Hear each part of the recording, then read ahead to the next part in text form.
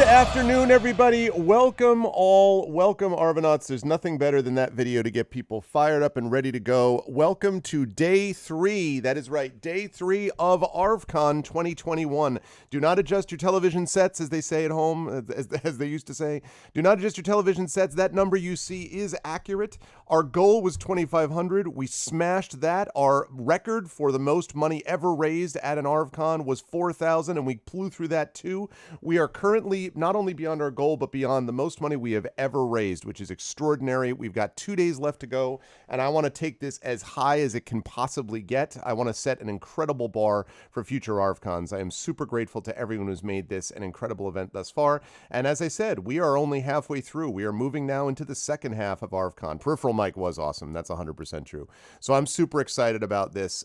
This is going to be great. Welcome to the finale of D&D with Infinity and Beyond Palace of the Red Pasha, our long-running campaign and our long-running, this is a mini campaign, but in terms of these characters, Tyranny of Dragons was clearly our longest overall campaign, and that comes to an end today. And starting next month, we have a whole new campaign starting out. As people know, it will consist of, for sure, it will consist of Trendane, of John. It will consist as well of, and I believe I made this announcement. Actually, no, maybe I didn't make this announcement, so I'll wait to make that announcement. I don't remember if I announced who was going to be in the new one, but I will make that announcement in just a moment with everybody else. So we are going to be, featuring a group of people, some old, some new. I haven't announced it. Good. I'm glad I didn't say it yet. So I'm going to be announcing it then in just a little bit about what our lineup for next month and what the new Infinity and Beyond lineup with our Eberron campaign is going to look like. I'll announce that today. But before I get there, I do want to mention we're going to be running today. First of all, let's talk about what we've already done. Esper Genesis started us off amazingly on Friday. Saturday, we had the interview with the Damon Runyon Cancer Research Foundation scientists, which was awesome. You will see those scientists again tomorrow. We have Adventures in Middle-earth Erebor Adventures, which was a really great session. Then we moved on to D&D with GOG Storm King's Thunder. Almost the climactic session, but not quite, but close. And then, of course, Community D&D with the Shadow Crew, and that was a really fun session to watch also, Dragon of Ice Spire Peak. And everyone has pulled their weight. Everyone has raised a lot of money. The current group that is winning the sort of friendly little competition about who raised the most money is D&D with GOG Storm King's Thunder. They raised a ton of money yesterday, and, Peripheral Mike, of course, was a big part of it, but Saber contributed a lot. Pyre and Jade contributed. We had a bunch of people jumping in all day. So it was a really great Saturday, and I'm looking forward to what should be a great Sunday today. We're going to be with you today until roughly around between 8 and 8:30 p.m. Eastern. Then at 9 p.m. Eastern, we'll be getting started with our concert, which normally happens on Saturday night, but is going to be happening on Sunday night today because of we wanted to accommodate the musicians. And so it's going to be starting tonight at 9 p.m. Eastern with one Mr. Kilgore Trout of guitar and GogCom fame. Then Zach Clay from Esper Genesis, the R vocalists, and from my band The Road is going to be joining us. That'll be coming at 10 o'clock. And then at 11 p.m. Eastern, it will be Indy, who has played for us many times before, at least 3 times before, I think. And he's going to be back with us, so to speak, headlining at 11 p.m. He will wrap up and will be done by midnight tonight. And then tomorrow will be the day 4 and the final day of ArvCon with our Scum and Villainy one-shot with those scientists you met yesterday and Mike Underwood as the GM. That'll be at 3 p.m. And then at 6 p.m., a special Pyre Waltz one-shot hosted by Brandon O'Brien and GM'd by Soup, the creator of Pyre Waltz. So that's what we've got going on. It's very exciting for finishing up what has been a really amazing event. So that's what we've got going on today. You folks know the way to do this. Again, this weekend, I haven't been talking much about the channel in general other than just to say you could check out all the things, ! All things, if you want to support that stuff. But the big thing I want you to think about today is the donation stuff for Damon Runyon. ! Donate, thank you, Echo, is the way that you can get to the link where you can donate directly to the Damon Runyon Cancer Research Foundation. That will open up a page specially made for us this year, and I'm so grateful for that, by Damon Runyon. And at the bottom of that page, you'll find a link that says Donate Now. In Donate Now, once you go to that page and you click on that link, it will bring you to a place where you can donate with, dun dun dun, PayPal. Hugely important, PayPal. Super glad that they allowed us to use PayPal now because it just makes it so much easier. Thank God. So that will allow you to donate. Once you've done that, please come back here and go !donated space and then the amount that you've donated. And as soon as you do that, we will update our donation total. We really want to make a big push today, folks, and see how far we can get. So if you can do that today, it would be really great. And please spread the word. We have multiple tweets out there. I have pinned tweets on my Twitter. We've got a lot of social media action going on out there, so please let us keep that up. And let's get a big, I hope we get a big turnout today, and that we get a lot of people in here for a really fun Sunday. It's a rainy Sunday here in my sea captain's home in Southern Connecticut. It's a rainy day, and it's chilly, but it is definitely warm in here because we are heating things up. So first of all, let me just put up my camera like that. There we go. Hi, everyone. Good to see you all. You can see I have actually the inner lights on because it's cloudy and overcast and everything. I don't have, obviously, the fancy lights back there on, but I've got this light on because we're going to be doing this all day, so that's going to be a good time. I am representing the Infinity and Beyond shirt, of course.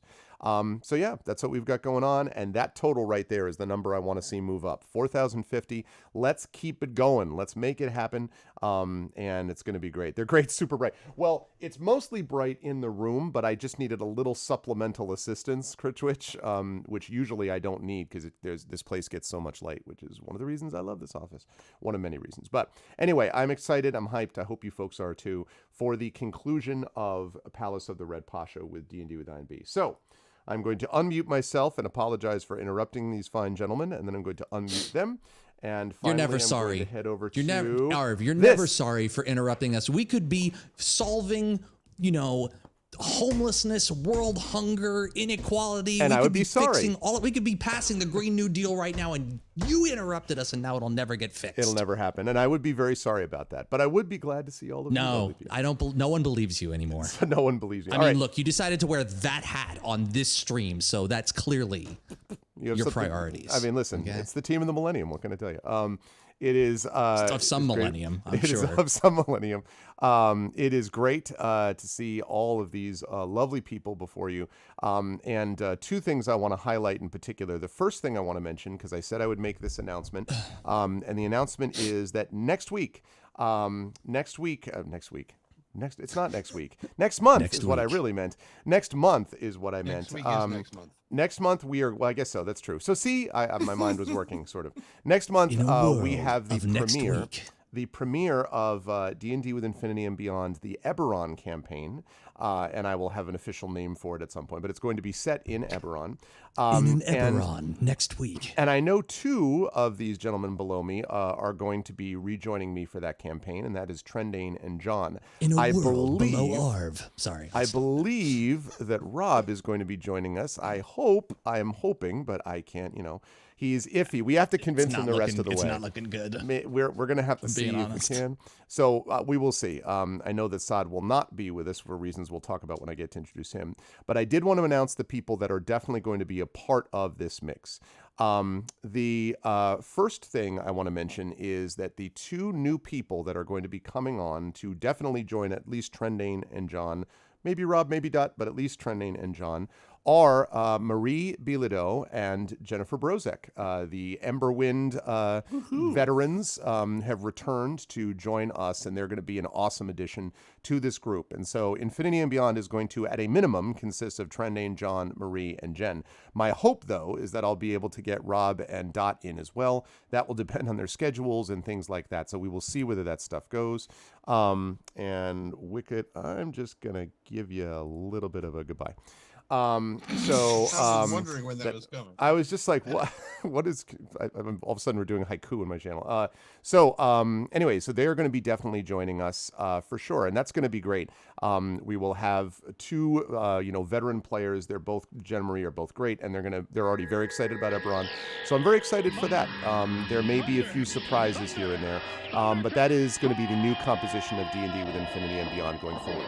The second thing I want to mention is that this is going to to be the last session for a while. Thank you for the host, Rob. This is going to be the last session for a while with Saad, because Saad's real life schedule has meant that he's going to have to step back for a while here, better part of a year anyway, while he attends to work stuff, which is bittersweet for us because we love Saad here, and Saad's been a big part of Infinity and Beyond since the beginning.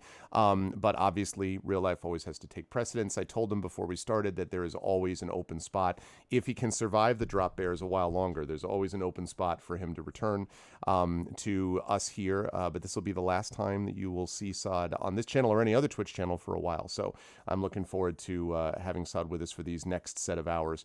Also, one last comment, and then I'll introduce each of these gentlemen individually. The person right below him, John Helfers, you better get used to seeing the beard now, people, because since we have not only hit but obliterated the goal, John will be live streaming the shaving of his beard, and you will get to publicly see the removal of that which has given him his strength and power. And so, enjoy it. The next time you see him, he will be an emasculated, sad piece. No, I'm just kidding. That's not true. So yeah, John is doing that on the big screen. I know, Echo. Yes. We'll have to make sure that it's on the big screen. Yes. And be sure to post photos of yourself watching John cut his beard off as the beard is cut. Well, he'll be donating it to rug makers everywhere. That's the thing, right? Is that Garlic Tofu was pointing this out. She was like, "Can we pledge to try to get him to keep the beard?" Because there were a lot of people who are just like, "Wait, you're getting rid of it? Like, how is this possible?" No, unfortunately, it has to go because I have a wedding to go to next week, and although nobody who has a beard ever goes to a wedding. Yeah, here's absolutely. Here's the funny part. Here's the really funny part. Now that I got my hair cut, my wife likes to look much better. So of course it didn't help I get the beard, trimmed at least too. You need to diet you need to diet and just cosplay as Patrick Rothfuss. That's what you need to do.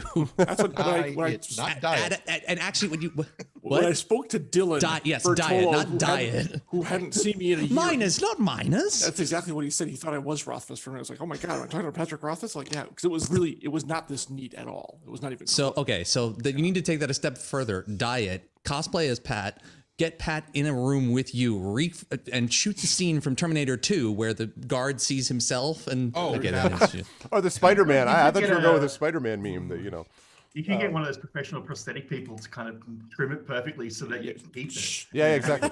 We were joking about like the prehensile beard on dwarves yesterday, right? Like you just, but no, in all seriousness, so that you'll get to see John do that. So this is going to be a great session, folks. I'm excited for it. And let's keep things going.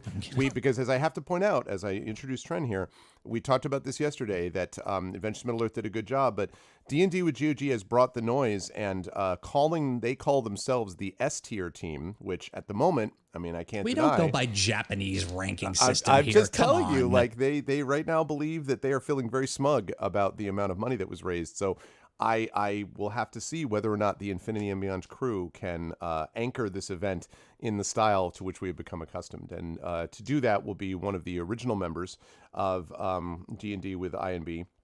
And that, of course, is Mr. Trendane Sparks.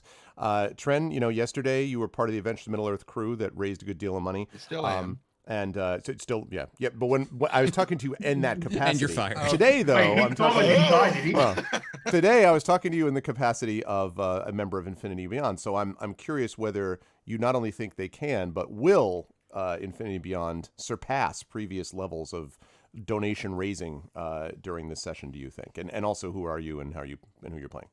So there's an episode of Stargate SG-1 where we are first introduced to the character of Dr. Elizabeth Weir. This is before Stargate Atlantis branched off. And Daniel Jackson goes to talk to her in the briefing room, and he's standing there talking about, you're basically you're destroying a good man, or whatever it was he says. And she's standing at the window looking out at the Stargate. She's like, I don't really care. So that's going to be my answer. I don't really care. Because who is the best team? We all are, because we are all raising money for the same thing, and that is what is important. I can get behind as that. a team have raised this money for Damon Runyon Cancer Research. That's a good point. So I don't care which team is the best. So we'll just mock other channels. Like, no, you're not getting the point. Right. Exactly. Yes. Okay. Now, as for who I am, Who the hell are you? I know. I'm trying to Who is this remember guy? now. Been Sometimes trying even to I figure have that out trouble for remembering. years. I'm Fane I Ton. think your No, name's Trendane Sparks. I'm not sure. Oh, that guy. thank you. I've heard of that guy. Do you mean the that legend guy. of narration and voice books responsible Yeah. for Shadowrun and BattleTech? That Trendane Sparks? No. I think I've done like 10 Wait, no, you're the audiobooks. Skyrim guy. You're the guy who did that Skyrim mod. That's probably you. Oh yeah, you're the one who did every voice in Beyond Skyrim. No, That's see, right. again, it was a team. I only did 11 named characters and then 3 generic voice actors. Whatever. Surprisingly, he played every Jarl. No, I'm just Yeah, Oh, exactly. And they all sound the same, just except Puss, for that one who Row, sounds like Tren. he's from Kentucky. Yeah, that was a. Yeah. Hey, Anyway, Terry. so yeah, I'm Tren Sparks, as Saad mentioned. I am as also Saad mentioned, not as also Saad, as Saad also mentioned. What did he say? That I'm a thing that he said, audiobook narrator and general voice actor kind of thing. But before I get too far into this, as many of you know, I am a furry, and there is this tiny little fox, and his name is Kime, and today is his birthday, and it is also the birthday of one Duncan Jones, director of Moon and Mute and my beloved Warcraft movie, and son of David Bowie. So I would like to wish them both a very, very happy birthday. And I am playing a druid, a human. Sorry, it's a natural furry reaction. Furball? Yeah, kind of. To stating that you're human. Anyway, a human druid named Fifely Harper, who is a druid of the moon, so he turns into all different kinds of animals, which is how I make up for being human. And yeah, we are. I'm sure Saad is going to touch on this at some point because he also included on Discord as to whether or not we get to use our abilities. So anyway, Saad. Yes, the aforementioned Saad, who joins us for the final time ever. No, just the final time Lovely for now. 2:40 a.m. in the morning. Oh my God, dude! I know. I'm so appreciative that you do that. Like, why can't we just have like everyone? At a table. Why does time have to be time? yeah, why does time have to be time? That's the real question. The sun had to be. Yep. I Would feel you all really the same. like it? Would you really prefer it if 10 a.m. for you were now? Would it make any difference whatsoever? You'd be Yeah, waking up in the you're dark probably every right. time. We can poison you your have a corner of point. the table if it'll make you feel better. Why would that help him feel better? Because he's Australian. It needs to be poisonous. Oh, okay, just to make you feel comfortable. Yeah, that's fair enough. Saad, how are you doing? And who are you playing? And do you feel that the Infinity and Beyond crew has what it takes to keep things moving forward in with Damon Runyon? How do you feel about this? We'd be lucky if we survived the palace. What the hell are you talking about? I know. I'm telling you right now, the Red Pasha is probably a cultist, and we're all dead. So this has all just been a ruse the entire time. So the start of the session is going to be, oh yeah, the Pasha kills you. He's actually a Tarask mimic. Like, God damn it. Ooh. Yeah, I can see that. Yeah. But I mean, what else does it say? It's 2 a.m. in the morning. Nothing's happening. There is a chance of a garbage truck though, because it's garbage night for me. So I'll mute my mic if it's because it's behind the wall right there. So Yeah, we have no experience of that with We're into with garbage trucks. Garbage truck tech. That's all about it at 2 a.m. in the morning. What else was to say? It's dead quiet. Old. I mean, like we hit single degree digit temperature, which is a rarity. Yeah, nothing interesting in Australia at 2 a.m. in the morning, Monday.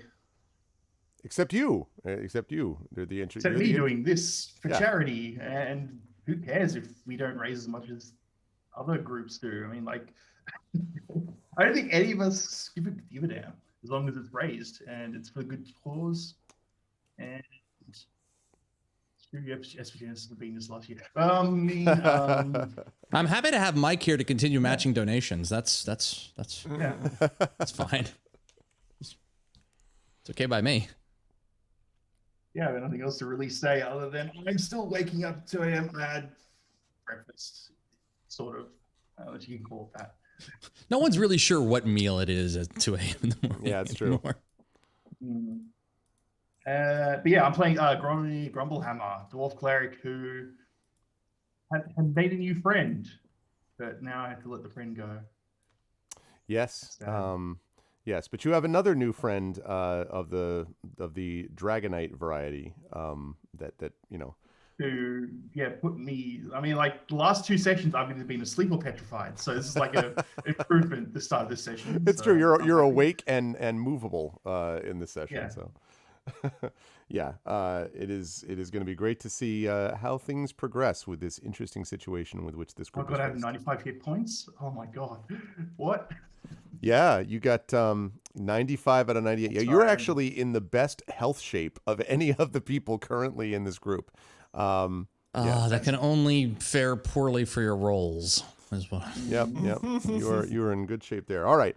But it is always a pleasure to have Sod with us. Thank you, Sod, again. And that moves us down to Mr. John Helfers, who will be, again, removing his beard in very public, open fashion. So we're doing it live, huh? Live. Yeah, it'll be streamed from the center of Lambeau Field. So that's going to be great. There's going to I'll be have to get on the horn to there's them, going to be a man. group of people there. John will shave his beard and then ritually hand it to Aaron Rodgers, who will agree once again to be the quarterback of the Packers. So that's how this will work. That put him over the top. Yeah, There we go. he's like, listen. Once I realized that this was what was at stake, no, but it is good to see. Yeah, don't whatever you're going to say, don't say it.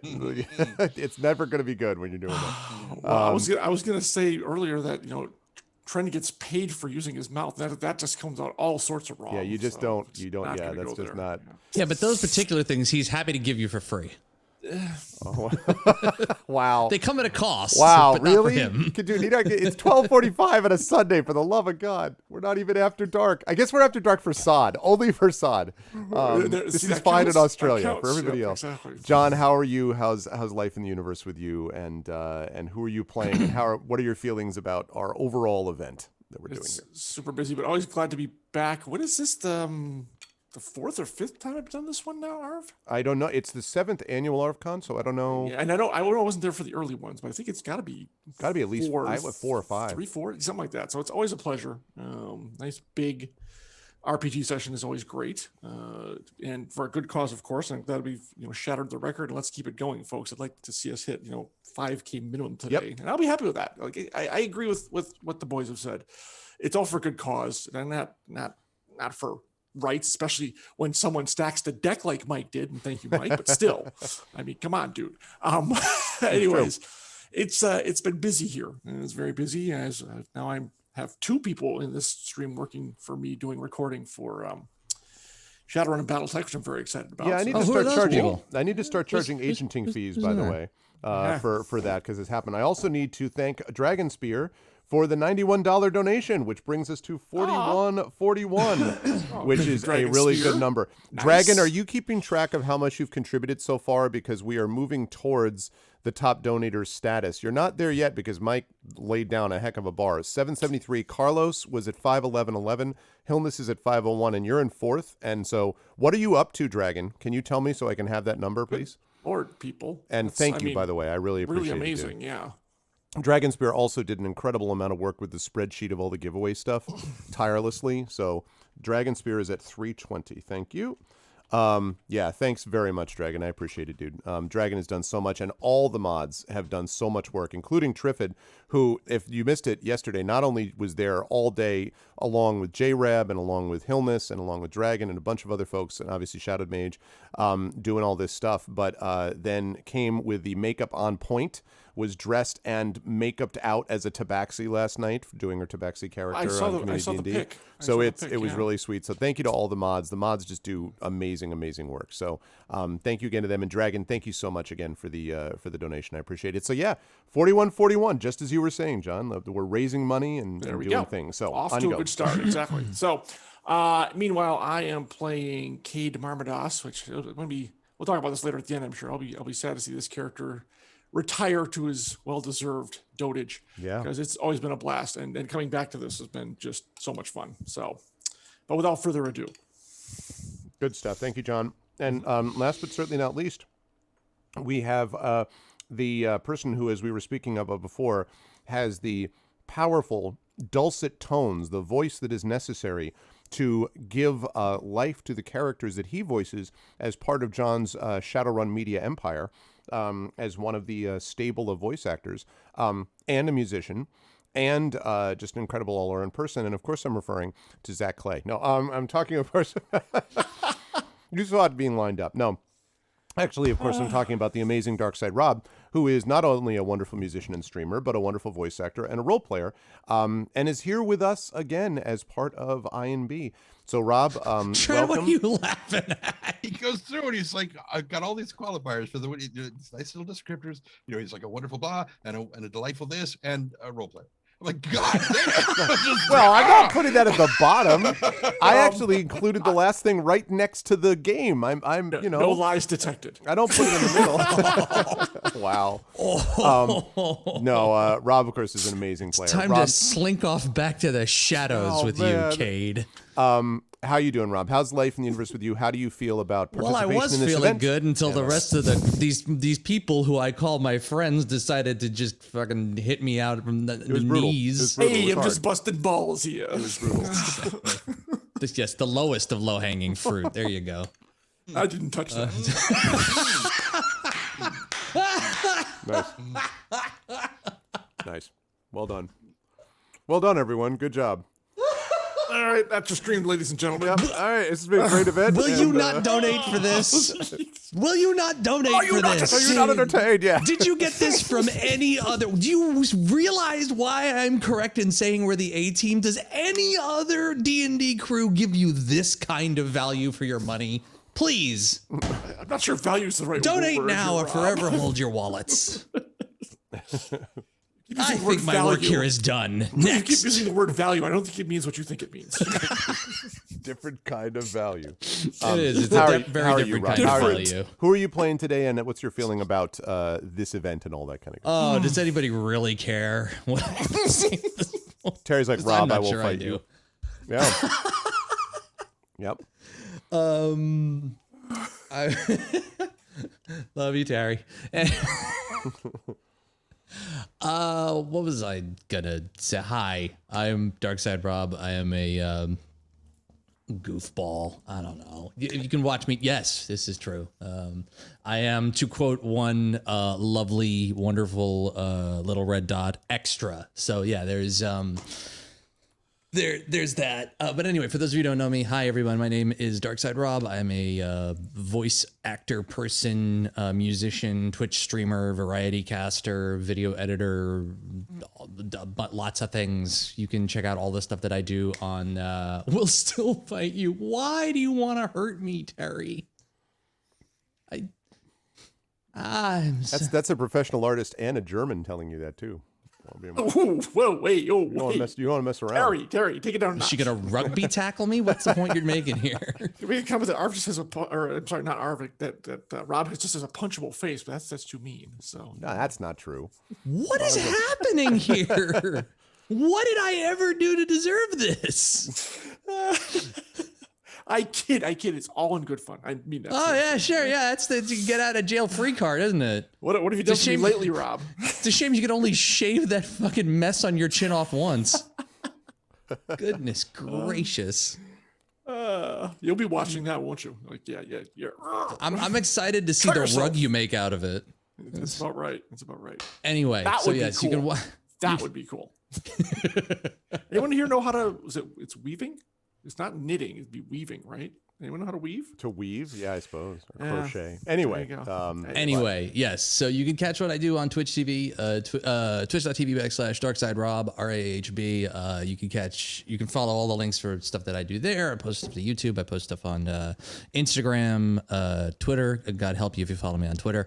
And I'm sorry in advance. And Rants about Discord yes. all the time and streaming. That's pretty much what you get from you on Twitter. I'm much more behaved on Twitch TV I than I am follow on Twitter. him and I follow Rob, and that's all I see. Like, okay, I like that. Yeah, that makes sense because I'm for creators doing creative stuff. Yeah. But yes, I am playing. Oh, Terry, you're so mean. See? I think Terry Toons accidentally once got timed out by a bot in my channel, and I think she's always held it against me, even though I apologized profusely for it. I don't know why it happened. I don't know how, I'm so sorry that happened. It shouldn't have. It shouldn't have. But if you're angry, go yell at my bot, who is a non-corporeal being that does not exist in this time or space, because it was the bot's fault, not mine. I promise you. If Blame you the- were And I'm as still precise as a apologizing for German, it. it wouldn't have happened. Hashtag blame the bot. Ooh, nice. Anyway, I am playing Ryuvi Dark Crasher, Drow,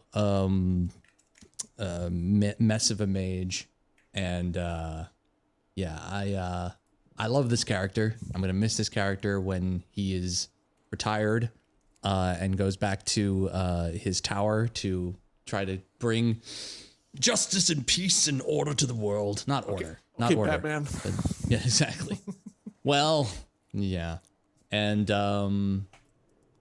yeah, this has been a fun campaign. This has been a fun time. It's been nice to revisit this character, and I'm looking forward to bringing this the history with this character, the time with this character to a close. So Good stuff, Rob. And seriously, before we get started, I just want to say again what a pleasure it has been to be with the INB crew and to be with these folks who played in my longest campaign, you know, the Tyranny of Dragons campaign easily. And then to revisit those characters has been a lot of fun. And to kind of tie off a little bow on this extravaganza before we move on to new adventures to come. So thank you to this amazing crew. And with that said, let us get fired up here with our recap of what happened in the last session and set up for the session to come. I'm going to fire up some music appropriate with that. And I'm also going to remind everybody, just as we get started, do as Dragonspear has done. ! Donate to get the link to donate to the Damon Runyon Cancer Research Foundation. There's a link at the bottom of that page it will bring you to that says donate now. Click on that, and then once you've donated, come back here. Please type in ! Donated space and then the number of the amount that you donated, just like Dragonspear did, and we will add it to the total. We're at 4141, and yeah, let's push forward here. Let's see whether we can, get past that $5,000 number. That would be incredible. Let's see what we can do, and let's make it happen, folks. And thanks so much for what has been an amazing event so far. In our last session, Year 41. in the year 41, yeah, I was thinking, that's man.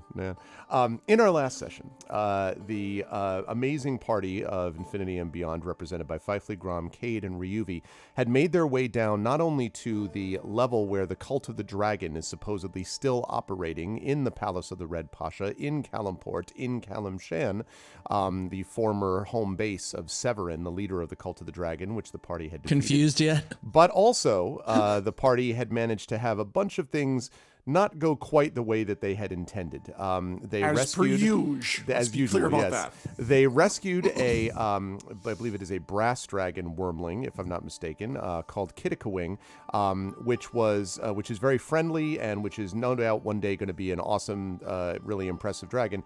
But at the moment is a little bit weirded out by the treatment that he's received, and is also kind of a teeny bopper in dragon years. Yeah, no, not from them, from before that. And so they've got that to deal with. While they were dealing with that, Cade thought that as leverage and as a way to sort of help advance their cause, he suggested they all decided he would go up and get the lamp that they had discovered on the second floor. It turns out that lamp was apparently A, very important to the Red Pasha, B, was very important to the servant of the Red Pasha, a Dao, and C was something which also nearly killed Cade when a hallway erupted in fire before he even got to that point. And so running back and forth, running down away from the Dao while the party was still dealing with Kittikawing, and oh, by the way, the evil, and we all hate this guy, obviously, Karakasul, there he is, Karakasul, who is the Grand Vizier, who has proven himself, I think, at this point to be objectively a bad guy and objectively working against the party's interests. Stupid hat. And with clearly a stupid hat. He only tried to kill us twice. I mean, what do you want? So that's what we're looking at. Exactly. So Karakasul, who has kept the party from seeing to this point this man, the Red Pasha. That all changed at the end of our last session, as in the middle of all of this running back and forth, the Karakasul himself arrived with a group of his men, but before combat could be joined, he turns out that he had arrived because he was meeting with the Red Pasha and his Red Salamander servants. In the meantime, Gromnir, who had been first petrified in 2 sessions ago and then put to sleep by Kittikawing last session, Gromnir had also managed to put a geese upon the Dao so that the Dao would serve him. And so we had a kind of, I think it's fair to say, Mexican standoff with Pasha on one side, with Caracas-Sul on the other, and with, on the other side, the party trying to convince the Pasha that they need to speak to him, and trying to tell Caracas-Sul to get bent, essentially, and prevent Caracas-Sul from getting whatever it is that he's trying to get. One other little bit of business we need to mention is the fact that there was some exploration done by, I believe it was either Cade who did this, or it was the Wizard Eye of Gromnir. I can't remember. It was but Cade. It was Cade, okay. Cade went up past the Okay. the And- beholder and then went into the training room. Right, exactly. So found trainees, clearly cult trainees, and also in the other direction, the party had found a mysterious sarcophagus, and they're not exactly sure what that is, but they found this strange sarcophagus. And as always, these forbidding double doors that you see right here remain closed, and no one knows exactly what's going on with those or why, but that's the one, as far as the party can tell, unexplored area that remains. And so, yeah. Go ahead. I only suspect.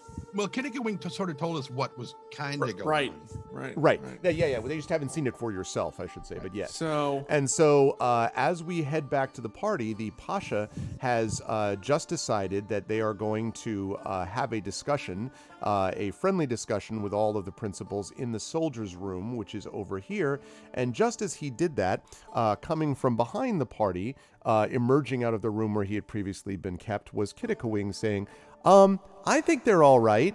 And the Pasha, who clearly has not seen this dragon wormling before, was sort of surprised about all of this. And that is basically where we're going to start things, with the Pasha looking back at Kittikawing and the party, Caracas-Sul looking as if he wants to annihilate all within existence, and not able to do so yet anyway because of the presence of the Pasha, and the party trying to figure out what they want to explore and how they're going to navigate this very charged situation that they're currently facing as they try to finally wipe out the Cult of the Dragon.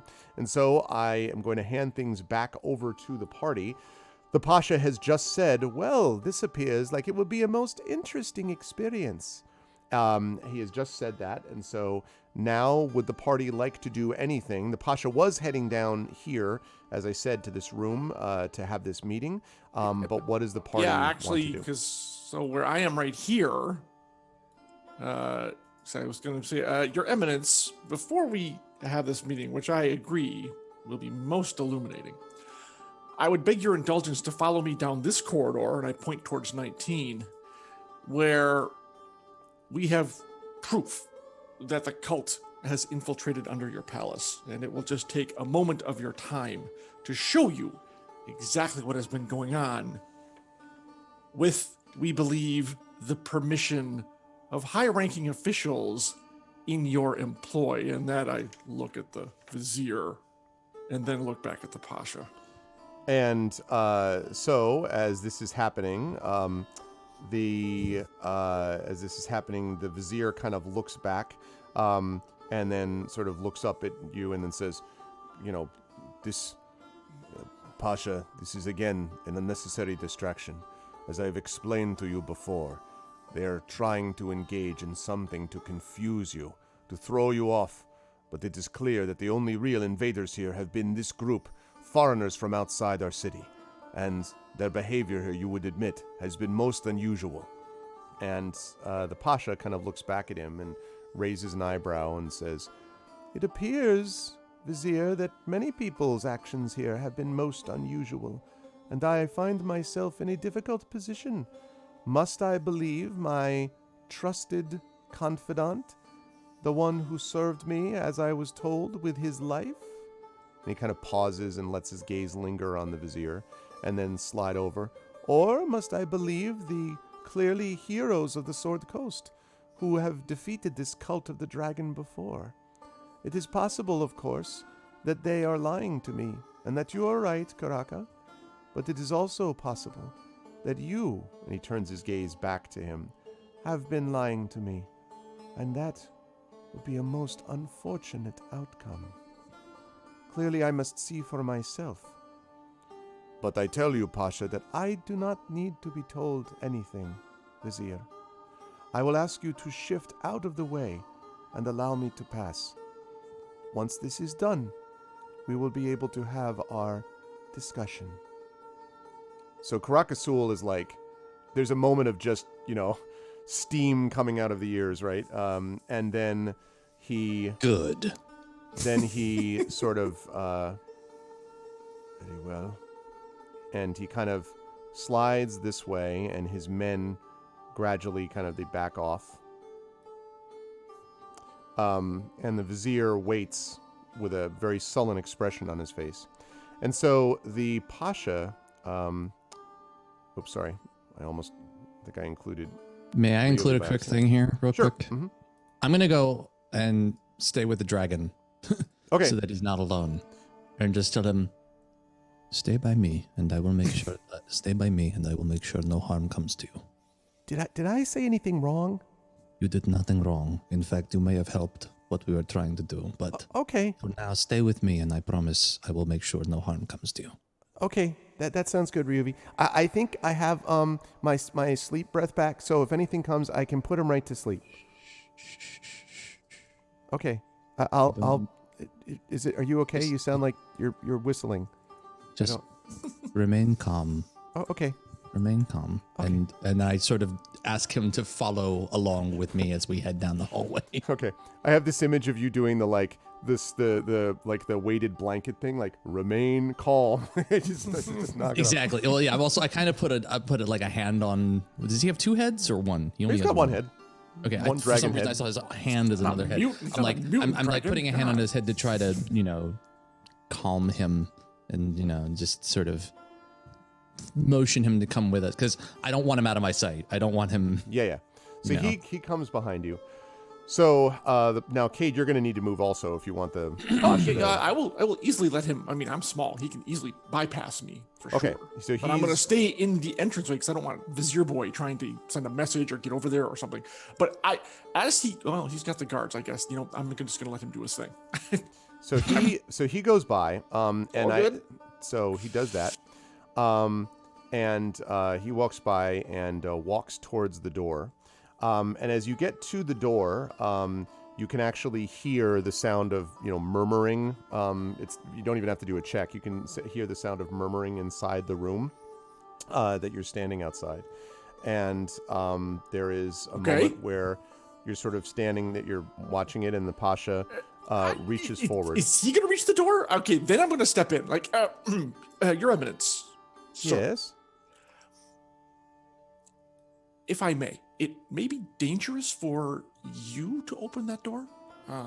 So as I said, he gives the you, cultists- he looks at you and smiles, and he says, I do not think it will be dangerous for me, Cade, but I appreciate your concern for my welfare. He reaches for the door, and as he opens the door, there is a great shout, and behind you, a diagonal wall falls, blocking off this portion of, not even falls, just appears. And you've seen these walls before. In fact, you might have seen them when you were trying to escape. They're the same composition, and they are right here. So the the Pasha, who was reaching for the door, had just opened it. So I want to describe here what happens. So the wall closes, and Grom, you're like literally watching, so you're just staring. You see the three men in the northern hallway and this guy to the west, and then bam, wall is just up there, like diagonal wall. And the Pasha already had the door open. And in the room of the cult classroom, which I think I've described before, but that really is Right. what it looks like, tapestries with these chromatic dragons hanging from the east and southern walls. And there is a man in a robe, some kind of robed instructor, who's leading a lesson for apparently 8 initiates. And he stands up and addresses immediately as the Pasha's open, and he says, "What is the meaning of this interruption?" And the Pasha says, "Excuse me? What are you doing here?" And the guy sort of looks back and says, "So, the time has come then." And he claps his hands, and I need from everyone an initiative roll, please. Of Give me 1 course. second. All right. Initiative. You're really Don't trying to forget to put us in touch a fight. yourself. You're really trying to put us in a fight where we have no abilities Yeah. at all. whatsoever. This is high level Red Pasha. Blame Sewell. It's Karaka Where we Sewell's have fault. no abilities. Okay. Blame Karaka Sewell. You'll be fine, Rob. Okay. So let's fire up a little bit of music here. Sod, I'm babysitting a dragon. Okay. We could let's do be it. real We about could the do it, situation we're Ryubi. in. We could do it together. Oh, you poor summer I child. have a you. feeling we're about to see the Pasha just unload on these people. I I'm hope not- so. I'm That would not- be great. I'm not too concerned, although I'm mildly concerned because we're in a freaking hallway, so that's not great. Question, That's what I was Arv. How is there a way I can? I'm worried. I know you have control of the dragon. That makes sense, but I just want to make sure I know where he actually is during this sure. fight. No, I can actually I don't actually mind giving you control of the dragon for this fight, actually, because you can sort of now. There may be times where I will say like he's not going to do what you ask him. There will be occasional times where that might happen because Yes. he is his own. I just don't thinking want him to person. be like on the other that's side fine. of the map from me. Nope, Yeah. nope, that's totally fine. You can. I appreciate actually that. control Thank him. you. And Thank I you, just thank you, gave him thank you, thank you. control of you. By the way, I changed a setting in Zoom. Did that fix my microphone? It might have. Let me I turn turned up. original sound off. Say- Sometimes that messes with things. Yes, that's actually better. Yes. Yeah, Yes, that's thank what you. yeah. I don't know what there's an argument to be made whether that makes things better or worse. And since I can't hear the difference it makes, sometimes It just feels like is it's a little bad. less. It's not painful now, like the rumbling. Yeah, Like, because I in my think ear. you're hearing Zoom's compression versus the actual be. output from the whatever. Could be. Yeah. So thank you. That definitely helps.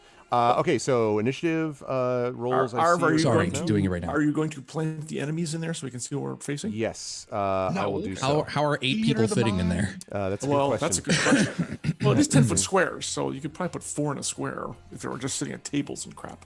Why do we only have yes. 3 initiative rolls on here so far? I'm still waiting for my page to come up so that I can roll. Slacker.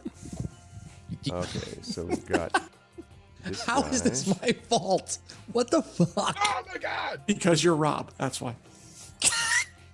Okay. You are Dude, you literally, gotta stop you are making it so literally easy my for me. mods. You are You gotta literally stop my making it mods so today. easy for me. I mean, you're just setting this up. You are just trolling Dinger. me like my mods do. Dinger. That's all you're Literally doing. Dinger. my mods.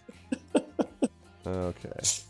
My life is Twitch. That's what it is now. If it makes you feel better, Rob, I treat my authors this way. I treat anyone who works for me this way. Oh, that's so, fine. yeah. I can take as good as I get. It's Oh, just I know still, that. I know that. Yeah. Okay. So I'm putting them in right now. Oh, hello. Nice. That's my best roll for the day. There it is. It's all downhill. It's from all here. downhill from here. And 3 then hours we from now, you're gonna be like, God damn it! I just. Why do I have to roll this high when I'm all the way at the back of the group? Nothing like a natural 20 for an initiative roll. Perfect. Outstanding. You are. That's where you your really your wanna action see is going to be that. to look at Kittaka and be like, "All right, run!" Like, all right, that's my turn. God damn it! Fly, you fool. Yeah, fly, you fools. Okay, 1, 2, 3, 4, 5, 6. Did I get 8 in there? Yeah, I did. All right. Good job, me. All right. Rob, what's your dexterity, by the way? His is a natural It doesn't 20. matter. I rolled a natural 20. You're tied with me. So You whoever has the rolled a higher dex natural goes 20. I'm first. sure yours is higher than me. You are correct. Wow. That's my highest stat is my charisma, not my dex. Exactly. You're a sorcerer, absolutely. So yeah. Yes, I'm charming. Okay. How would you call it? Well, what the fuck do you call it? I mean, have you seen what Cave act? Cave act? Cave Cade Marmavast. is it? Cade can be a motherfucking charming halfling when he chooses to be. He just Which doesn't is choose to be never, around apparently. you. No, not around you. No. All right. Charm is earned, not given. What? Depends on who's casting.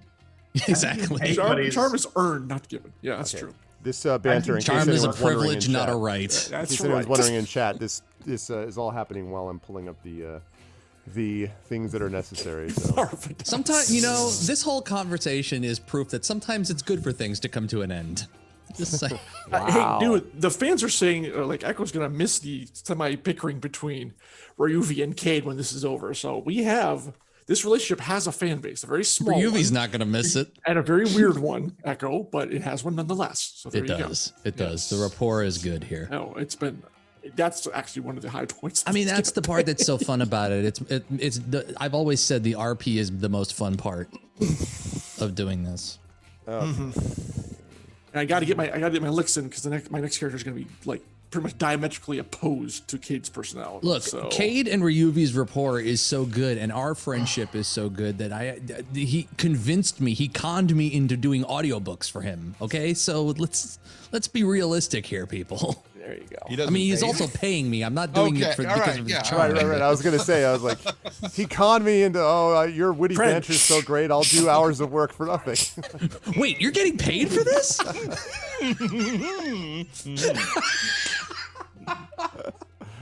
Oh man. Okay. I laughed so hard during this session that I had to just take Tylenol for my headache because my brain is just so much blood rushing to my brain. Look at my head; it's flush right now. See, this is Rob, this actually is why, the color of my skin, dude. This is why you have to be in Eberron because I'm going to be the straight man for that one. Okay, you'll be able to bounce all day off of him, literally. I'm telling you, you got to make it happen. I want to play something. If I do have time for it, and I am going to be in it. I want to play something completely different from what I've been playing. That's what a lot of people have been talking about, and that's totally fine. That's the one pitch I'd say, Rob. By the way, is that one of the reasons I love Eberron is it's wildly different in a good way. Like just the halfling barbarians with dinosaur mounts and just like all this stuff that's very, very different from the standard. I want to be a shamanic kind of thing. Dude, that'd be awesome. That'd be fantastic, dude. That would be really cool. I'm playing a human druid named Hyfley Farper. Yeah. So, yeah. With his friend, Peller Whale. And Hyfley Farter? Is that what I heard? Hyfley Farper? Hyfley Farper. Okay, let me just double check I've heard here. that farping on cast is against TOS. You shouldn't do that. That's true. Okay, so I just want to make sure. So Cade, we got Cade, Ryuvi, Fifley, and Grom. Look at all of your, all of the initiative rolls. Yes, this bodes poorly for anything that happens after this. Yeah, roll. poor Sod's like, I got a 16. You're like, yep, you'll be last of the party. Yeah. Like, oh man. That's what I was about to say. Just like, what the freak? Okay, give me 1 second while I adjust this here. I mean, look, if I can play something shamanesque, then I'm more on board. Garlic says, doing work for no money is my best stat. Ow. That's funny. And sad. Well, the pandemic has hit some people harder than others. Jesus. So I did want to say also, in answer to your question, Echo, I don't have a link for it yet, but if you do a search for EBERRON, that's Eberron. There's a lot of information and chatter about that over the last year because, people have been asking. Isn't there like a little free? I mean, Wizard released something that was like a little lore thing they released for Eberron. Mm-hmm. A couple of them, yes. They did a couple of them, yeah. D&D Beyond has several videos on it. Yeah. Absolutely. So, Keith Baker's stuff. It's I guess really I'm gonna have cool. to do some research about this campaign and figure out what I want to do. It's so cool. It really Eberron is so much fun. I will definitely peer pressure you into playing. And this will be the first time. Okay, I've got this set. Also, this will be the first time that you have a group patron where literally you are together as a group. Think of like Leverage, right? Like you're in that kind of. And it'll depend on all of you as to what kind of group that is. Are you like journalists, working for a newspaper? Are you a treasure finding outfit? Are you servants of the king? Are you the debate team? Are you debate team? No, are you like a spy group, like the Lanterns who work for a particular? So anyway, there's a lot of cool stuff. All right.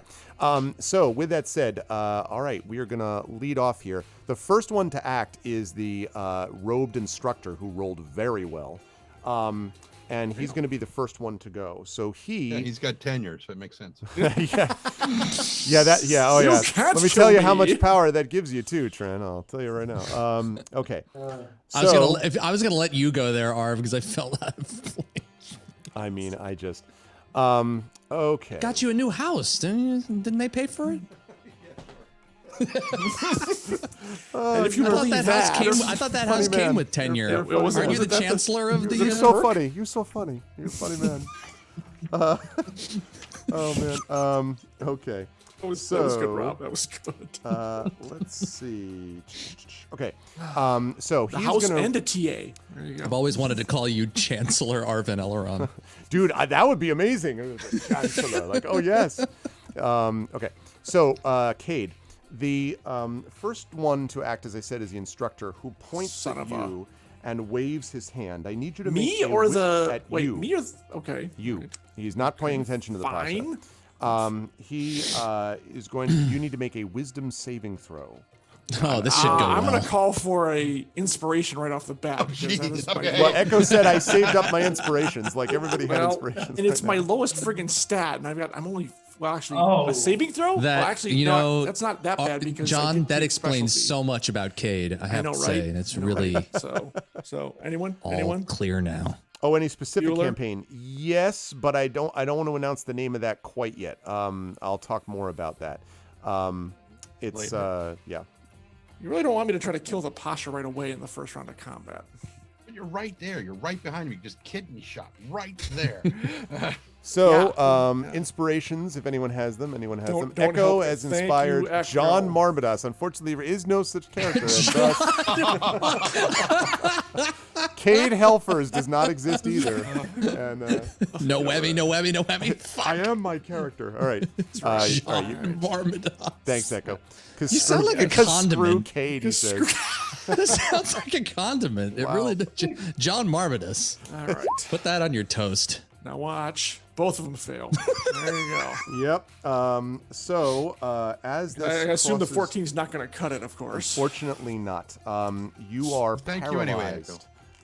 As you are frozen in place, and the one sort of steps back. Let's see, where he's right here. He steps back behind his group, and he says, "You know what to do," and speaks to his, I don't know, students, you might call them. That is going Hopefully they to all lead have us. 1 HP. That is going to lead us to Cade. And Cade, you are paralyzed. The good news is that at the end of your turn, you can make a wisdom saving throw again. You can continue to roll on this terrible stat of yours. Have fun. Yeah, really. And this one, unfortunately, will fine. not be at inspiration unless people just keep feeding them to you. You'll be fine. Go ahead. Well, they can only get a couple in a turn at a time, I guess. So the Pasha's going to have to hold them off till I get unparalyzed. Wait, the end of my turn, so like right now? Right. That is correct. Because you're not doing anything else. I was definitely hoping Yes, that you for could sure. you could roll again. It's I that- just love how it's. I love how it's his worst stat. And he still has a +8 in save, and I Right. only have one thing that has a +10. There we That's go. it. Not natural see? 20. Okay, so you like sort of shake it off. Dude, I and- had to take. Well, the thief gets eventually at 15th level. I get advantage or what do you Yeah. concentration and wisdom Reliable. saving throw. Yeah. So all right, that leads Anyways. us to so you are now free, but do of my course that first was in round, your you turn. sons of. Ryuvi, you are up now. Oh, and I didn't put the salamanders up there. I got to add those people. Anyway, Ryuvi, you are up. So let me know what you want to do as I pull up the. Well, I only have. Actually, I don't have many options because I'm out of everything. What is magic missile? Is level 1. Okay, so I do have level 1 spells. That's all I have left. I have a level 1. I have a 6th, a 7th, and an 8th. That's it. That's all I have left. No, actually, that's not true. I have a 6th and a 7th because I used my level 8 to do the teleport because it failed, right? So Yeah. it still counts, even if it failed, and I'm out Exactly. of everything else. But I get to keep my dignity, which, if we die in this fight, means absolutely always fucking something. nothing. Yeah. All right, so I'm gonna move here if I can. May Give me I? just give me just 1 second, and then I'll come back. No, over you and need take to a know look. this instantly because people are watching and they need to know It's so embarrassing. You're whether or ridiculous. not I will Okay. fail miserably at what I'm doing. You can move there. Yes, absolutely, you can. Yes. All right, so now I have a question. Sure. Magic missile. It's I will say this. It's a crowded ass corridor. That's what I'm saying. front But of you. but if I can even see a corner of a cloth, I can agree, aim but with magic missile. that's absolutely correct? you could, but you can't right now because these 3 salamanders are big, plus the Pasha, plus the now starting to move again Cade. So yes, if you could see even a cloth, you could do that. You can't right now. It's just, or to put it another way, you don't know what cloth you're seeing. Like you might actually missile the Pasha in the back because it's hard like- to All see right. with these things. Jump. That's the problem. Jump up. So I'm over gonna them. shout down. Yeah, jump up over to see. Yeah, it doesn't quite work that way. I'm gonna shout down the hallway.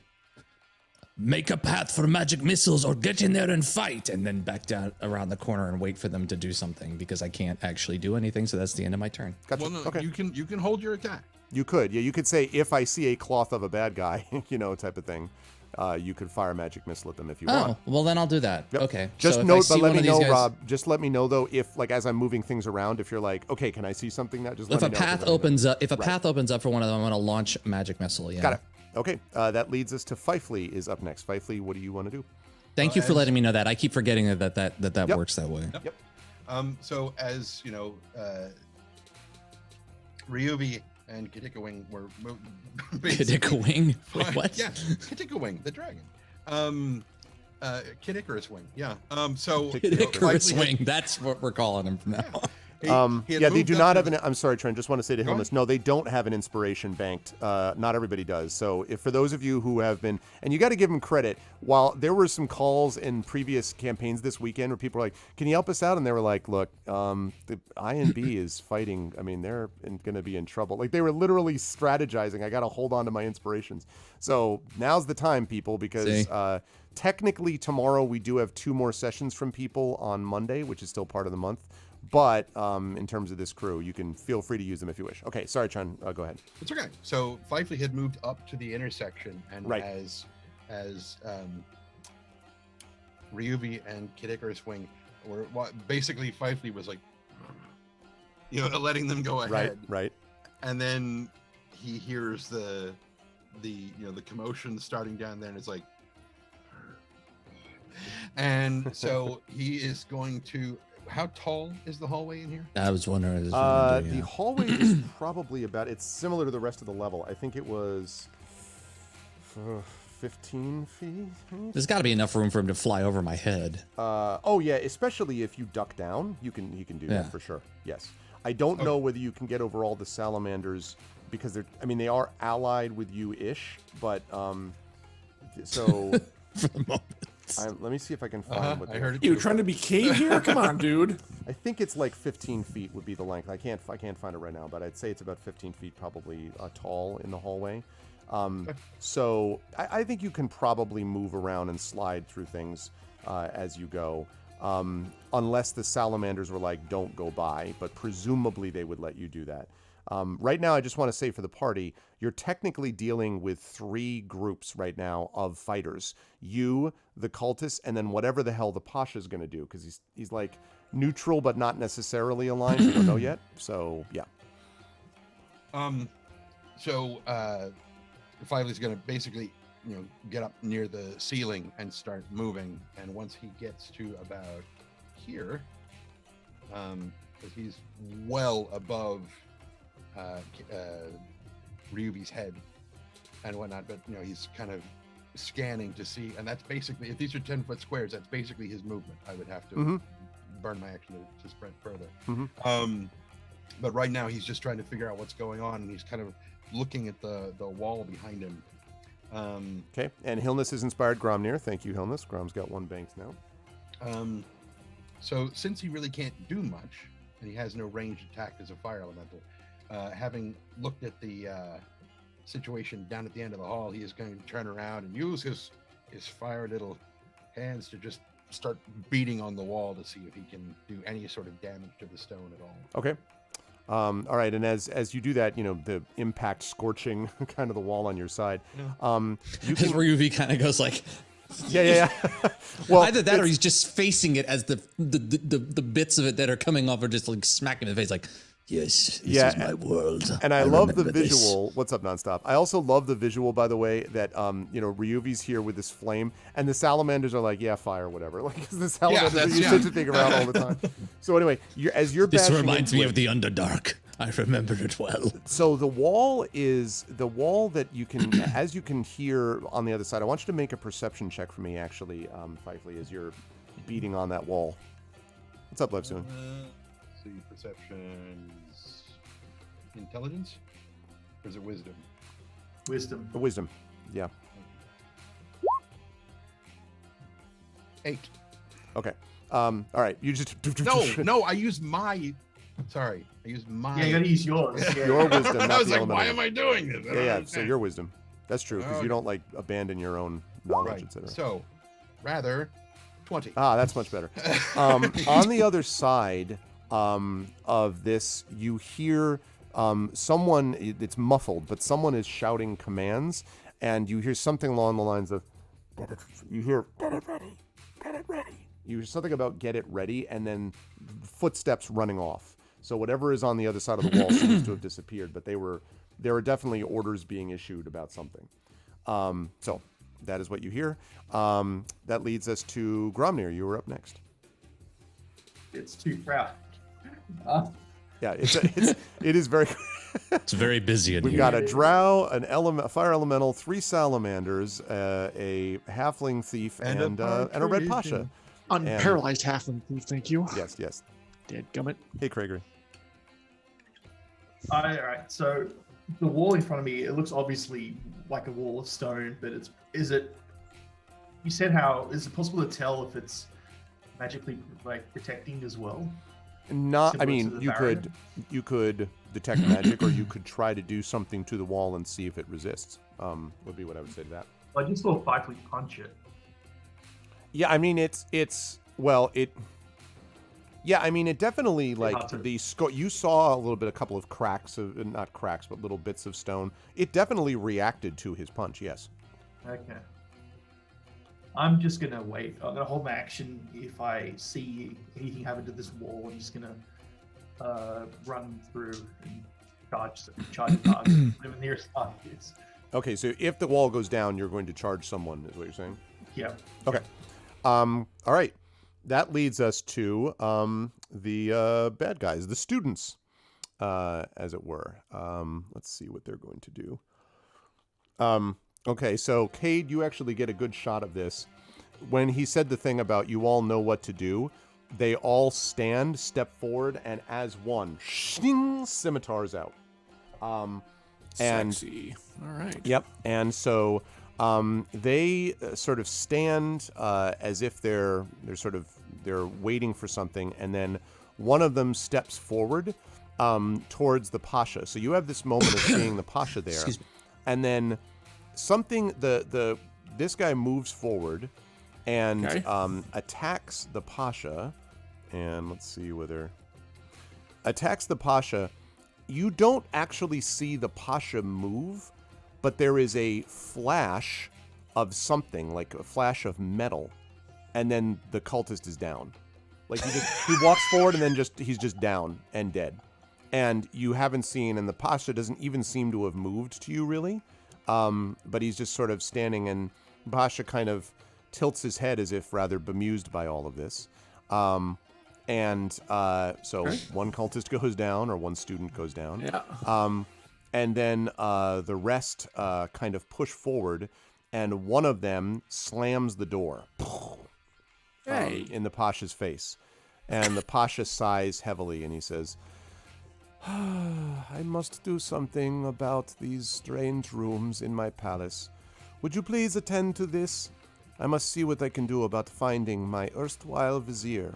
And he casually walks past you, Cade, towards his salamanders. Okay, the salamanders. Wait a minute. So he doesn't seem to be like leaving overall, but he's leaving this door. And It's getting more crowded in this hallway. Yeah, and the salamanders part to basically let him go by. So the Pasha ends up going here, and he gazes at the wall quizzically. Can I say something as he goes? Sure. Can we borrow your salamanders? And he sort of looks and he says, "Oh yes, if you wish." And then he's looking at the wall. So the salamanders are like, with their spears, and they're all like, and it's their turn. So they basically points. Yeah, okay. Exactly. They go slithering into the room. Now the first one literally just bashes through the door, and it's just nice, inside John. the Well room. done. And one of the cultists, one of the students, clearly under orders, screaming again slams the door, and then you hear, "No, don't close it again!" Yeah, exactly. There's just like a bunch of shrieking You hear one of the and cultists. screaming. You hear one of the cultists go, "Wait, aren't you supposed to be an I did meet after the bad guys. So anyway, okay, and the door slams. There's a lot of screaming right now. That brings us up to the top of the round. Scholarship. What happens to my student loans? All right. This is why you don't go to the Sword Coast's Full Sail. It's not going to work out well for you. And so we're back up to the top of the round. You don't know what the what happened to the instructor guy. It would be his turn now, but you don't know what he's doing because you can't see him. And that leads us to Cade. Cade, there's a lot of just the sound of shrieking and metal. I love it when a striking plan comes together. All right. I'll step in here. Whose plan would that be? Mine. Thank you very much. I think it was the Pasha's. And he was going to go in there, but no, he had to go leave. For shits and giggles, because why not? I'm going to cast Sleep on the nearest cluster of acolytes. Okay, so you have to open the door to do that. I thought you said didn't you say the first guy blew it off its hinges? He blew it open, but not. he smashed it open. Not that it was broken. It just And then they close it again. Yeah, exactly. Now it does look like it's kind of not holding on by much. So like you probably could you could just push it and it would probably fall over. But. Well, that's what I'm gonna do. Okay. Yeah, and indeed. And then there's a like lot this of bodies right here in there. Yeah. Yeah. Okay. Well, are they all dead yet? Or are they all dead? No, a few of them are, Okay. and the other yeah, ones are like looking terrified. This group right here. So Sleep. There's no saving throw. It's 5d8. Start with the lowest. No, it's not bad. 25 points. Start with I think it's the highest hit points or the lowest. I can't remember. I think it's the highest and go down. All right. So Only the second time I've gotten to cast a sleep spell. sleep. Ridiculous. That one's asleep. And whoops. And that one's asleep. Oh, start with the creature that has the lowest current hit points, then start going Just up. so you Sorry. know, Arv, whatever you're doing is showing up on stream. Yeah, that's Yeah, what we're it was. sleeping. He Okay, wants to show they're just, sleeping. I didn't know Nice. if that was if that was math or I was roll terrified stuff you for a wanted moment. to Like, show. what am I showing on stream? Yeah, no, that's I fine. didn't know if That's that was DM stuff that you didn't want to show. fine. No, This that's fine. Academy placement said this would be a fun place to be a cultist. I thought we were getting a great assignment.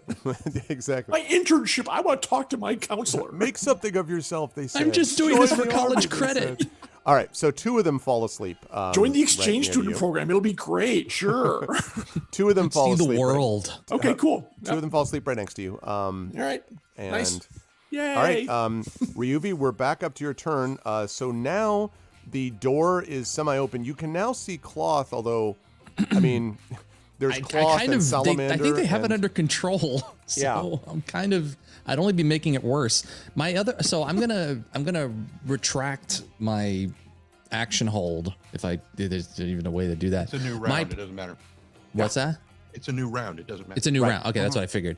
So here's the funniest part. I don't have anything that can help me with this stupid wall. So I'm just gonna get the fuck out of the Pasha's way and stand by Dragon Friend. Okay. And say and just tell him, if that wall comes down, and the Vizier is still there with friends, sleep spell on those guys might be very helpful, but also please be careful. Oh, okay, Ryuvi. I'm always careful. I try to be, usually. Very good. And again I stroke the dragon's scale, Kind of to sort nuzzles your hand. and I just sort of stand by him, ready for whatever's happening with the wall coming down. I may, in fact, if any of them are still there, I'll keep my magic missile ready in case something is on the other side of that wall, seeing what the Pasha can do with it. Okay. That is going to lead us to Fifely, who's up next with Gromnir on deck. Fifely, what do you want to do? You beat on the wall. It had, I mean, again, it did react. There are scorch marks like there, but it's not like it's going to take a while. Like it, mainly, he was trying to figure out how thick it is. So yeah, it seems like it was from what you can tell. The fact that you could even hear something through it indicates that this was sort of hastily put together. Now that doesn't mean that it's like, sheetrock that you could just walk through, or plaster, but it definitely seems like it's not as thick as the walls that you encountered on the way out of the trying to get out of the palace. that's fine. The problem that Fifely everybody here is about to encounter is the fact that in this form, Fifely can't speak. Mhm. So everything he heard, since I don't think we have the telepathic bond anymore, Right, I don't believe so. he can't communicate it. He's just But- Well, Well, wait a minute. So that telekinetic link, remember, it's an hour. So actually, let me double check. we rested, didn't we? Yeah. We did. When? Did we? No, No, we we have never- not we rested. never- we never rest, rested. no. Not a lot. No. We never rested. We did it after our short rest. Yeah. Oh, okay. No, he came. Cade came back. Yeah, we used the teleport after the short rest, and then it was still active when we encountered the Pasha. So unless what we've done with the Pasha took an hour, it should still be active. Well, but you had been doing work for. I mean, like, because remember, It's not a concentration. Yeah, that's no. I don't know. But I'm trying to think like time wise. I thought that Cade, you short rested first, then you did this. You did the telepathic link. He came down. That's how you knew that he was coming back in hot, so to speak. And then you went back into the room, I think, with Kitika Wing. That's when the Pasha, then, you heard that there were people coming from both directions, and it was Karakasul, and you all kind of positioned yourself. It actually might still be up. It's got minutes, if that, but it's got to still be. It probably is still up. I would say after this combat, it'll probably be done because of the time frame. That's So I guess fair. you could do that, Trent. All right. Then in that case, he can telepathically tell everybody what he heard Okay. on the other side of the wall. So, get it ready. And he basically just looks down at the Pasha and Cade and everybody and is like, "Roar," and then he turns and heads for the to destroy the entire, not faculty, well, maybe the entire faculty, but also the entire student body. So Wow. It's gotten real dark. heads basically, let's see, gotten dark. That's okay. I cast my own illumination. It's fine. So yeah, he's he can only get about as far as Cade. Okay. I think he can probably get a little bit. He's above. Yeah, behind you, Cade, you hear. I know. above you. It's like that scene, just a fire rippling across the. I think it's in Backdraft. Just fire. Backdraft. Yeah, across yeah, the yeah, ceiling. yeah. Okay, if you do that, that's fine. Otherwise, jeez. Right. So no, Right. he's basically down here because he knows the salamanders aren't going to give a damn. True. And so he's just moving in. Yeah, as I far will as he just can. grab some popcorn and watch the show. That's Right, true. and you can Regular just grab corn, the you've kernel. been making the Just hold popcorn. him up. Yeah. Exactly. Brilliant. Hey, little okay. closer, little closer. A little more. There we go. Yeah, All right, Grom, you're Making up. some s'mores right now on your. that's right. What'd you like to do, Grom? So I'll say, Pasha, our elemental friend just said that they're preparing for something on the other side of this wall. Oh, did he? Then it will be important, I suppose, to get through this wall. And he kind of taps it a little bit with his knuckles. And interesting. We'll have to see if we can break through somehow. Gee, I wonder what he's gonna do. And he sort of like Breathe on looks left and right and up and down the wall. And he says, And he kind of puts his hand on the wall and closes his eyes. And he doesn't do anything else, at least not yet. I'm just getting ready to once again charge out if he there's something. Okay. Disrupt. Now that brings us to the dragon To cultists. the room who- of death. Yeah, that we're gonna remove a few people here. Just skip that room. Yeah, let's get rid of some of these people. This is not a place you want to go on holiday. Yeah, Cade, you notice there's a lot less screaming now and a lot more just slithering. and Yeah, firing. I'm gonna back these guys up just in case because we do have to go after Mr. Leader, and he might be a lot more formidable than his flunkies. So I'm gonna stay here, keep an eye on what's going on behind me, but also, like I said, just leaning against the door jam and enjoying the show. Yep. As you're able to look in, you can see that the salamanders are just annihilating these ones who are clearly well, outmatched, basically. Said. And Gotta write a stern letter to my professor. tell that too. Especially those two who were asleep. It's like, Well, oh critical, God. critical. Yeah, coup de grace. Yeah. Yep. It's done. It's done. So they are in pretty much very big trouble. The other thing though is that you notice that the instructor is not in the room. At least not. It's hard to tell with all the tangle of Oh yeah, bodies. he bolted. But he Fucking is bolted. he is out. Yeah. He Michael bolted. But I see the passageway to the north. You do see the passageway to the north. Yes. So, but I'm gonna let them. But take I'm the just lead pointing on it this out one. that that's the case. Yeah, I figured So- that's. I was keeping an eye for. So. Yeah. And that's going to bring us up to the top. You still don't know exactly what this person who would normally be in this spot in the initiative order is doing. And that is going to lead us actually now, Cade, back down to you, where you can now decide. Up to me. Or up to you, I should say. Yes. Actually, Rising to you. Yes, I will move. Okay. And then I move over here, to then I can get past without not a problem avoiding as they mop up the rest of the acolytes over here. 10-foot square, she said, right? Yes. I'm gonna try to pop the door with magic fingers, magic hand, mage hand. Okay. So 10, 20, 30. So with mage hand. It is, it looks to be locked. You're going to need to have a little more time to work on it. Can I move it in? Well, actually, no, I can still do a mage hand. So screw You it. can still do it with a mage hand, but it's going to, you know, like, Yeah, it'll take- I understand. I'll start working on it. Let's put it that way. Okay. So Is let's this see. a more reinforced looking door or still like kind of a regular door? It looks like a regular door, pretty much a regular All door. right. Well, if I fail, I'll just have the salamanders blow through it. So Yeah, whatever. just break it open. I got to keep my skills sharp. You know, it's all good. Okay. Let's see. So, that is the deal with that, and that's going to lead us to Ryuvi. You were up next with Gromnir on deck. Sorry, with Fifely on deck.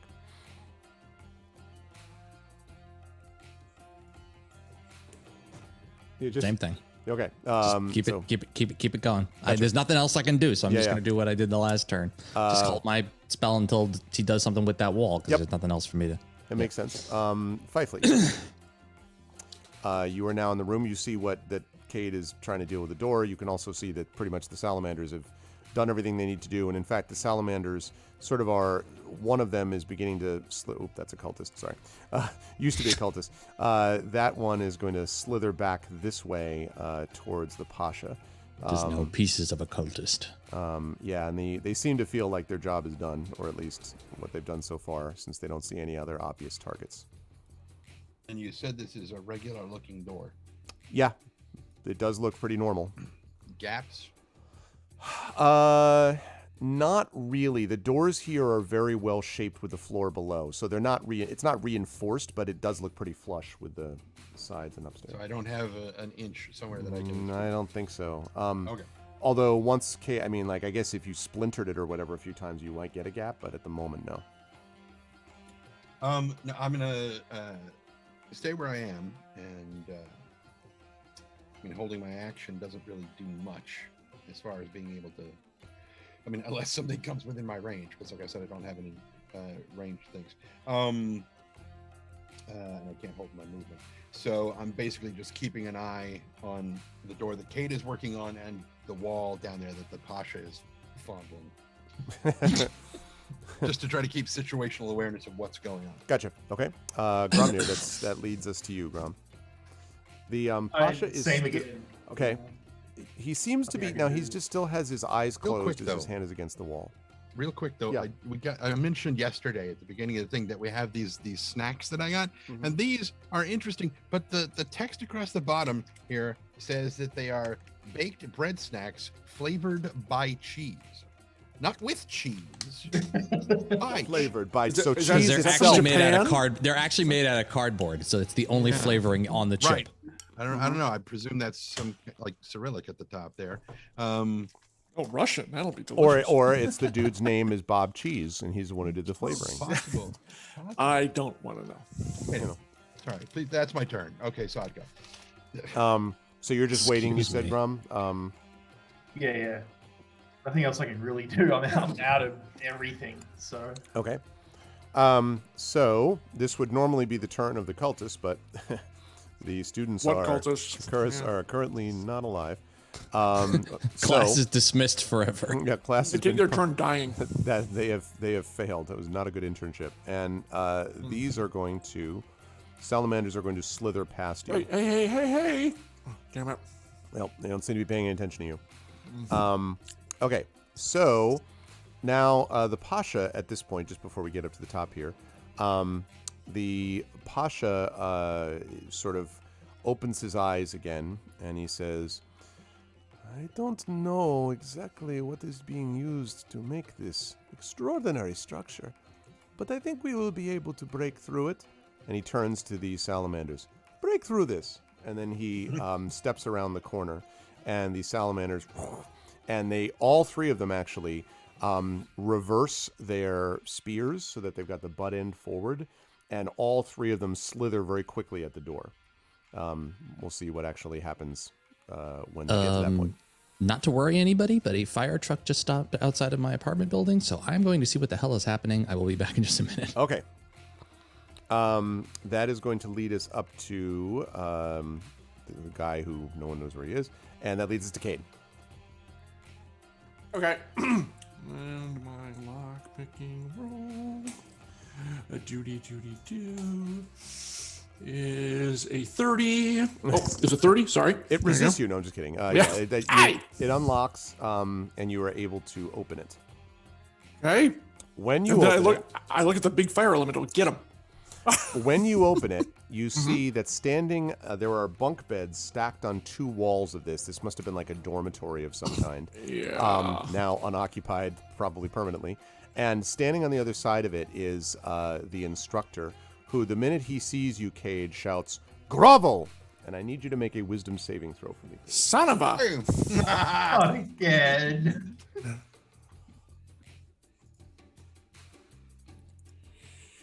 Piss off. Yeah, that's pretty much what happens. He's like, it doesn't work. And he's like, Yep. I grovel. Bite me. And he kind of backs up against the wall. Let me introduce you to my big friend. And he backs up against the wall, and he draws forth a wicked-looking curved dagger. Oh, I got something that'll beat that. And all right, Kate. So now you can. You still have a chance to move if you wish. Or are you just staying where you are and telling, like, go get him, Fifely? Like, Can I shoot him? no, haven't because you had moved. your I opened the no, door. 'cause you had your Okay. mage hand that was. That's that you were fine. using That's to fine. unlock That's it, fine. so- I ain't approaching him. No, I'm gonna send in big and flamey first. Thank you very much. Gotcha. Okay. Ah. Everything okay, Rob? Yep, not my building. Okay, cool. Okay. It's Plus. fine if they Just not my They may burn to problem. the ground, but it's fine. It's not. Yeah. Okay, Ryuvi, Deets. it is your turn, Ryuvi. They have discovered the instructor who unsuccessfully tried to command Cade to grovel, and it didn't work out. So But I don't know any of that because I'm on the wrong side of the room. that is correct. You are on the other side. You see the salamanders, though. You heard what the Pasha said, and you see the salamanders are slithering towards the door. I take out my popcorn and I eat while I watch the salamanders go to work on the wall. Okay. As I hold my magic missile because there's nothing I can do. All right. That's going to lead us to Fifely. So you see what you see, and you've heard what you've heard. Exactly what I did for. Yep. So I should have just enough movement to get right about here. Yeah, he is like against Hi. the wall, like like this. Flame on. Oh yeah. You. On you. All over you. Yeah. Table for fun? This Get guy's gonna, out. this guy's No, gonna be wait. prepped table side. Okay, so Well, 9 not for that the first time. one, 9 will not hit. And for the second attack. 11 will not hit. Okay. Just warm it up. Just so warm it he up, just buddy. he's like Just warm it up. as your hand. He's just like like scorch marks on the wall What did I behind get for hitting him. the wall earlier? Yeah. No, that's exactly. You're feeling a little sore. All right, that brings us to Grom. You are up. Same as before, just waiting for this to come down. This door to come before I go down. in. So the salamanders then come up and start bashing, and you see like cracks, like little chips falling from the wall, and just with their spears. And I guess this one actually should be here probably. So they're all like as the wall goes, and the Pasha is sitting there with his arms folded, and he just has this same kind of semi-blissed out, like just waiting to see what happens type of thing. As the salamanders are going to work. It does look like they are going to break through the wall, but it looks like it'll probably take them a couple turns, if you had to guess. That brings us back up to the top with the instructor facing down and fire elemental in his face. So let's see what he's He gonna probably would be more afraid if the fire creature in front of him didn't stormtrooper his last 2 attacks. The clink. Okay.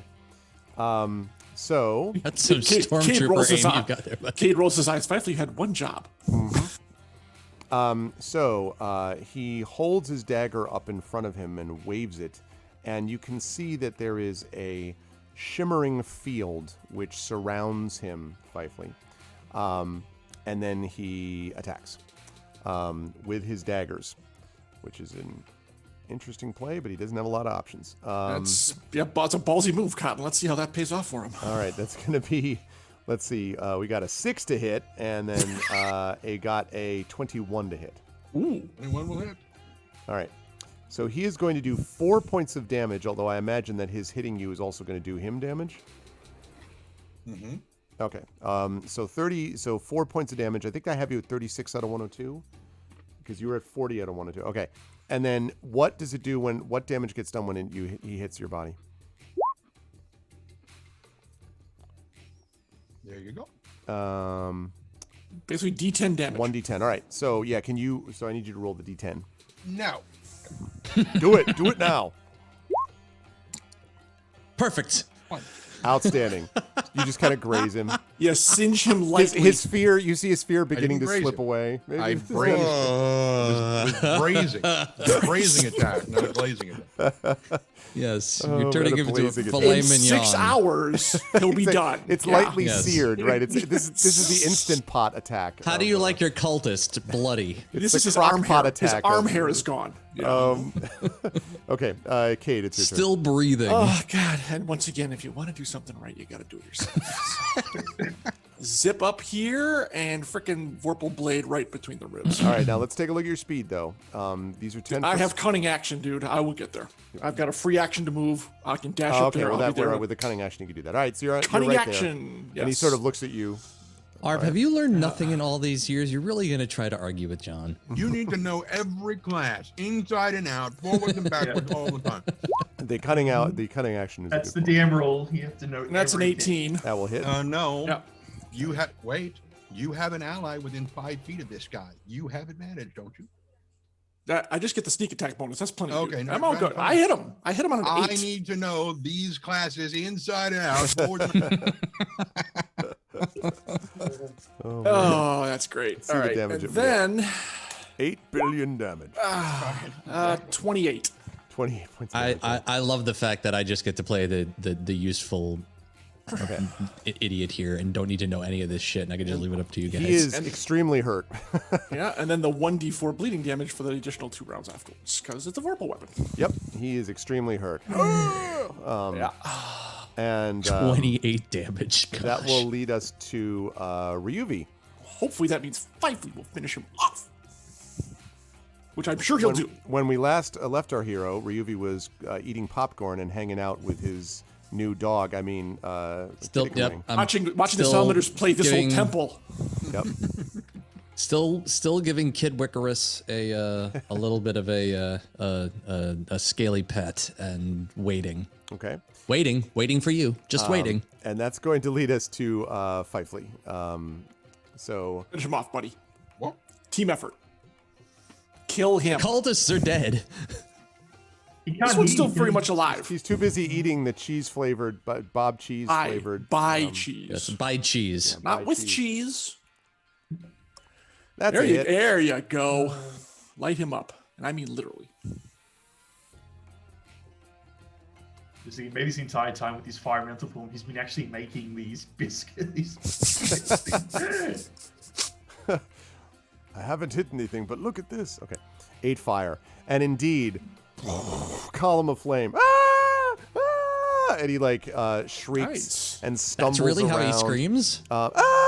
He stumbles Very around. fire, cultist. yeah. He bashes into the beds and bashes almost into you, Cade. And you Like, notice take that away as he fire bashes, and Cade, as he bashes you into take these 200 damage. beds, as Terry Toons has donated $20 to the Damon Running Cancer Research Foundation. Thank you, Terry. Thank you so much, Terry. That's awesome. So we're up to Awesome. 4161. Bravo, Terry. Thank you, Bravo. Terry. As he bashes into the bed, you notice that the bedclothes catch. will So catch on the fire, clothes too. around the bed are starting to blaze.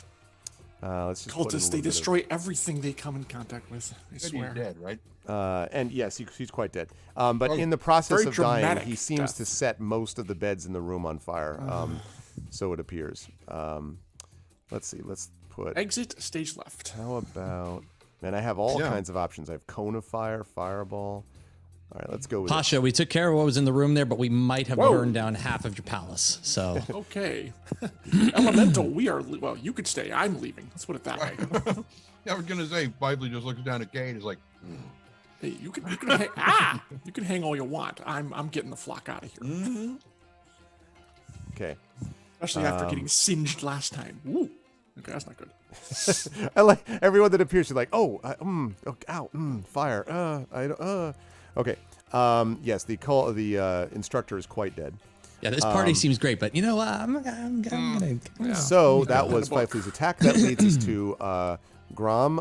You are still, I assume, waiting. There are still a couple of cracks in the wall, but it's still a little ways away, apparently, from falling. I'll just say, Red Pasha, probably good idea to step back just in case. And so his arms are folded, and he looks down at you again with a slight smile, and he says, "Do you think so? I think, Gromnir, that I will probably be all right here." And Are you sure? "Oh, I think so. Thank you, though, for the consideration."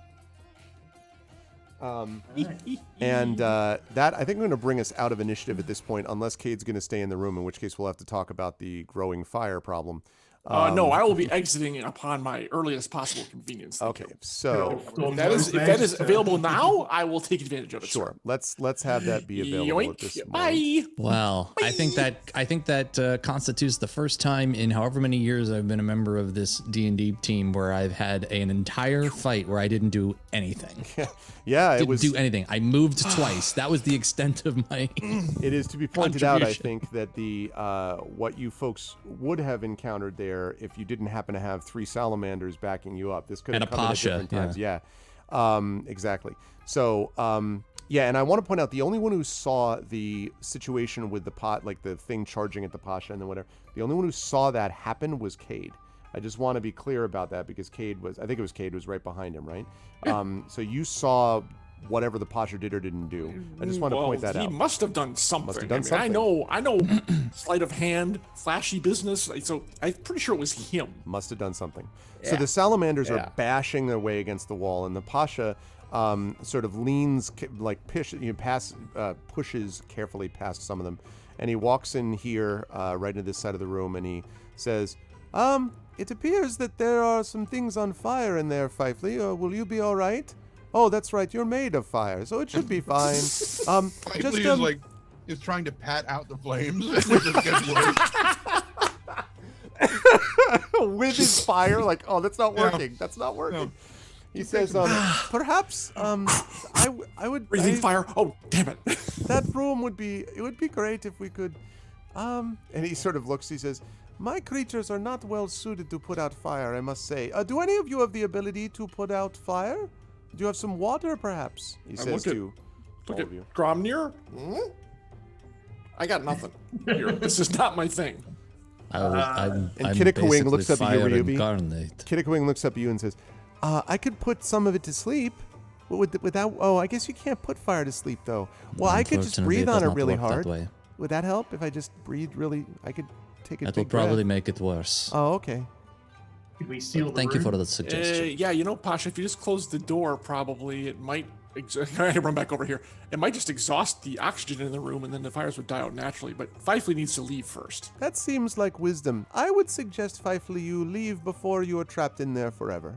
And he just moves over here very casually, like he's just That's reporting exactly the where I weather. was about to go. And I'll trade places and use my mage hand to swing the door shut. Okay. So the Pasha goes out. At this point, Grom, you can see, and Ryuvi, you can see that the door is Stick with the Pasha. I that like the this guy. door is almost. The wall is almost down. Almost a The door. door is the wall is becoming a door. And the salamanders who keep. Whoops, no, that's too many people. There's too many. There we go. As the Pasha is, as the salamanders are, kind of moving away, the Pasha turns back to you, and it's like the scene is very much like a construction foreman having a conversation while smashing is going on behind him. So he comes down following you, or you can follow him, Cade. He comes down to the group of you, and he says, "I do not know what we will see on the other side of this wall, but it is clear to me that I will need to take action elsewhere in this palace.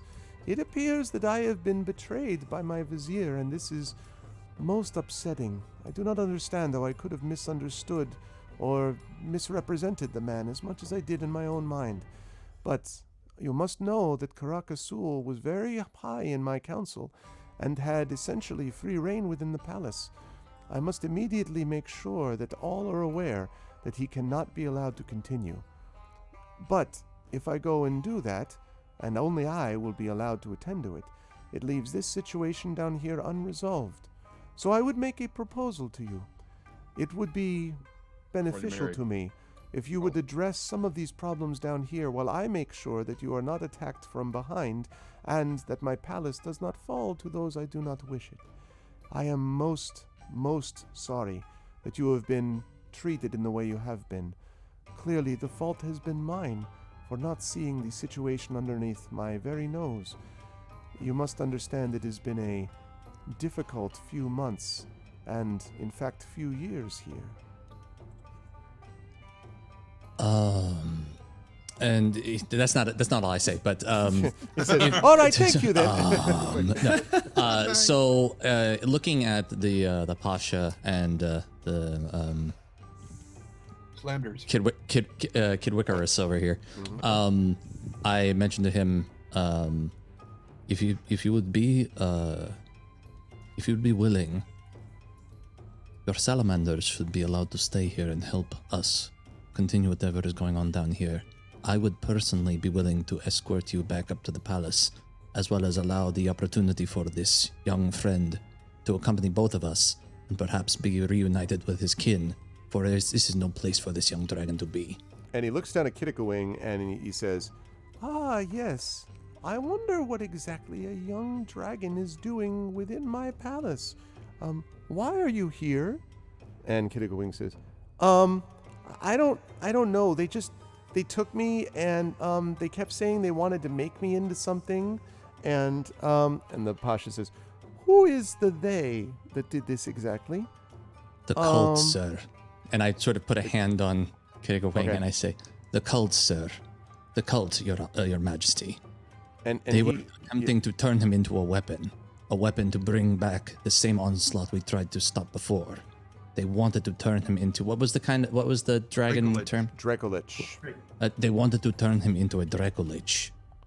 And he kind of like, he sort of looks at you and he frowns, and then he looks back at Kittikawing and he says, it is...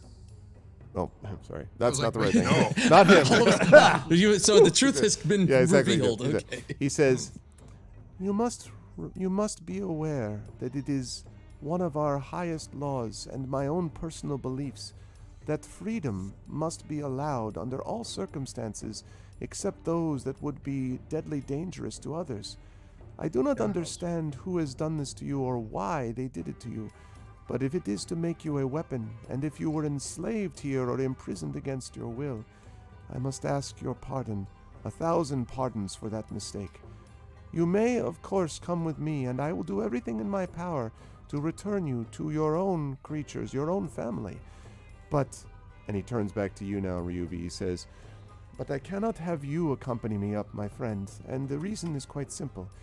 There, at the moment, I cannot know who is trustworthy and who is not, other than my own immediate guards. And so what I will do instead is this.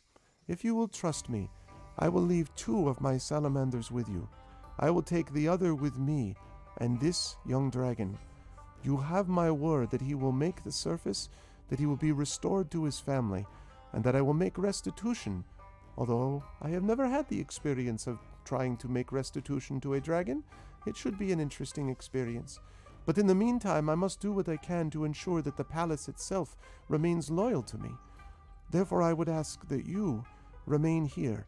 If you wish, I will give you a place where you may rest, or at least be safe for a short time, though I must tell you, I clearly did not know the extent of what is down here, and what my vizier can do on this ground is unclear to me. I can give you a place of comparative safety, but only for a short period of time. And I can bring this dragon. What did you call him? What was his name? And Kittikawing, the right? dragon. Yeah, and the dragon says, I'm Kittikawing, your person's her Majesty. guy. Oh, Your Majesty. Majesty. Yeah, Majesty. And the Pasha says, yes, Kittikawing. I will take you with me if you will come with me, and my guard, and I will leave 2 of them with you if that is acceptable. I sort of look at the rest of the party and kind of realize have no better offer and no other plan of how to get this. Every minute this dragon spends down here, he's in more danger than he was before. So I kind of lean down towards Kittikawing and I put a hand on the side and I say to him, please go with the Pasha. You are not safe down here, and all I wish for you is to return to your family.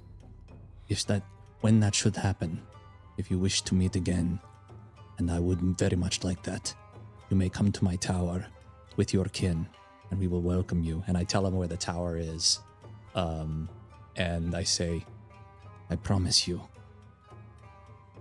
should any harm come to you, I will use every resource at my disposal to make those people pay. And But in the meantime, this is your best bet to be safely home with your kin again, and I would take it.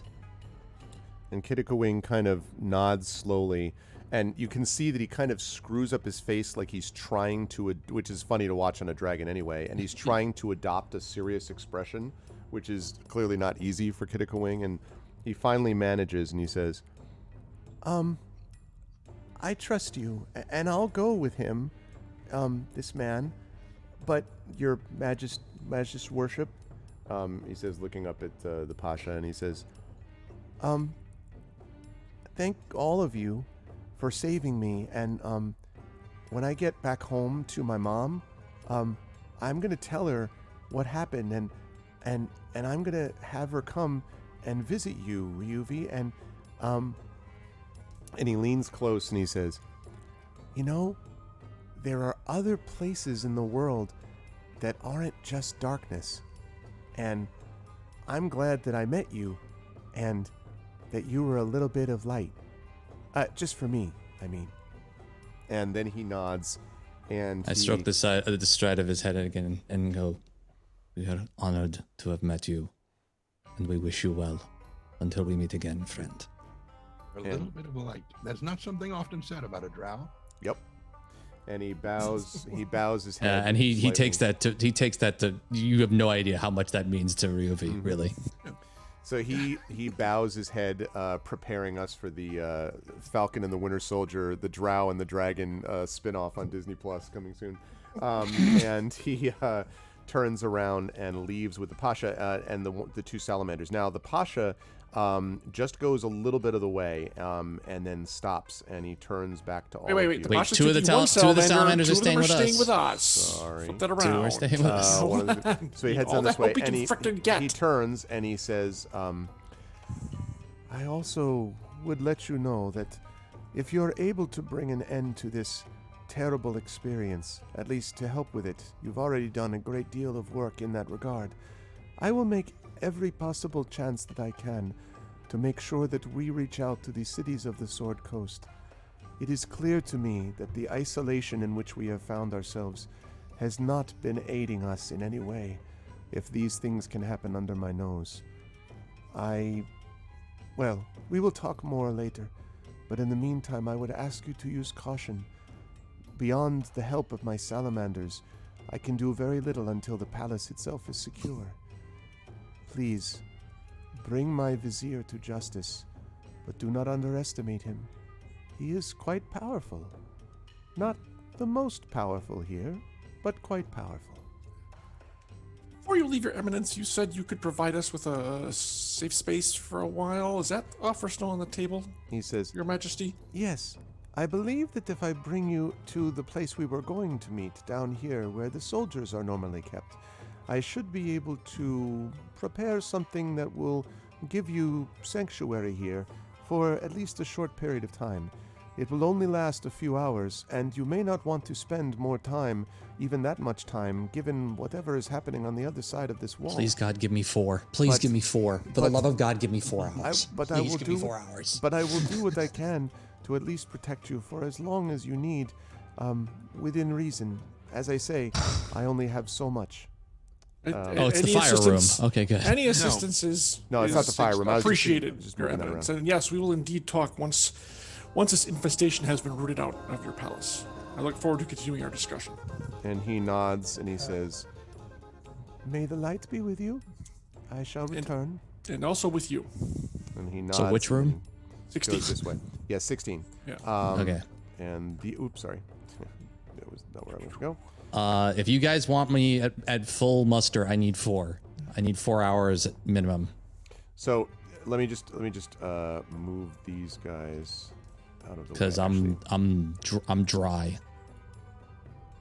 I know that doesn't help you guys, but Well, 4 is better than 8. I prefer 8, but I don't think we're going to get it. And I'm sure Gromner would prefer 8, but I'm not sure we're going to have time to do Okay, that. now one thing I want to point out though, before you head into that room, just to sort of set the scene for people. First of all, just a quick reminder, welcome to Quick Reset. We're in day 3 of ArvCon 2021. You're watching the amazing D&D with Infinity Beyond crew in the finale of Palace of the Red Pasha. I am joined, as always, by Trendane Sparks, John Helfers, and Darkside Rob. If you're enjoying what you're seeing and hearing, thank you so much. Most importantly, normally I say at that point, follow the channel and support the Patreon, but today I'm saying, please make sure you support the Damon Runyon Cancer Research Foundation. We are up to 4161. We are really trying to make a major push here, so let's keep pushing forward. We've blown through not only our goal, but our record, so let's keep making it happen. Exclamation point donate, as you see up there. Thank you, Echo. And exclamation point, that'll bring you to a link. You do the pages, you do the amount that you want to do, then come back here and do exclamation point donated space and the number, and we will add you to the list as the giveaways and so on continue. And thank you all so much for making this an awesome event that's not only fun to play as a game, but is doing real good work in the world that we live in, and that's really important, so thank you. And whether you can donate or not, go to this man's Twitter and you will find a pinned tweet. Yes. Retweet the living hell out of that thing. Yes, Spread thank the you, word, Trent. even if you can't donate. That's right. Still Yeah, help thank you, spread the Trent. Even if you can't donate, just spreading the word is hugely important. I'm glad we have 42 people in here right now. That's great. Let's keep building it up. The more people that we get in and the more people we let know about it and send over to that link, the more good that we're doing. So please make sure you can do that. Okay, so the one thing I want to note just for the party is, so the salamanders here probably will have this wall broken through, 10 minutes, 15 minutes or so. So the thing that you're going to need to decide as to how you want to handle this is, just be aware the things are moving as they're moving, right? So like pull them off the wall until we're finished resting. And well, then right. finish. That's the question is, and how much time do you want to give them? So these are just all things to consider. I definitely don't break down the wall till we've rested. Like we might as well leave the wall standing until we've finished resting and then break down the wall when we have everything at some kind of capacity better than we have now. Yeah. So that's up to how so you folks they want to do can it. they can Yeah, if you give them the order, they'll sort of pull back. Yeah, just stand guard here for a moment, and then when we're finished resting, we'll come back and tell them to finish bashing down the wall. But I mean, I am in desperate need of a 4-hour rest. Like, not kidding. I have nothing left. So there's the question. Are we resting 4 hours? Are we going to try to do the 8 or what? 8? I'm down to try it because I know that will give us back everything, but that's really pushing it. I mean, I'd say I'm well aware, and I'm happy to. As long as I get my hit points back, I can at least do something. We're all exhausted and all spell stripped. I mean, at this point, I think we have to try it. Otherwise, we're going into this major fight half-mast, and that's not. Fifely, you have like almost nothing left in spells either, right? And neither does Gromnir. Gromnir's all out of everything too. Completely out. Yeah, I think we're gonna have to risk it and actually do the. Thank you, Mrs. Dunsel. $39 donation. Yay!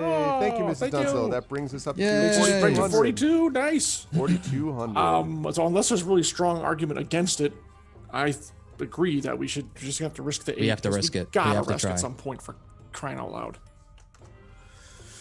Yeah, so we're gonna try for the long rest. Fifely, arguments for or against?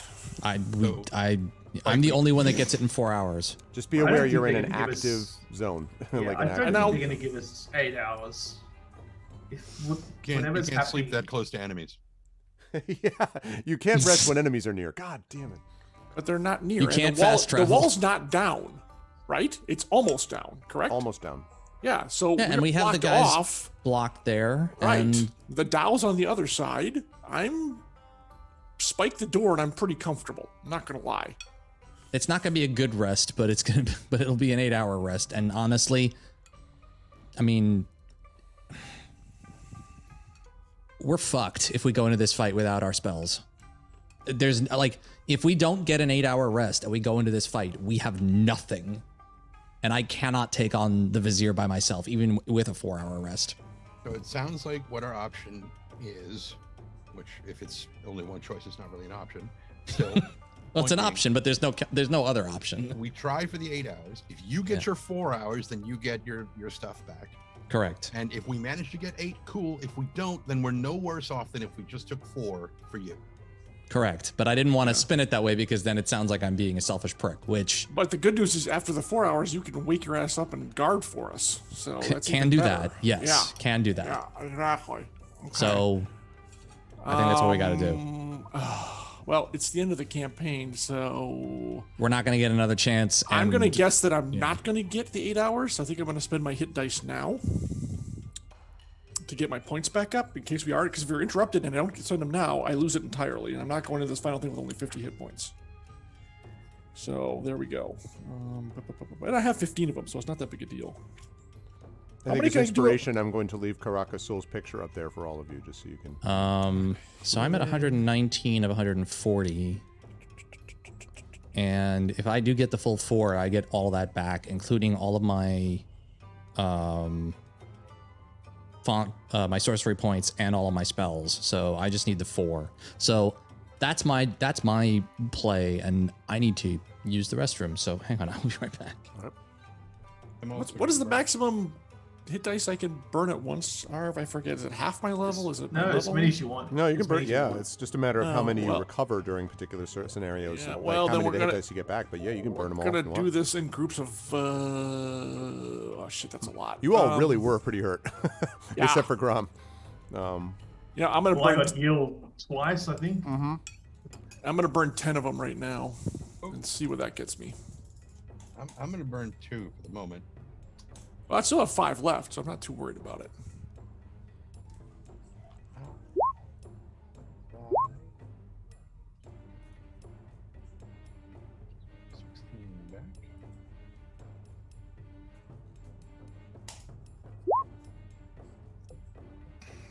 Back. That took me up to 100.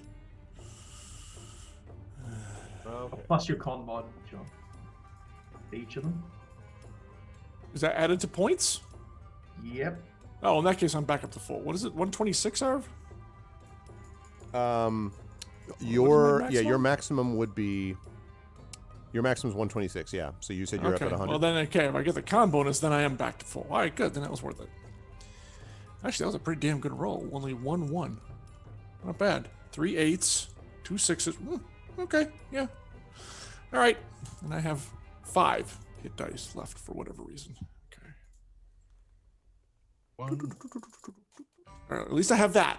So I'm not taking any chances. So at least I'm back up to full hit points. That's yeah, fairly important for me. Not gonna lie.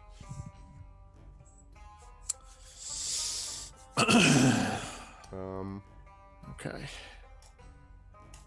Yeah, would I like my spells back? I wouldn't mind them. Do I need them? Not necessarily, but it would be nice to have them.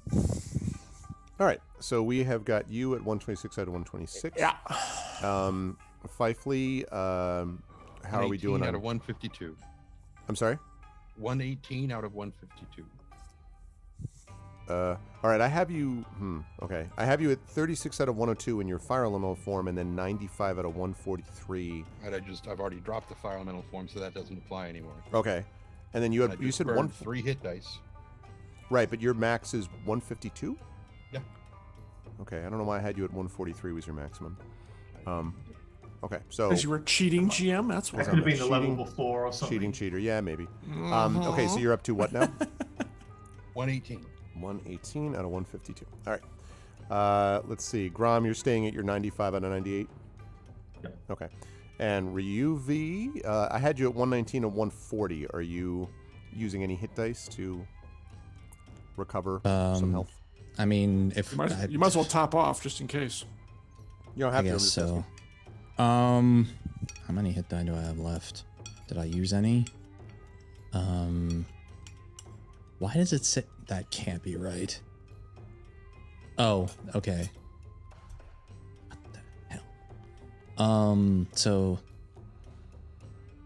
sorry, I'm just doing quick math in my head because I want to figure out how many I actually need to roll. All right, I'll roll 4 of them.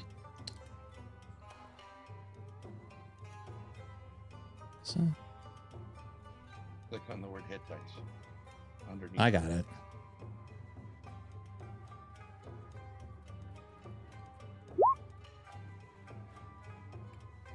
All right. So that brings me up to 124, 134 so you out of know- 140. Just so you know, it's +3 for each of those rolls, so it'd be an extra Oh. 9. Oh. for that. Which is why you click the word hit dice, because it automatically applies. Yeah. Oh, okay. So then I'm at full health. Okay. So You're good.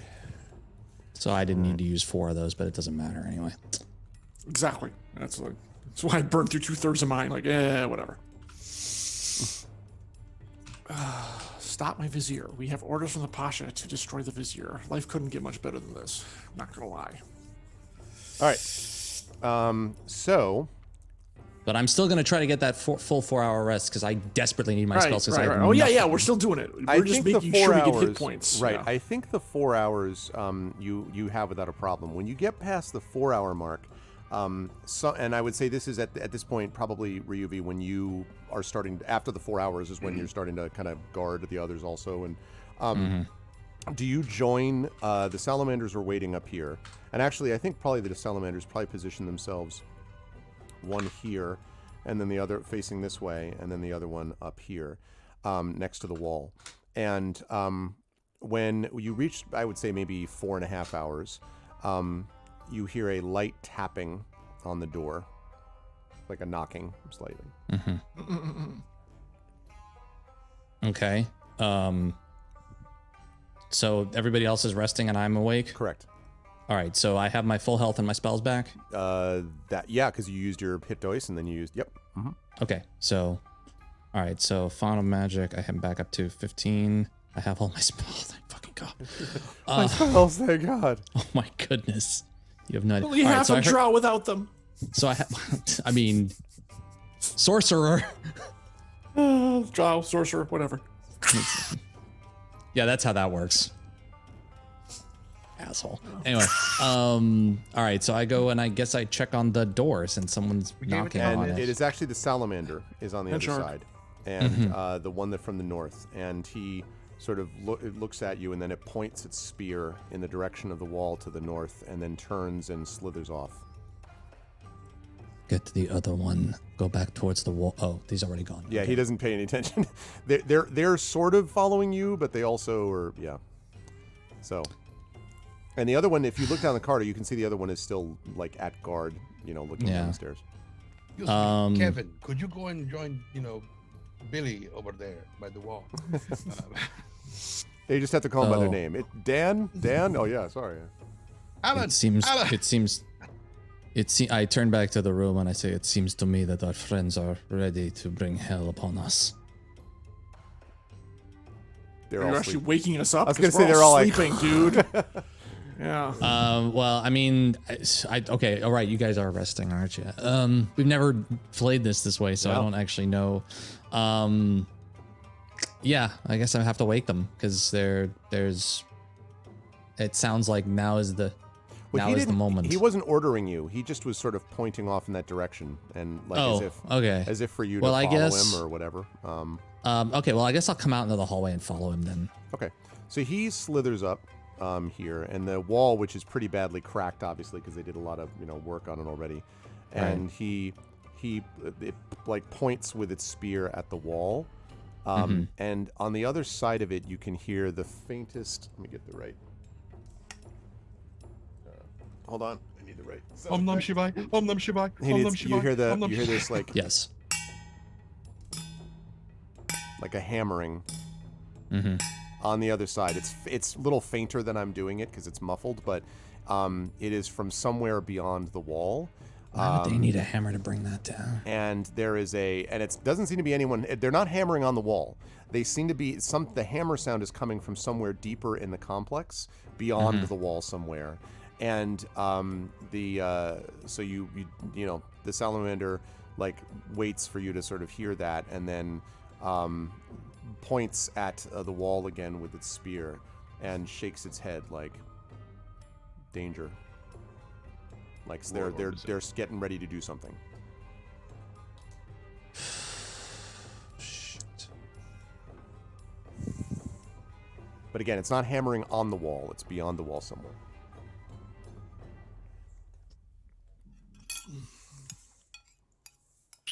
And he casually eats his last bite of oatmeal. Not good on. Munch, munch, munch. Steel cut. Get your To perfection friend. in my hand. Get your friend. Bring him back to the wall. I will rouse the others. It seems it is now or never.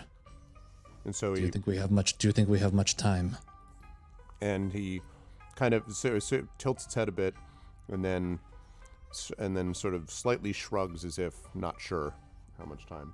But here's the rest of what you said and slithers off to get the. All right, I'm gonna go back and raise the alarm with the rest of the group. Okay. They're coming through the wall. You need to get up. I wish I could let you rest longer, but we need to be prepared. I do have my spells, but something is happening. Oh, well, it's something. I'm up.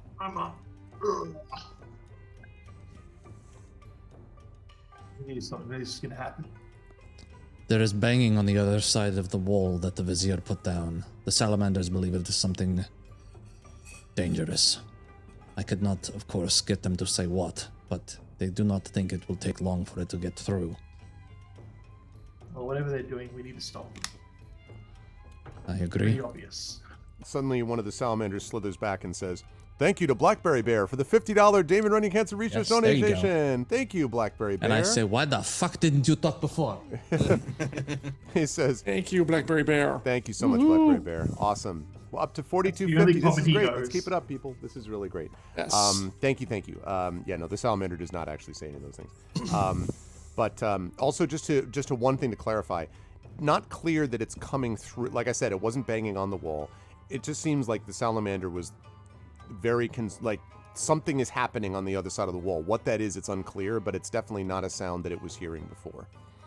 So, All right, so I clarify that there's a sound. So the sound on the other side of the wall is not breaking through the wall, but it is a sound that is getting closer, and the salamanders do not think it is a good sound. I did not want to risk it. I know that you guys need more time to rest, but I'm not sure what else we can do. If I do not think we have another 4 hours here for you to rest. Right, and if they're going to interrupt us anyways, it's, the point is moot. We should strike while we can get the advantage of surprise on them. So let's do it.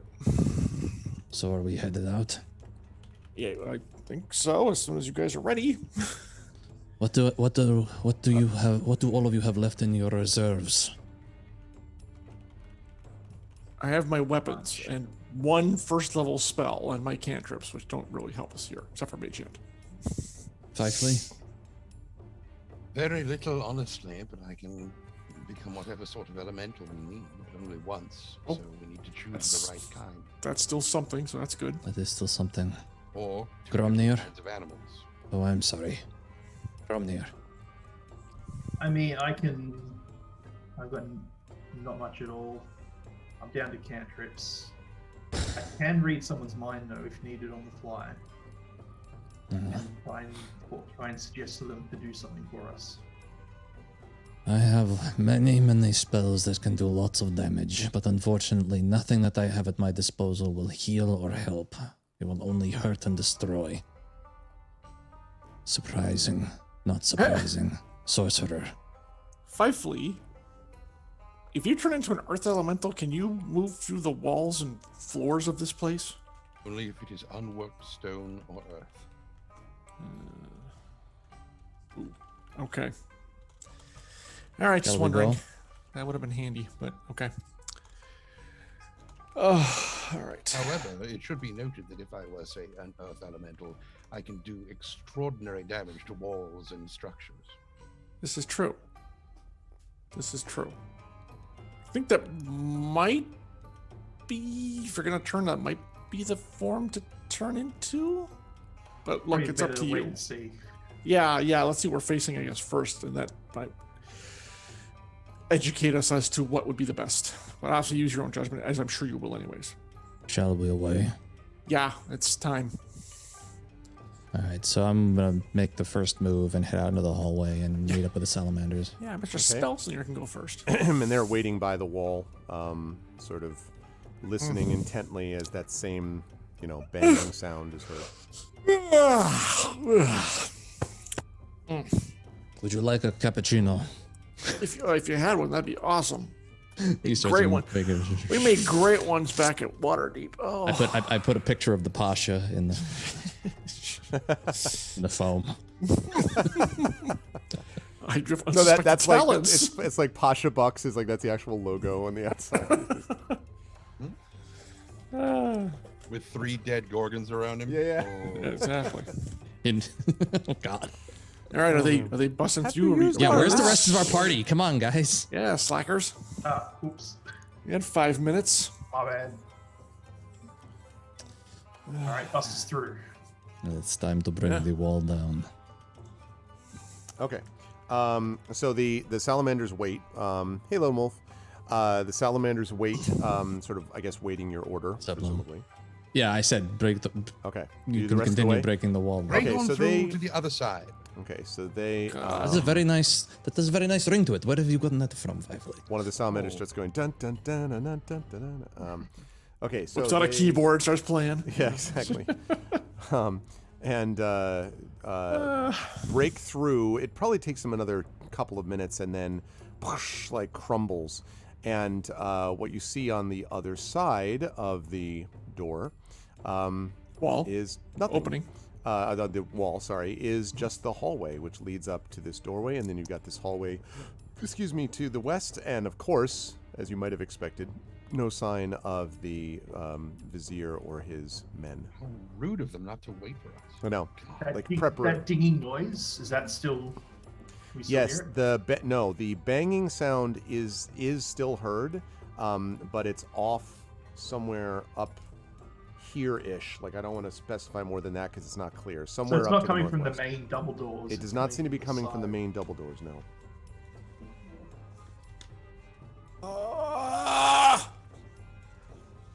I'll be back. You said there was a beholder there, wasn't there?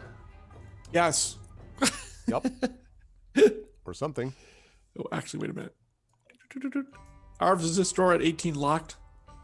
No, you actually came through there. Yeah. I was ethereal, dude. Oh, that's right. That's only why I got through there. That's right. The door is not locked though. Okay. The trap door though that you may remember in this room Yes. was locked Okay. by an iron bar and handle mechanism.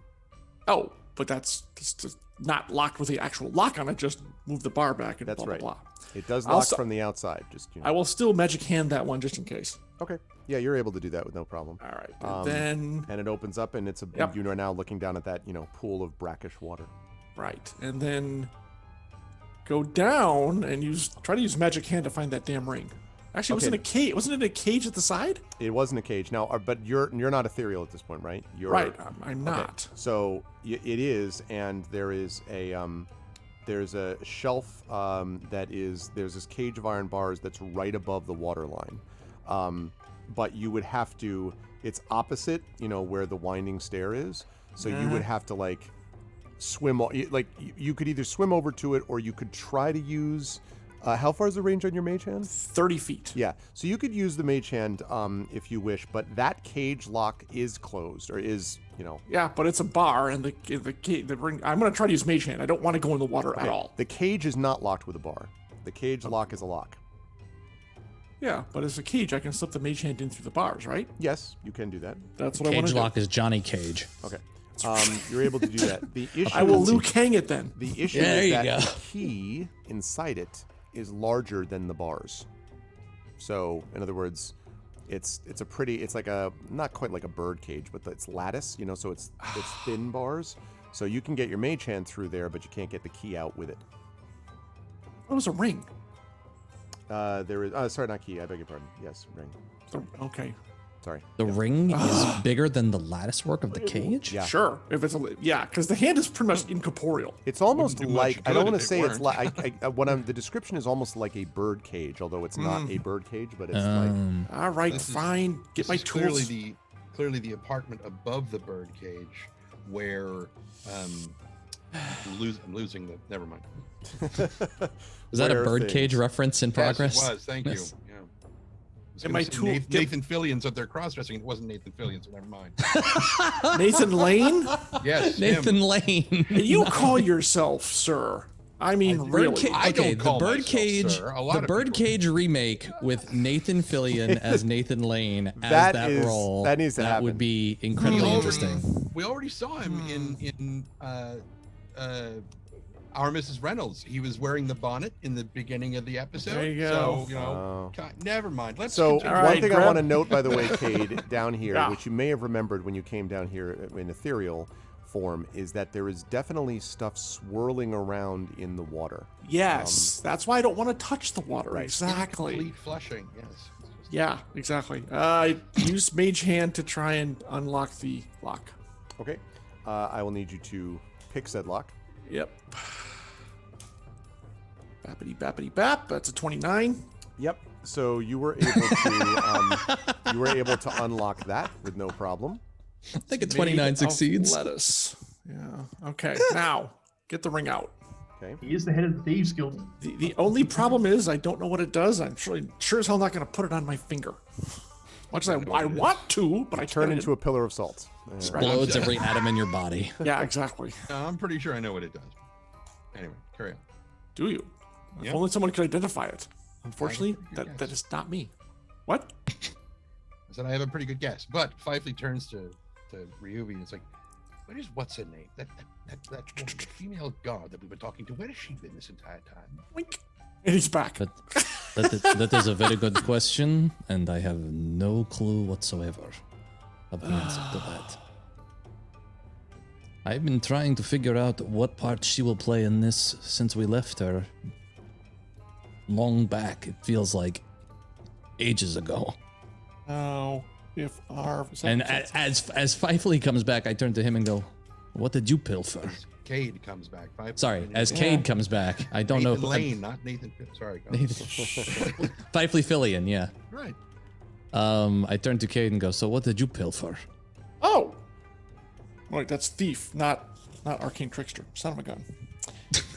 A Answer ring. the damn question. Hey, can you identify this? And he holds up a ring. Who are you asking? You, Me. Me? Wait, who are you asking? you, Ryuvi. Okay. Well, Can't cast that. I probably can, but that's up to the DM. Can you identify what it is? The ring. Yeah. But it does. I mean, I have a library worth of resources to draw from. Not saying that I've read every book in it. Yeah, I was gonna say that would help to be at the library. As it is right now, it definitely. I mean, it's a indeterminate ring of some probably magical quality, but I mean, I found it in a cage. I had to pick the lock to get it out. Right. So someone was keeping There's it. nothing on it that's secret. discernible, even symbols or anything. Like if I look at it, there's nothing on it that would give me some Make an hint as to what investigation it's. check for me, All right. please. Sorry, you found it where?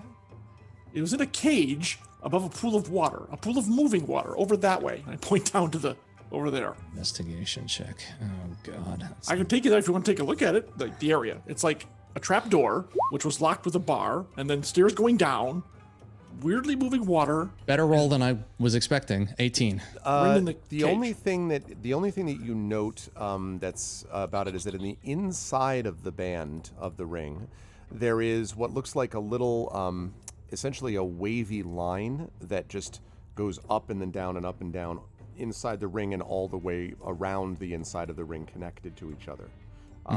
But it's kind of, but that's it. It's just a small wavy line. There's no obvious runes that you can find. Is or that anything of arcana type. of any kind? No, it's not. It's not. That's the thing. It's not a rune or anything that's readable like that. It seems more like either a decoration or some kind of something which may have been infused. It's pretty obvious the ring is presumably magical, but what kind of magic? You'd have to have something specific to check it out. Oh, well, that I can do. I'll cast detect magic on the ring. I'm gonna blow my last first level Well, I spell. mean, 'cause no, it's let me not. probably useless. Detect magic would tell you it's magic, but I'm just saying, like, And also what kind? right. Yeah. So I'm doing it. So, I'm not saying you can't do it. You just Ow. He's trying to stop me for some reason. Like I doubt my sleep spell is going to be all that useful in the upcoming fight. So screw it. Oh, we've got Katika. Oh, no, we don't even do. No, he was gonna die if we left him in. If Well, we brought him there's into a this. good chance, yeah. I mean, Or be seriously hurt. Ruby, you just swore on your life that you'd get him out of here. You know That's what? true. Go ahead I and did. send him off with somebody else. No, Okay. you sent him off with The- somebody else. It is definitely. I sent him off with the Pasha of the fucking We've city. had a grand total of 15 minutes to figure out whether or not we can trust him. It's okay. It's all right. the school that you. This definitely seems like transmutation. Transmutation. So if you put it on, you can turn into something. Transmute Or into a turn something else Neanderthal. into Have a nice something. day. Or affect something else. Hi, Divinorium. Here, Cade, you should put it on. You should try it.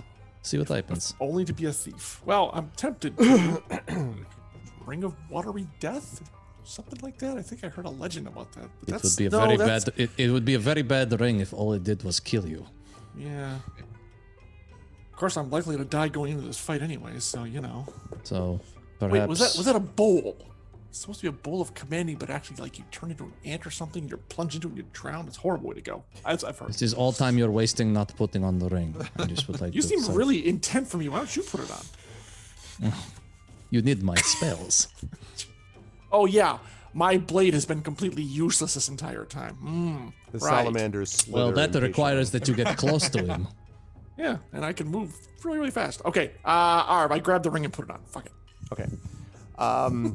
Those are separate statements, by the way. I'm gonna need you to do a saving. Really? What you happens gonna down do it? below in the Hey, below the palace stays He below didn't the say palace. where he put it on. What happens in okay? the water ring stays in the water ring. You better hope Oh not. my! Now I'm gonna go like this. Oh god. So the How big is the ring? Sorry, Yeah. never He's mind. small. Never mind. Go. All right. All right.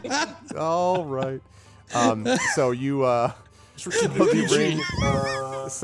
You put the ring on and you don't Innuendo and beyond. exactly. So the ring of 9 fingers, it's a tourniquet. Yeah, pretty much. So when you put the ring on, you don't really feel anything different. It's possible that your finger feels a little cold where the ring is placed on it, maybe, but that may just be your imagination. But there's no And now you need to do every saving Nothing throw. else. All of them together. no. You seem, So I'll like think about changing something, like myself or it's an Just awesome like- thought. You could try to make yourself likable. That would be. I am extremely likable. Bromnia, do you hear anything through that door? That's what I was about to ask, because I'm checking this door, making sure there's no obvious. Fifely, is something wrong with your voice? Yes. Hello, Yes, Wella. make a perception check for me, please, Gromner. 20. Non-natural. You do hear some things. Good. There You're about to are hear some things. you hear some movement. There's some things moving around in the room. It's hard to tell. It might be kind of metallic boots that are striking the floor in a patrol. Not like the bulls before. Much lighter than that. But you also hear what sounds like, I don't know if I can possibly do this sound effect. It sounds almost like a clacketing sound, like as if something were being run along pieces of wood, like that. And you hear that on the other side of this door as well. And it's not, and I should say, by the way, that sound is not just pause, like it's not that rhythmic, but you hear that sound as if something is, So it sounds like there's some kind of machinery, but you're not. maybe. It's not sure that that doesn't sound metallic though, but maybe. All right. So what are we doing? Are we going through these doors? Are we going up to the left? What are we doing here? It doesn't seem like something's moving through this room, but I can't make out. Weren't we told there We was just some follow sort the of noise. anti-magic thing through that door? Pardon? We were told that there was some sort of anti-magic shield beyond the dome or sphere or whatever that protects the palace, but additionally something else. You think it's something behind this door? No, I believe we were told that. We Might- can always try to investigate it. What say you, Cade? Well, it's either this or we go towards the dinging noise. By the way, can we all hear the dinging noise now at the walls Yes, now? it's very faint, but yes. But coming from up here. Well, Coming that's where from the the beholder northwest. thing is, and the other weird room with the script and all that, so all that weird stuff. I Do don't we know. want to see what's in this door before we head up to where the bell is? Maybe there is something that is If the beneficial double doors to is us. probably a big temple room. If it's a big temple room, it means we're going to get in a fight. I can guarantee you that. So, I do remember Katika saying that whatever it was they were going to do to him was going to take place through those doors. Yes. They did threaten him with that yeah. scare. So, if we're ready to do that now, which maybe since you're topped off, we should, then we should do the double doors right now. But what about the bell that is ringing? That is potentially a foe who could come up from behind us. Well, lock that door down at the end of the hall, and then they can't come from behind us. Besides, a beholder doesn't open doors; it's got no arms, so it's trapped behind that door. You're fine. You said there was a crypt down there, yeah? Yeah, something like that. Wasn't it 26 Arv? Wasn't it a crypt room? Oh, you There said was the a sarcophagus in it, indeed. Yeah, that's a crypt. Sarcophagus contained in a crypt. Crypt So we can either sarcophagus. investigate that room just- down there where the bell is, or we can go into this big temple room. Those seem to be our He two was in the options. crypt. I didn't look inside the sarcophagus. I just know there's a sarcophagus in that room. That's what I know. Do we want to investigate that room before we go through these double doors? Yes. What if? How are they going to turn him into a Draco Lich? Would a Lich be able to help with that? What if that's what they're trying to gain access to in that crate? Gee, does anyone have the how to become a Dracolich in 10 easy steps? I have no fucking clue how I they're going to left do at it. home. Talk They to the need a man with the powerful- library. They would need a powerful magic user. Probably. Well, at least- It's Would a I know- high-level cleric of some kind, Again, probably. Arv, would I know anything about that process of turning a dragon into a Draco Lich? Well, you would definitely know that it would require a ritual that would involve some period of time. It would require very powerful magic users, several of them maybe. Does it and- matter that I have any proficiency in history or arcana at all? for either Well, of those yeah. I things? mean, in the sense, this is something that you would have known from studying a little bit. Okay. And how having the been to process is Fae. done. It's also very, and of course, it's also not only extremely forbidden and taboo, but usually has dreadful effects on the ones who were involved in it one way or the other. There's always a cost, right, in turning Right. something like that into something else. And it would have done awful things to Kittikawing in the process of turning him into a Dracolich, by the way. While I do not have the full details of how the process is done because of the fact that it is extremely taboo and extremely dangerous to the people involved and especially the one being turned, what I do know is that you need extreme power in order to do it, and someone who is well versed in very dark magic to pull it off. Who that is, I would not know. Like the Vizier's got some decent magical power. The Vizier might not even have enough magic himself to do it. It needs to be someone who is completely submerged in the darkest magic available. You are basically taking the life of an innocent creature and turning it into a weapon of great destructive power. Power beyond most of what we understand. Thank you, Lone And then, of Wolf, course, for the $10 when he says that- donation. when he Sorry, says just dropped that- in. Thank you. Oh, $10 sorry. donation to Damon That's Runyon. more Thank you, important. Lone Wolf. Thank you very much, dude. I appreciate it. Thank you. 4260. Let's keep it going. Thanks, Lone Wolf. Sorry, on you go, Rob. Of course, when he says that, he does realize that he's been reached out to by an extremely powerful dark magic, and kind of goes, If I, he sort of thinks of this in his mind. He goes, if I did not agree to it, perhaps someone else did. What the hell's going on? Well, you're opening. Um, quick question to the DM: would the power that I had been reached out to by in the tower be an evil enough source of power? Oh, probably, but it would be very alien to the magics of this world, which That's what means I that it thought. might not Okay. be well suited for it. But there is one thing, Ryuvi, which occurs to you, and that is to do a ritual of this sort. If it requires magic, I mentioned there is a cost. It requires the draining of creatures who might have magical ability. And it does occur to you that the men that you sent to this place do have such ability. You may remember I mentioned that you saw them and they were in a weird. Oh, they absolutely have that trance ability. state. They wouldn't be part of the order if they weren't. Yep. It's possible. mage first, basically. Yep. I mean, everybody in the order has some sort of magical power. Right. So they are now copper top batteries. Well, I mean, who knows? And I'm literally not putting that in your head. I'm just saying you would have thought of that because they like enough to know that it's the draining of magic into this thing. There is one other extra element which I failed to mention before, which is that in order to make this exchange, something has to be given up. Magical power from a source needs to be utilized in order to make the shift into a Dragolich. And currently,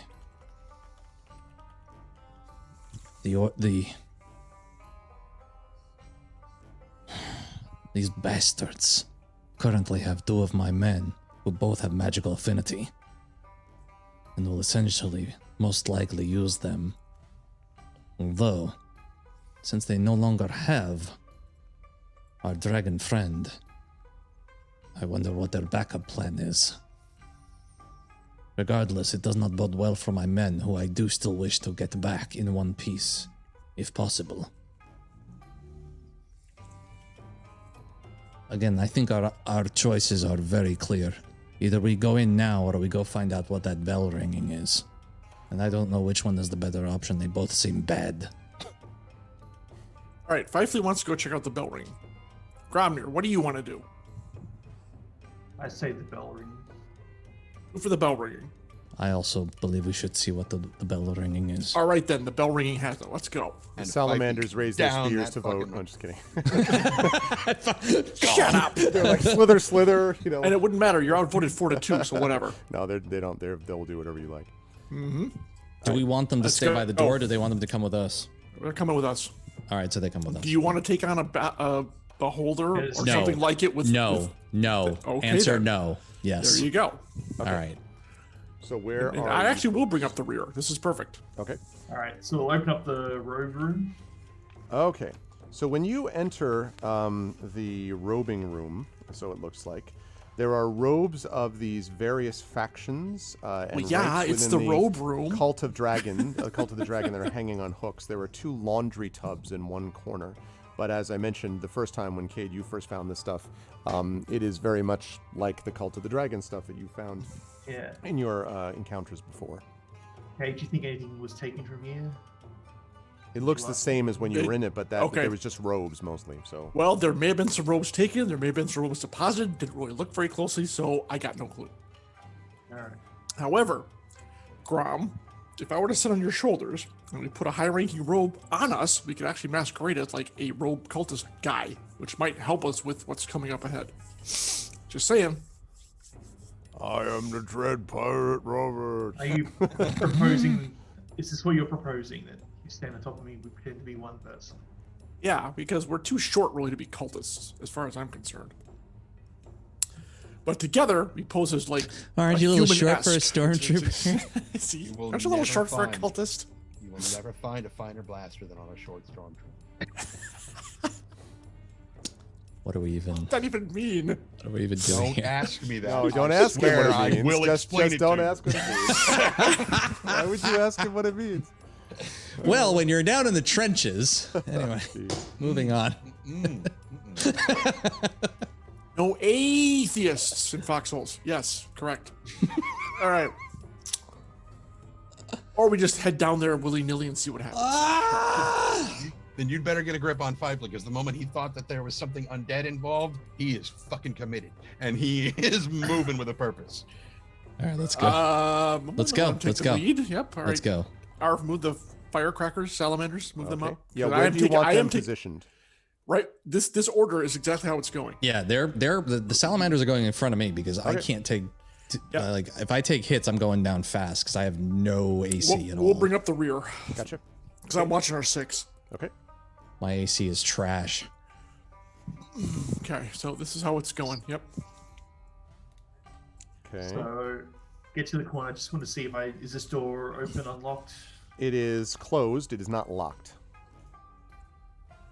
I don't think I checked out the rooms at the side. I don't remember doing so. And I do want to ask too, as you're moving, are you trying to move relatively stealthily or quietly, or are you just like confidently? You're talking to Grom. Enemy, Yeah. I'll just say, yeah. I mean, listen, it's aspirational, right? Like, do you want to try to? No. Okay. No. Okay. It's casual walking. Careful, cautious walking. Okay. Just gonna quickly open it just to make sure there's nothing in here. Inside this, you see what looks like a primitive toilet and a midden and a lavatory. This looks like you found the bathroom. Also, a delayed action fire. It takes note. You Delayed take action poison fireball. damage with the spell. Yeah, it seems to be what it looks like. I mean, you could certainly explore further. I'm gonna use Australian slang. There you go. Okay. Rob, check your Zoom message. Okay. Okay. Keep going. Then I'll probably assume this is where we. Tell the guards to move up. Tell the I was about salamanders to to move say. up. Yes, I instruct the salamanders to move up while I wait back here with Cade. All right. So when you move close to this thing, so what are you? What's your? I'm hanging back with Cade. Okay, and Grom, what's your sort of condition as you pass this area? Like, I'm just. First thing I'm gonna. I'd probably notice it around the corner, wouldn't I? yep. And I would Well, just wait I a told sec them where to see. expect Yeah, I was it. going to say, Yeah, Kate told us where it was. Right. We know exactly where it is. So Now I just want to look at it from a distance, like around the corner, peek my head around just to see. if It's there's going to anything see you in when here. you do that, unless you are. I mean, which is up to you, but That's fine. okay. If it's gonna do something, it's just gonna hit me rather than everyone else down the corridor. Okay. When you look around the corner, you see, as was previously described with Cade, a large head with one dead, in quotes, eye in the center, a maw with 2 rows of razor-sharp teeth and with 4 eye stalks branching out. And I just want to confirm, Cade, when you did this, you were ethereal, right? When you were moving oh hell yeah, around? it did not see me. When you turn around, Gromnir, one of the eye stalks shoots a ray at you. I need you to make a dexterity saving throw, please. Oh, the best stat. The best stat. The best stat. 11. Your best stat is a -1. That Wow. is not the number. Ignore me. So you take, as this ray shoots into you, boy. Grom, you are going to take 59 points of damage as a disintegrating ray, force damage, smashes into you. Ooh. 59, you say? I said 59, and the second thing I said was the time has come for a little thing we like to call initiative, gentlemen. Yeah. So 59. So that, yeah, You say a lot of things, Arv. I'm just saying. I do indeed. Okay, let's see. So 59, so 45. You're at 36. Oh, please go away. 36 probably. What is with my initiative rolls today? Okay. Other Let's than get that, some Goodness. combat music going here. What the Also, hell is correction, it? Arv, you were correct. I am 143 max, not 152. Aha. All right. Did That mine not- changes everything. Okay. You Why got a not? 27.2. Thank you. I couldn't see it for some reason. It's not popping up on here, even though I clicked my character sheet. What the hell? Let's All fire right. up a Thank little you. combat sound. Okay. Well, I'll just have to add that in when he puts. I'll roll. All right. 27. I'll roll it again because it's stupid. And I'll keep my 27. Thank you. Okay. There it is. There. Good lord. It didn't show up last time. That's odd. And I rolled a natural 20 again on my initiative roll. All right. Like we're lightning. still this. Anything that happened is Bifley and Grumby switch Weird. places. Okay.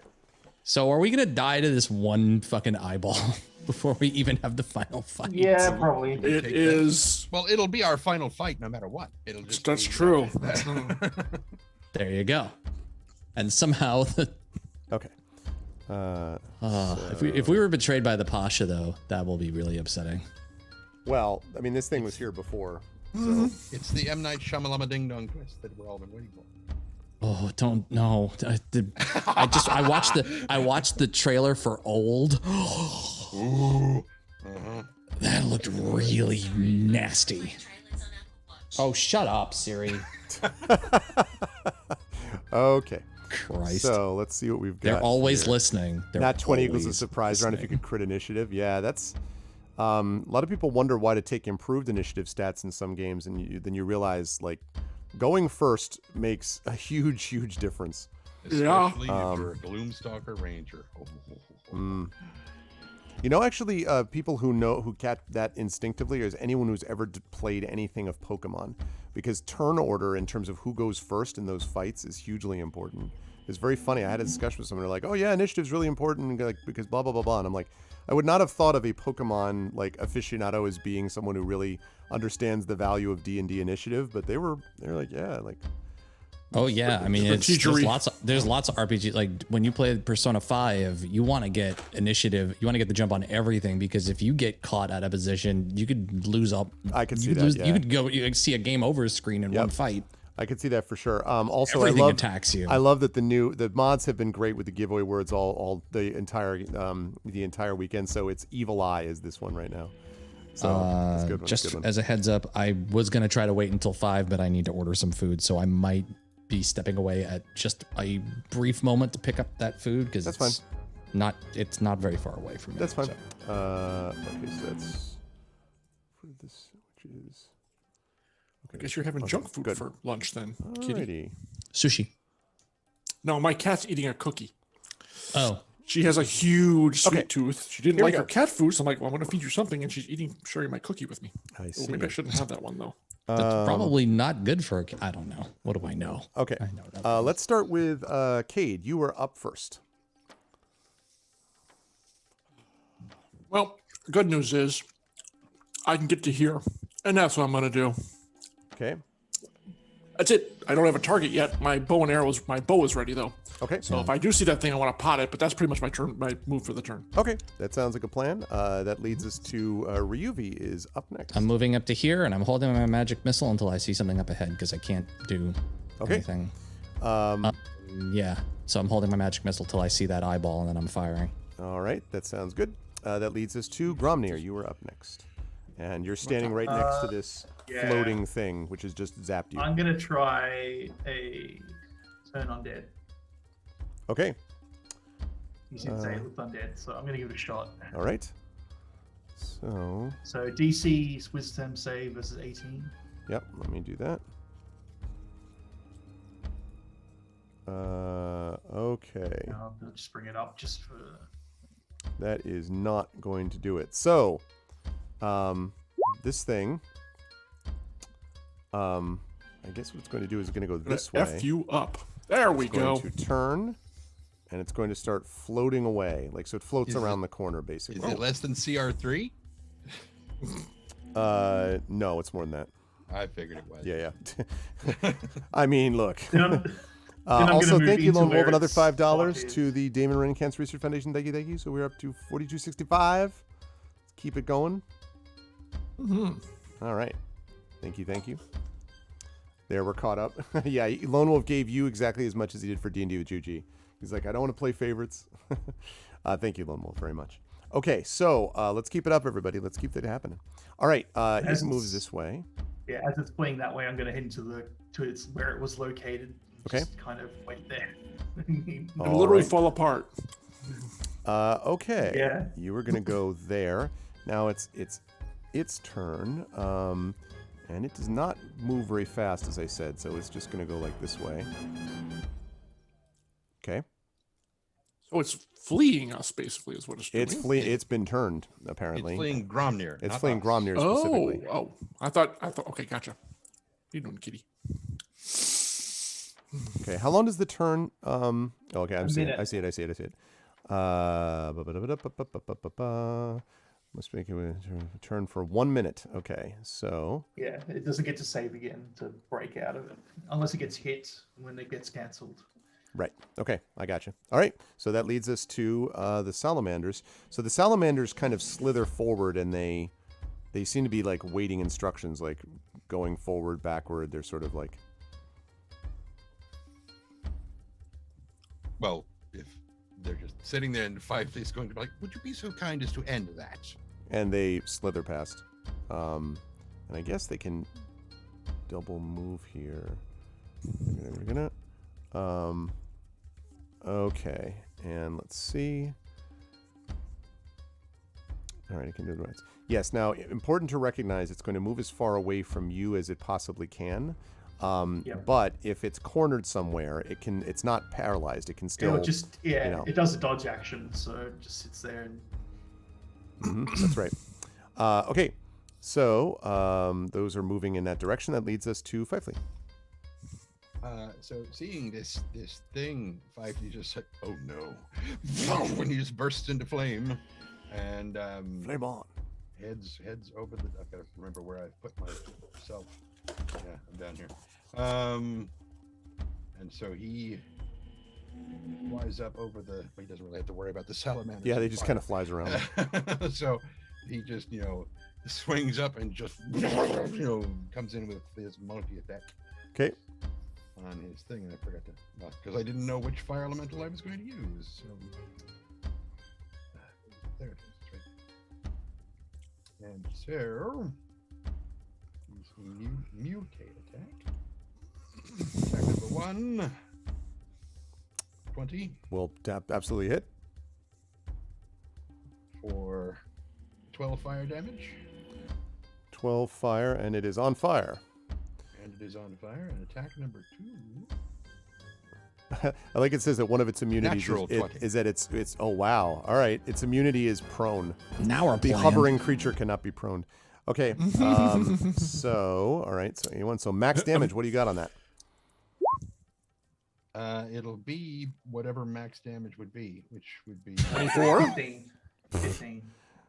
15 apparently. Okay.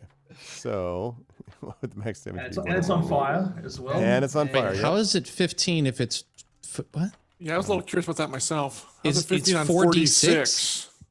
That, No, No, not no, double it could- damage. so- Arv doesn't do double damage. I do Yeah. max Yeah. damage. How many dice are you rolling for your damage? On a he normal does hit. 2d. He does 2d6 for. a Okay, normal well, hit. for some reason it rolled 4 dice, which is really So weird. the base Because roll 5e 20 rolls, doesn't know Does what double Arv's- damage. Right. Yeah. Yeah. Okay.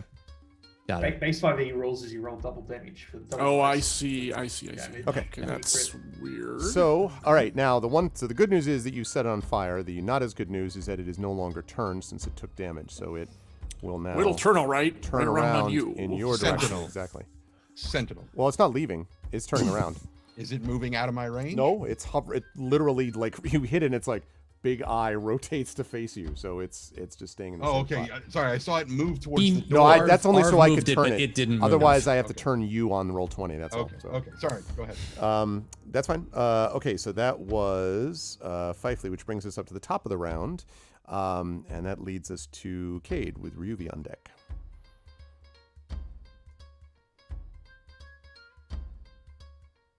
It's a cluster up there, Cade. I know. Can I shoot through all that? I don't think I can. No. Well, no, wait. I mean, you can try, that a and you're real going to hit question? somebody that's working for you. Well, no, because Cade was holding his attack until it began last round. He was holding his bow, It's a Right. new round. It's a new round. but it was last round when the thing came out of its alcove. That's when your attack would have triggered. Yeah, but what I'm trying to decide is whether First, he would have hold been on. able to First see of it. all, I was not holding my attack. I just moved up there. So You I said wasn't. you had your bow at the ready. I had it out. It's not that ready. All right. I would have stated I was holding my attack. Thanks. All right. It's I appreciate it, but that's okay. Okay. No problem. Does he have this thing? That was pretty nasty. What it did to. Oh, sorry. I accidentally. Oh my God! He's in the wall. Oh, sorry. Exactly. Sorry, I broke your immersion all just a moment ago. Or do we just come up and try to stab the The fucker? fire elemental. But it's also got those damn eye stalks, which really, I'm very concerned about those, and I don't want you to get hit by them. But this is the time to try and take this thing out. It is distracted. Screw it.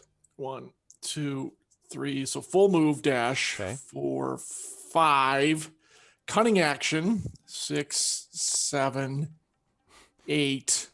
I like that you're counting this out while I'm looking at the token. I'm just waiting to see any emerges. Like, And then from the side, I sneak attack it.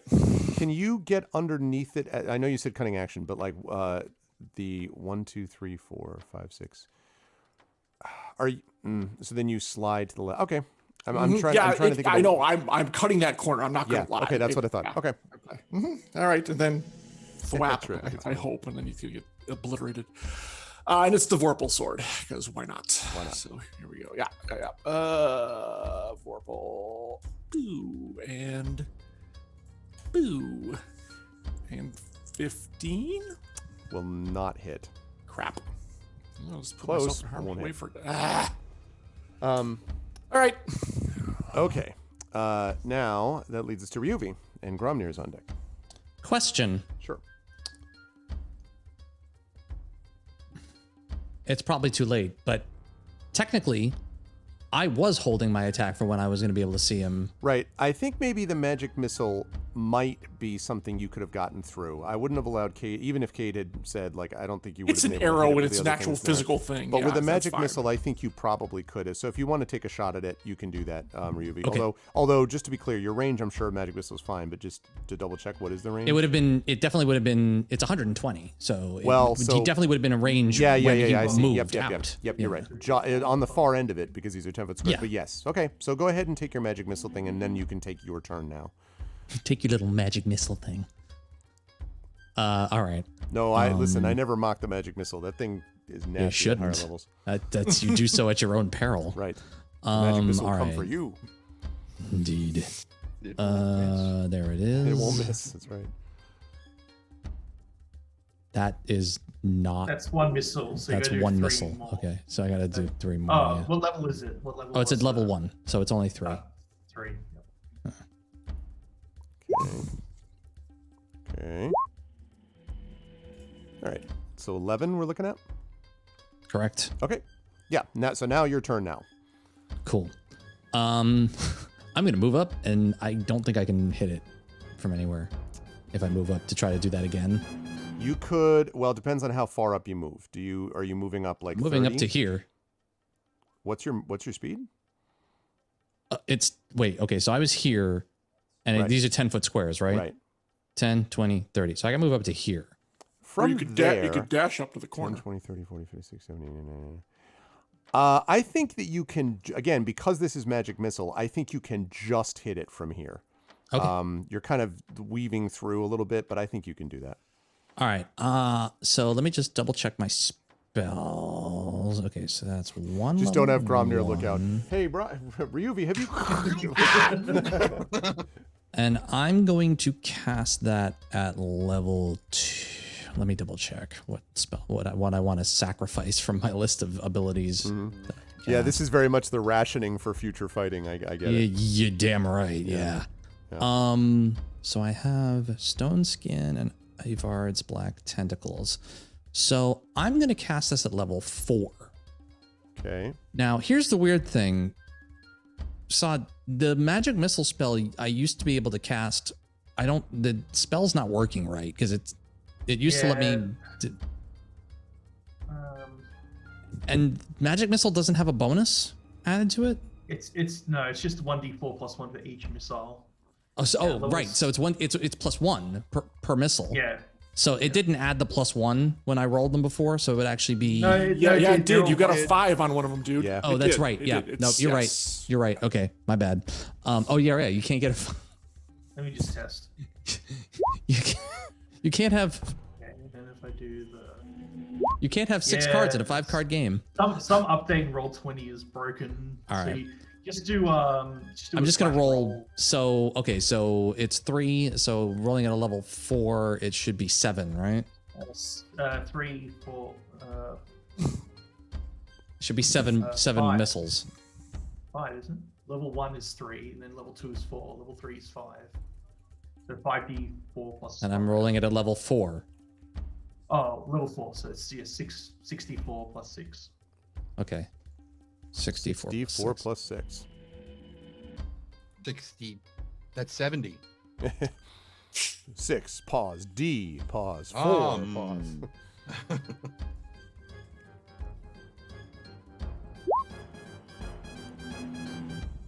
Aha. And I'm gonna use. I'm gonna re-roll the 2 1s. Okay. And you can still do that in your aberrant You're Yeah. okay. Yeah, 100%. That was not Wild Mage. Okay, That was got it. And Yeah. so you're spending 1 sorcery point to reroll. reroll 2 points. Yeah. Yeah, up to 5 dice you can reroll. So what is that? Is it 4, 4, 2, 3? Okay. Okay. And using 1 more to reroll the 1. Okay. God damn it. Screw that. Fine.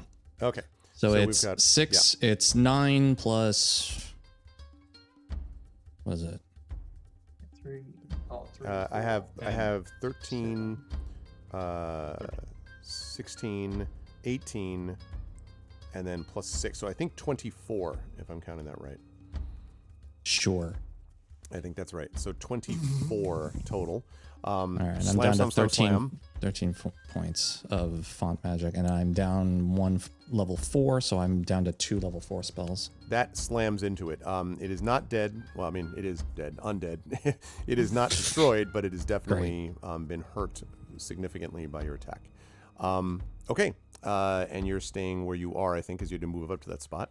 So that's going to leave us. Yeah, because unless I can move here, I have to stay where I am. Yeah, you'd have to stay where you are for the moment. Yeah. Okay, so Grom, you are up next.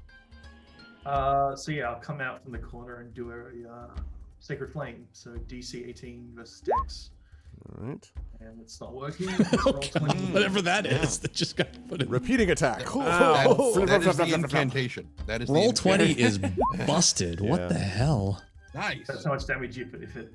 Yeah, DC definitely. 18. Surprisingly, this thing is not particularly dexterous. So So 29 radiant damage. okay, it will take all of that. It is in big trouble now.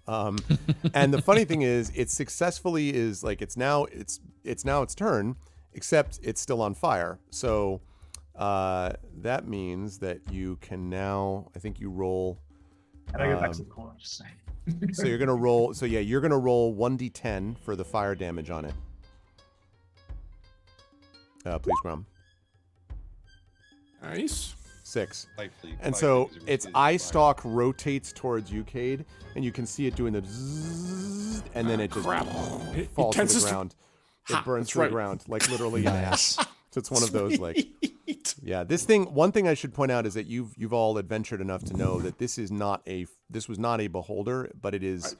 It's something. But it was the eye of the beholder. Ah, I it's see what all you right, did there. whatever. Something was done ritualistically to turn it, excuse me, into this form, and so still very powerful if it hits you, but being on fire and then nailed by a bunch of magic missiles did not help. Speaking of being on fire, I'm going to go get my food. I'll be right back. All right, Okay.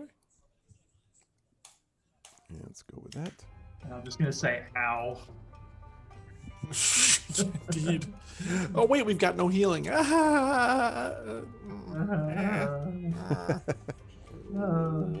Fifely mimes drinking something and points to what the hell is your name? Gromnir. I don't have any left. They never gave me any more after. And Fifely's like, I know. You wish we get more resources when we do these jobs, but what do you expect? and so Fifely points at the two doors and is like, because the tink tink tink is coming from where Yeah. Kate is, or at the end of the hall. Indeed. The end of the hall. Of course. Gonna slip up there, very stealthy wise, and is it coming from the other side of the door, like on the door? Not on the door, no, but clearly in the Okay. room past it. Hey, back up, Flamey. Back up. He's Yeah, up, that he's works up too. near the ceiling. You can pass under it. Oh well, that's still a little. It's like a helicopter blade, dude. You're still fire. As long as I don't pull pitch, you're fine. Get it? Fire, pitch. I See, get it. It's good it stuff. does double. Okay. Does it though? Does it? Yeah, it kind of does. All right. You know. So, Inferno. Here's the plan. I will. Is there a handle on this door? I forget. There is a handle on the door. Yes. All right. I'm gonna mage hand the door open, and then whatever comes out, you just like immolate it. Sound good?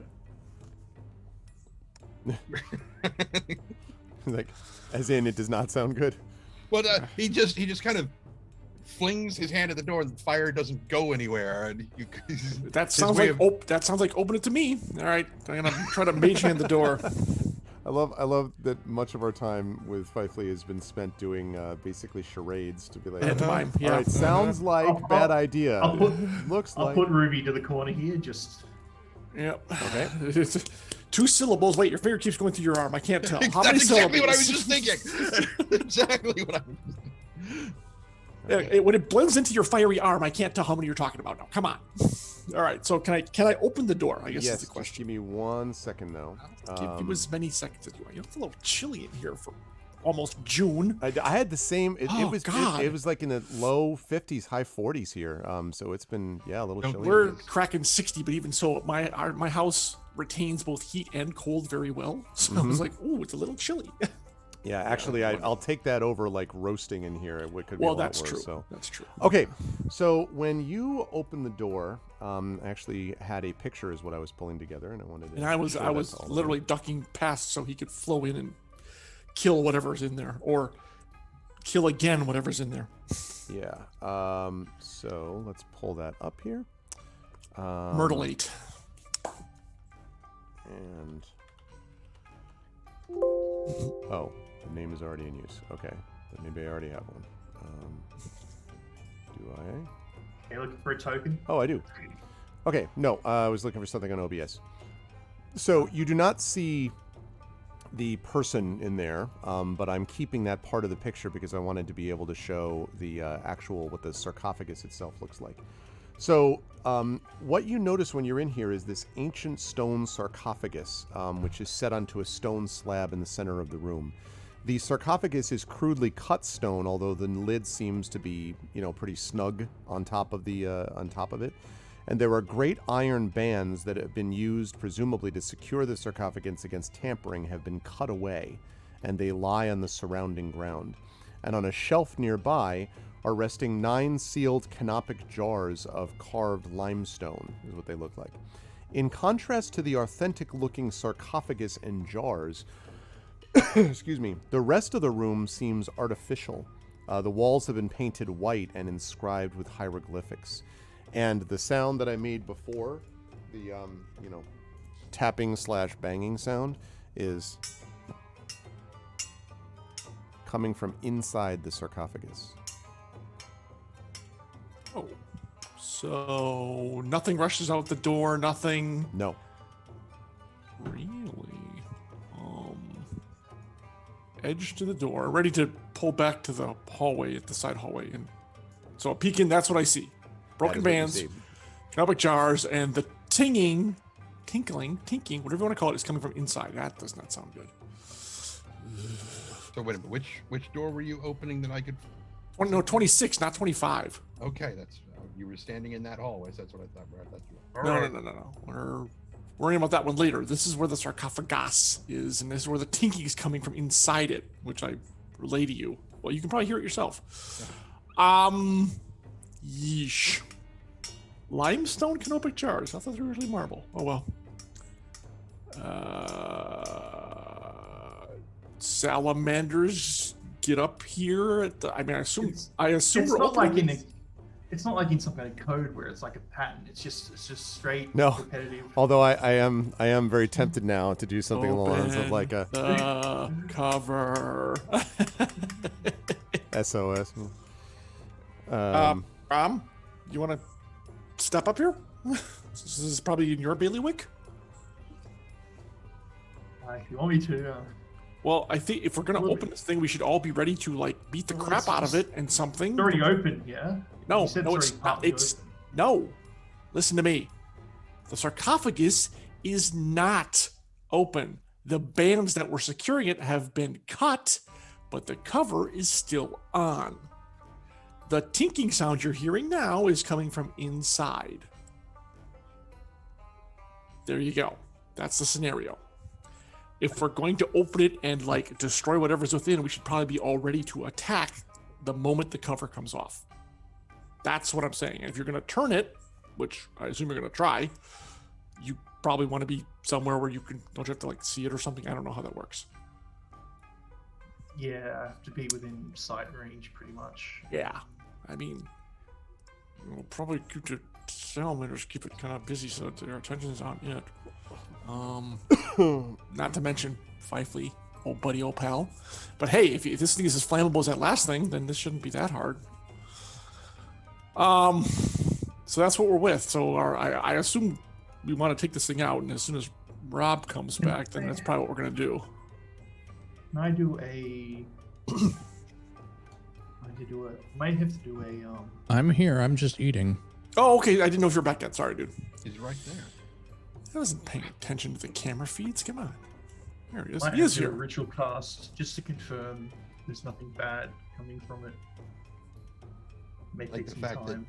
with where the icons are, that Fifely's sort of gently stroking his fingers through Gromir's beard.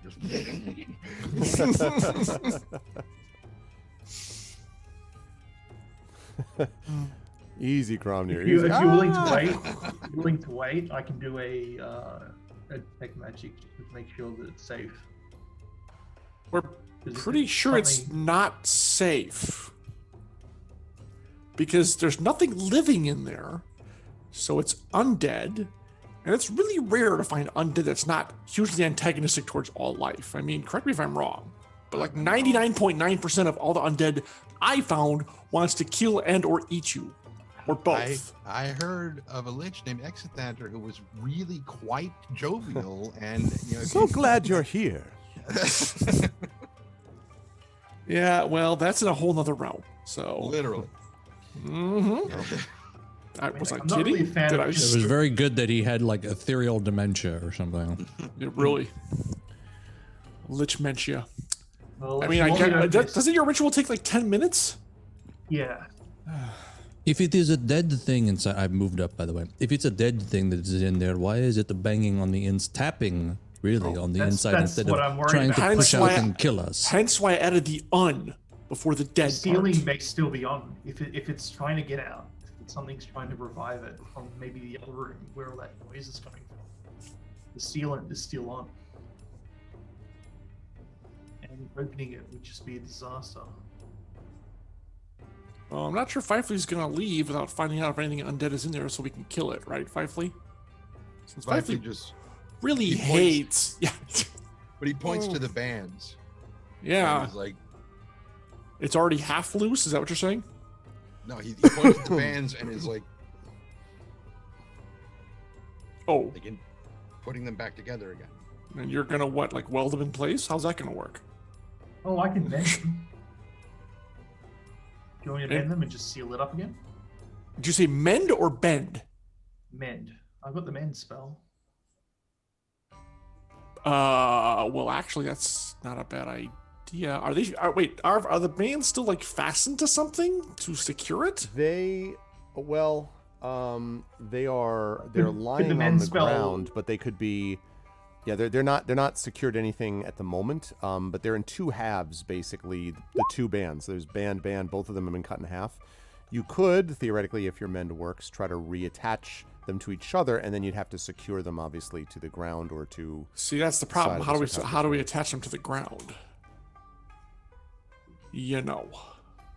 Or to the how do we secure it somewhere? That's what I don't. Well, if it's a broken chain link or something, I can refix that with magic. Well, how are these supposed to be attached? Because I'm a little Yeah, confused. It looks like what they were was you can see that there are slots below the stone of the sarcophagus that the bands, the sort of the relatively thin metal, right, would have basically been placed within, and then they would fold up over the sarcophagus. The bands basically, you can tell that because each half of the band that's on the ground is like curved, which is the part that was over the sarcophagus, but then there's a part that folds up directly, and that's the part that presumably would have slid underneath the stone of the sarcophagus. The thing I want to note, by the way, is that that stone, the slots and the bands, do not look anywhere near the same age as the sarcophagus itself. So it was clearly something that was added later and has now again been removed or cut. So if we use this, if we use the salamanders to help us with the if we need to like pry something the sarcophagus so we can start to reattach all the bands and stuff, could we do that and use the mending spell to fix the broken bands? So basically to have the salamander slide it back underneath, you mean bring it over the top, then mend it. Presumably, it probably won't be as strong as it was before, but it would certainly do something if you can carefully connect the edges well enough that they can be mended, presumably. Yeah, I propose that if we can fix it, it may be able to solve our problems, or at least delay them until we can. I would rather not fight if it's a lich or something in there that's being revived currently. Fighting it right now would not be a very wise decision. The salamanders slither around like they're ready, But if it's being revived, doesn't that mean it's not at full lich power and now it would be the time to destroy it? Well, I don't know if we're going to be able to defeat it. We don't know anything about what's... When it comes to liches, it's tricky to defeat them. You think you'd kill them, but most of the time they're not really dead. We are certain that whatever's in there is undead. No, that's the thing. We don't know. Are we able to get any sense of what is in there is dead or not? Or undead? If I had all my spells back, I'd be able to, but I don't have anything, so... I thought you said you could... Wait, you were talking about doing a ritual earlier. I could do a detect magic to at least try and figure out if it's a magical thing through the sarcophagus, but... Which I kind of thought that was, no offense, Grom, but kind of a duh moment there. Or just saying. Identify, see if there's any magical properties on the sarcophagus itself to seal. Maybe we should just mend this and move on. That's what I propose, is that we mend it and move on. At least if that seal is on, it would at least... Here's a quick question. Has anyone seen the lady that we encountered earlier in the... You mean the one on a completely different level of the temple? Yeah, we haven't seen her at all. Or you mean the one who's supposed to be leading the cult down here? Head of security or whatever. Wait. The one that we made a deal with that we have not run into since we've been down here. Right. Nashkar, whatever her name is. Yeah, no. Hold on, Kay, didn't you say there was someone in this room? And I'll kind of point to 25? Just say... No. The woman that we saw reading was on a completely different level, the one level up. I'm not really sure what's in 25. I'm not even sure I went in there, to be quite honest. You did. But I don't see... Did I? It was... What was in there? I mean, I would remember if it only happened a couple hours ago. Yeah, it was, you had found a group in there that was a bunch of pillows and flowers. Right. And some weird incense. Yeah. Like cultist seduction room or something. Mm-hmm. You think I'm the kidding? champagne room of the cult. Right. Yeah. Right. I'm gonna head into this room. I'm gonna open it up and see what's here. Okay. So when you open up this room, you see that the room, as I previously mentioned, contains this plush array of pillows and scented flowers, and there is this scent of sweetly burning incense hanging heavy in the air. On one side of it, there is a writing desk which is stacked high with papers and books and correspondence. Immediately head over there to the papers. And that's where the pillow mimics attack. Yeah, exactly. Okay. Anything about this sarcophagus, sealing it, unsealing it? Yeah, as you take a few minutes to look through, you can see there's a few things of note. The first is that there are letters on the desk which contain orders from Severin, dated before the battle at the Well of Dragons. That's the first thing you notice. The second thing you notice is that there are notes involving her investigation of this sarcophagus. And what it says in the notes is that she thinks she is studying the mummified remains of the noble king Hiamshet, and that these pages suggest that she possesses the ritual needed to resurrect the mummified king. But she's kind of waiting to do that until, according to the notes, until the power base of the cult is more secure. And this seems to be the notes of one Yildiz, the high priestess of the cult of the dragon, and you may have heard that name before, actually. We have. Yeah, that's the high priestess that Nashka told us about, I Yep. believe. That's right. I'm going to take all those papers and I'm just going to say, we need to seal this right now. We can't. Lively, hold it. No, wait. At least temporarily put the seals on until we can figure out.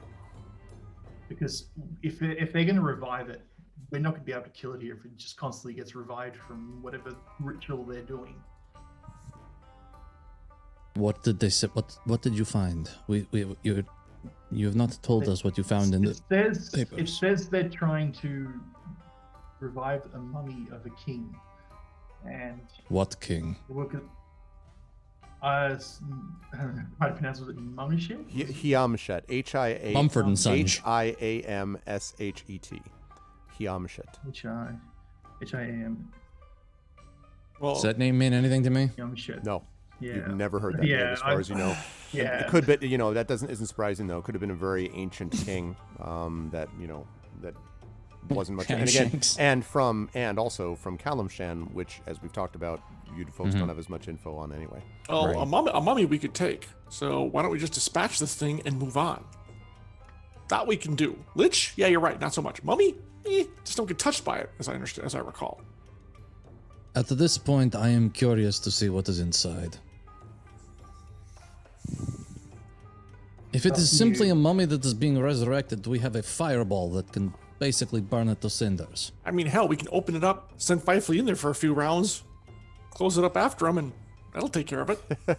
Also, to be clear, by the way, it says the mummified remains of. Does not say a mummy. It's possible that it's the mummified remains and it's a mummy. Or a mummy lord, or a lich game, So just to be clear, And if it's if it is the mummified remains, that still does not answer the question: what is making the banging inside? And I sort of look over the thing and going, "Why are you banging in there? What is banging? Why you banging?" and it responds with,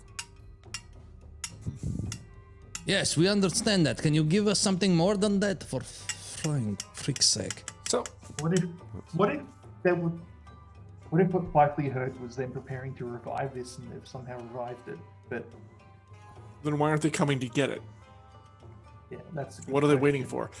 Arv, Maybe it'll attack anyone it sees instantly. This is the last thing that Cade should be trying to figure out, but he's trying to figure out, is it bone on metal or bone on stone or stone on stone or stone on metal? What is banging against what inside? that's so obviously quite muffled. It seems to be something metal banging against stone, if you had to guess. I'm fresh out of sandstone to bang metal against, but that's basically what the... Oh, way to break the immersion, dude. Yeah, I know. Does it look like this? Does it look like the sarcophagus has been opened at any point since?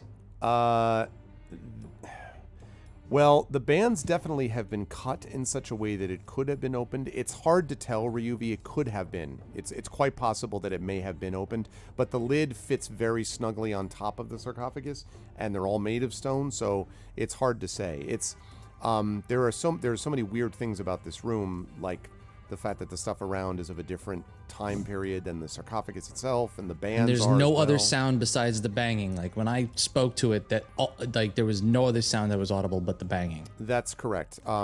It is. You're not able to hear it very well. It does. I should I put say my that the, I put my ear up all the way against the crease. All right, make a perception check. I'm going to tell you to do it at disadvantage, though, because it is the sound has gotten weaker. Remember, when you first were there, you could hear the banging down the hallway. It's getting weaker. It's definitely weaker since when you first heard it some time ago. Yes. Definitely. Open this fucking thing. Jesus, this seems Oh. not like what we thought it was If originally. you're I'm gonna step back out in the hallway then. I'm sorry. What did you want? What role did you want me to do? Perception. Perception, please. Okay. At Are disadvantage. you right? listening or are you opening? I'm listening. I'm Okay. listening. Okay. And yes, at disadvantage, yeah. Okay. It's Wow. it's 23 or 26. The 20. We'll go with the 23. But so when you listen in, you can definitely hear what sounds like something metal, and it sounds increasingly feeble It's like sort of kind of a, I don't know if I can do that well, but it's sort of like a... Like somebody's desperate to be irregular, heard. maybe. We're suffocating. That's There's what I'm probably no thinking air in too. there. Yeah. I think I know that you are all going to think that I am out of my damn drow mind. But from what I am hearing, this does not sound like someone who has much strength left trying to get out, but someone who is desperate to be heard. I don't know why I'm looking off this way when I can just look at you guys in the thing. But So wait, you're saying someone alive in there? You think? I think there might be. The sound is getting quieter, and it is getting it's getting less frequent by the beat. I'll put my ear up there and give it a listen to. Okay, same thing I'll ask you, the perception. Oh, at really? I disadvantage. get a disadvantage? Oh, come on, man. I'm a rogue. I do this for a living. I'm sure you do. Your Yeah, ear, that's your ear True, has- though. Physics He's are got a what they are, guaranteed though. like 20 or something. Well, that is true. Right. So, Lucky reroll. let me re-roll that. Because he gets a free reroll. That's also Yeah. disadvantage anyway. Oh, that's right. It's still disadvantage. So But it'd it's be a 22. one It's a 22 regardless. anyway. Right. Well, So that clearly can't be any worse. Yeah. okay. Oh, but disadvantage. Hang on. Sorry. There we go. Okay. This one, if I get a 1, I have to take it. So we'll see Right. what happens. It is the case that a crit fail generally doesn't work regardless. Well, my lowest is a 22. Okay. So, but not that second one is not on a crit though, I believe. Right? Correct. All right. No, So, it's a non-natural. you. I'm actually trying to listen for any noise beyond the clinking. It's because sandstone and throughgut. It's you really can't hear anything but the clinking. But you definitely do hear it getting quieter and more irregular as you listen, just as Ryubi said. Well, either it's a really, I don't know of many undead that are that smart to do that. So let's get the salamanders in here, and if they're living, we'll talk. If they're undead, we kill. It's very simple. I agree. But I agree with you. So Slither. get the salamanders in here to open up the, Slither. because they'll be strong enough to do it. And I'm going to take a step back, All right. bow and arrow at the ready, and I have one of my +3 arrows Trent- knocked. Wait. Ah. Lively. So, since back when Gromner was looking and going to look in the other room Yeah. The pillow room. that I've been trying to stay. Anyway, Fifely has been during this entire time has been holding the ends of the bands to Mhm. heat them up so that they will be softer and easier to mend. Even if we're not doing it, that's what he's been doing Okay. this whole time. Okay. How useful. All right. All right, So let's- you hold the bands behind. them. And for the record, I am also going to be holding a spell in case this is a bad person that is about to jump out of this. Okay. I will be holding a what spell do I want to hold that's not gonna fry all of us? Yeah, that I that'd be can Fry maybe all of us. Fireball. I won't fry all of us. It'll probably fireball. everyone- No, fireball Salamanders will be will fine. burn all of I'll us. be Fifely fine. will be The fine. salamanders will be fine. Won't fry all I can of us. probably dodge out of the way of that, so we'll probably have a good chance at not getting me. Well, the problem is not the initial fire of it. The problem is that it's going to fill the entire room. Why do you think I'm The sending room you the is corridor? it's 20 feet from a point, so it's going literally from one wall to the other. The entire room, yeah. Which Yeah, is maybe why something a Blade- little more targeted. Well, wait a minute. No, correction. If I were to drop it directly onto the let me double Here, check that. up here, Fireball. there, 20 right feet there. circle from a point. So if I were to drop it directly in the middle of the sarcophagus, it would no, that's a 10-foot square. Or no. Wait, It will- 20 Like I foot. said, if you dropped it in the up where I just did this, right here, Yeah. then it wouldn't get us. Could, yes, but would it also hurt the salamanders? No, they're flame. They're They are fire. well. I'm guessing. Nah, I don't know if that's true. No, At they're least not. they They're have to not. have resistance. They are not fire, but they are immune to fire, basically. So yeah. Okay. But is so- it magical fire? That's the real question. Well, I think it's just fire. I don't know if magical fire is. I mean, it's a fireball. It's As fire. Div I says, don't know that it's. Fifely doesn't take damage. Cade can dodge. Gromner's used to being hit. What are you waiting for? All right, so I'll hold the fireball in That's case funny. this Don't is you have something something? Don't you that. have something more targeted? I was kidding about the fire. Yeah, I'm sure he was. I mean, I have How- fire. Look, I can use fire bolt. I can use magic missile. there you go. I could use. There. Let's how about somebody that's not quite so All right. party Well, killing. I don't want to burn all of my magic missiles. I know. But all right, just I'll hold hold the magic. sacred- I'll hold magic No, missile. look, for if this. someone is suffocating, they're doing this while we're yakking about this. So we Yes, need to I get this agree. covered. Let's hear get almost this over nothing with. at Let's this do. point Yeah. Yeah, All let's right, salamanders. get Let's this over. cover. Okay, so they strain, and when it is open, it lands on the ground because it's really heavy. Tense in the bowstring. And you at first hear nothing, and then a hand slides Bandage over the hand edge. or a regular hand? A regular hand, Okay. And I fire a magic missile. No. and I Chop wipe it it off. for Oh, the face sorry. of the earth. And that's all that's left is a regular hand. And pulling themselves up onto the side is the face of Nashka. Of course it And she is. says, "Why took you long enough?" Well, first of all, now you're weak enough you can't do anything against us in case this was a trap. Okay. Okay. And she's And like, B, we had she's to like make sure. she pretty Okay, much passes okay. out right on the side of the Okay. thing. Oh, Could we help her out of the thing, please? Okay. I'm gonna go over to help her out of the. Be your guest. And I Okay, put my bow away.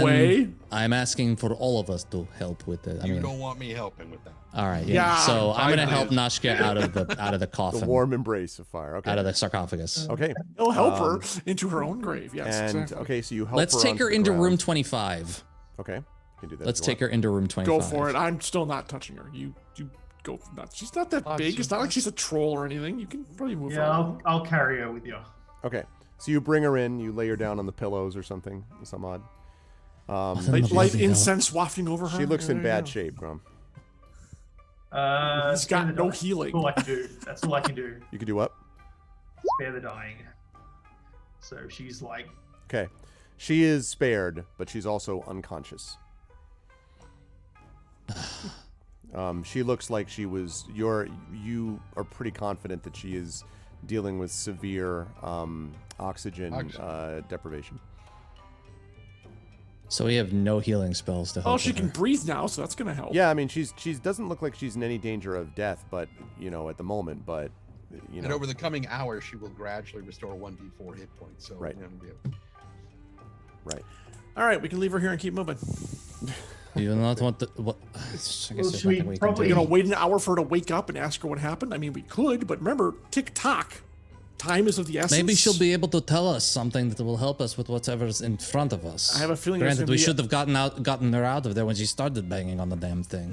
We didn't know what the hell was in there, and besides, it's gonna be I was found out, beaten the shit out of, and locked in the sarcophagus. But you're right. Maybe they can't tell us what was in here and yada yada yada. I guess it's good to wake up.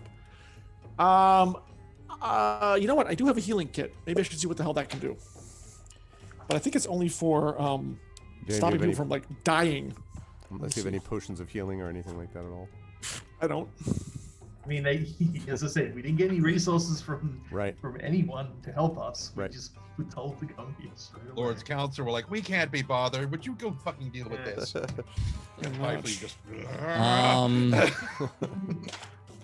Let me ask you a question.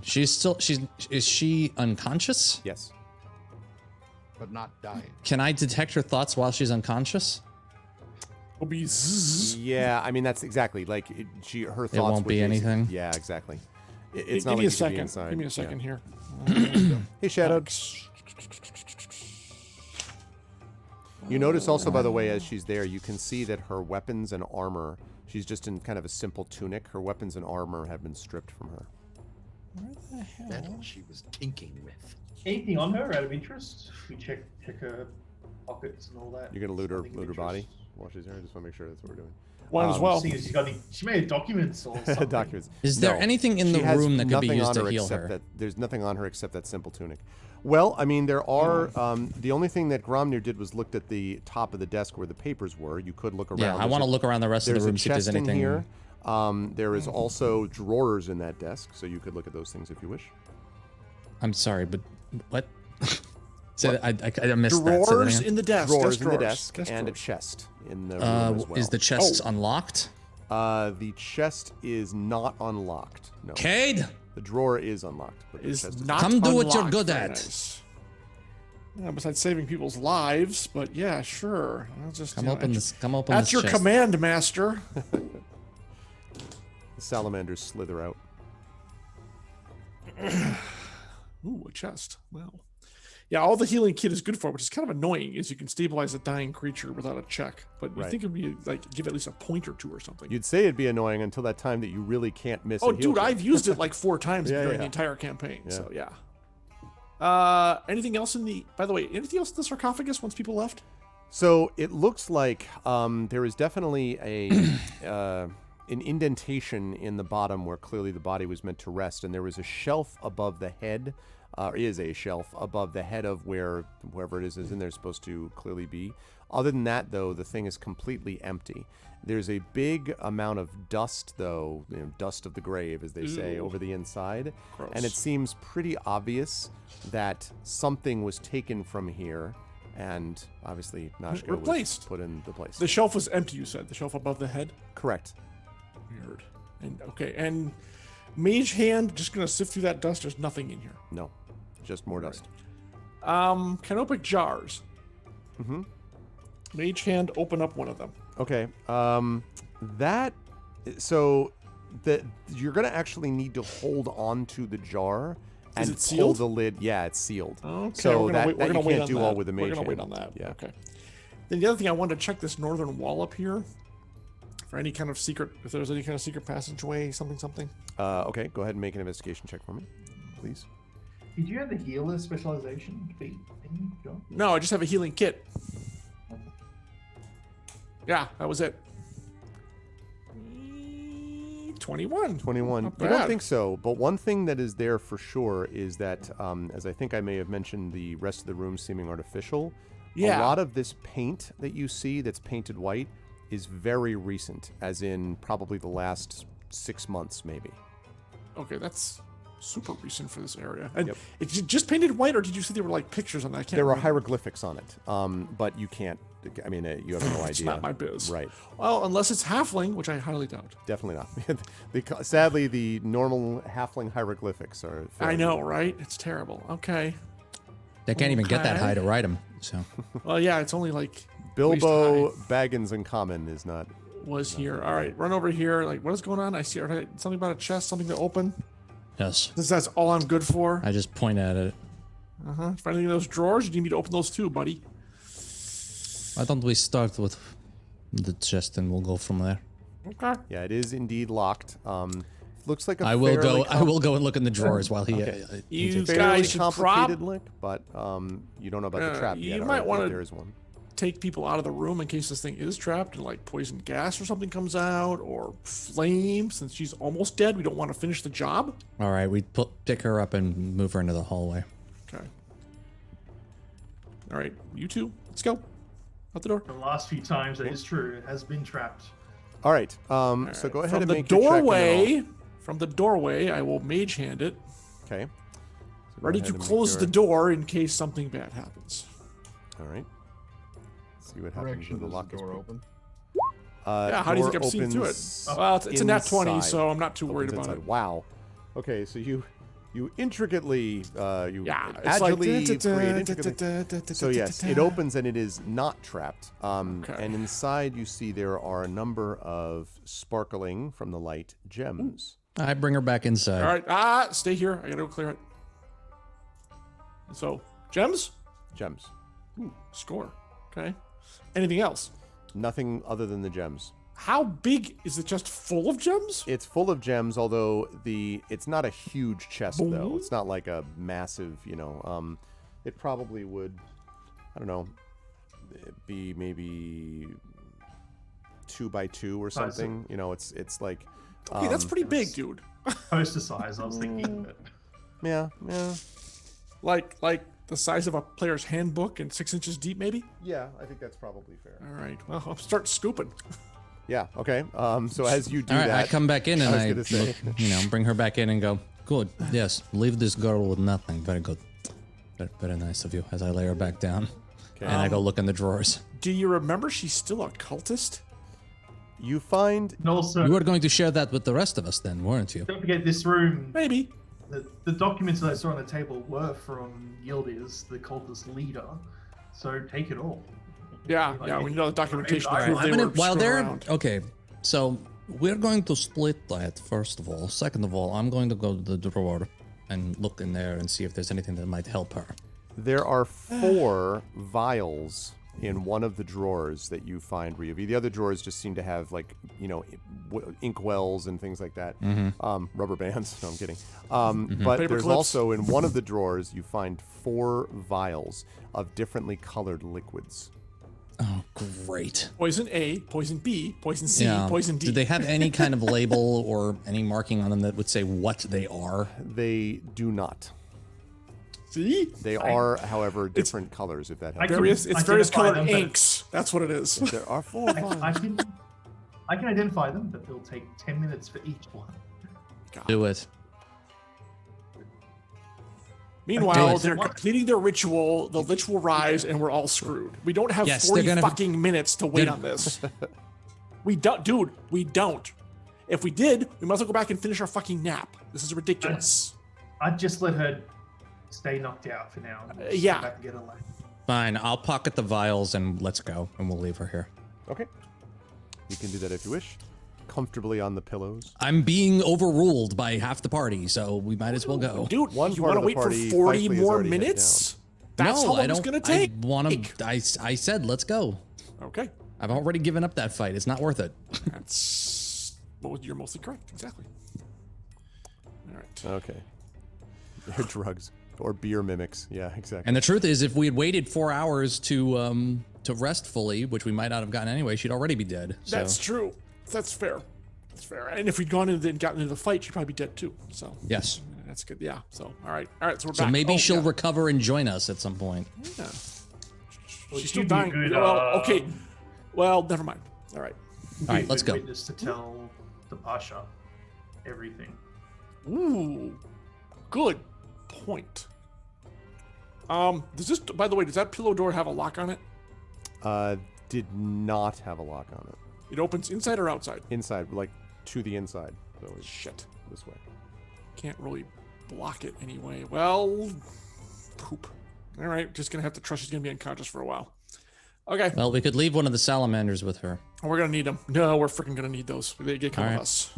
All right. If Well, she hopefully, If she gets out, hopefully she whoever gets put out. her in the box assumes she's still in the box. So Mm-hmm. that's her. That's her ace in the hole right there. Is that no one knows she's out of the She box. owes yet. us. True. She owes us now. Well, yeah, we so- did save her ass. That's true. That ought to count for something.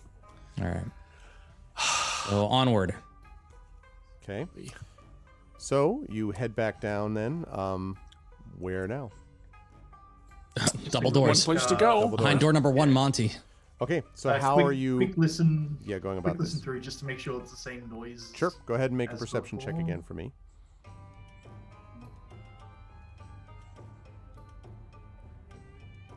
Six. Perfect. You hear It's from a behind door. you, and then you realize that it's Fifely flame. Hey, Fifely, take the All I'm flames down a bit. Yeah, just say. All I'm hearing is. I'll try. I actually say that. Like, Perception, right? Yes, perception.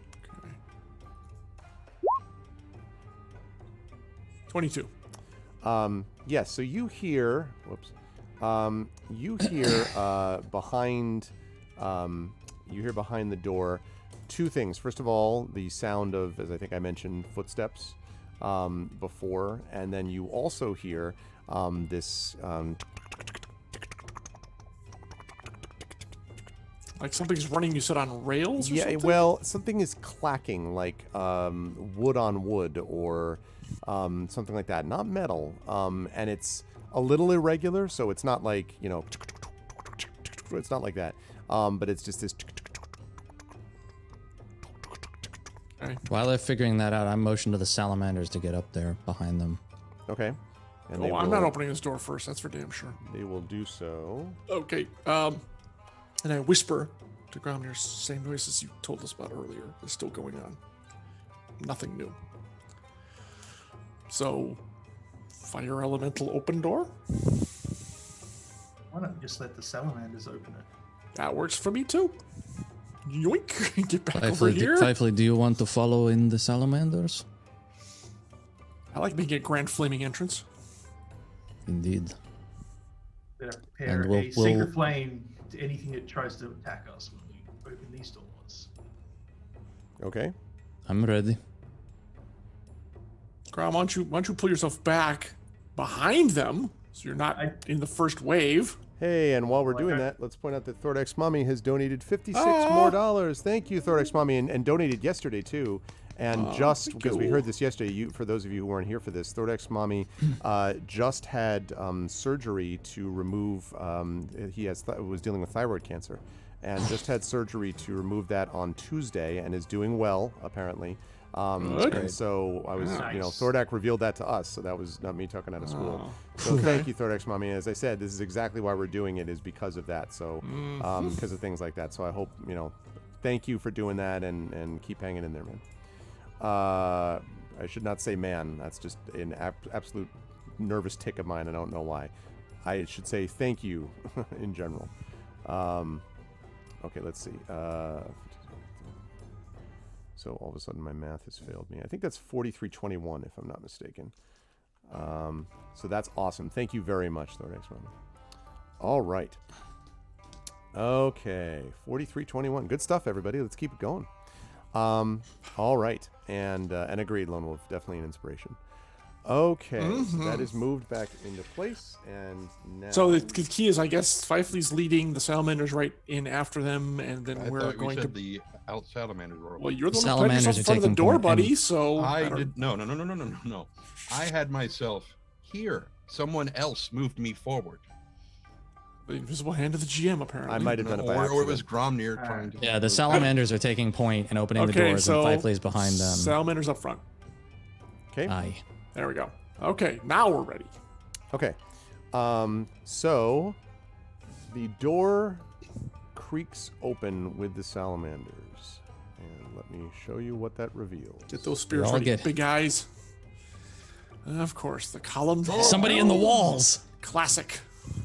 Oh my god. Okay. That's terrible. And why are there 4 Fifeleys? Okay. That's funny. Well, that could be handy, actually. So, He multiplies. Indeed. Okay. So, standing in the hall, you see the following. This grand pillared hall features all manner of artwork. There are banners to tapestries to frescoes, all depicting the might of the cult of the dragon. At the altar, rising above and looming over the room, is a massive statue of Tiamat. However, there are great cracks and rendings that mar the statue. 2 of the heads, the black and the red, have broken off and now rest at the foot of the statue. In the alcoves, which you can see just from the edges there, you see there are nests of eggs, and they're big eggs, presumably dragon-sized eggs. There are 4 dragonkin that are standing guard over some of these nests. And in the center of the room, you see basically the following figures. First of all, Karakasul is standing here, along with the 3 minions that were with him. But next to him is a female mage, and I have a picture of this person, actually. Yep. Which I'm going to fire. There's going to be lots of people in a minute, Alpha. Echo. So, just hang on. Okay. Dressed in red and silks and a purple, as you can see, really bandana, almost like a turban, but with the tail, the scarf, really a scarf that reaches down her back. And she looks at you with her eyes narrowed. And next to her, you notice not only a medium-sized, I should say, red dragon, but you also see a dragon skeleton moving as if alive, occupying the center of the room, and its tail goes... It has a lovely singing voice. As it slides towards you. Hold on a second. This is not the time for my daughter. And apparently it opens its mouth and the phone rings. This one up front in the red robe says, "It is about time Hold on a second. What? Those of you who are listening at home, you've been watching General Hospital. No, wait, not General. Days of our All right, lives. I'll Right. do it in a second. Mhm. So right, and then this one says, she stands forward and she says, "It is well that you have come finally here. That finally I have seen the ones who destroyed the greatest person you or any of us will ever see. Everything that Severin was, I am, and all of my hatred will be poured into you." And she snaps her fingers, and stepping forward from the alcoves, you see multiple of these dragonkin, at least 20 of them, turn and facing you, their weapons held in front of you. And I think that's a good spot for us to take our break. So we're going to take a That's good. You're going to need an entire break to populate this thing. Yeah, well, that and I got to go deal with whatever the heck my daughter's talking about. So, Yep. Okay, so that is right. going to be. We're going to take here about a 10 to 15 minute break. Chat, please do not panic here. We're about halfway through the session. Obviously, we have a big fight coming up on our hands. Yeah. When you come back, we will have this fight, and we will see what happens. Palace of the Red Pasha, welcome to die. Welcome to Die. You are with the amazing Infinity and Beyond crew of Tren, Sod, John, and Rob. We've already had today so far, as donations are concerned, I think $270 some odd so far. Let's keep that going. I'd love it if we could get close to 5 by the time we get to the end of tonight. So let's think I wanted about to doing make it to that. 5. Exclamation point Oh, donate. we're making for- it to 5. Exclamation point donate for Damon Runyon Cancer Research Foundation, a page which is linked directly related to our event. Hit the donate now link, then come back, exclamation point donated, space, and the number in chat, and then we will add that as well. Otherwise, pinned tweet. everyone hang tight. We will be Your pinned right. tweet. Oh yes, and the pinned tweet. You can also, if you can't donate, you can also go to my Twitter. My pinned tweet on the top has a link to that donation, and you can also retweet the heck out of that and point people to that, because that will also give us another way to get money boosted. for this www.arvspinnedtweet.com. incredible cause. And speaking God, of he's Infinity Beyond, huge. it's Optic Nerve. Optic Nerve has joined us. Hey, Oh, Optic. What's going on, Optic? Good to see you, man. So that's what's going on. Blammo. Please support the cause and stick with us. We will be back to you folks DOG. with the doom or the triumph of Infinity and Beyond in about a so little many over 10 minutes. Stick with us. We'll be back soon.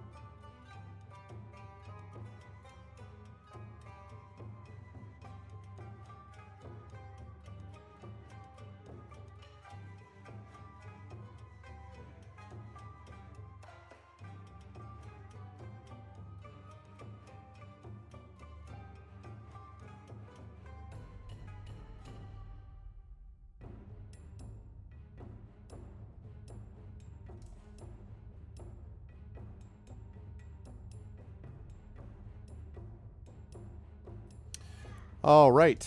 Welcome back, everybody. Welcome back for what is going to be I think a pretty big climactic something or other. This is It just certainly is. Yeah, It this is just a certainly little is. skirmish before the final. No, this is going to be quite a fight, and you will see, Chad. I'm going to move this picture of Yildiz in just a moment to reveal what has been set up. Not going to here. be a good fight, I'll tell you that right now. It's going to be interesting. You're not bragging, but you won prizes. That is what I like to hear. Thank you, Garlic Tofu. I'm glad that you participated in it. You've been a part of this, and that's awesome. And I'm glad that you won some prizes. Welcome, everybody. Just before we get underway with this, we are here with these folks until 8 o'clock this evening, 8:15, roughly around there. And then I am going to let these folks go at that point, as after they've had a chance to say their goodbyes to each other in this particular formulation. And then at 9 p.m. tonight, we have our concert, which will be starting with Kilgore Trout from GOG.com fame, of course. Then we will be moving on at 10 p.m. to Mr. Zach Clay, who will be performing for you. And then tonight at 11 p.m., we have Indy, who will be, I guess, headlining, you might say, from 11 p.m. to 12. And that will wrap up day 3 of ArvCon. And then, of course, we have day 4, and the final day of ArvCon is tomorrow, 3 to 6 p.m. Mike Underwood will be bringing the Damon Runyon Research Fellows, the scientists, into the mix. Thank you, Terry. Then we will also have at 6 p.m. Eastern, Brandon O'Brien doing hosting Pyre Waltz, which is a new game from the Micro RPG book, and the designer of that game, Soup, will be joining Brandon, Mike Underwood, Valerie Valdez from Blades in the Dark, and Amar Amaraz from Soundclash the Clampdown. And that will close out ArvCon. So let me remind everyone that we are here they're going to be fighting that dragon in the room, but we're also fighting that dragon, Cancer, as the game title goes. So we're going to be fighting that by donating to the Damon Runyon Cancer Research Foundation, as so many of you have done this weekend. !donate will allow you to get you over to that link, to the page, and at the bottom of it is a Donate Now link. Click on that and donate the amount, then come back to this channel and type in !donated space and the number of the amount that you donated, and we will add that into the list. We're up to 4321, so let's keep pushing, folks, because we need that inspiration broadly, and maybe we'll need inspirations individually as we move into hell yes, this. And you can see what we've got here. A nightmare. Yeah, so here is what you see in front of you. Now, so you've got basically, I think I said 20, and I don't want to overstate completely. We have what look like these kind of half dragonkin, basically. There's 1, 2, 3 that look like this. And there are 1, 2, 3, 4, 5, 6, 7, 8, 9, 10 of those that are visible. Then you have 4 of these creatures that look like almost mini dragons, like dragon fangs. You might have actually encountered them before during the Tyranny of Dragons that look like that. And there are 4 of those. Then you have Yildiz back here and Karakasul back here. I haven't talked about the dragon skeleton thing. I'll talk about that in a minute.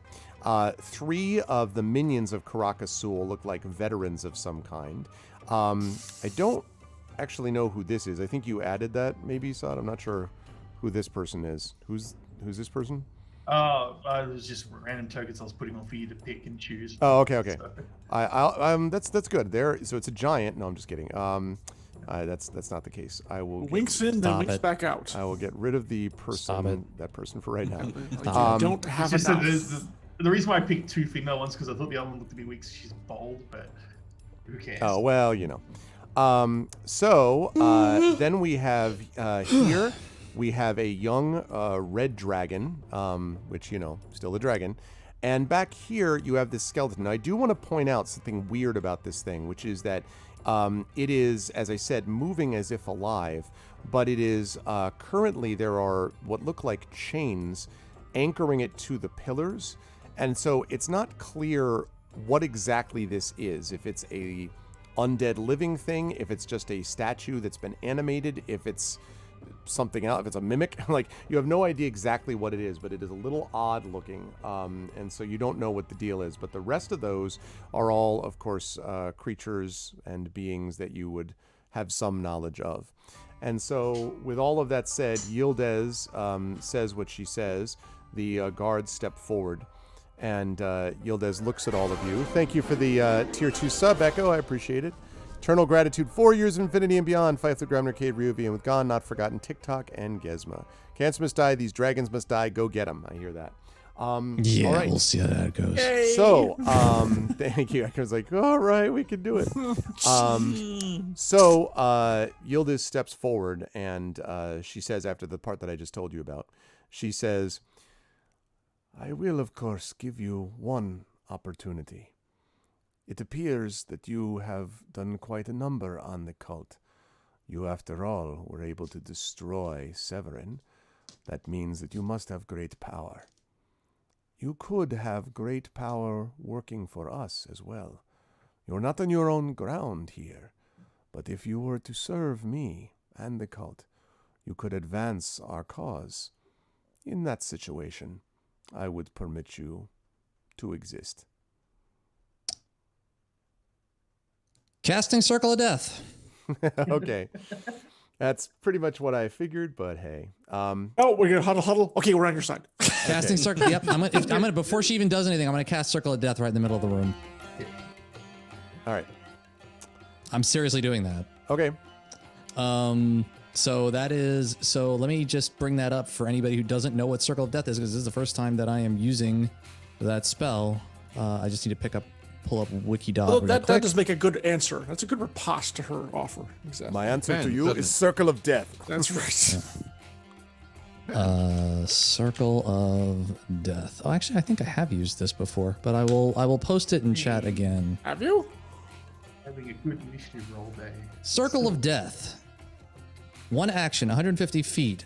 60. Yes. Okay, I'll take that. Instantaneous. A sphere of negative energy ripples out in a 60-foot radius sphere from a point within range. Each creature in that area must make a Constitution saving throw.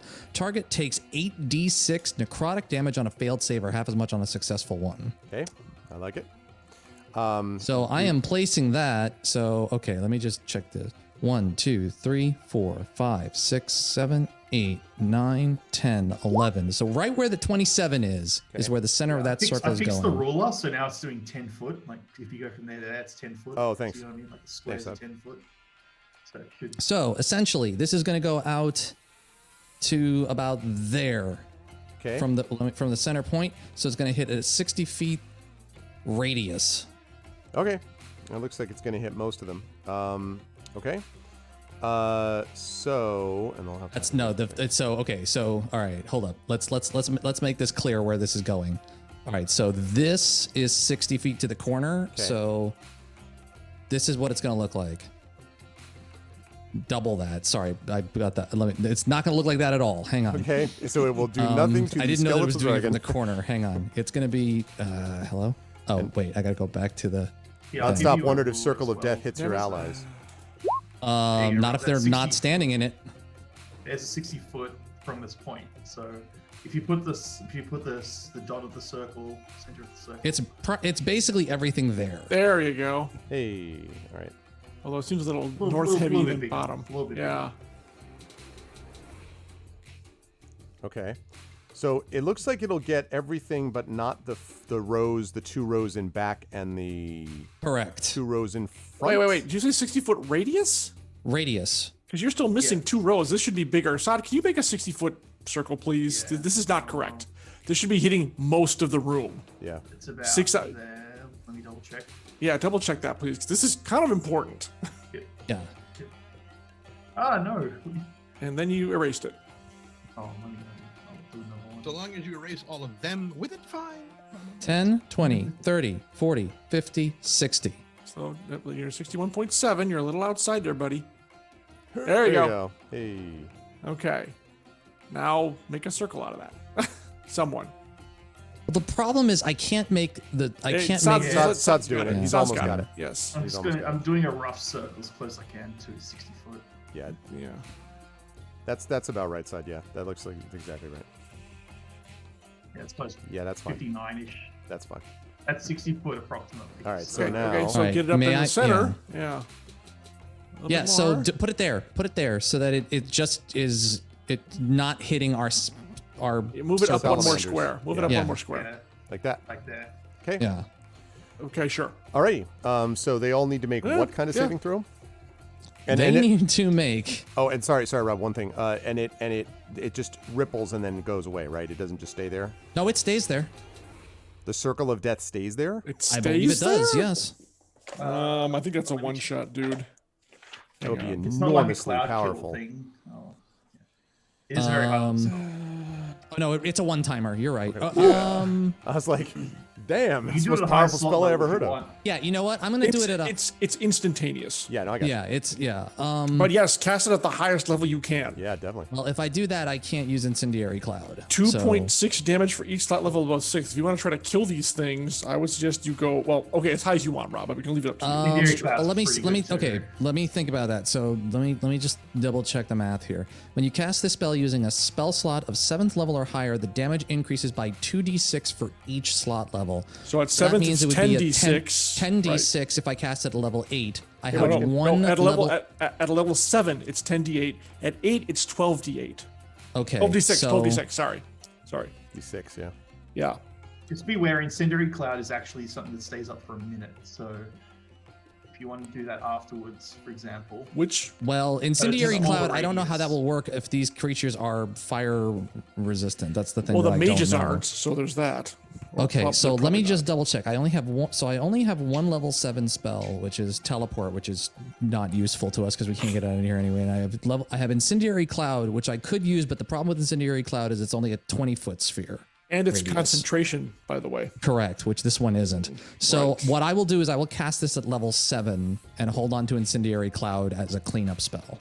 That So makes I will sense. cast it That makes sense. Yeah. at so this is 10d6 Correct. casting it at level 7, and that blows my one level 7 that I have, so I am out of 7th level spells. Okay. All right. So I think that's a nice responder, Yeah. okay. rejoinder. And you said now the saving throw is a what now? Oh God, I did not say that, did It's I? it's Constitution. Constitution saving throw. It's Constitution against Whatever your DC is. 17. There you go. Okay. And Well, the goodness is they'll take at least half damage, so that's fantastic. all right. Okay. So, So 10d6. Do yeah, I I was gonna get say the roll your bonus damage for because that? it'd be one damage. It's one damage amount that's going to be. Everyone will take. Each yeah, one will correct. deal with either half Yeah. or. Damage, Maybe- burn them all. Yeah, remember you can re-roll with sorcery points to damage if up to 6 of them. Right. Here's the thing I'm wondering. Since Roll20 is not working, do I get a addition to? I still don't understand how that fucking works. Just slash roll 10d6. Just do Go, that. or go to the die roller up at the Well, die on, I up have there. Circle of Death set up, so I have it here. I'm casting it at level 7. Oh, there you go. Then it should do it. It should work just fine, hopefully. I did say level 7, right? Hopefully Yeah, it you should did. ask for a level. If it asks for a level, then it's still working. All No, right. I don't And this think is we're set. necrotic damage, right? This is necrotic damage. Gotcha. Okay. Okay, so I'm re-roll. Okay. Is there any Alright, way so you to? got- I got so you 3 got ones. I'm one- re-rolling the ones. yeah. Do you want to make a note of what I got, or I'll make a note? Yeah, all right. So this is simple. It's 29. You subtract those 3, so that's 26 So it's points. 26. Yep. And you just And then I'm re-roll those re-rolling three. the three ones. Not 29. Whatever they are. 29 plus 7 minus 3. What? We're What? getting the plus 7. Higher level cast, 7 necrotic damage. Then he's got the 29 necrotic. Because remember, he cast Oh, at so a it higher wasn't level, at level. I thought that was telling you the level that it was cast at. Okay. Yeah, so that's that's just that you 36 cast at minus level this. 7. 3. So It's not starting 33. at 33. Yeah, so it's 33, and now he's got to re-roll those 3 ones. So okay. Yeah, Okay. thanks, Tren. Mhm. So it's Oh, all right. it's 30. It's 33. 33 because it was Okay. 36 minus the 3, 33, and now we see what those other 3 re-rolls get you. Got it. Okay. Got it. All right, so I'm gonna re-roll those 3 I think d6. that's correct, but whatever. Okay. Much better. Yep, that's better. I'll stick with that. Okay.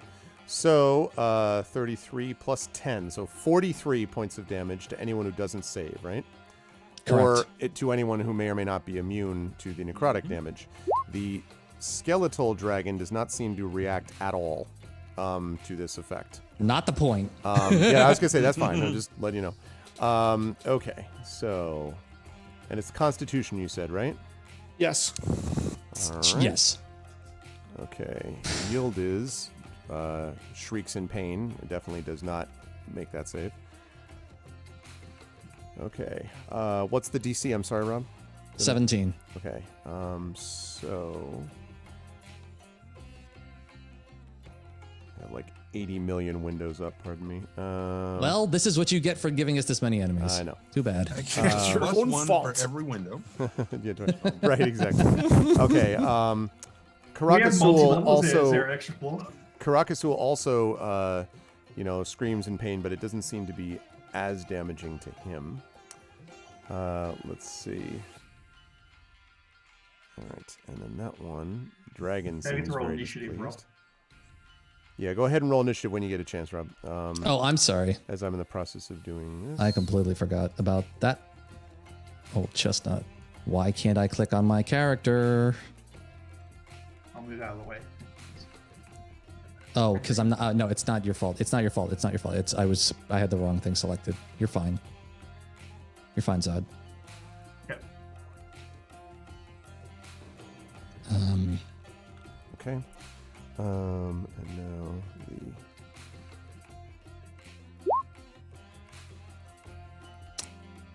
Great. Got your survivor. That- Gosh. That's true. I did get the first attack, so I'm not worried about the initiative anymore. Yes. Well, Rob, thing is, they're all going to group in now. Can you not move that Nice. circle, please? Can you move that back? Sorry. I do have a lot of people to put numbers on here. I just. No worries. All right. Okay. And we have those. Oh, that's why. I was like, what happened to these guys? And then I remembered. Okay. So, right. These are. I didn't have that. Okay, that's why I didn't have this one stat block up. I'm like, what happened to those?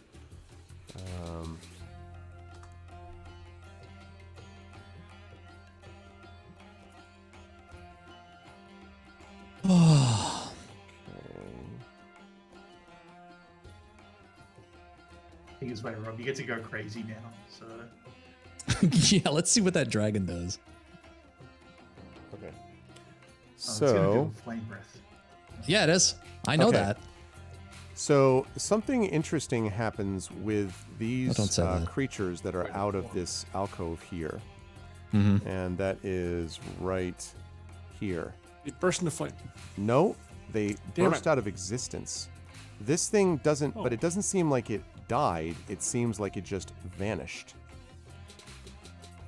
Well, I'll take that. Ooh. Good job, Rob.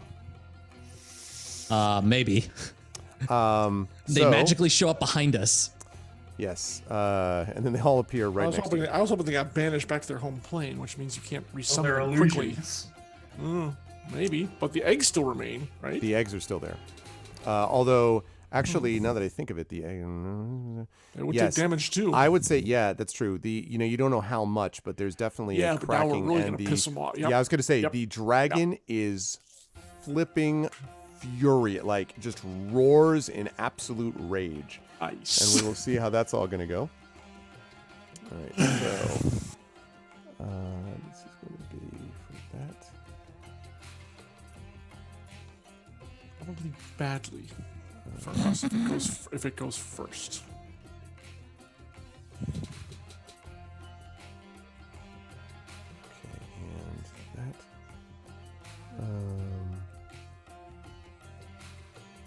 It's really all you do is crack that shell, and those things are fucked. Okay, bear with me, chat. A lot of people that I have to take care of. You'll just take your time. You Just got a lot of- remove like 8 of them, dude. Come on. Yeah, I know. That's only the first wave of 12. No, I'm just kidding. Here's a question. Wait, no. Hold up, everybody. How the fuck does an egg make a saving throw? That's what I want to know. It's a tough skin. Oh, It's I don't a think tough- it's. a I don't tough think it's shell. making. I don't think it's making a saving throw. It's more an issue of how much damage it took and whether it can survive it. Dragon egg scrambling. That's right, baby. So yeah, nice work. That was a good answer. It's a good answer. So gross. Very eloquent. I don't need to say much. I only need to make it count. Okay. Right. Now I can get this in here, descending, right? Okay, so we've got key. 14. We've got Ryuvi at 11, who's already given his answer. We've got Gromnir at 14. There. We have Fifey at 15. Sort of. Okay. We have Fifey at 118 in his human form and 102 in his fire element. No, I was He's doing calling initiative your numbers. initiative, but now that we're on the subject, what are your hit points in your elemental Well, form? he just said them. Weren't you paying 102. attention? 102 out of just 1 out of 2 out of 102. 102 out of 102 for the fire element. Gotcha, and 118 out of 143. Correct. Okay. All right. Let's see. All I have to say is, fuck, a good thing to pick fire elemental with a. Yeah, green seriously. dragon. You know. I think we didn't go Earth or something like that. Okay, and then that. All right, and these ones like this. This is a hell of an initiative array, let me tell you. Hey, we just uncomplicated it for you. Jeez. Complain. Let's see. Okay, Fifey, what's your dexterity in this form? In this form, it is 17. Okay. All right. Okay. Almost. And then we've got this.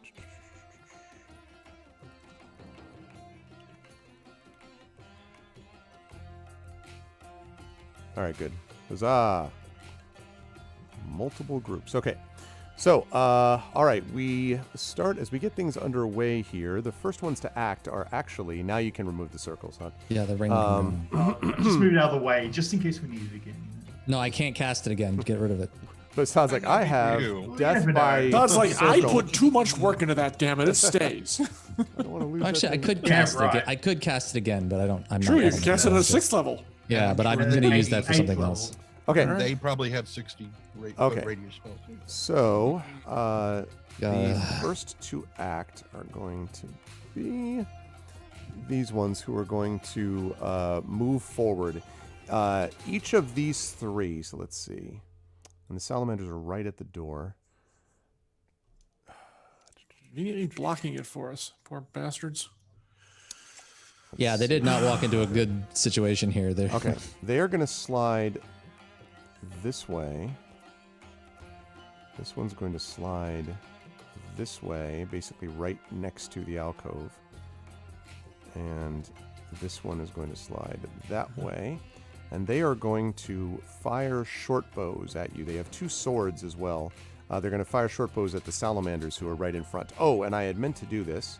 I'm going to give control of the salamanders for this fight because God knows I have enough monsters to worry about. So I'm going to give those to you, and I'm going to give you actually the statistic block, the stat block for the salamanders that I am using, which is actually Roll20's Compendium. So I'm going to put this in Zoom, and whoever wants to, I don't know if it's Jaegering the salamanders, but that's the link here. So who wants control of these? not I. I'll take them. Okay. All right. I've given you control. I've got enough stuff to deal with my own spells. Okay. That will be radio giant panda there. Okay. I think you have control of both, John, but just confirm for me. Let me test. Okay. What is their initiative? And the their initiative is 12. Yeah, I got them.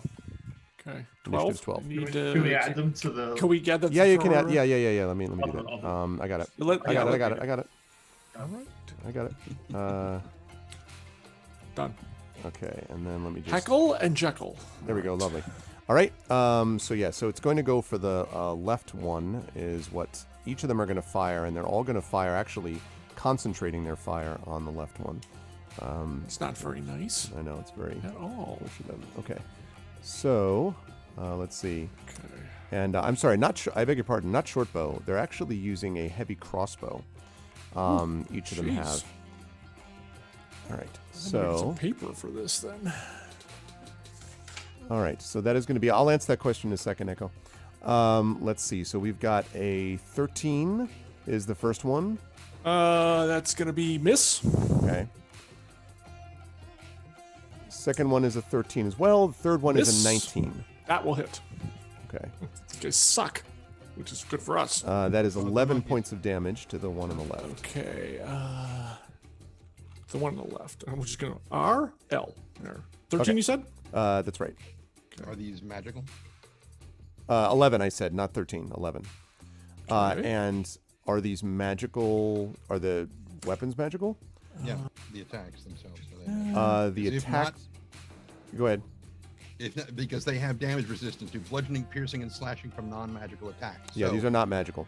So cut that it in means half. that they would Oh, probably sweet. be. So be what is that? 6? You round up. 6. So All right. Thank you, Trend. Yep. 84. Yep. Exactly. All right. That takes care of yeah, I those did not guys. see They're going to that. stay where they are, and that's going to lead us down to Cade. Is next. All right. And they can move 30. Okay. Let's see. Can I see that dragon from where I am through the door? With the I mean, you can see him. I don't think you're going to be able to get a shot off if you go with the salamanders there. Presumably, the salamanders will move out of the way, and into the room shortly because they're not going to do much Yeah, good there. they go on 12. I go on 19. I guess I'm gonna hold my attack. That's what I'm gonna do. Okay. Yes. And My you're bow going to attack is ready. specifically the dragon when you see have a shot. Yes, that is the plan. Okay. It's a good plan because I think that dragon is going to be coming after us. And Echo, the answer to that question is that pic on the screen is actually from the Palace of the Red Pasha. They did a good job with a lot of pictures that are. This is art that was researched that they used. So it's not original art to this. It was like Creative Commons / publicly available or older art from the 18th and 19th centuries. So, okay. So you do that. That's great. That leads us to Fifely is up next. So Fifely is going to move in, and attack this dude right now. With some On this dragon Oh, there it is. Okay. thing. This mini dragon. touch number 1. Okay. 13. A 13 will not hit. Figured it wouldn't. Number 2. Yeah. 17. 17 will hit. Okay, so whoosh. He takes 11 fire damage. Unless he's resistant to it. And so I will tell you that when you do this, its skin sort of flares. It does not seem to take as much as you might have expected from that. that's fine. He's still on fire. Yep. So a d10. 2 points of fire damage. He is burning. Okay. So Except that he's not. Well, he's yes, but he's resistant to it. Same thing with Yeah, the fire so- damage. So grand total of 6 points if I calculate that properly. Correct. Yes. All right. Let's see. Let me make sure that I got the one that was okay. That was the one that did not make the save before, clearly. And so he is definitely hurt by the combination of that and your attack. Okay. Now, the first thing to move here is the skeleton dragon back here. And it does this strange, again, as its bones are clacking. And it moves forward a little bit, but it can't go very far because of the chains. So it pulls against it. And then it gives this strange, it reaches up and it opens its mouth. And if this were a regular dragon, you'd expect it would be like, roar, like shaking the car. But instead, it is just silent. But as it silently screams above, the pillars shake and the roof shakes and dust comes down. And you can see a couple of cracks in the pillars. Ultrasonic. That's not great. So, yeah. And the pillars right next door to the ones I meant that are weakened. Okay. That is going to lead us to, next up to operate is Yildiz. And so Yildiz is going to... Yildiz, as Yildu. Yildiz. Yeah, Yildiz. Like you do. Yeah, like you do. Yield is going to. Yield is going to... Yes. Let's see. What is Yildiz going to do, actually? Give up. Run. Yeah, Yildiz is going to give up. Surrender yes. is They will- good. Surrender There, is you that's heard it. fine. Yeah, Never mind. I just... No, that's not what she's going to do. Never mind. That just. Okay. I apologize unreservedly. No, that is not what's happening. So instead, what she's going to do is I don't need that. I don't need that. I don't need that. I don't need that either. Okay. So what she is going to do? Yes, indeed. So what she is going to do? Most damaging thing you could instead- find. Ah, yes, there it is. That's exactly what I was looking for. TPK spell. Murder entire party. Okay. She casts. Let's see. Oh, no, wait. I found another one. I was going to have her do one thing, but then I just found something. Wait, really I cool. found something better. I found something even better than that. For the head of Or what's worse, left of the. depending on your perspective. Oh, not for us. Yeah. Durr. Okay. So she casts something, waves her arms. You can see she's still in pain because of the effects of your spell. But she waves her arms, and some slightly shimmering sphere emerges around her. And so she does that, and then she heads over and behind the skeletal dragon. Okay. Grom, you were up next. All right. Yeah, it's like, what can I actually do? You turn and run screaming from the, She did give you the option to join her. You could do that. she's from behind the thing. You had your chance. Oh, Now you die. I'm not going to risk going in yet. I'm just going to keep in front of Ryuvi just to cover him. I'm wondering if I want to go into a defensive stance or do a cantrip. Might do a cantrip at the dragon. See if I can get a hit on. So I'm going to do a Sacred Flame on it. And of course, I clicked the wrong one again. I'm going to delete that one. On the red dragon or the skeletal dragon? The red dragon. Gotcha. Oh, it's 60 foot, so I'm going to hit the red dragon. So Yeah, just. It will. DC 18 versus Dex. Right. DC 18 versus Dex. You'll be getting some great rolls on those. It No, is if not it- going no, if it to. It's not going to misses- make that. Oh, 26 radiant. There you go. Nice. Yeah, I Alright. guess 3d8 Which is plus- not flame damage. Yeah. It's 3d8 radiant. plus 5. It's pretty good for a cantrip. But Yeah. if they save, it's nothing. It's just, Oh. Well, that helped. Okay. All right. It does not like that at all. All right. And it roars its defiance at you. Okay, Grom. You did that, and then are you staying where you are? I am gonna anything that comes towards Ryuvi, I'm gonna try and get in the way of because he needs to be up for this stuff. Yeah, one would think. Okay, the salamanders go next. So now, John, you can move the salamanders as you like. Yep. And they're just gonna straight at the red dragon because they're nuts. 1, 2, 3. This is where it gets a little tricky. 1, 2, 3. Now the reach of The his giveaway word is you had your chance. That's awesome. Good one, Triffid. Oh, good stuff, Triffid. All right. so the spear has a reach of 5. So I don't think those are gonna make it to the dragon. I need a ruling on here. Are The head. It could hit the head. well, technically, but Nah, that's I guess not really. The left one can hit its head. Come on. Yeah, but well, remember, they're in the middle of the square, right? The salamanders are not quite that big. They're not 10 feet big. So they are decent size. I guess. We're serving up to slaughter. wait. them. Actually, you know, it doesn't matter. They're going to charge in to get within reach because multi-attack, they can make 2 attacks regardless. So fuck it. Okay, Gonna, so then they're that gonna- was just that's a fine. doing regular. That- So they're going to okay, charge in, That's fine. boom, and we're going to go to town. All right. 1 spear attack, 1 tail attack. All right, so I'm going to do these one at a time. So this is righty, Righty. lefty. Okay. His spear attack is 21. That will hit. Yep. Okay, and his tail, I'm just going to do a tail attack at the same time so we know what, and then we'll do damage in a second. Tail attack is a 20 non-natural. 20 will also hit. Oh, nice. Okay, good start. All right, let's do the damage on him right away. All right, so melee 2d8 plus 4. And also, what kind of damage? Piercing and. Piercing spear, and the tail is bludgeoning. Okay. So 2d8 plus 4. Oops, not 11. Not 11. Slow down there, attacks. There we go.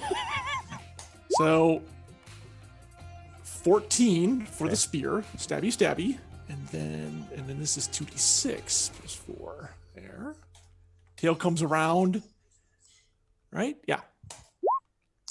Now, and 10, technically the tail and the spear are supposed to be fire damage. I'm assuming that's not going to do anything. Correct. The other thing is, now, the salamanders are large, Yes. Okay.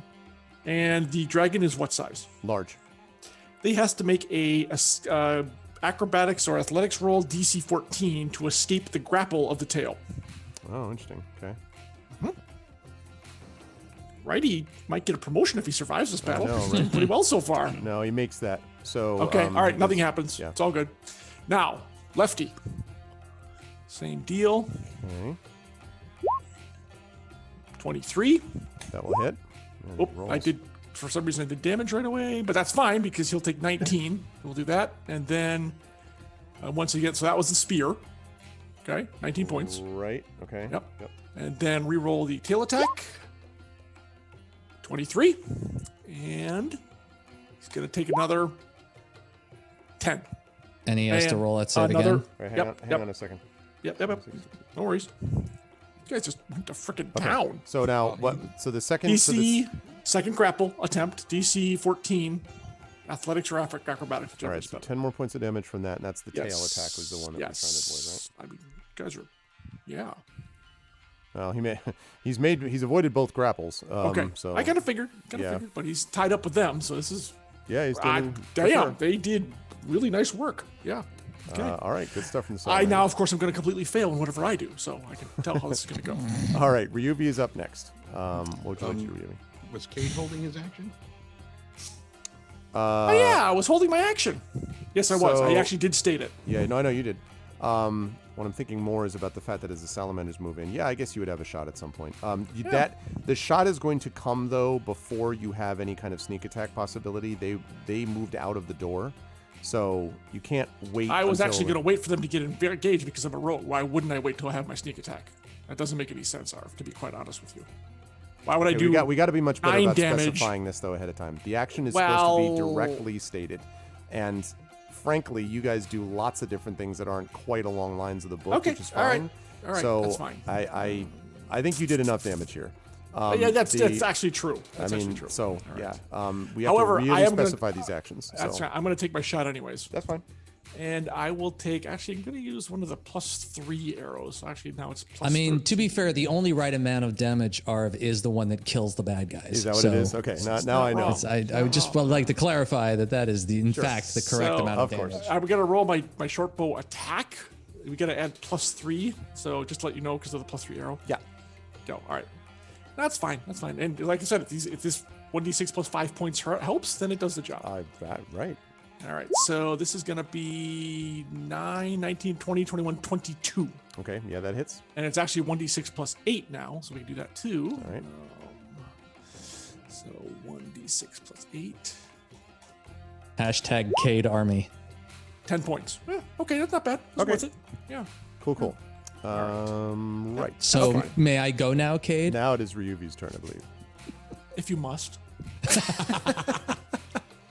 I mean, I didn't take it down, so someone should probably finish it off. Yeah, that's true. Yes, that's probably a good point. Somebody has to be the mage. Anyway, all right.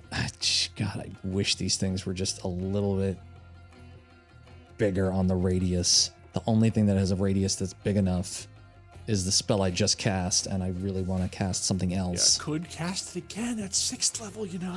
I know, but here's the thing: And it's a annihilate one-time Fifely. only. Yeah, but well, he can cast that circle and keep Fifely out of it. It's doable. All right, so may I have control of this circle, just so I can? Is there a way I can control this circle? No. Just draw one directly over it, so it's the same. I could do that. Where do you want it? Or I can just move it. Tell me where Well- Yeah, or just have Arv move it where you want it. Where do you want it?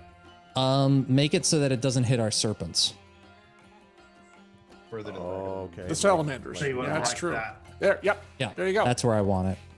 Okay. And it should be within range, and I'll do it at 6th level. Okay. So I'm going to be casting Circle of Death at 6th level. Nice. Let me go back just to double Besides, check. those other 4 didn't get touched with the first one in the back, so they're going to hit now. which is Yeah, good. I'm worried that one in the back now is not going to get hit by it at all, which is I don't know what Ooh, that no, sphere dude, is. Everyone from the Red Dragon back is getting tagged. No, but Except for what's her face, Narishka or she whatever might the have, fuck she her might have an name is, anti-magic spell. Yeah, she put sphere or something whatever. around her, which means she's probably not going to get hit by it anymore. All right, so it's 8d6. I'll roll the damage. 8d6 on a level 6 spell. Let me just make sure how many level 6 I have left. That blows my only level 6, so I'm out of level 6 spells. God, I hope this is the last fucking fight of the campaign. Jesus. All right, When the so Pasha transforms into an elder demon. And, that's- don't you even? If my drag, look, okay. If Trendate is right, actually and a our demon dragon Tarask, friend, and- if our dragon friend became Dragon Chicken Wings, I'm gonna be very pissed. I'm gonna be very demon, pissed. Tarask, Lich Tarask. Yeah, there you go. Tarask Lich. God. Yeah, sorry, Lone Wolf. Those have already been used. Where is Circle of Death? Circle of Death. Circle of Death. Circle of Death. I just used it. Am I blind? Maybe. Oh, here it is. I found it. Okay. That is a terrible roll. a lot of Actually, no, ones, that is buddy. not a bit. No, well, no, it's only 2 1s. I see 4 on here. What the fuck is going on here? There's 4 4s on my screen. I'm seeing I 4 see- 4 4 4 3 1 1. What the shit? That is not what's. I'm seeing. Let me see 1 4 4 1. This is. Look at what's on my I screen see right 4 now. ones also. I see 4, 4, 4, So- 3, and 4 ones. Right. And it came up as 19, so it's 4, Is 4, something? 4, What is 3, so? 1, 1, 1, how do 1. we fix this? Because this is what I see on my screen. There's Well- 5 4s on my screen. The only thing I think of is to refresh the roll. Yeah, and I really. wouldn't. The dice roll themselves. Actually, I actually realized that I don't have that up there. I should. Well, I can't figure out how many I need to re-roll if I can't see what the numbers are. Honestly, dude, you're gonna reroll 4 1s. Yeah, Because you have 4, 4, 4, 3, you're gonna reroll those 4 1s, and just we're gonna do it that way. That's what I suggest. Yeah. Even though your die roll on your That's screen is fucking better. horseshit. I know. That is fucking 12, horseshit. so 15 to start, and then Thankfully, it doesn't require any more fonts of magic. But that's roll. Hey, roll 20. yeah, Roll they need to 20. get their I'm gonna shit tell you. together. I'm gonna give you a piece of advice that I often give to Twitch, because they usually deserve it. But you deserve it today. Fix your shit. Your So- shit is more broken now than it has ever been in all the years that we've used it. Fix it. How many Thank sorcery points are you? Do you have left, by the way, Robin? How many I've are got you using? 12 left. Okay, and you're I using. got plenty. I have 15 to start. And So you're using how many? It's 1 to it's reroll up to all of them. it's up to my charisma modifier, so I can re-roll up to 5, Okay, so and I only need to use 1 to re-roll 4. yeah. So I'm at 11. So okay, so I have to re-roll 4. Yeah. Ones. So 2/roll 46 plus a. plus Yeah, 11. I have to do it through the dice roller because I'm a dumb. And you're doing 19 minus the 4 that you're re-rolling, so you're dealing with 15 now, pending Right. what happens with your 4 rolls. Okay. My 4 sushi rolls. Got it. Yes. So I'm rolling 4. I'm rolling 4. D6. Yeah. Help me. That's right. Help me. That's right. 46. Cthulhu, give me strength. Why is it plus 11? Because of the previous dice already. All right. That's much better. So that's what? So that's 31. 16, so that's 16 plus 15 is 31. Yep. 31, yeah. Mm-hmm. Exactly. That's a much better roll. All right. So Yeah. 31 points of damage. So let's keep that. I'll keep that on the screen. All right. So let's see. Red Dragon has to make Oh, a sorry, save. you're right. 15. What's the DC again, Rob? I'm sorry. 17. Yeah. Is it? Okay. It And it's is. and it's con, you said? Yes. All right. So the dragon is going to make that. Damn. Well, he still takes half damage. So that's fine. Yeah, no, I need whittling him down. I'll take it. The veterans who are probably questioning their choice in profession. Our employment, we want to renegotiate. Yeah, they Jesus. they are all gonna die. 2 of them, actually, one of them makes the save Do you and have still any area dies. effect insurance? So I thought it was a Dr. good Call this union. Insurance That was a good union Incorporated. job. All right. Okay, so those guys are gone. Nice. Let's see. Caracas, Sewell. Well, you're saying there's a chance. Okay, where's the thing? Oh, I can get rid of that. I can get rid of one of the stat block now that I had up there. Stat There window. you go. We're making your job easier, buddy. Oh yeah. Let's see. So Thank God you had that spell, Rob. okay, so I'm gonna make this a 40. I mean, Even those that save, maybe like 50 points, but 50 times 14. Once again, that's nuts. The skeleton dragon is not affected by this at all. Both of the small little dragons on either side make their save. 16, okay, and good. All right, and then these two, zoop, just wink out of existence again. And Yildiz, the sphere around her shimmers, but she seems to take no effect at all. Yeah, that's what I figured. And what happened to Caracas? He definitely got hurt. Nice. Yep. Fuck him. He got. He's not leaving this room alive. May he burn in all the circles of hell. Okay, so we can get rid of this circle now. Yes. Because I can't. Well, I could cast it again, but I don't think I'll I'm just gonna put it need off to the side just in case. Since have it's very another- popular with your I have party. another one in mind. Okay, so there we go. And then you're staying where you are. I'm staying. Ryuki? Yes, I'm putting myself. I'm putting. Sorry, Grom. You're my linebacker. That's what I'm here for. Thank you, That's buddy. going to lead us. I give Grumnir a pat on the shoulder. I'm like, thank you, buddy. Okay, that's going to lead us to the aforementioned Caracas, who is very, very displeased. Okay. Who cares? And let's Yeah. see. Be very, very I may not be able dead to protect soon, I may not be so- able to protect the top half of you. The bottom half is well protected. 30 feet. But your legs will look fantastic no matter what. Yes. Okay. He also is going to cast something in a sphere shimmers around him. Ah, Which he cheaters. will Little slide late. behind these two. Yeah, well, he's definitely wishing initiative had gone differently, I think. All right, now it is the dragon's turn. The red dragon's turn. So, Righty, lefty, you can do it. okay, let's see. It's very likely you're not going to get hurt. He breathes on both of them. They both die. Okay. Well, Well, the immune to problem fire, for him so- is that fire breath is not going to help him much with these guys. Yep. So instead, what he's going to do For is me, he's going to so, yeah. bite claw. That's right. So he's going to bite claw. He's going to go against Lefty, which was already hit. Oh, poor lefty. Um, So cruel. That was my favorite I of the know. two. Okay. And I'm assuming the heated body means nothing to the red dragon, so No, I'm not even going to bother. makes Yeah, no I difference figured, at all. I figured. Okay, so that is going to be, and this does count as magical, by the way, for Sure. this account. With his bite, 22. Yeah. All right. That is going to be 25 points of damage. Ooh, that's going to hurt lefty. Okay. 25? So that's 59, I think. Yep, that's correct. Ugh. All right, and then he is going to claw. Okay. That is going to be a 17 and a 25. Both hit. All right.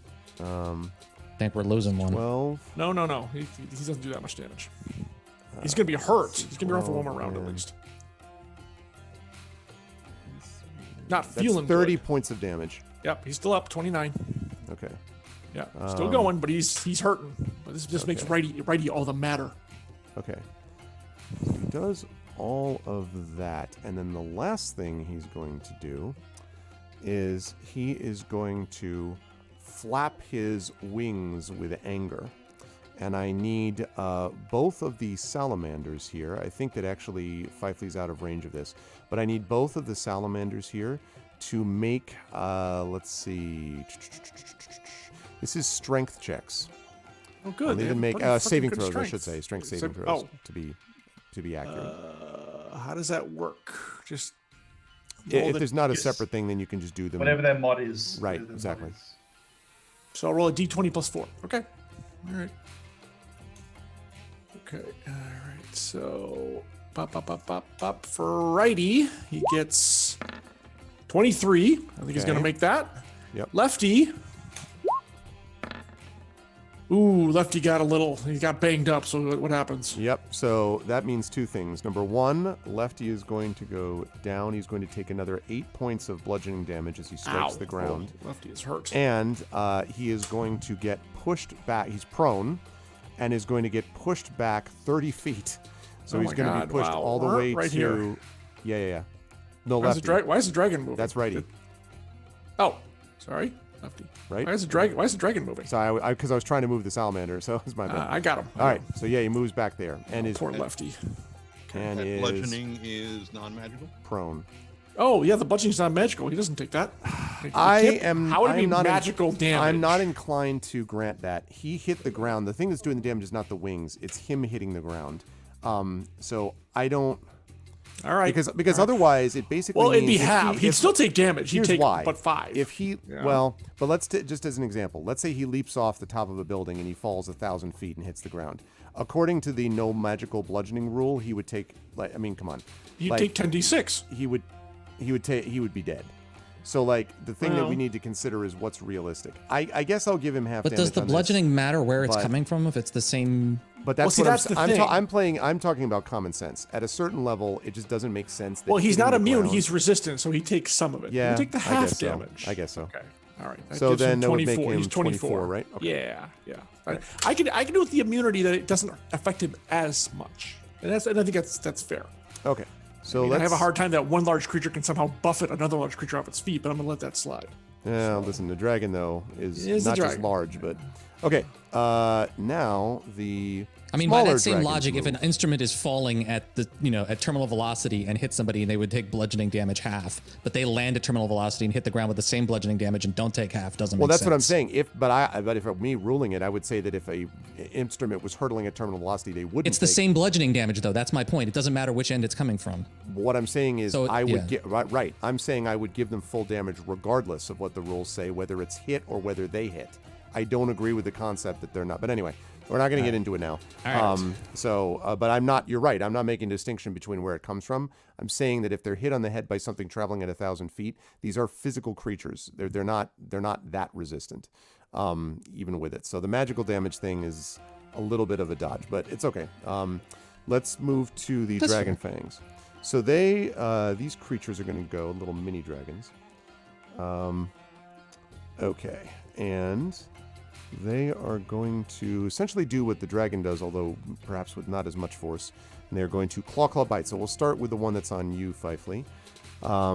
This one again is, well, first of all, it's on fire, right? It's only going to take. How does it get out of being on fire? Does it have to? It has to spend its action to extinguish itself. Okay, yeah, it's definitely not going to do that. So it's only going to take it's going to take damage, but will only take half of it because it is resistant to it. So I shall roll that down. It takes 3 points. okay, 6 reduced 2 for the 3 points. Okay, yeah, feel better, Shadow. All right, I need to step away for a second. I'll be right back. okay. All right. And now it is going to. In fact, I'm gonna. So I don't forget. I'm gonna put the flame on there. Now it's going to attack you. As I mentioned, it's going to claw bite. All right, that is going to be a 25 to hit, and then a 12 with its other claw. Yes. Okay. Actually, 25 was the bite. Then one claw that he just aimed at was a miss. The second claw hit is a 23. Okay. Hits. So one bite, one claw. You said they are magical. Yes, these are. Okay. So let's see. This is it's going to be 13 points on the bite, and it's going to be on the claw. Another 10 on the claw, so 23 total. And then when it hits you, so first of all, take the 23, and then so that puts you at 79. Correct. Okay. And then when it hits your body, is it? I mean, I guess it can't really. I mean, it can't ignite again. So the question is whether it would take additional fire damage, even resisted just from hitting you. I'm trying to think about whether that would happen, because what it says is that when it hits your flame body, it ignites, right? Is that what it says, or is it that it does damage? It is damaged by when it hits you. Like, what does it say? Well, I will put it here in chat so you may also read it. Takes 5 when you. Okay, so that's fine. So it's not going to catch fire, but it is going to be taking fire damage. All right, that's fine. So sure, roll the damage again. It will take half of whatever that is. Okay, so we'll say 2. All right. Still, that one's looking pretty hurt. Okay, this other one is going to move in and attack the prone lefty. Poor lefty. Oh, Taking man. advantage. Taking advantage of the situation. Let's see. Yeah. 21 to hit with the bite. Yep. 21 and 20. Wow. Oh my and God, 25 to hit with the claw. Hang The on. good news is he'll still damage him. I think lefty's a goner. Hang on. He's prone. Those are automatic criticals. Oh, actually, he's well, dead. or advantage, actually, even. Wow. So there'd be He advantage hit 3 on the times. rolls. He's doing average of 10 points damage. He's going to die. The good news is I get to strike him back with heated body. He's going to take 2d6 3 times, divided by 2. Yeah, that's going to be a total of like 30 damage. So yeah. Oh, he So, can't. All right. Lefty! So lefty All is right, dead, but now you're right, he hits his heated body. Now this creature is resistant, so it will take some, but not all damage. Same as what's been going on with all Fire right, so Flare. we're going to do 3 rolls. It is funny where like everything in the place is all resistant to fire. Like everyone's just like, Right? oh, I too am resistant to fire. All right, first one's 7. Okay. So 3. Gonna do it 2 Okay. more times. So next one. 7 again, so 3 more. Okay. And the last one. 4. And Is it damage not rounded up? It's rounded down. Oh, Down. okay. Oh, because it's resistant. Sorry, my bad. And poor lefty's gone. I wanted him to throw a spear at Lefty. least. Didn't get So a chance. that was a total of how much, John? Total? 3, 3, 2. 9. So 6, 7, 8. It's 8, 8. sorry. Okay. Okay, well, at least he damaged him even in dying. All right. Even in God, death, he was. Tear him yeah. apart. Okay. We are back up to the top. Cade, you are up next. Yes. Oh, that's tricky. But no, it's not really tricky because he's in combat. Oh wait! Oh, I'm Therefore- sorry. Wait, I'm sorry. One other thing. I had to move these folks forward, and they're going to move forward. These ones, by the way, are not really flying. They're more moving at quick speed, but they're running, walking, essentially. Okay. Now, sorry. You may proceed. Yeah. 1. Actually, I can do this. I can do this anyway, so screw them. 10, 20, 30. Yeah, I'm right here. 10, 20, 30. That's definitely within range. 1, 2, 3, 4, 5. Yep. And with a +3 arrow, I will now shoot the dragon that is distracted, and everything else works for me. So that's what's going to happen. Okay. So this will be a sneak attack. I'm calling it Sneak now. attack. Yep. So this actually, and I have to add +3 again. Have I mentioned it's immune to sneak attack damage? You have not. That's because it's not What true. are we even doing? That's because it's not true. 17, 18, 19, natural 20. Non-natural 20. I was gonna say, what? Like suddenly Natural becomes crit natural 20 20 on a 17. That's gonna hit. Okay, good. Because it's about to, and I'm like really like aiming for the head, literally. This is coming around. Not a call shot. This is because of your +3 arrow, right? Oh, yes. It's a good thing you had a +3 Yes. Mm-hmm. And I have 7 more of them. Oh, Dang. 2 1s, nothing higher than 1 5. Damn it, 25 points. Yeah, 25. 5 points. Right. That was it is actually a not shitty dead, but roll. It's looking pretty Does that hurt. include the +3 damage from the? Oh, +3 sorry, damage? 28 points. You're right. Yeah, Thank you. looking very hurt. and it's dead. No, okay. Not dead, Yeah, but looking very but hurt. I'm hoping Righty can finish it off. Taking a Righty is lot of untouched, damage. by the way. There. Yeah, because it was concentrating all of its fire and so forth. Oh, and then my cunning action, I get back behind here, because screw that. Okay. I ain't coming in unless I have to come in. That leads us to Fifely. You're up next. You got your dragon, or your mini dragon. I'm Dragon just thing. gonna you do. keep smacking my dragon buddy here. One touch. Natural one. Sadly, that is a miss. Touch Wait, a number 1 is a 2. miss? Yeah. Wow. Sadly, that is a miss. But- It's confusing because there's fire on it, so you're like, well, do I aim at the So fire or it do I aim at the thing? And like, Doesn't matter. He's still going to take fire damage because he's on fire. So 2 points. okay. Let's see. That happens on your turn, on his or his. So that's turn? happened on his turn. Right. Never mind. I was gonna say. I was like, wow. That, Don't do that. okay. Okay. Points reduced to none. Yeah, and you're staying right engaged with him, right, Fifely? I assume? Uh-huh. Okay. All right, now the skeleton dragon goes, and again, the skeleton dragon this time pulls forward a little bit, and again the pillars crack, and they don't crack all the way, but they look like they're in rough shape. The chains straining against them, and again, it reaches up its head and does that silent shriek. And the room rumbles again. And Fifely, I need you to make a perception check for me, and I'm going to need you to make another roll in a minute, but a perception check first. All right, perception. Gromner, we're going to need you to get up here and do some heavy-duty mending. Need you to mend this? I can't hold it any further, Captain. Fifley's like, why at the end of every battle am I always holding things together? And like myself. 27 perception. 27, Nice. yes. You hear this cracking sound, and as you look to your right, you can see a claw has poked out of one of the eggs. And in fact, many of the eggs now, as you look around quickly, are beginning to hatch? Crack hatch? This is the roar, the roar of hatching? What the frick? Well, no. The crack was the crack is apparently also cracking / hatching. Who knows the eggs? Didn't my attacks take out some of those eggs? They cracked some of those eggs, and the creatures within them may have taken damage. In fact, they all Of certainly course, took damage. these are little like infant dragons with 10 hit. How much hit points did it possibly? how the hell are they still alive? Not Don't clear ask what they questions like that. not clear what they are yet. No, that's true. Because these things are weird. So anyway, that was the one thing. The other thing I wanted to say is that you're going to need to make a dexterity saving throw, Fifley, because massive bits of rubble fall from the ceiling, and I'm going to need also Righty to make a dexterity save as well. Okay, righty's dex. Not bad. Not bad. Okay.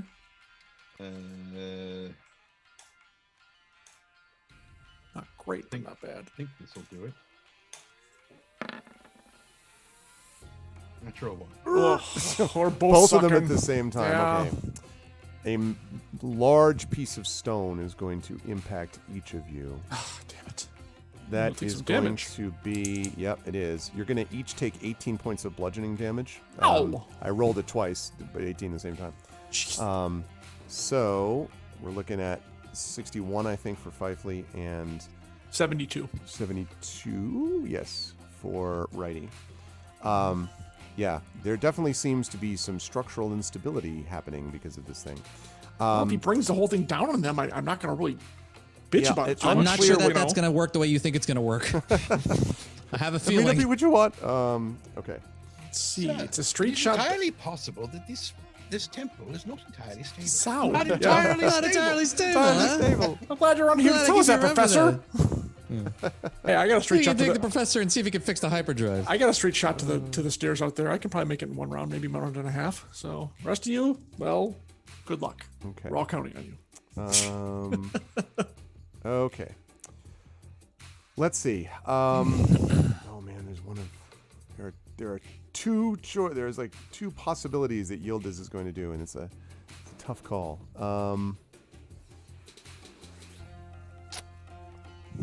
The one that helps us is very ideal. Yes. Yeah, like she's got any actions other than like leave would be the only way to make that work.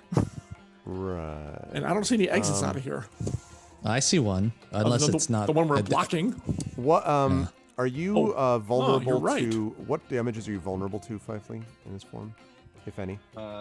Vulnerable to? Yeah. Are you more affected by cold or ice, for instance? Wait, what? It should be in there. Does he have to Yeah, say that's- that? Oh, sorry. It's further down. Yes, water susceptibility. Okay. All right. And yes, he does, because she would know this. I'm just asking without. having Oh, to have okay. me That's look it why up. I'm saying it's like, wait Yeah. a minute. He's cheating Well, off the it's the not player. like it's not like she said, "Excuse me, do you have a?" I mean, she would know this already. Okay, but- that's so instead, that's not Specifically what for she the sake of being sure that you understand what it is. There water it is in susceptibility. Yeah. Okay, that makes sense. Okay, so she's not going to do that. Not specifically cold, which is interesting. Yeah. I take cold damage, but it has to be water that hits me. Right. She got me with other dragons. Okay. She's gonna come. She's gonna come here, and she waves her hands dramatically, Magically. and then she points at you, Fifley. I need you to make a charisma saving throw, please. Oh crap. I'm going to inspire Fifley. Okay. Make it so. Then it'll be a banish. I have no. Oh, hang on. I need to type. Just wait. Hold on. Wow. I think it stated it in the recording. I think we're fine. If I'm in the form of a fire elemental and she banishes me and I return to my home plane, do I go to the plane of fire? Or I'm do gonna I have to think just- about Inspiration? that. I'm really gonna have to think about that. Yeah. I'll roll my charisma while you're doing What is it? Is it inspire or inspiration? You got it. We're good. It's Natural. point. Well, Yeah, it should be inspire Fifely. I don't know why it didn't pop up. It's Just a now. natural one. It's a 6. it doesn't otherwise. matter. Oh Damn. Jesus. 6. Well, yeah. Fifely disappears. Now, what I really have to do, if the target is native to the Hi plane, guys.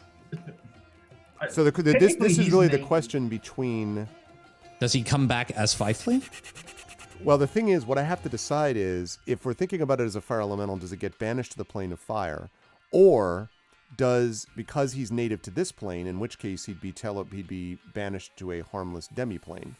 I don't think he'd want to be banished to the plane of fire. I'm pretty I think he'd be confident banished to the harmless demiplane. because His I true think form it's is I think its Fifely. true form is that, Yeah. yeah. So I think that you're banished to a demiplane, which means you just disappear. While you were there, you are incapacitated, Fifely. While you were It's there. Barovia, so I'm fine. Yeah, exactly. You're like, oh, I love it, this place. Okay. Oh, well, that's well up hail. Yeah, it's amazing. that's really not good.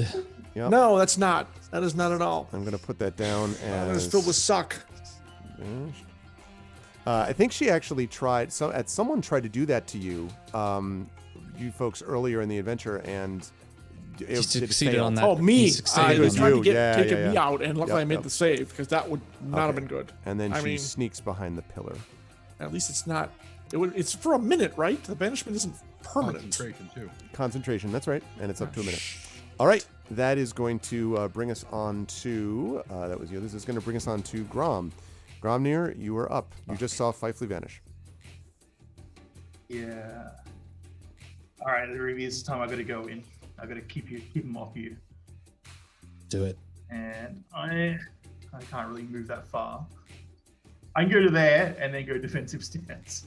Just gonna go to the dodge stage. Yeah, true. You try to fill As the far as I door. can go. Basically, yeah. I'm trying to You just keep shall them not off. pass. Okay. Well, doesn't defensive stance mean they attack you with disadvantage? Yeah. Yes. Yeah, If so- they And attack I you. have and I have advantage on dex saves if needed. So Okay. Uh-huh. All right. All right. You're doing that, and that leads us to Righty is up. And Righty, who came up through the ranks with Lefty, now see him go down, just Right, goes his like rage and berserk. pain, Oh yeah, yes, oh yes. dude, it's absolutely he goes berserk on the is there a dragon. full-on Yeah. storyline for these two? Oh, you know it. Absolutely. If you turning over to What's the player third one character, called? yeah. We've got There's Riding a and Lefty. montage of them as little Yep. little lizards Little- crawling in little lava pools and salamanders stuff, and then- training, yeah, helping you each know, other like, through the tough times. Yeah, oh absolutely. you dude. know, it just, Flashes like, through his mind as he you goes and just berserk. sets yeah. the music of "You Got a Friend." See? Right. I was All right. going to say moving right along. Yeah. So same thing, melee and tail. Oh, now we're listen. If we're supposed to summon the Fozzie Bear and Kermit, that's And 25. I'm just 25 going will to hit. re-roll that again to see if we get both these attacks done at once.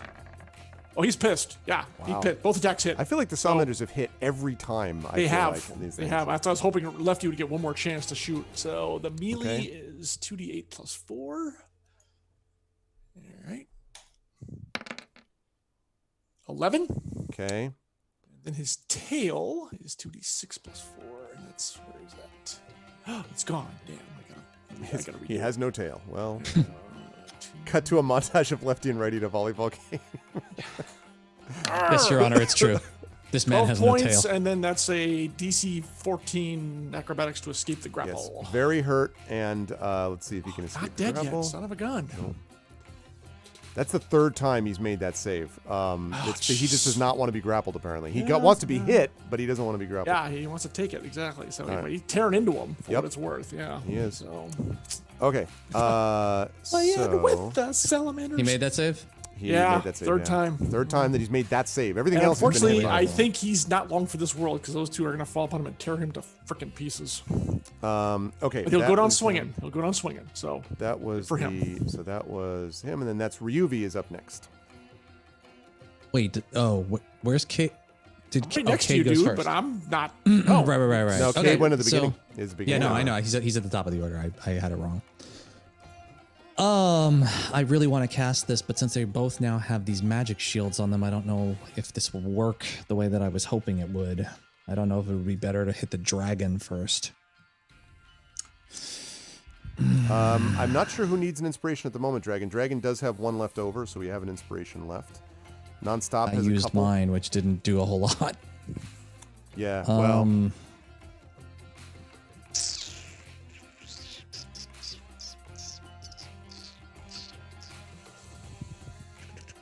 And Echo's got one as well. So does Tren. So there's a few people, depending on who needs it. I don't know that anybody Can needs Trent it yet. use it while banished? Fortunately, Incapacitated. yeah, exactly. Yeah, I Fortunately, don't know. Tren has not been banished. That's true. That's true. And That's it a good is thing. Tren who supports the channel, not What do Fifely. you think, what do you Fifely think you're is- actually seeing while you're incapacitated? Swirling My lights eyelids. like going through the dark the tunnel in 2001. Right, exactly. So Rob, what's going on? He's I thinking really about want what to to do. cast Insect Plague. I can't let you do that, Five. I wouldn't complain about that. It'll still take But I out, don't know that- doesn't that cover everything in the room, pretty much? Insect Plague is a 20-foot radius sphere. But the I insects want it- the insects are non-magical, right? I think they are not. Thank you for the follow, Rich. Let me see. So I was gonna use it on the. I was gonna use it back here. I was gonna use it on. HI. That's not the right thing, but that's. Because they did like sting and It then is die or pierce- something like that. It is piercing damage. Fighting locusts. Dele- Corner, oh. lightly obscure, difficult terrain, Constitution saving throw, 40-10 piercing damage. I mean, it's going to be a call by Arv, Yeah, I of know. course. Just remember, you so it'd can't, be- you can't move it. So once you place it, I don't care about moving it. I just want to hit him with it. I don't give a shit about moving it. I'm 300 gonna- feet. I mean, that's the only thing I can do from this range. That's the other problem. yeah, go for it. See what happens. go, yeah, do it. Do So it. it would be. That's not right. Hold on. Let me just double check the wheel of death here. Yeah. So That's it's gonna that's be a 20-foot radius sphere, right? it's gonna be that. Yep. Oops. I took a grab that, moving that. So that's gonna be like. Unfortunately, I can't. It's got to be that, if anything. Yeah. So move it and try to get all three of them. I'll the definitely. bolting's not actually, going to be I can affected. do this. I can do this. Exactly. I Exactly. can do that. Yeah. So Yep, yep, I'm yep. gonna cast it in that circle so that it There hits you go. the guys and the two dragons. Now remember, and that is- Rob, that's concentration. Oh, I know. Okay. Oh, I know. Okay. Believe me, I know. Because it's not the other one, but yeah. And you're They'll have to- you're not gonna use a higher slot just to double check. I'm just double checking the things there. When you cast the spell, so all right, so let me read this out loud to the people who don't know because I have not used Insect Plague before. One action, range 300 feet, concentration up to 10 minutes. Swarming, biting locusts fill a 20-foot radius sphere centered on a point you choose within range. The sphere spreads around it spreads around corners. The sphere remains for the duration, and its area is lightly obscured. The sphere's area is difficult terrain. When the area appears, each creature in it must make a Constitution saving throw. A creature takes 4d10 piercing damage on a failed save, or half as much on a successful one, which will be 17 in this case. A creature must also make this saving throw when it enters the spell's area for the first time, or on a turn, or ends its turn there. At higher levels, when you cast the spell using a spell slot of 6th level or higher, the damage increases by 1d10 for each slot level above 5th. So, seeing what I have left available to me as far as spell slots are concerned, I have a 5th, I have 2 5s, and an 8, so I'm going to cast this at level 5 because I don't have an. I want to save my level 8 spell for Yep. something else.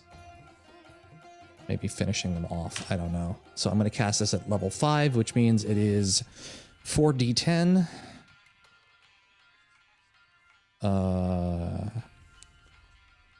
Oh, and actually it's a DC of 18, not 17. Okay. Because the one in roll 20 is correct, not the one in. All right. So also 20. Okay. Right. So all right. Well, we'll deal with the dragon thing part of this first. So I rolled a 9 and a 10, and I'm going to re-roll the 2 1s. Okay, which will bring you down to 10 sorcery points. That is correctamundo, sir. Really useful that it's 1 point to roll as many as you want, as opposed to That's one the per roll. that's you the know? beauty of it. Yeah. It really is. Yeah. It really truly is. There you go. All right, so I'm rolling two d10s. Yep. Yep. Make up And for so you the. have 19 plus whatever this 2d10. Where roll did is. my? Oh, there it is.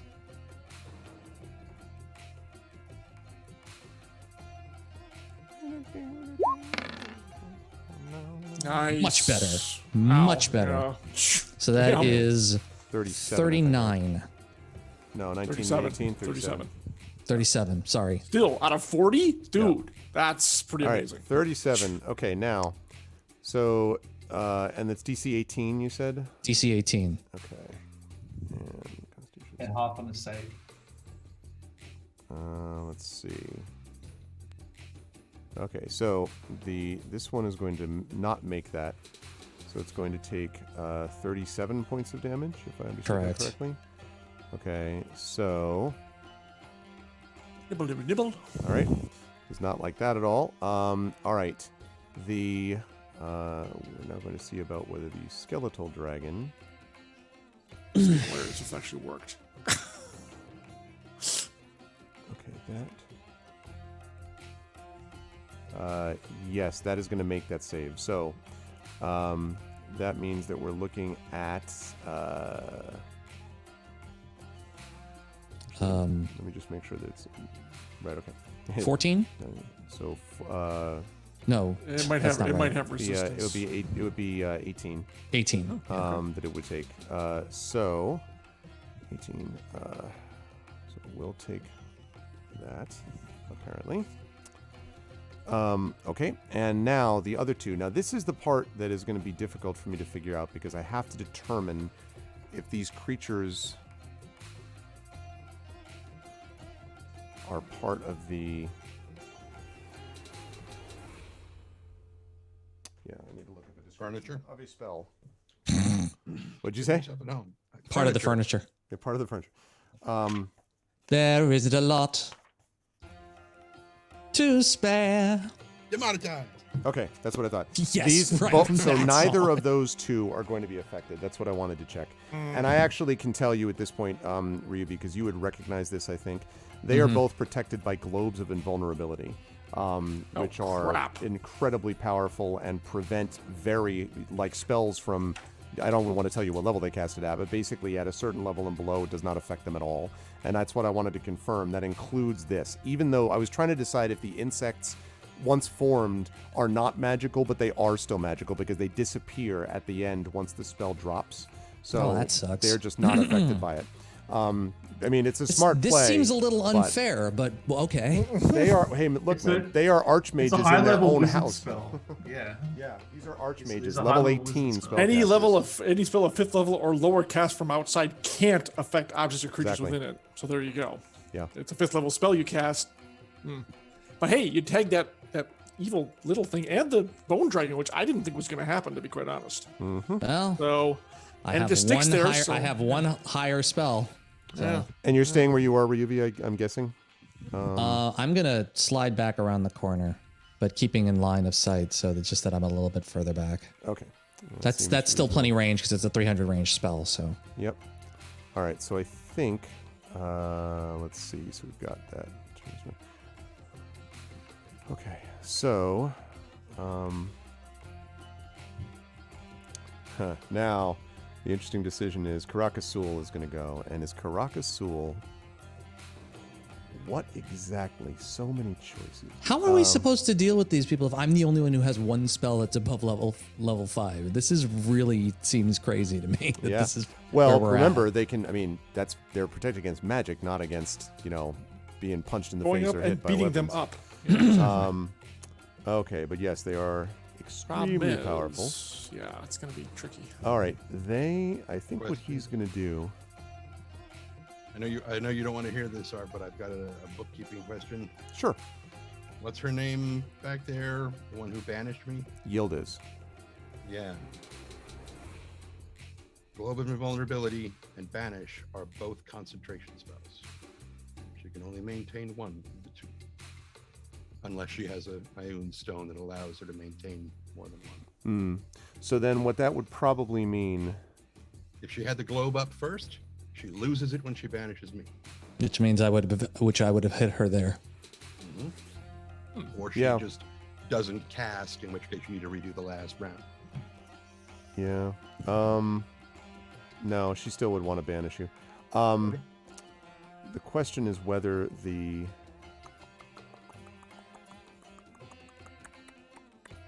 All right. Yeah. She's what she probably would end up doing is recasting it next round. But anyway. Okay. So then I guess she is going to be affected by that. How much damage did you say? 37. All right. Unless she makes this. Save for half. Yep. Good. The more damage we can take out of her, the better. Against 18. Yeah, she's not going to make that. So, okay. You're fucked. That's gonna hurt. That's gonna hurt. And since she takes damage, she has to make a concentration check to see if you can maintain. Yeah, she does make that. She has a very high Okay. concentration Okay. check ability. Making sure. Yeah, well, with the necrotic damage she's taken already, she's got to be kind of Okay. low at this point. So, all right. God, I love you, Trent. Okay. That's, Thank you for Doesn't checking always. that. It does not always work in our favor. No, My book no, keep I for know, both no, sides. no. Okay. I have one 8th level spell left, and it's going right up there, right up Main Street. Thank you, Deadpool. Right up Main Street. Okay.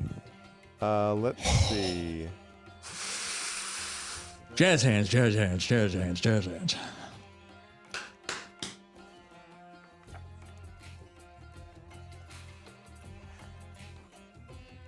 So he is going to. Yep.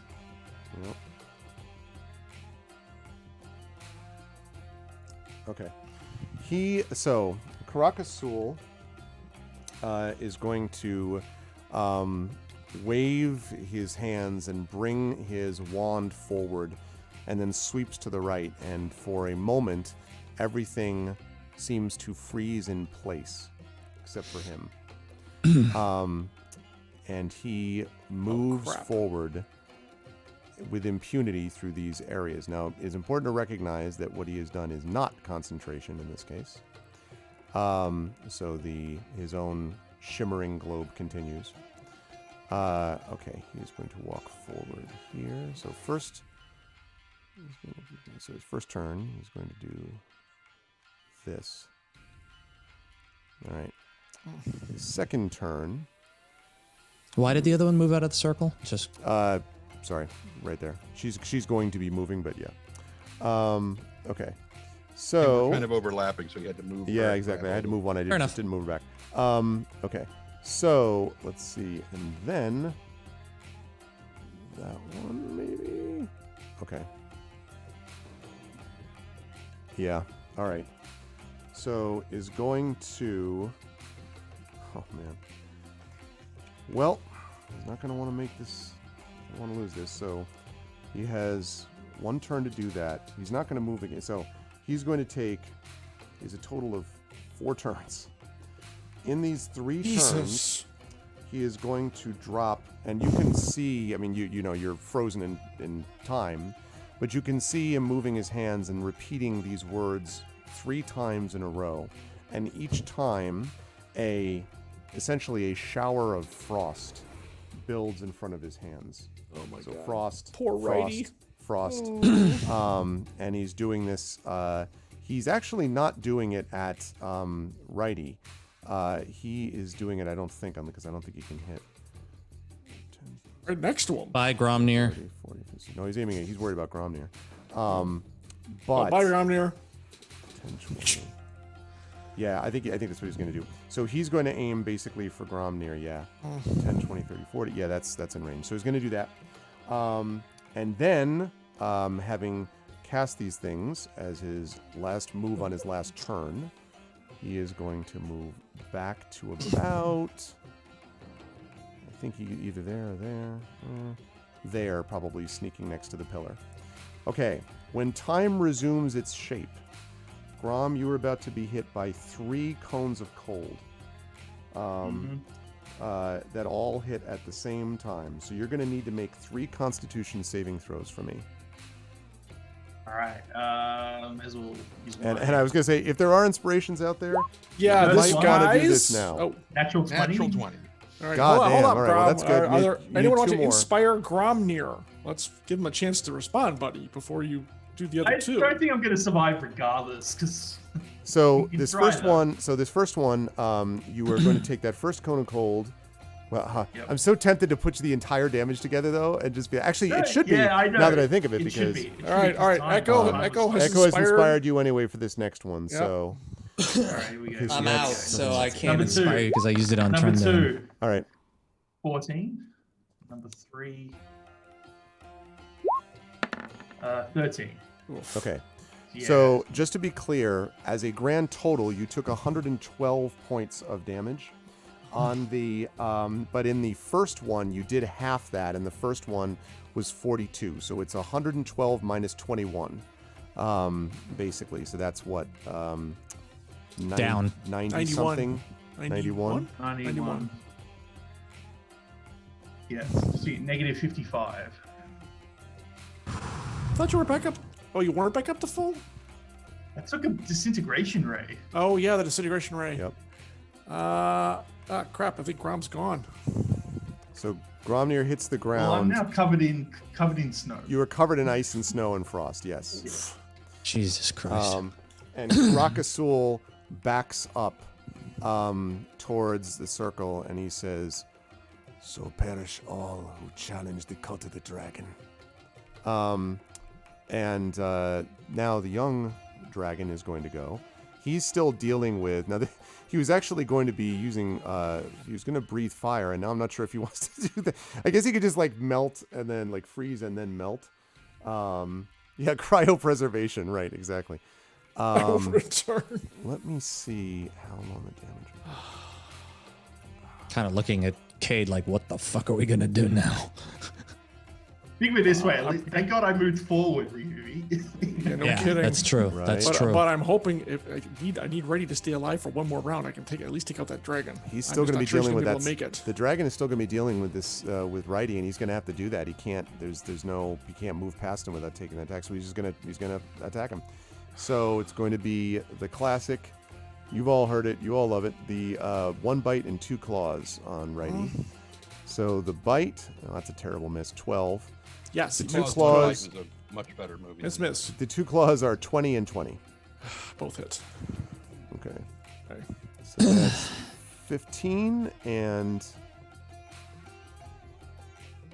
so 30. Okay. Well, 30 What kind of damage? damage. That's what is that? 42. That is Claw damage, That's it's- piercing. I guess It's I think magical piercing, though. I think it's piercing. Yeah, it's magical piercing. Yeah, it's Okay. magical. So Sorry, magical it's slashing to be direct. Same to be thing. Exact. That doesn't matter.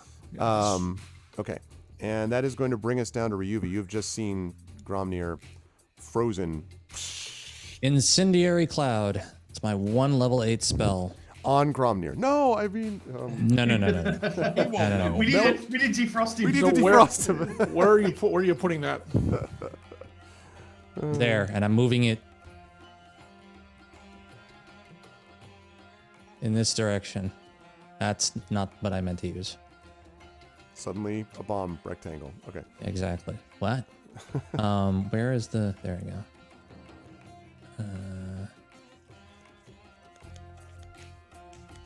Oh yeah, I mean you were all like bulked up, defensive. You were like, yeah, I'm ready, and So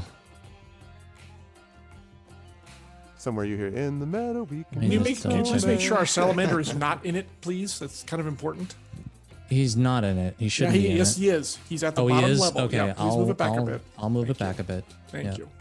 So it definitely will hit. Actually, you know what? We can make it like this so that it hits Yeah. all these Yep, guys. absolutely. Absolutely. And it's level 8, so it should. Hope to God it does some fucking damage to him. Okay. And let me bring up. Tell me more about this incendiary cloud. Yes, let me tell you about Incendiary Cloud, which is my last spell that will do anything to this guy. And that means the insect plague is gone. Okay. Oh, 'cause they're yeah, both it's true. concentration. Okay. Yep. So insect plague is gone. Level 8 is probably gonna go past that. Oh, you got some movement on this one too. Yeah, this one moves 10 feet in any direction that I choose. Okay, so let me Directly just read away it. from you, which is Let funny. me just read it. Casting incendiary cloud, 8th level conjuration, casting 1 action, range 150 feet. Duration concentration up to a minute. A swirling cloud of smoke shot through with white hot embers appears in a 20-foot radius sphere centered on a point within range. The cloud spreads around corners and is heavily obscured. It lasts for the duration or until a wind of moderate or greater speed, at least 10 miles per hour, disperses it. When the cloud appears, each creature in it must make a dexterity saving throw, again against 18. A creature takes 10 d8 damage on a failed save, or half as much damage on a successful one. A creature must also make this saving throw when it enters the spell's area for the first time on a turn or ends its turn there. The cloud moves 10 feet directly away from you in a direction that you choose at the start of each of your turns. Okay. Which I'm going to do north or west, whatever the fuck this direction is in this room. It is north, actually. In this It is case. north? So Okay. miraculously. All right. So 10d8. You'll be Let's happy to roll know that at 10d8. that level, that 8th level is more than the Globe of Invulnerability will be able to deflect. Thank So- fucking Christ. Anyway, Be happy to know about that. unfortunately, I have no other spell that will be able to break it. So Okay, so that was, you said, so yeah, go ahead and roll your damage. Let's figure out what the Okay. number is. Well, the other thing is you'll have to take out the con save, so hopefully the spell will drop because he takes that much damage to maintain his concentration. Who? Oh, for the globe? Rakasul. Oh, for the globe. Yeah. Yeah. Yeah. so Nice roll. Yeah, it is a pretty good roll. not a Holy single one in crap, there. I'm no. going to keep all of that.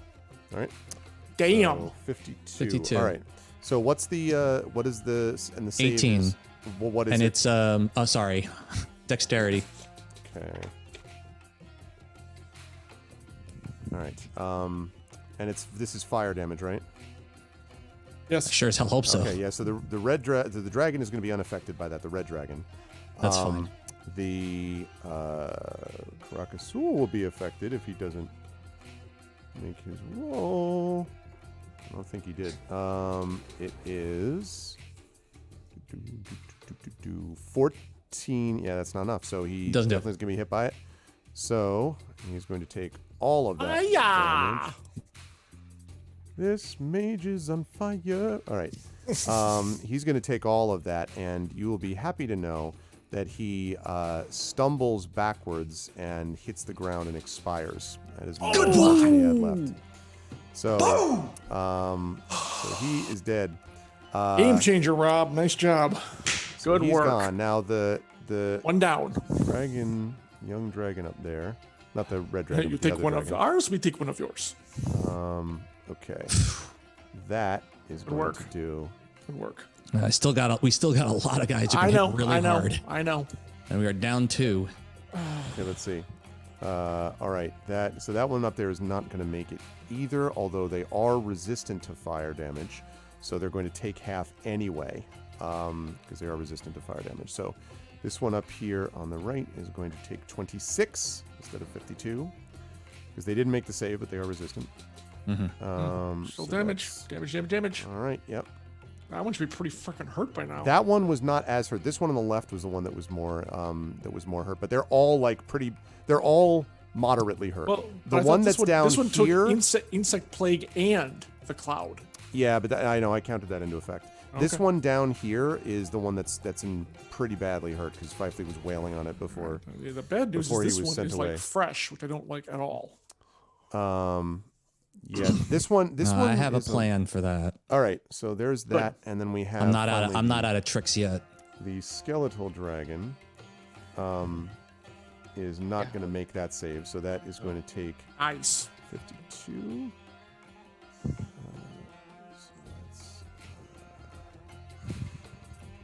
Okay. All right, got that. All right. And I think that's all of those.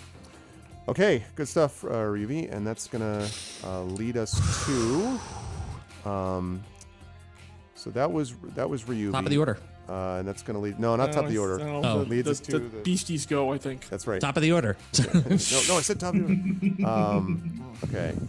Then we got. Actually, then we got. Oh, right, because it went back into the top. Fifely was banished. Because I think I missed something. Because Ryuvi, because the salamander.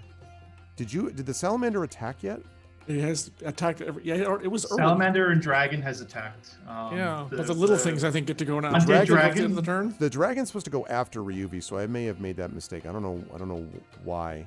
Oh, It doesn't really make a difference because the dragon would do the same thing, and the dragon's not affected by this spell. But so okay, because I think I already had the dragon go this round, so I don't know why that happened. okay. So little ones are going to go. First of all, this one that's still on fire Could you roll that for me, Trent, please? Kill it. That's not going to do it, No, probably. especially because it's resistant. They're getting there slowly. You will perish slowly in a... All right, this one is going to head at this one and try to wipe out... Damn it, I knew it. Come Righty. on, Righty, you can do it. That's a 21 with the bite. Yeah. That is a 15 with the first claw and a 7 with the second. Okay, 1 bite, 1 claw hit. Okay. Damn it. Damn. That is 20 points of damage. Total? Total, yep. Okay, we're still up. You can do it, Righty. Come on, you just need to listen one more round. And this one is going to come up here. Ah. Son of a... Okay, that is a 22 on the bite. That is a 15, a 15 and a 16 on the other claw. All 22, 3 15, hits. 16. Unless you roll really low, I think he's dead. Crap. 11, 14, 26 points of damage. He's gone. Damn it. Righty! You just need to last one more round. Gonna move the dragon for a second. So, oh, you got it. Frick. Okay. All I right. got him. So there's the deal with that. I'll move him so he's not affected there. Okay. That takes care of our friends, righty and lefty. We hardly knew you. Okay. So, and then these two are going to move up. They're still like... Now we have trouble, Ruby. Yeah, we do. This one is over here. It's staying outside the circle, these two. To the First, you extent move that they thing can. down onto them, and that'll. I Yeah. can't move it down. I can only move it in Oh, a that's right. It's got to direction be away away from from me. you. Yeah. Shit. Which is interesting, actually. And unfortunately, it's going to take too long to get to the other one, so I'm probably going to have to switch it out for something else. Back up to the top with Cade is up. Fifely Son of will a- be... Well, Fifely will be banished, so Fifely will I be was doing going to say, nothing. might be still banished. Fifely will be still not appearing in this picture. Oh. But And then here's a question. Sure. Does he become unbanished if she does anything else that requires concentration? Yeah, that's... Yes. And she's going to be aware of that. I also wondered for a minute, but I remembered it was she. She was the one who banished, not Caracas was not the one who banished, so... All right. yeah. So here's what I'm doing. So dash up here. Wait, can I do? Hold on, I gotta look up something. Hold on, because I think it takes an action. While John's doing that, let me just remind everybody that you are watching the finale of Palace of the Red Pasha, D&D with I and B. I am joined as always by Trendane Saad, Whose by finale John, is and still by being Rob. decided. Oh no, I can do it. I can do it. I got it. I got it. And also, Wait. we are here for the Damon Runyon Cancer Research Foundation. We are up to 4321. We would love to see this keep moving up there. If you haven't already done so, please help us support this incredibly worthy cause. !donate is the link that will get you over to the donation page. If you click the Donate Now link at the bottom of that page, that will bring you to where you can donate via PayPal. You then come back over here, you type in !donated space and then the amount that you want to donate. And then that amount is going to go to, then we will add that to our total. And if you're unable to donate, please let me ask you to go to my Twitter and retweet the pinned tweet, which is on my profile, which basically has a link to that page so that we can spread the word and let people know. We've had good turnout here today. Let's keep it up and let's keep the money coming. I really would love to see this continue to Still push got another upward day to go. even further because we got, yeah, that's right. We have the rest of today. We have the concert tonight, and then we have tomorrow. So we got to keep moving on, moving on. And so let's please do it. Let's keep it up. Screw it. IMB is still technically in last place. Yes, if you're looking at it, right. that way, yes. All right. Although they're Who close. actually looks at it that way? No they're one. close. Let's go. Let's go. All right, So we're good. moving up.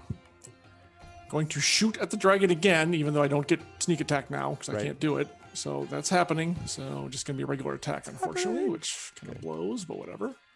Still a +3 arrow, so it's 1d5 plus 8, and +3 to the hit too. So 26. That'll hit. 29 if you want to be, And then my 1d6 plus 8. I believe 12. I believe that's okay. Good stuff. I think 200, if I'm not mistaken. Oh wait, Gone Eden, Jennifer Brozak Gone Eden has just donated 100 to the cause. Please, there you go. Thanks, Thank Jen. you. Oh, thank you, Thank Jen. you, Jen. So that's Jen, an the extra new member of 100 points. Infinity and Beyond, by the way. A new So member of extra Infinity 100 and points of damage, yes. Right. And an extra 100 points of healing to Gromnir. What? No. So, What is all this? No. And an extra 100 coming back from the void for Thank you, Fifely. thank you so much. Thank you so much, Jen. I really appreciate that. That's how this works, right? And Pay to then, win. Thanks, Jen. And then Pity donations coming in. Well, I'm still gonna try to. Okay. But Arv- Thank you, Jen, so much. Okay. Yes. So sorry. So you So, fired. You come on. hit. That's 12. Yeah, hold on. And then on my, so I used cunning action to move up there. I fired at him and hit him. And then my last action is to cast a cantrip, True Strike, on this guy. Okay. So when you hit the first one, hey, what's up, Light and Passion? You have. Thank you, Jen. When you hit the dragon, Red dragon, it yep. sort of reaches up and your arrow pierces it through the throat and. Screeching and yelling terribly, it falls over and expires. Oh my God! It was very close to death. Attaboy! All right. Dragon killer. All right. Once that's two. Attaboy, That's Cade. two. That's 2. All right. So now you've got was 4 3. mini dragons. You have. No, I didn't get the green one. You have I got the Yildiz blue one and up the in skeletal dragon, of course. and the green one. Let's not forget I'm that. sorry, and this one, the red one. I did not. It's only 2. Not to mention the Still 2 cracking now. eggs, of course. Yeah, don't remind me. Okay, Well, now I'm better. stuck here. Unfortunately, the bad part. I can't. Bad news I can't, is, yes. I can't retreat. So All right. I have True Strike on this jerk. So there we go. Okay. Which doesn't. True I can't Strike do anything is until That next was round. great. That leads. So Fifely is banished. That leads us to the skeletal dragon. So Where's Caracazul? sorry, Where's Caracazul? Crocozul Dead. is gone. Dead. I He's killed dead. that He killed him. motherfucker. He killed him. Yeah, he got him. Okay, sorry. I was killed. I, was gonna say, I'm I like- killed him with incendiary cloud with a 54. Nice. So It's unbelievable. this dragon pulls itself forward, Oh, and no. the pillar falls, so it collapses. So a couple things happen. First of all, the roof rumbles. A bunch of stones fall. Yildiz, you notice, seems to be rather unconcerned. I mean, she avoids being hit, but she seems unconcerned by all this. And the dragon pulls forward and ponderously moves. Let me see if it's going to go into that incendiary cloud. It's probably not. It's going to go, I would say, Think so. here to the left there. And then it's going to position itself. And yeah, that's what I thought.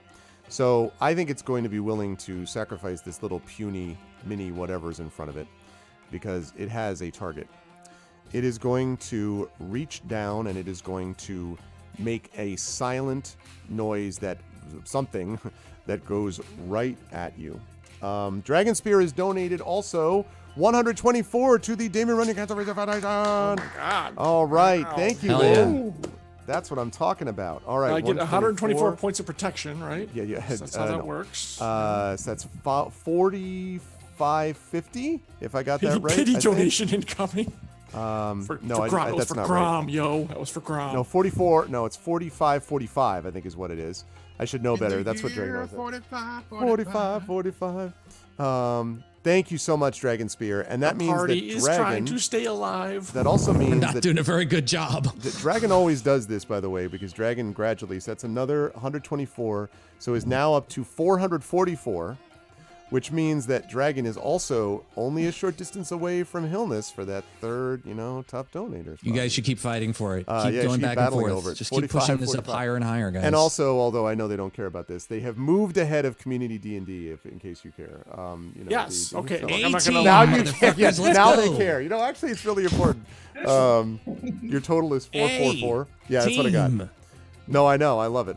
Thank you very much. Seriously, Dragon. You don't Your care until it's generosity, time to seriously. care. That's how it works. Okay, so reaches out at you. I need you to make a Constitution saving throw for me here, please. You So who are you feel as talking if to? I'm talking to you, Cade. Okay. Not Every me. part, feels like every cell of your body is being shaken apart. And I need He you just to reached make out at Constitution range. Okay, it's a con throw. Con saving throw, right? I could use an inspiration if someone's got one. Please. Thank you, I'll Sod. give you one. I will give you one. Sod already beat you to it. Too late. No, I don't have Well- one. I don't have one. Oh, I'm I thought. saying- Oh, Like okay. I said, All right. Well, then, I'll give you one. all right. Take the inspiration. Yeah. Well, no kidding. Okay. Saving throw. And of course. Oh God, I don't. Gun Eden has inspired you, Cade. Oh, actually, Trent, save yours, No, Jen. no, no, Save I, yours. yeah, I didn't hit enter yet. So Oh, okay. All right, then I'll You're take good, Thank Gunny. you, Jen. That's right. She was saving that in case I needed it. Yep. Which is good because I don't have advantage on Constitution saving throws, so I'm really gonna need this.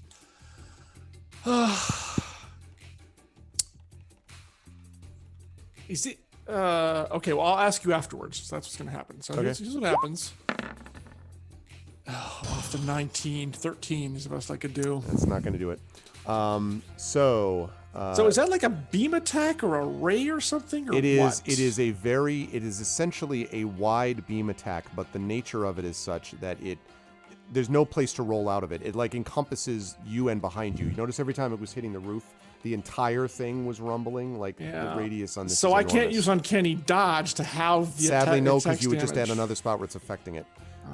That's the problem with it. Otherwise, yes. But So how many of his own guys did he hit with that? But, yeah, first of all, yeah. yeah. Well, yeah. So he hit. Let's see, 1, 2. Because if He you hit take the out- guy. The main guy was the problem. Was right in front of him was this dude, and that was Well, also there's going also to this smack. guy. Yeah, but he Technically, that avoids also that. hits me. It also hits the pillar, so it also hits. That's true. It does hit Grum. You are Hilness was at 501, and you're at 444. So whatever that works out to, Dragon, like 60 something, 58 or something like that. 78. Okay. So.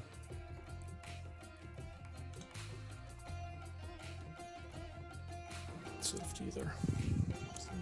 Okay. All right. So, you are going to take 66 points of what would essentially be force damage, Cade, although it's sonic damage, but it would basically be force damage.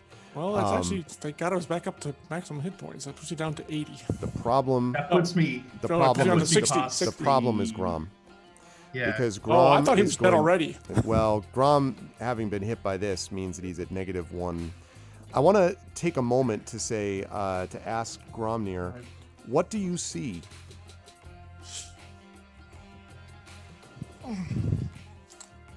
I wouldn't see anything actually. I don't think I would. I think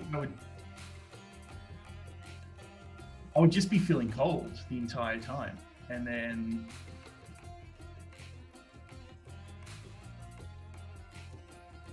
I would probably, yeah, I'd be feeling very cold. There'd just be blackness around me, and then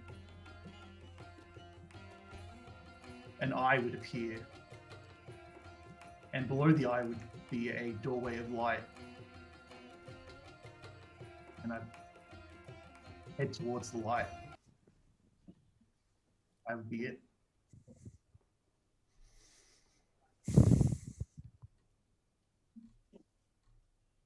Question: Alright. Does it actually disintegrate me? Like, am I fully disintegrated, or is it just? You are I don't want to get overly graphic about it. Your frozen ice body is Like I think the scene from Time Cop. No, the scene from Terminator 2. yeah. That too. That both works. Yeah. Demolition Man. Yes. Also true. And Cade, you So many see good that examples. you see that happen, Cade, as you're kind of like, oh, like pulling yourself Yeah. up. Oh, I also forgot to mention, you do need to make this one. I will give you a save for to avoid being knocked prone. Because you could technically, like, wherever you land, you're going to hit by it, but at least you won't be knocked prone if you make this save. Dex? Dex, yes. And the print, in case you folks were asking, is right here. That is Prince Justin's print. Oh, nice. Nice. Which is really awesome, and it's got a little stand. And this is he took that picture. Oh, for fuck's with his sake. son. Jesus. 13. Oh wow! Yeah. Then you do not make it. I expected that. I expect you to make that. Yeah, well, at plus 11, we all you'd think did. I would. You are knocked Yeah. prone. Son of a You're not bitch. going to take any Tell additional me, hey, damage tell when me you are this thing prone. died. Tell me that he killed that. I haven't gotten that yet. I assume it has, Okay. but let's see. Well, let's double check. That would really, I mean, I'll sacrifice my spell if it's dead. Let's see. It Because has to that's see what I'm whether most it- worried about. Yeah, Yeah. no, because it doesn't even have to. Yeah, it's just it's obliterated. Yes. Good. All right. So in fact, let me mark that down. Lamb It's 2. obliterated. A 1 would have been better. I could have re-rolled the damn thing. So, Right. that's where we're at. Is there and, anything left of him, or his body just? There are I just don't want to. pieces of ice on the ground. Okay. All right. Well, that's okay. And that's Ow. going to lead us to that is going to lead us, and that was that skeletal creature. And you hear the cackling cry. Weaklings! So Severin died, and so a life for a life. You took my mate. Now I have taken your friend. That's a dragon talking. No, that's That's what's her Yildiz. face. Oh, okay. Yeah, no, this dragon doesn't talk. Oh, mate is a little weird. That's what I thought. My about turn? the dragon It thing, is a little so. weird, and that's how she refers to it. Before we get to Okay, your turn, yeah. I do want to just announce that Dragon Spear just donated another 101 because he's an awesome dude. Which Wow. brings us up to 4646. You see a pattern here. 4646. Friend. It also means that he moves into 500. That would be 545, I believe, which moves him into second for top donator at the moment anyway. Moves him into second and puts him in position to get the Prince Justin print. He's still behind Mike as the top donator. Carlos is in third. Hilness is behind Carlos by $10. So I'm just letting you know. I know that the big thing is that the most important thing is that Damon Runyon is winning. That's what matters. But I'm just letting you know that this is the case. And this party is losing horribly.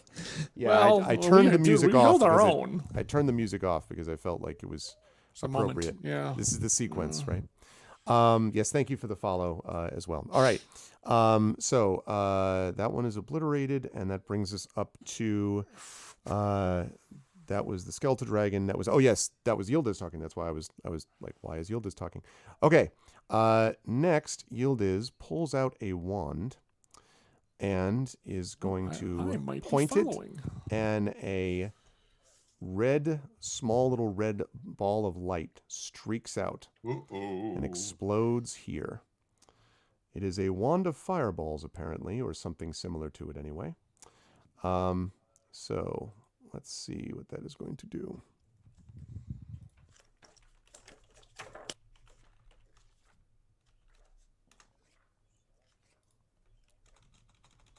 Okay. Wand of fireballs. It's going to do this. This is not how I saw this campaign ending. Fireball. Okay. Right. So.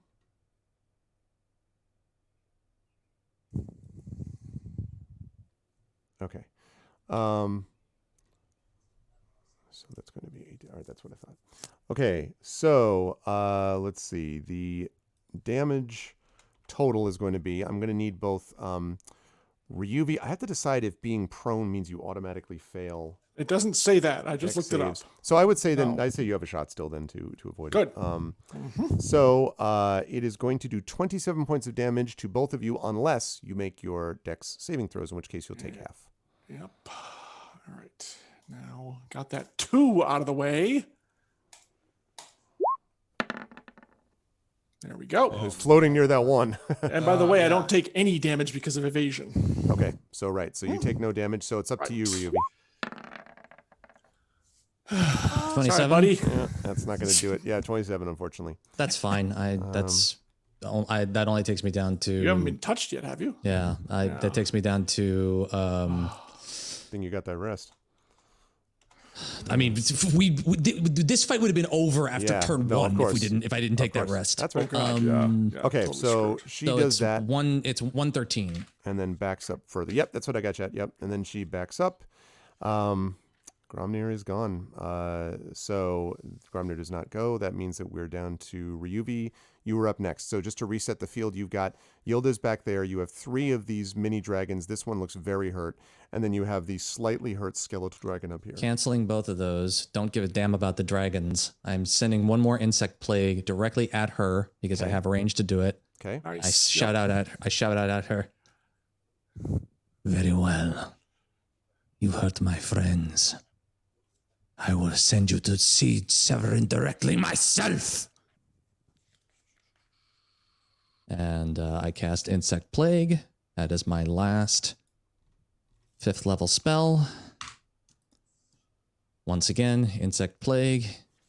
It's a 300-foot, 20-foot radius, 300 feet range, 20-foot radius sphere centered on a point, driving it right on that bitch's skull. I don't need to make a circle. It's only going for her. She has to make a save, Constitution save on 18. It's 4d10. I'm gonna roll the 4d10. She sure right now. didn't. I'm here to tell you. She did not make Oh, I'm that. so sad. Yeah, I'm no, so sad I'm she sure didn't you're make broken that up save. about it. I'm really. Let me tell you, tears down my face. Go to hell. Avernus. Go to Avernus. Whatever. So what's yeah, okay. 4D10 piercing. Okay. And that's where Tiamat is too. So, Why am I having so much trouble thinking about what the hell I'm trying to do? Okay. We are re-rolling. That is not even right. Yeah, what is that? What is that What the nonsense? shit is happening here? Wow. That is not even Weird. correct. Okay. What do I even do with this? Well, no, wait. Actually, it's correct on my screen. 6 I'm and missing 7 a plus die 1. on my screen. Oh, that. Well, that No, is weird. 40-10, right? 40-10, yeah. Yeah, I see 40. Yeah, 7, but 6, I 1, 1. see 117. Where's the other one? And Down there's at the a bottom. six. It's a 6 at There's the a bottom. 6. It's the Oh, is it bottom. underneath Yeah, the? Yep. six, So you- 1, so 1, 6, 7. Reroll 2d10 and then add 13. Yeah, I'm re-rolling. I'm re-rolling Yep. 2d10. And that's what, 9 sorcery points now, 9, Rob? I know you're yeah. keeping track of it. I was just making sure in my mind. All right. That's fine. I don't. You're the DM. You got to do some part of this, don't you? Oh, you got anything to do. Yeah. So I'm re-rolling the 2d10.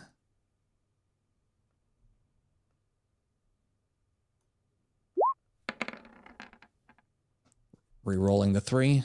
So that brings me down to 8. Okay.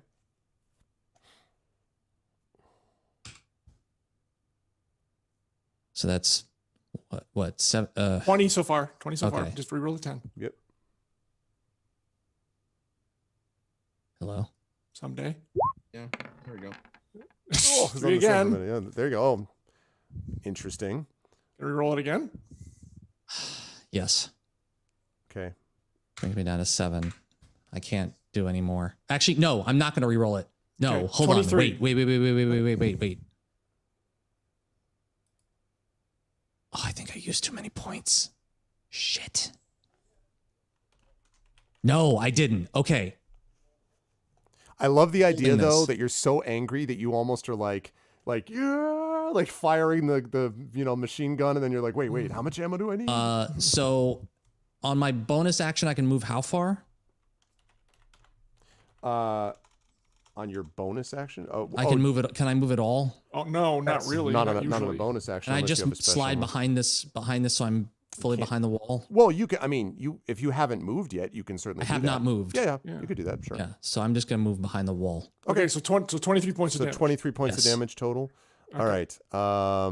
Yeah.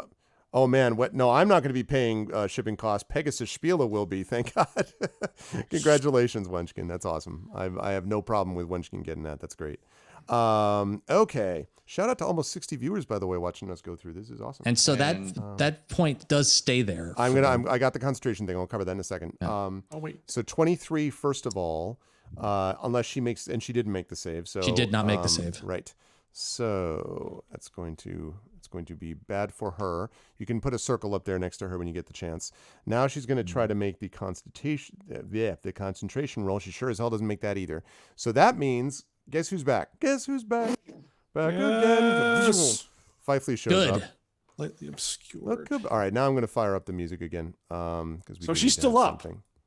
Oh yeah, she's still up. Yep. Oh, goddamn. Okay. She had a lot of hit points. Yeah, apparently. All right. Okay, I think it's Lightly obscured. 20-foot range. is it this one? Difficult terrain. What is No, difficult no. terrain? What is difficult terrain? There we What go. does that mean? Yep, less than $400 away from 5,000. We can do it, We folks. can do it. You can I'd like to do see it. it make 5K. Yeah. That would be pretty sweet. Terrain. What the fuck is terrain? Come on. Terrain is half movement. That's it? Difficult terrain is just half movement? I think so. Yeah. It's just each square takes 10 foot of movement rather than 5. Okay. All right. Poop. All Or right. in this case, 20, because they're 10-foot squares. Yeah. Well, it doesn't matter about obscuration, I don't think. Okay. All right. So let's see. So Ryuvi did her thing. Okay. So all right. So hang on. All a right, second. Trend, warm up that inspiration. Before we have the mini dragons, I have to check on something very quickly. So, oh, awesome, molten yogurt. That was the one who followed before. I'm glad you liked the stream. Well, we do have a lot of fun here, a lot of tabletop stuff, and in this particular case, for a good cause. So hopefully, we'd love to have you around. Let's see.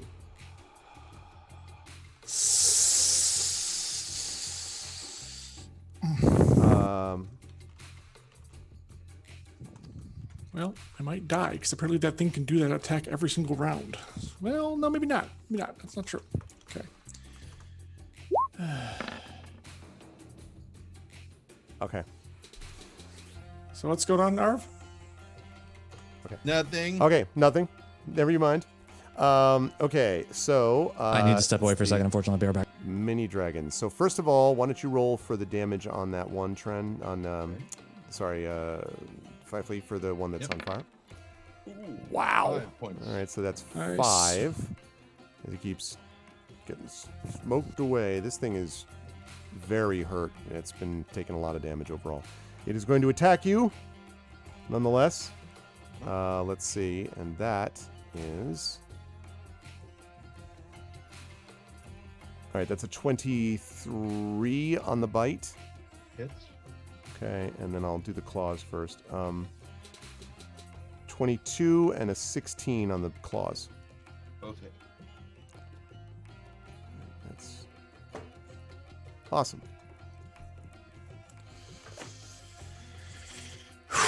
Okay. You are going to take, that is 25 points of damage among those 3, Fifely. Mm-hmm. So I think we're at 36, I believe. Okay. All right, so there's that one. And then it hit you again, so that means it's going to take another... Go ahead and roll that damage, and the same one is like... This thing is on fire. Oh, nice. All right, so 4 more. Just keep on getting hit. All right, the other one is going to attack. We got an 18 on the bite. We have a 14 on the claw and a 21 on the claw. All hit. Yeah, this form is not exactly on the... Wow, these guys, your rolls are once again insane. 21. Well, yeah. for the drag, his AC isn't super great. 21 points of damage because all 3 hit here, Fifely. Okay. Alright, so it's it should be... Is that 15? 15. Alright. Okay, this one is probably going to move, I think. He is also Towards going you. to catch fire because he hit me. Yep. And go ahead and burn it up. This guy's going to move towards I don't your need this direction. anymore. They're dead. Oh my goodness, these 5 points. fire. Bang, bang, bang, just raining down. All right, let's see. So, okay. I don't, now, is he doesn't catch on fire, he's hurt though, right? Like, isn't it He when hits you, me. if he hits you, he catches on fire? I know he gets hurt when he hits you, but I wondered if you catch him on fire when you hit him, and if, I just want to double check. Let's double check. Yeah, that's all. It just takes damage. It only catches fire when you enter a space. Like, enter its space and stop there and attack. Or he enters mine. Or the, yeah. So, yeah. But he still got hit by fire, just saying he's not on fire there. Okay, that's going to bring us back up to the top. Rob, check with, the Zoom. Cade. Yep. Trend, I need that inspiration. You have it. And actually, there we go. All right, so Okay, we're got ready? it. Yep. All right. Trendane has inspired. I read it, John. Sorry. Yeah, just to let you know. Trendane has inspired. We're leaving it all out on the field, people. All right. Yeah, stand up. That burns my action. Okay. Now, normally, she would be at long range with my burn your move. That half your movement. half my movement. Oh, even better. Yeah. Okay, good. Half my move. Stand No, up. that's not what I do. When you, Oh, to right, me, it right. uses your full move That's for fine. in my games, but you still have your action available. Yeah, that's fine. Well, I saw my cunning action too, so I'll be getting back under cover. Thank you very much. You're cheering for the dragon, Light and Passion, really? Like, Now, normally, What? he's like dragon. normally, what's her face would be at long range for me, which would be at disadvantage. But because I have the feat of sharpshooter, Ooh, I can make long range attacks without not at disadvantage on my short bow. I love it. Because I have advantage, assuming I hit her, it's a sneak attack. Oh, I love that So too. we're lined up, straight up, Yep. and I draw that bow back and look at her and like eat this. Camera And like here we zooms go. in along. Yeah, the well, it's strap gonna of it's arrow and then- it's the arrow shot like Robin Hood. Yeah, Yep, exactly. yep. No, Please that hit. arrow shot sucked. Yeah. Don't use that. No, the arrow cam though was good when it showed it flying through the The arrow forest. Arrows was cam. doing this, which arrows don't do. Yeah, that's Oh, great. well, whatever. All right, folks, here we go. Legolas. Think of Advantage Legolas and roll. Moria taking out the orcs. That's legit. 24. Will hit. Absolutely.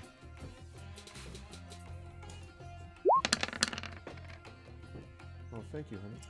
39, 40, 41. Actually, it was a You're not the 27. 'cause honey, the my plus wife's 3 the honey. arrow. Just Trendane's like, oh, you're welcome. 42 points of damage. Right to her eye. How much?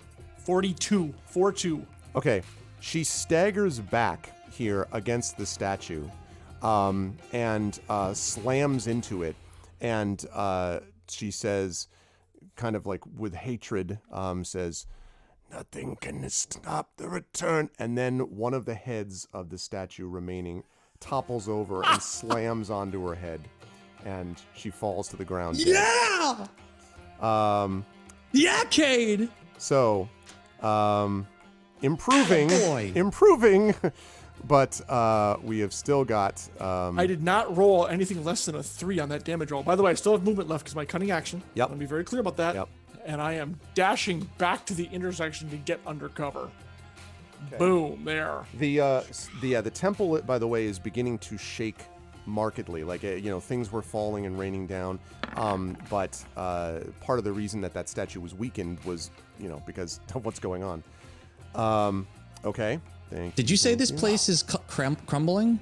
Not the entire level. The temple room. The is temple beginning room. to because But two not the pillars whole have been removed. place. Not the whole place. No, although the whole place is rumbling a little bit, but not like things showering down. Like, I don't need to go run and grab the other girl because this place is going to collapse and we need to get the fuck Doesn't out of here. seem like it yet. Although again, I can't. I'm just trying not to mislead you. It doesn't feel like that yet. You don't know whether this is spreading though, or like whether it's just that room. you're Or welcome to go grab or whatever. Fifely if you want. Yeah. Well, you're on fire, dude. How are we going to grab you? Well, that's what he was. That was the joke. I am fire. I am fire. Well, yeah, well, that makes it even more difficult, buddy. I was Well, born to fire. we have a damn witness to all of this stuff in the other room. Okay. I feel like maybe we should save her. That was Cade's hit. Fifely, If we you can, yes. you are up. You still got 3 of these plus the skeletal God. dragon back there. And I can't take another hit from that guy. It's just, I will be dead. And I don't feel like it. I'm sorry, Fifely, but I ain't going back in there. Then here's my recommendation. Don't. Exactly. You are correct. See, we agree on everything. I'm still shaking. I can't believe I made that shot. Okay. That was awesome, Swing. dude. Really? Good shot. Really? Wow. The chat is turning on us, I swear. Thank you. And Rob, dude, couldn't have done it without you, buddy. Seriously, So- could not have done this without you. It was that with those area effect spells. Fifely is attacking this dude over here. So, 9. Man, no, it's a miss. Those touches. Dude, why are you whiffing now? Come on. And Get together. 17. Yes, 17 will hit. Okay. I think he's lowered it at this point. No, Just- no, I just 10 points of fire, thus reduced to. does reduce to 5 against the. I'm sorry, was that against the one who was already on fire or the? Yes. Mage head Okay. down. Right, so that's the one who's like getting real. Mage head crushed, super like hurt. passion. I'll take that too. Okay. Right. Okay, that is Fifely.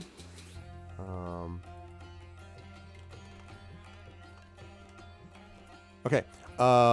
Let's see. And then so that was Fifely. Okay. So next up is going to be, unfortunately, this guy, the big kahuna. So he is going to move here. And again, with very little regard for his own creatures. That's It okay. He can positions kill him- his own. He Yeah, take positions him out. himself Take him out. to hit I just can't believe Fifely. he can do this every round. That's what's crazy about that. Yeah, he's It's like, enormously oh my powerful and God. has like because he's apparently been working on this guy for a while. Remember the whole get it ready thing? Yeah, yeah. And they okay. unfortunately, they didn't screw up the last steps to like screw him over or anything. He's like a full bore. Right. Yeah. Okay. He is going to reach out and let's see, Now this one, I have to think. Unless you have a, yeah, no, because here's the thing: if you were to move like, you can't. You'd have to move like basically 4 squares. You can't like teleport like that, so it doesn't matter. You're gonna be affected either way. So this is just going to be a con save that you're going to be making. A con save that you're going to be making for me, Fifely, please, as he reaches his neck down and again silently. And I must emphasize how bizarre and terrifying it is to see this thing open and look like it's screaming at you, and just then feel the sonic rumble of. It was like Rob's voice at the beginning of the game, is what it felt like. It was not pleasant. Rumbling through my ears. No, I'm Not just kidding. pleasant. I was inspired. Yeah. Okay, not so much. Ouch. All right, you are going to take 48 points of damage. This is force damage. So that's 15, and then you drop out, and the rest of it goes to you, right? So that's 30. Right. So I think that's 30 points in your regular form, right? Because you had 15. Okay, so 118 minus 30 should be 88, I think. You're gonna see some serious shit. Who says I didn't? Who says I didn't pay any attention in math class? All right. I didn't, so I'm taking your word for it. Yeah, it's 88 out of 143. Okay, you're now yourself, not your elemental form. And I would say that the mini dragons, look a little surprised, like, oh. Well, I'm hoping one of those is mini that one dragons dead? just got Is the one obliterated. right Oh, over yes, that's a here? good point, actually. Yeah. Yeah, it does not make the con save, and yes, it is annihilated. Nice. Again, Helping us out seems to even have though zero it's regard hurting to that. us. All right, he's gone. I have one more trick up my sleeve, so I'm not done yet. Okay. Dragon banishing would be great. Unfortunately, that is not a thing that exists. Okay. Where are you? Sorry, you're bringing your guy back. Yeah, I'm trying to Okay, find that's fine. I just want to make sure I knew where everybody was. Okay. So that was that. That leads us to this. Okay, so that Ryuvi, you were up next. All right, I am going to sidestep over to here, as far over as I need to in order to get a shot on Big Dude. Okay. I would say Is that enough? a little farther. You're gonna I have to go think over one. like right next to me. Perfect. Yeah, you can get it. Yeah, grab that from should do there. it. Yep. All right. So that is going to be my max range on my magic missiles, which I'm going to cast at level 4, my last level 4 magic missile. Okay. Yep. Or my last level 4, level 4. Right. No, actually, Sure. no, that's not true. I have 2 level 4 spells left, so I'm going to have 1 left after this. I'm going to cast magic missile at level 4. In case anyone was wondering, I'm going to be casting magic missile at level 4. Level 4. Gotcha. Sorry. 4 And this is force damage, right? What? Force damage, right? magic missile. Is it?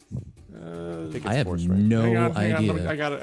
Magic missile. Yes, it is. Force damage is magic missile. Should be force, I think. Yes, it's got 1d4 plus 1 force. Okay. Yep. It's just That is okay, right? It's broken. Ignore that. That is not an actual roll because the thing is broken, and I keep forgetting it's broken. So I'm going to re-roll that through the dice roller. okay. What? Did, Because okay. that is ridiculous.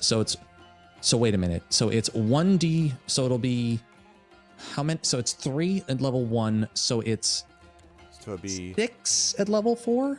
Yes, so plus 1 for each level. 4, 5, 6. Yeah. Yeah. So 6. 64 plus 6. 64 plus 6. Yep. Yes. 64 plus 6. Okay. Yep. I just wanted to know 64, just straight up plus 6. Yeah, 64 points. No. Again, that would be 6, fine. pause, D, pause. 70. 4, Yeah. pause. Yeah. Like I said, 6d4. Wait, 64 plus 6 to the right. Oh yeah. Oh, sorry. I don't know why I'm having so much trouble with this. It's not like I've never cast this spell before. Ooh. I am re-rolling. No, I'm just gonna leave that. Screw it. Okay. So so 20 total. Wait, am I? I have 7 points left. Should I re-roll the ones? 64. You were very I would panicked save about holding on those. to sorcery points, so I don't know 24, whether that means 24. That's 20 out of doesn't- 32. That's pretty damn good, man. It actually doesn't matter at this point, because I can't do the thing that I wanted to do anyway because it's going to cost more points than I have. Up to you. I'm just going to re-roll the ones. Okay, so we're at 18 right now. So yeah, just 2d4 You then. roll the brings one, me so you're down gonna to take one, 6. so Yeah. you be down to 6 sorcery or whatever that is points. Yeah. Okay.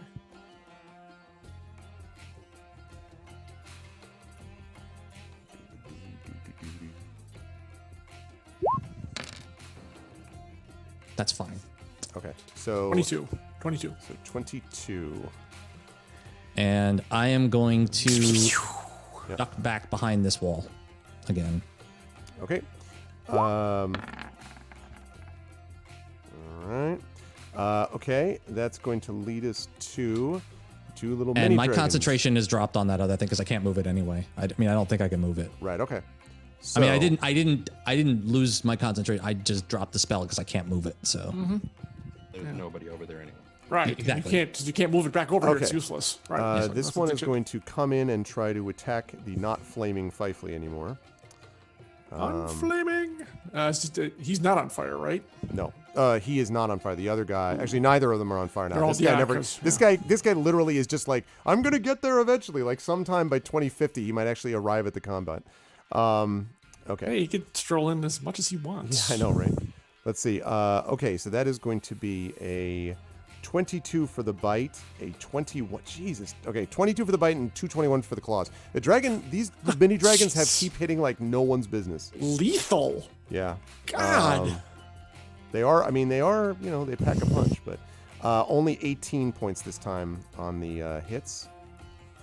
So I think that's 70 out of 143, Fifley, I believe. And then this second one over here is, if we can get anywhere, 10, 20, 30. All right, it's at least, it's going to go there. Like it's next to you now, at least, it thinks. All right, and that's going to bring us up to Cade.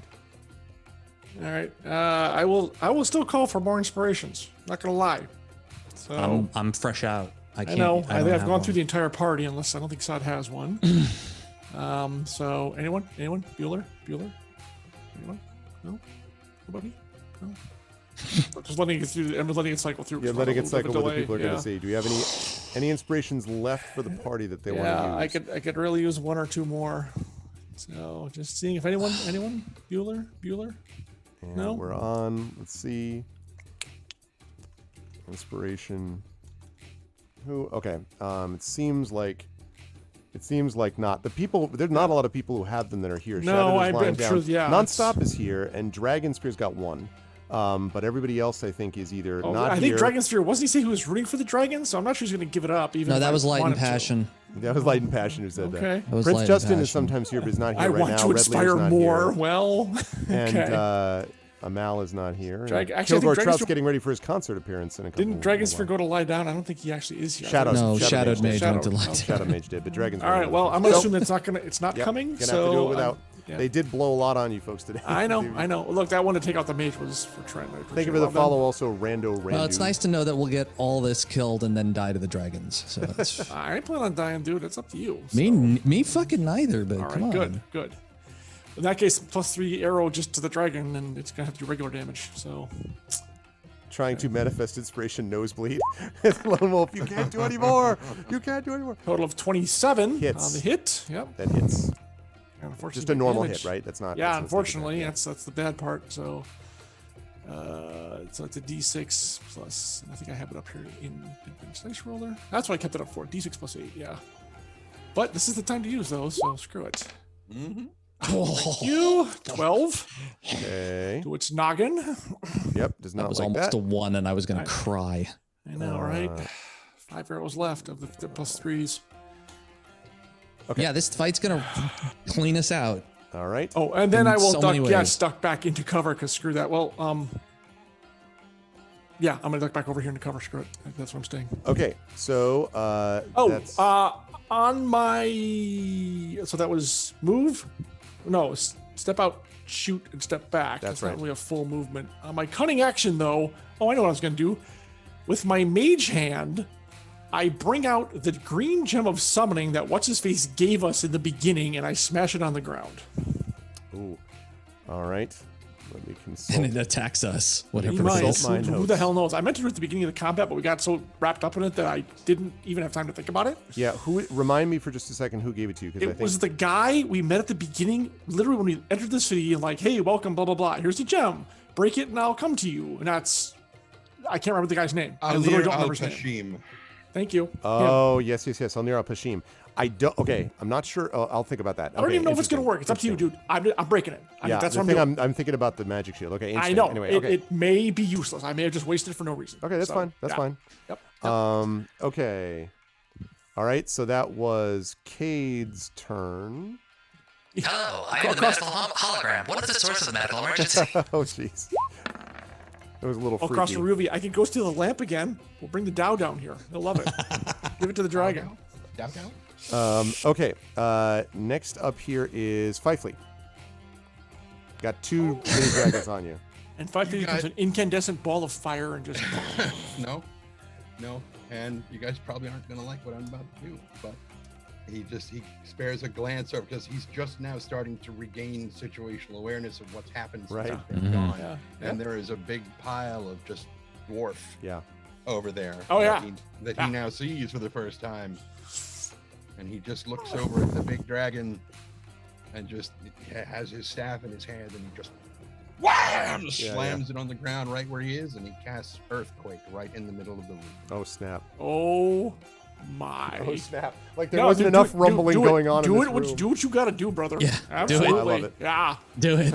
And you know you've got a 8th badass spell when the level. description is like 6 billion paragraphs. Yeah. Right. Yeah. So- Oh my god. Didn't mean to put it in there twice. Sorry. Seismic disturbance at a Could you point do it in the within second half of the range. room though, please? You tell me. This is your spell. Tell us the Earthquake. important parts here. Yes. 100 foot. Oh Fifely. my god, this is insane. Go ahead, Yeah, Fifely. he basically put it like right here. Okay.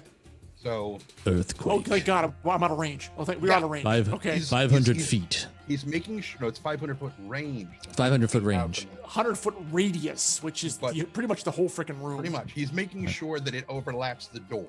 Yeah. Fifely, I Yeah. want to Open- warn you, Fifely, that you're doing this in an already unstable room. Threatens is to why bring the he's whole. doing it. Okay. All right. He is at this He's point. gonna, yeah. I mean, as far as he's concerned, we've lost TikTok to this thing, and now we've lost Gromnir. He is at a point where he's convinced he's not getting out of this, and he's just like, if I'm going down, you are coming with me, and he's just gonna trying to bring the room down on top of everything. Oh, you think that's the same dragon? No, just in general. Like, I mean, Oh, okay. Just the cult. Right. Just The the cult. cult. We lost I with mean, the the cult. Because you guys are outside the range, so as far as he's concerned, you guys can get her to the Pasha and still complete the mission. Yeah. He's gonna Yeah. try to keep these guys in here and bury everyone. Yeah. All right. Let's do it. So, let's So does see. do we want to? 50 bludgeoning. Yeah. Okay, right. So You create a seismic disturbance at a point on the ground that you can see within a range. Oh. For the duration, an intense yeah, foot radius circle centered on that point and shakes creatures and structures in contact with the ground in that area. so Can I continue? yeah, hold on. Nonstop. Okay. So nonstop is here and asks who needed inspiration. At this point, I mean, I don't know. Fifely may. I don't think it's going to To affect. what end? Yeah, I Let's guess see what not. happens with this earthquake. Yeah. So let's see what happens. All right. Yeah, I'm actually gonna. We don't have to read the whole thing right there. All right. So We'll we'll- skip it. Hold that in reserve because I may need it. Okay, so hang on, nonstop. They may need you for sure. Right, right. On a so blah blah blah blah. Okay, creature within half the distance of a structure's height must make a dexterity saving throw. Oh wait, so it's fissures that we're looking at. All right. 1d6 such fissures open in locations. Okay, so here's what we're gonna do. No, that's Oh my determined God. by the GM. Each just creature not in the trying to ground lawyer, in the but- area must make a dexterity saving throw. All right. So, and that range is a 100-foot radius circle, which means you're going to put it so it does affect you also? Yeah, I Okay. mean, he's making sure it covers the door. That will by default. It just so that it include doesn't So, hit right. us. is So the that only thing means that he- you're yeah. going to have to make that dexterity saving throw Mhm. also. Do you? So again, Ugh. do you want to use that with nonstop's inspiration then? Because he's offering. He's got 2. So like, do you want to hold on to that to keep from going prone? Yes. Take it, Trent. You haven't taken any of this whole Also, turn- might have this an whole impact game. on your concentration. Now that I think of it, if you were to. Yeah, it will. Mhm. Yes, So- I'll take one. All right. So nonstop. If Obviously, you I'm can, not taking them both. Yeah. If you could inspire Fifely, that's kind of needed here. All right. It's intense, people. It's a high I'd level like campaign. not to lose Fifely if we can avoid it. I'm so glad that we got Fifely back, but I hope that he survives. I don't want to the lose him same again, kind of- yeah. Thanks, nonstop. Thank you. All right. So Fifely has been inspired. Okay. So first of all, this creature. What's the DC that for the save? 17. 17. Oh, what is his dex? What is his dex? What is his dex? Oh, God damn it! I'm annoyed that he made that save. All right, so he did make the save. The little ones don't though, so the little ones go prone. All right, so that's the first part, is that both of these go prone. The second thing, and then you're gonna have to you're gonna see if you go prone. Why don't you do that first, actually, Fively, before we talk about? That was what the dexterity saving. Unfortunately, he rolled a 10. Oh god damn it! Shoot. Well, Yeah. you're prone then. Yep. So I need you to make a Constitution saving throw to see if you maintain concentration. Mm-hmm. Do you want that other inspiration? No, Okay. not in this case. No. Okay. We're- Okay. You guys are gonna need it. Yeah, well, yeah. 11. Okay. Right. So, I think to keep concentration It's 10 or better. going is If 10 you or don't better. take You- damage, You held it's on 10 to or it. better. You held Yeah. on to it. Nice. Nice. So it's jeez. still rumbling. Oh, Dragon Spear's back too. Okay, you guys all right, both so hold on to those. That's hold on the to those. yeah. Hold on, and we may need you. The second. So that was the second inspiration. So that was the second one. That's the first part of that thing. The second Yeah. thing is that we have a total of 1d6 fissures. So now what I need, Fively, is you to roll 1d6 and see how many fissures open. In locations chosen by the GM. Yes. Well, that's great. Oh, I mean, not really. Oh, I got some ideas. I don't like that. I don't like the sound of that. 4 fissures. 4 fissures, okay. So what we're going to do is we're going to assume that they're going to end up in certain quadrants of the room. So I'm going to say, and these fissures are 1d10 by 10 feet deep and 10 feet wide, and they extend from one edge of the spell's area to the opposite side. Okay. Break on through the other side. Why did you want to cover the door just to make sure they couldn't get over to us? Is that it? I'm hoping that I tear the doorway down and block it so they can't get out. Okay, let's see. But, 10. but. God damn it! Then we can't get you out. That's not what Fively's worried about. I know. You do what you have to do. Do what you have to do. I get it. I get it. I don't like it, but I get it. All right, I'm going to say here. I'm going to say here. I'm going to say here. I'm going to say here. Now, do me a favor and roll a 1d10, Fively, so we can see how much this is. It's something by 10 feet deep. So, all right, so 6 by 10 feet deep, okay? So we've got that. Structure is not there. Okay, so that's what we've got so far.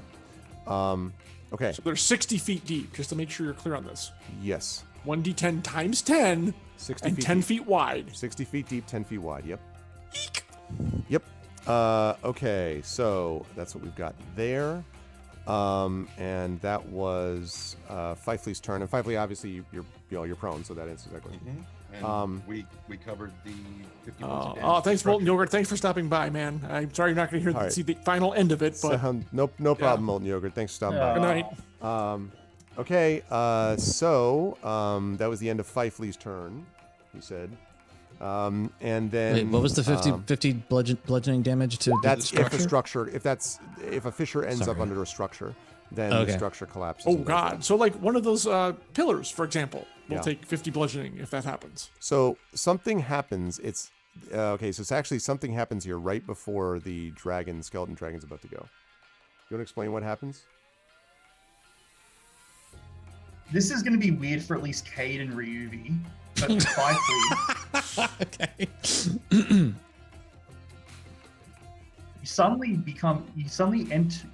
the entire area that you're in is a completely different structure. And in the center of that structure, there is a altar, some kind of altar, and then on one of the edges of the structure, there seems to be a massive library shelf with multiple shelves going up for about 15 feet. And that's what you see right now. For Ryuvi and Cade, you see doors appear because these doors are open.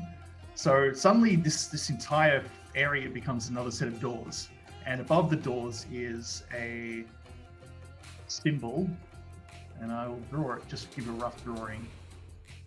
This is what it looks like. And then inside, it's like a crystal ball, and inside it, it's just eyes. Eyes, eyes, eyes, eyes, and they're all looking at you. I'm Well, sorry, that's we're different. suddenly in another place? No.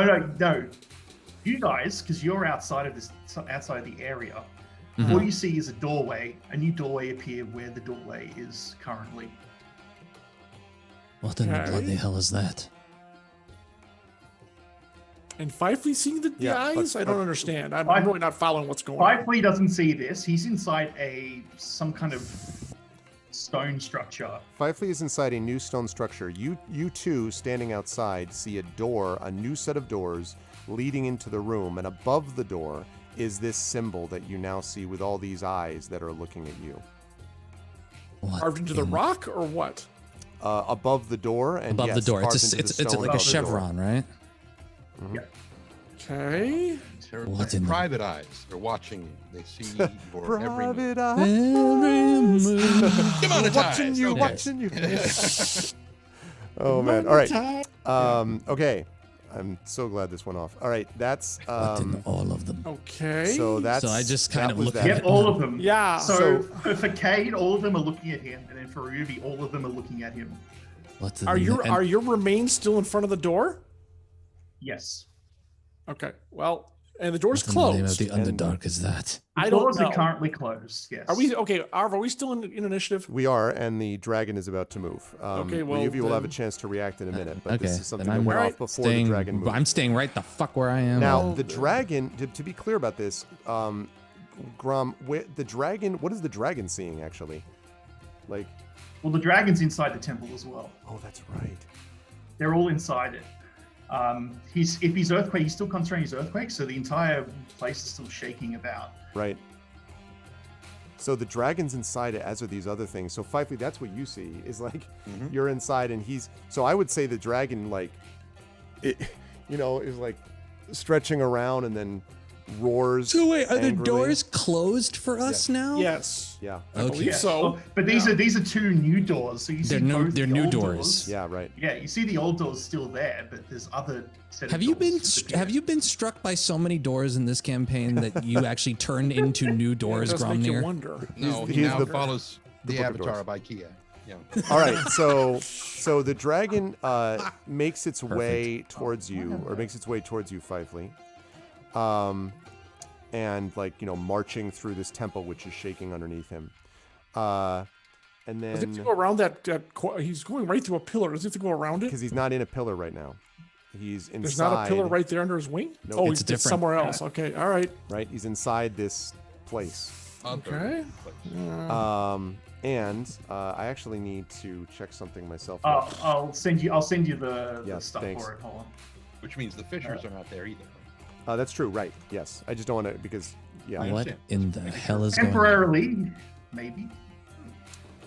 That's That's a lot of text. Oh, but just okay, beware. okay. And I know obviously what you're. Yep, choosing. Yep, And stuff obviously, like that, yeah. yes. Okay. Victory? How about victory? Victory sounds good. I like Not that. choosing It's, victory. this is going to attack you, Fifely, using the same roll that's been made before. But you notice that as the sort of beam opens, you were of course still prone. But as the beam opens, you notice that it's going slowly, as if it were in slow motion, as if something is hindering it. And so now what I need you to do is I'm going to give you a save. You didn't get one before because it was going at regular speed. But this, and again, you remember, you couldn't see it at all. All you see now is the shimmering waves. Somehow you can see it in this building and it's slower. So now I'm going to give you a chance to basically roll out of the way. And you can do that with a dexterity saving throw on this before you even get hit by it. The creatures next to you will not get advantage on, will not try to take attacks on Arduni because they're also prone and they're also hindered by the same thing. 12. A 12. Yeah, 12 is going to make that. Yep. So you are out of the way there. So I would say move yourself here, even though again, you're in a temple. So it misses, but it sure as hell doesn't miss these things. And they are prone with this thing. Either of you going to make your save? No, you're sure not. So boom and boom. These things are both destroyed. And so it's just you and this temple and this building that you're in. On the outside, though, the fissures continue, but we'll talk about that when we get back to you. So it's just you, Fifely, and the dragon within this place. Okay. And Ryuvi. Okay. Yeah. And so Ryuvi, you are up next. We haven't quite won yet. I sort of shout at Cade. I have no idea what we're supposed to do now. And I kind of like, is everything still Yes, everything is rumbling, still shaking. shambling, Rumbling. Now it's rumbling. Remember, not where you are. It's rumbling in the room. So rumbling and crumbling. Rumbling, like, is it bumbling, stumbling? Is it extending out to the hallways that we were in, No. or is it just feel no? No, it's inside that room. I But on the plus side, you would know that so long as it's still doing that, Fifey is still alive. That's true, actually. That's correct. I have no. I mean, you can. The fucking doors are idea closed. what It doesn't to mean do. they're locked. I'm just letting you know, like to these new doors. Well, I mean, if I'm gonna walk, I can't get up to the door. I mean, I could double move, but then I can't do an attack. So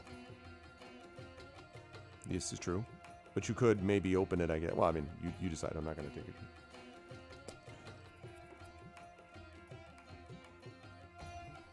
how much health do I have? I mean, okay, so I have.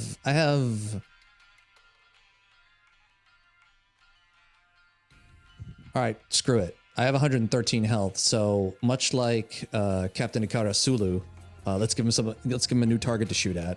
Okay. Because I don't really have a choice here. I'm going to move up to the door and try to open it.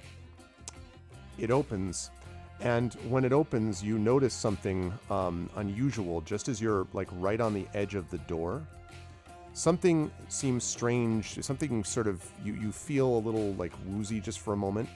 Cade, you watching him see that an eye has appeared. An eye has appeared above his forehead, above the forehead of Ryuvi. It looks identical to the eyes inside that symbol. Oh, he's facing that you see away from above me, the so I'm not door. really sure I'm going to see that. Oh, to be maybe quite not. Honest. Yeah. Well, yeah. Okay, but he's Something opened the door and woozy. looking in. Yeah. Is the point. Okay. I think I think would notice it. He might. It's because it's above, right? So. Yeah, well, he's looking in, so 5 feet. But I mean, it's probably floating notice. above. It's floating above. No, inside? it's in the. Okay, it's right. there. Okay, yeah. Yeah. So what do I see? So you looking inside see this spectacular inside of what looks like a temple of some kind.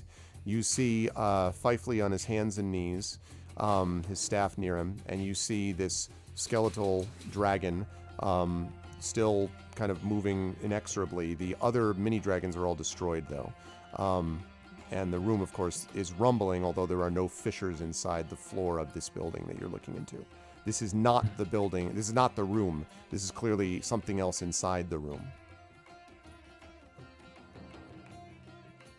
But you can see Fifely. And he has a weird eye on his forehead. Oh, that's right. Fifely would. You see an eye. That's right. I forgot about that. Sorry. You see an eye on Fifely's forehead, looking exactly like the eyes that were above in the sign above you.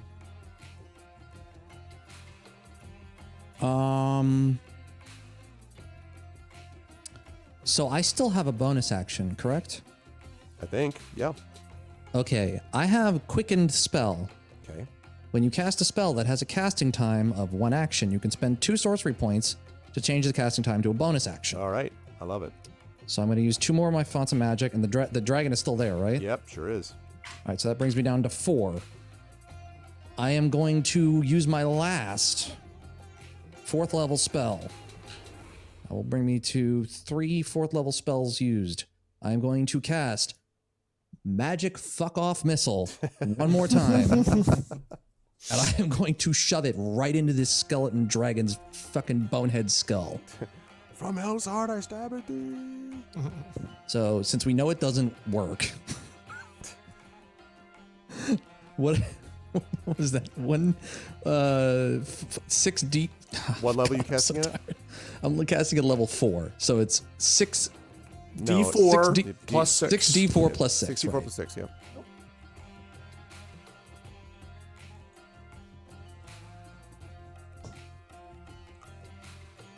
please roll high.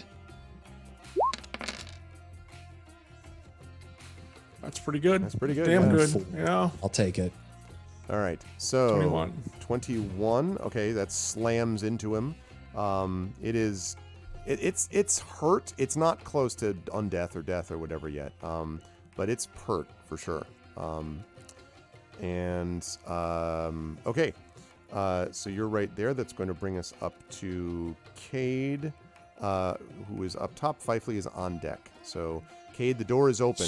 Yeah. And Well, he stood there and didn't get immolated, so in for a pound, in for a ton, I guess. And this is where I need that inspiration from Nonstop or Dragon Spear. all right, you please. got it chambered and ready. Nonstop Dragon Spear. So we have one here. Either one will do.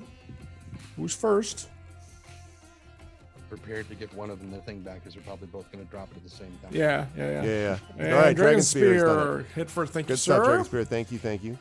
And of All right, course, Cade has been inspired, which means inspired to this- fire. the sneak damage is going to be No, I'm real. not gonna take the -5. I'm tempted, but I'm not gonna screw with it.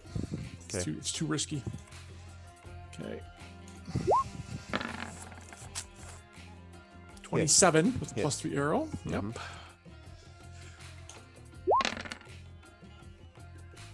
Dang. 40. 40 damage. Okay. 4-0. That is a lot of damage. That hit a lot. It is not And dead. honestly, I love you, Ryuvi, but I ain't staying here. After getting hit with that sonic weapon, I take the chance he's gonna turn and blast That's you. so fine. I'm I going mean, back over here. I didn't see the point in coming all the way up here just to run back. I needed Well, to you do did some kind of notice- attack to him. I have the additional movement to do it, though, is the thing.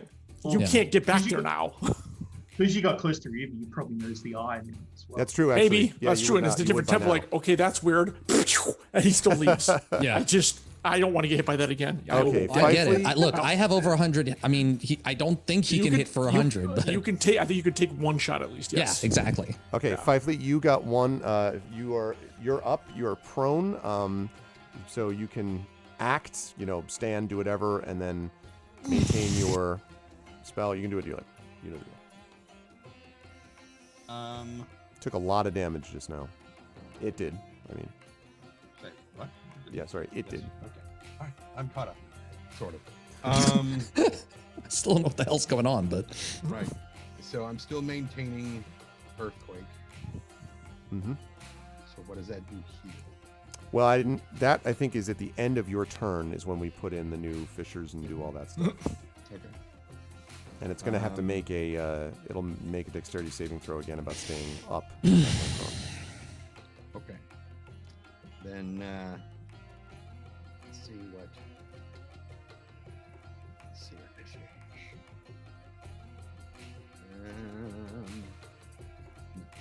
Okay. Boy, it'd be nice if I could cast that, but I can't. So okay, one other check just to make sure. That's concentration as well. Fifely is going to take the dodge action. Okay. Okay.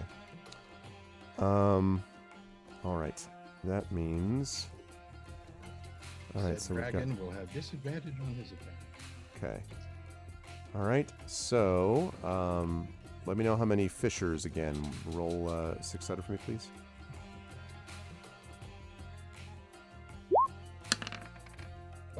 Okay. Now this is happening outside. No, it's not it. Outside the building, your building. So these fissures are not in the temple. They're out here. so they're happening in the same space, just not in this Correct. Yeah. okay plane or wherever the hell it is. That's right.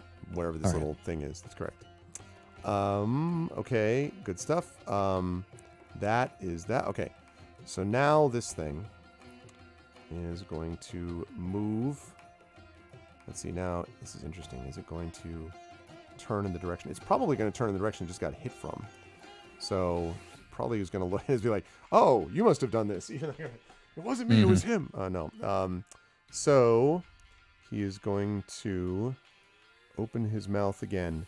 Now, the interesting thing here is that you also have the strange experience of seeing this creature's mouth open and some shimmering force is coming towards you, wavering as it goes, and somewhat slower than you would have expected, which means you're going to get a dex save to avoid this. If this were happening outside the building, you wouldn't get a save. But something is hindering this thing. So you can make a dexterity save to avoid this, to minimize the effect. Well, that's a hell of a dex save. All right, so That was a natural 20. that was very impressive. That was really good. Okay, So where can I move to? Back? yeah, you can move back, like maybe, I don't know, here-ish or something like that. as it You have passes to be a by. little bit clearer because it's a really big flash, so I don't know where. Like there? Okay. Like there. So like to there? Yeah. right. So you're going to you're hit by it, but you're hit for less damage. And now that you've been hit by it, I will let you make a con save to reduce it further. So right now, so what's the you're at- damage? so right now it's 35 damage. It was 70. You halved it to 35. Wow, fuck. Yeah, no joke. It's no joke. All right, so that brings me down to, you said 35? Mm-hmm. And now you're going to, but not yet, because you're going to make a con save, and you might be able to have that again, depending on what you Good do. point. Good point. Oh, another nice roll would be really good. Con is my proficiency, so Okay, please be good. that's good. All right, so that's going to be rounded up 18. So you take 18 All right. points of damage. So that brings me down to 95? 5, yeah. Okay. All right, good. Lovely. Okay, that was that creature. Looking at that, that's going to lead us to Ryuvi. It is your turn. How'd you like some more magic missiles, fucko? So let me just double check the range on this. So Okay. I can actually move back. Well, actually, so could I do the magic missile then move? Yeah, sure. All right. That's fine. So I'm gonna do that. I'm gonna hit him with magic missile first, since he's standing right there and he's a prime target. Unfortunately, I'm out of fourth levels, so I'm gonna I'm gonna do that at third level. So that means I'm only gonna be able to hit him 5 times. Unfortunately, I'm rapidly running out of spells here. Hey, listen. This is what you save all the Phoenix Downs and stuff for, right? I mean, Yeah, Right here. exactly. Light and passion victory for the dragon. Oh man, raise the forward deflection, Jails. Well, Plus 6 would be 23. Oh, you already got the 5 in there. and you have Sorry. what, 4 points left? I have 4 points left. Reroll those 2 1s at least, I would think. Yeah, right? I was thinking about that Thordax Mommy. It's I think like I need photon to reroll torpedoes. that. Fire Yeah, everything! okay. So 15. I'm so- re-rolling the two. I'm re-rolling the 2 1s. Yeah. So I'm down to 3 points. Which is not leaving me much to play with here, but all depends on how much health he has left. So I'm re-rolling 2.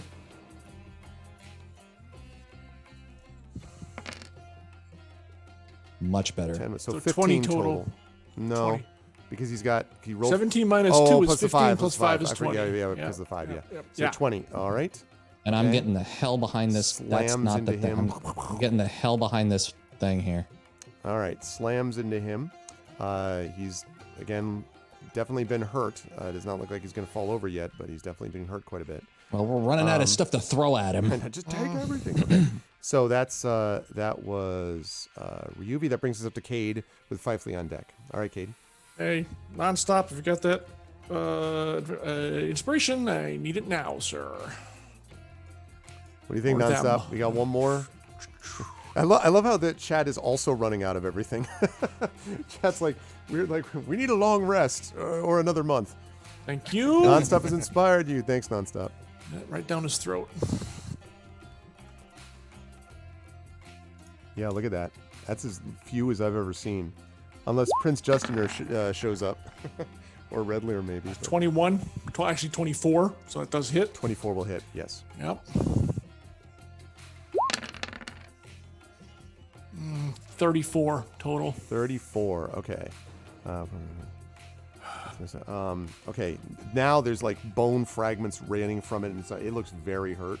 It's not dead though, but it's like fragments running, and it's like in bad shape, but still around. That brings us to. Oh, Kate, are you moving again? Or Yes, sorry. Well, that beam go by me as it nailed him. Like, no, thank you. Yeah, channel points inspirations have already been used, Mrs. Dunsel. Everyone's drained from this fight. Okay, we are up to that leads us to Fifely is up next. This is gone. So I don't remember if we talked about this in the previous round. Did I use my movement to stand? Because I'm sure I would have. You Yeah, would you have, I'm did, sure. Okay. Yeah, I So- can't see you not doing that So exactly. let me just take that prone off. Okay, you are unproned. Okay, so I'm going to use my movement to start heading for the door. Okay. So probably about to the door with my. Yeah, I'd say. Hey! So he emerges, and when he emerges, by the way, none of you were looking. I guess you're still looking around the corner. Absolutely. So, yes, Cade, you would see that yes. when he gets through the door, that this eye that was on his forehead vanishes when he gets out of the door. Okay, that was weird. We'll talk about it later. Talk about this later. Yeah. Okay. Should be noted, Fifely's not turning his back on that dragon. Yeah, no, So I got it. He's backing out. Oh, then I don't So see you the probably eye. don't see I anything. won't. No, I won't see it disappear. Yeah, and I get it, dude. I wouldn't either. So, Definitely. all right, and then we need. Now you can see that you're now outside this building, that you've just exited. So actually, you are just outside the doors. What are you doing with the doors? The doors. new New ones doors of the now temple that there. have appeared. Yeah. That are there. To me, they are open. Yes. Okay. Fifely's basically going to go and close them. So you close the doors. You hear the roaring of the creature inside. I need you to roll those fissures again. Is it D6? 5. 5, 1. Oh, nope. Isn't it? This one. Hits a pillar. Hits a pillar. 3, 4. Hits a pillar. There's a crumbling. And then there is, as the creature, Fifely, you are blown backwards as these doors slam open for a moment. And reaching through is this head of a dragon. And then I want you all to be aware of that scene from The Return of the Jedi when he throws the skull and the Rancor and the whole temple, like not the noob thing, the old one, right, that was in there, the old room. Pillars come down and the roof just comes slamming down on this creature's head. And as it is half in and half out of this, its head is smashed. Bone fragments go everywhere. And you lie basically on your back. In fact, I'm going to give you another 5 points of damage as you hit the ground, Fifely, from hitting that. You are on the ground prone, and there is a silence as sand and dust comes up and settles, and you are looking at a destroyed room. Immediately run over, grab an open pouch, dump my rations out of it. And this is gross, but I start to scoop as much of Gromnir as I can save into the pouch. Okay, a lot of it's already melting. Well, he's still flesh underneath, though, right? Maybe. I mean, yes. I We suppose. need to I told you this is not pretty. What I'm Yeah, doing yeah. is not. I'm pretty actually at not all. going to. I'm not going to say anything to Kate. Well, I'm going to say this to both of them. Leave if you must. I have one thing I must do. We will mourn our friend when we leave here, but we must not leave without one thing. And I go and run off to get what's her face, get her out of here. Yeah. Okay. Finish my fairly gruesome work. I'm not going to lie. It's not pretty. So, but I do it anyways. And then give a hand to Fifely unless he's gotten up by himself already. Probably would have. Yeah. Okay. You're mean, still given- not. given Oh, no, the now amount you're of- prone. Now you're Given out. you Sorry. The amount of time it would have taken you to scoop all that up. Yeah. As much as I can. If it's like trembling or about to collapse me, he's going to duck away. But Surprisingly, he has a sack right ready and handy for this specific size, purpose. I yeah. don't understand why he would have there's such a a bag moment. on him, It's called on his the Grom person. sack. So I know, it's, right? Yeah, exactly. And Okay. Ooh. So how long do you think it would take me to go there, grab the girl? Is she? If you're at the full awake? run, I mean, maybe a minute or two, I would say. Is she still knocked out? She's still knocked out. All right, I'm going to pick her up and carry her out. Okay. Well, I mean, hold on. The structure, the rest of the structure is not collapsing around us, is it? No, but we're Correct. taking her the hell out of here to the Oh Pasha. yeah. But I'm saying you don't necessarily have to run as fast as you're going. That's my point. Believe me, I have a definite need to get the hell out of here. Okay. So I want to then jump us forward. Well, hang on. Before we leave, that's something I want to do. I would probably say one thing. Would my armor, because it's a magical set of armor, it's like a dwarf magical armor, would that survive disintegration? Will that go to? No, it wouldn't affect disintegration. Remember, you were hit by disintegration Smooth and criminal. frost, so the armor was probably in Yeah. bad shape anyway. I just want to make sure I get a fragment of the Dracolich, whatever dragon thing, a bone fragment. Of Yeah, there's something plenty that, around. Yep, So good. I want a fairly large piece. I'm taking. is that what with you me, wanted damn to it. do? Yeah, that was it. Okay. That was it. Now we can move. So, That's it. I wanted Grom and that done. I want to move us forward here to two sequences. The first is this one, as you are in the room of the throne room of the Red Pasha. Let's get rid of that Caracas guy. That dude is certainly not Bad alive. news, and he's dead. So there we go. Yeah. He's dead. And so is she. Come to think of it, so she can go too. So Caracas is gone, and the Pasha is facing. Yeah, that's true. Let's get rid of this person too. Goodbye, Yildiz. The Pasha is watching all of you, and doing so, sort of like kind of getting a sense of where you are. You have been healed by his court mages and his wizards. He has a lot of magic available to him, as you might expect. We talked a little bit about this, about the sort of qualities that he has. Unfortunately, there is nothing to be done for Gromnir. He is way beyond the saving of these, powerful mages. Perhaps if you are able to track down and find a wish, probably the most powerful spell that exists in the realms, perhaps there is something that could be done. But as it stands, Grom is gone. Although, as the Pasha tells you, it seems unlikely to me that what you describe underneath as having happened, it certainly did not happen by my order. None of my people were responsible. Thus, I believe it is likely that your friend reached out himself. If I am not mistaken, it is his skill was in prophecy, was it not? Mm-hmm. Perhaps Was your eminence? Perhaps he foretold his own ending and your salvation. I grieve. I would like to think that, Your Majesty. I grieve with you at his loss, and I grieve at my own stupidity. I should have seen before this that Caracas was dangerous, but my understanding was that he had practical considerations that I did not.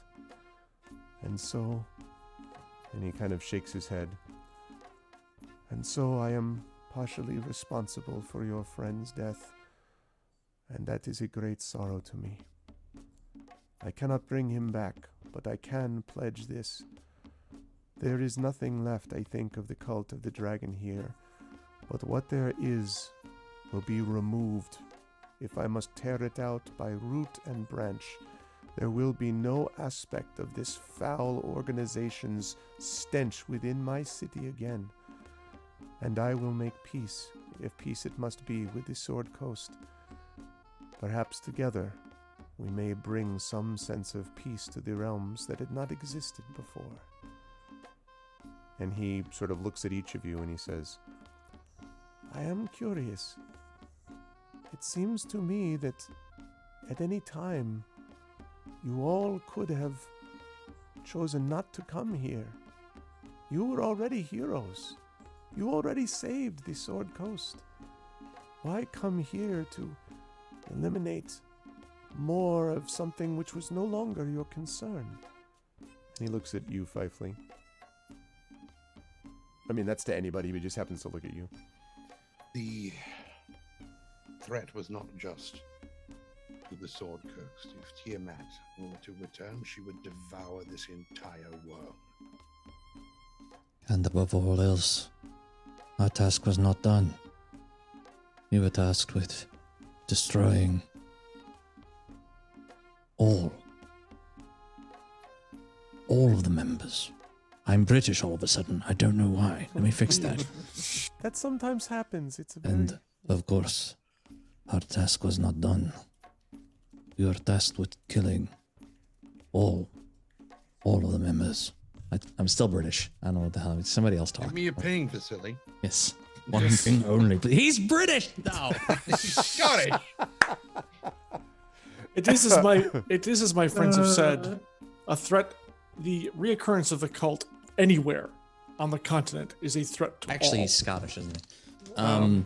But yes. So what I was trying to say is, but we are not tasked. We are not done with our task. Obviously, there were still more members, and they needed to be destroyed too. It would have made no sense for us not to be here. Where they go, where these vermin hide underground, we track them down and destroy every last one. Because that is what we were tasked with doing. Not defeating one enemy so that another can crop up and take the place of the one that was defeated. That is a job undone and unfinished. And it is not good for anyone. Not us. Not this place. And as Fifely said, not our shared world. And he kind of nods slowly, and he says, "It is what you have done here." And he shakes his head and he says, "Perhaps I do not yet understand fully the commitments that others will make, even within their world, for those who are not. But as you say, Fifely, it would have affected us all. The creature that you tell me you fought down there, that skeletal dragon, what you say it did to you, shows that it was much beyond anything we had faced as a threat before. That creature was infused, and now I understand why. The sarcophagus that had sacred relics. It was said that it held the remains of a great king, but that is not so. What that sarcophagus actually contained was a high priest. Like-minded to me, this high priest was an advisor of the king. It was his body who lay within that crypt, and it was his body which was infused into the skeleton of that dragon creature. If that being had come to full existence, that, plus the eggs you destroyed there, would have hatched into a new army of dragons, and combined with Yildiz and Karakasul, they would have wreaked havoc upon Kalamshan, taken over my palace, taken over the power of this city, and launched an attack upon the Sword Coast. You have saved not only yourselves and us, but you have saved all of the realms from oppression and destruction, from Tiamat later, but from Yildiz, Severin's cursed mate, now. She was, you know, not fully human." And he kind of holds up a scroll, Okay. and he holds it out to one of you. I'll take it. Firefly looks over at Ryuvi and is like, "But there is one small bit of accounting yet to do." Indeed. As I take the scroll, tell me, Pasha, the fate of my men. Do you know if they made it out? He sighs heavily. I do not believe so. What was infused within that skeleton was the might of that high priest who had been long dead. But to make that connection, they needed to sacrifice those with magic that was infused within them. I suspect that is why your men were taken. And if he could have captured you, Caracazul would no doubt have infused all of your powers. And I cannot imagine how powerful that creature would have been with all 4 of your essences within it. I am deeply sorry, Ryuvi, but I suspect they did not escape. He mutters a small prayer. Ryuvi mutters a small prayer in Undercommon. None that anyone would understand, but he. And he then looks to the Pasha and not directly saying it to him, but basically more to the room. Their names will be remembered in the halls of the Order. And we will learn from them. And our ranks will become better for the knowledge and the memory that we keep of them. So that we may... What? Finish your sentence. So that we may continue what we started. That was not the accounting I meant.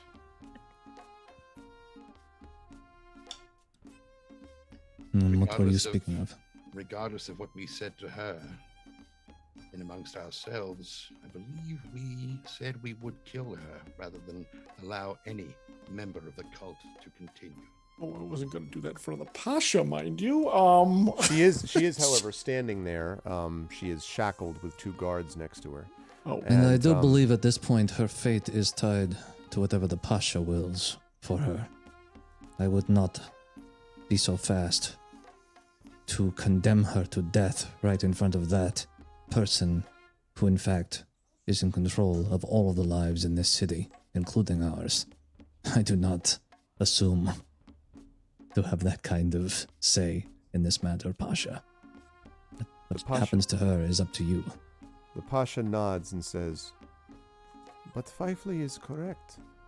That an oath that has been sworn is an oath that is up to you to fulfill or not as you wish. I will make a proposal, but first I must hear her thoughts. And he turns to Nashka, who just kind of looks at him. Her expression is really almost inscrutable. She is, revived, obviously, and she says, what would you have me say? You were part of this cult? Of the dragon? Yes, Pasha. And you would have seen it destroy the Sword Coast? And Kalamshan? No. I said and I told these people that I did not want the cult to do this. That they had made a mistake, Yildiz and the rest, in trying to live on with Severin's insane legacy. I would have taken it in a different direction. But you do not deny you were part of that cult. No. And he turns back to all of you and he says, the decision as to what must happen to her will be yours, but I would make a proposition to you. I believe that the cult is now destroyed. But, as has been proven by now, my vision, though significant, is not endless, and it is possible that I have missed some rats that still live within my own sewers. Thus it is that I would ask whether perhaps this one here could help my men and me to find any that are left, perhaps to bring us to the secret places of the Cult of the Dragon within Kalamsport, and to take that information and use it as it must be used for good, and destroy what remains. If you wish, I will swear for her ultimate imprisonment, but if you allow this, I would let her do a service to the city, and then remain alive, but in custody with me. If not, I will have her killed now, where she stands. The decision is yours. I believe the only option is to take her and use her for every bit of information she knows to root out every last bit of this cruel group. And make her use her own two hands to bring it to a final conclusive end. It must be made clear that these individuals must never be allowed to bring the entire world to its end. And they have now tried twice before. Do we really believe that they will not try again? And he sort of says that with a very cold, very heartless attitude from having lost both a friend and two of his own men. 2 friends. TikTok as well. And yes, Yeah. 2 friends, in fact. And he nods and he says, "Your words are just. What of your companions?" And he looks to Fifely and Cade. Fifely looks at Cade. Cade looks at Ryuvi. What are we doing? No, it's, if he's not going to say anything, I'll speak up. Oh, he's going to. He's just letting you go first. Okay. Yeah, it's true. We had sworn an oath to eliminate her. I'll be blunt. And this plan of yours, Pasha, while seemingly useful, I would suggest you put her under a geas or some strong compulsion to assist you, and I would never turn your back on her for one moment. For she is part of a cult that is even almost more insidious than the ones who just wish to wreak destruction on the coast. She and her ilk believe the dragon's coming is inevitable, prophesied, unstoppable, and yet they seek to curry favor with them to ally with them as they come and supposedly take over. This to me is almost worse than the simple cultists who just wish what they think to get is power. And will do whatever it means to get it, because these people turn their back on their own kind to ally with inhuman beasts, creatures that think nothing of us, that think we are just vermin to be crushed and eaten and destroyed.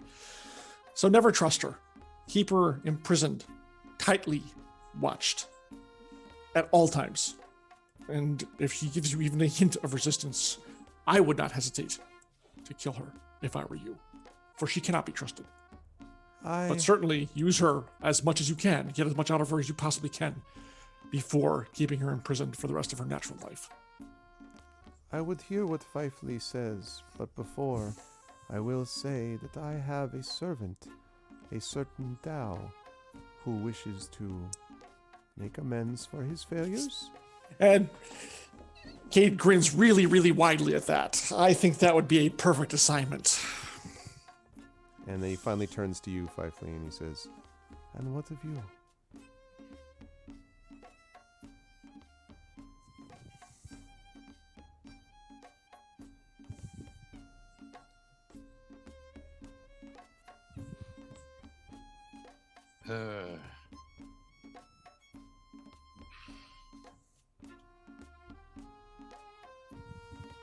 Atonement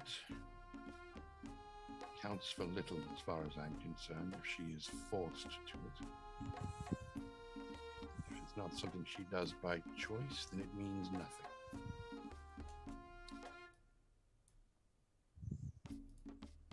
If Your Eminence decides that in your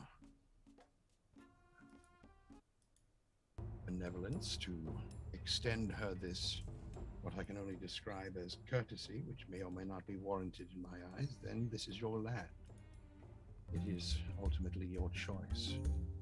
But if you do decide that whatever aid she may offer in rooting out the last dregs are not worthy of the amount of effort that you would put into forcing her to do it, and that she is to die, then I would like to do it myself.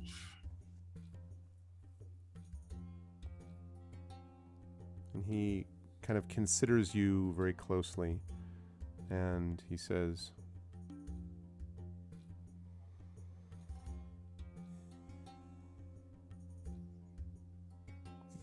and he kind of looks over to you, Cade and Ryubi, and he says, in my land, we do what must be done when it is necessary to be done. If it is your belief that what she has done is beyond redemption and forgiveness, then I will do what I can to find what is left of this cult on my own. And I will not wait or waste time in doing so. And he looks over to Nashka, who's sort of like looking back at him, and he says,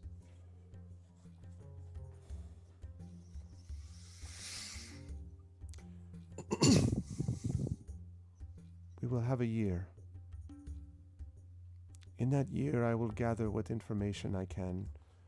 I will use her contacts to do so. If she refuses, she will be killed. And once her year has ended, I will summon you. If you wish to come at that time, you may do so, and you will execute her in accordance with our laws, and you will be the one who strikes that blow. Is this acceptable to you, Fifely? Refresh my brain. It was disintegrate, right? That what? That killed him. Yeah, well, He was yes, already yes, he was down. already dead. Yeah, yes, pretty much. So what was it before that? It was disintegrate. It was disintegrate followed by the Well, frozen, then disintegrated. it was cone of cold and then disintegrate. Yeah. Okay. Goodness.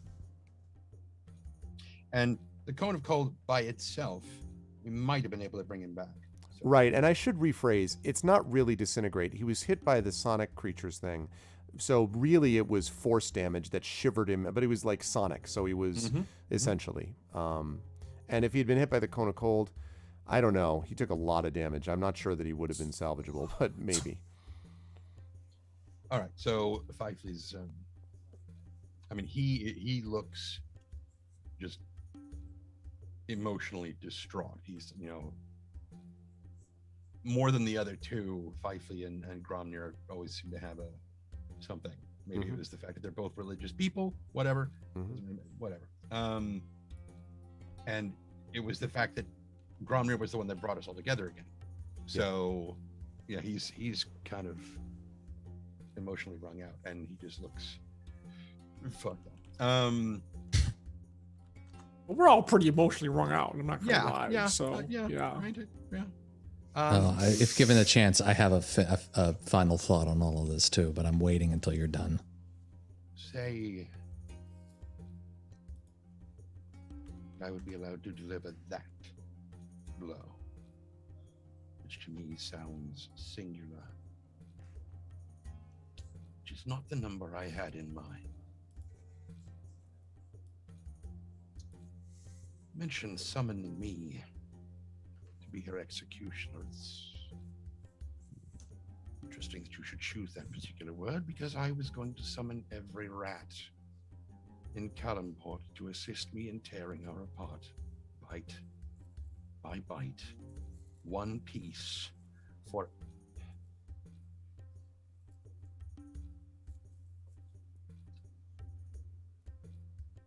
Perhaps it would be kinder not to call me. He sort of lowers his head and he says,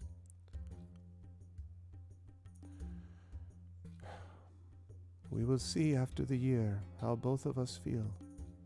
And at that time, the decision whether to come or not will be yours. She will, if you wish it, be executed, upon my word, and I will have it done here without you if you so choose. The decision will be yours to make. I'll be here for that regardless. As will I. And I think it should also be added, and I look right at her when I say this. I have now lost 4 people, and many others that I will never know, never learn from, and never meet again to your damnable cult. Know that the only reason I do not strike you down now is not mercy, and it is not pity. It is, to be perfectly clear, disgust. I do not wish nor care to waste any more effort on someone as low, as baseless, as revolting as you and your cult make me feel. I suggest that you live only to rid this plane of existence of every last member of your damnable group. I came out of the dark and looked upon a light which hurts me, hurts my eyes, and learned the meaning of hope, of friendship, of honor. You and your kin have none of that. I wish you nothing but the pain, suffering, and cold, desolate, hellish end that you and yours brought upon ours, whether it be today, tomorrow, a year from now, or till this world's end. But that end will not be at your hand. I curse at her in Underdog. The Pasha, Nashka says nothing and, sort of turns her head and is silent. And Pasha nods to the 2 guards who lead her away. And he says, "And so, you may leave at any time you wish. I may say that you are friends of Calimport. You will have an open place here, in our hearts for you. And I give you one other gift. It is a gift which I only provide to you, for it may be of some use. It is possible that you will now go into a well-deserved retirement. I would think that saving the world twice over would be enough.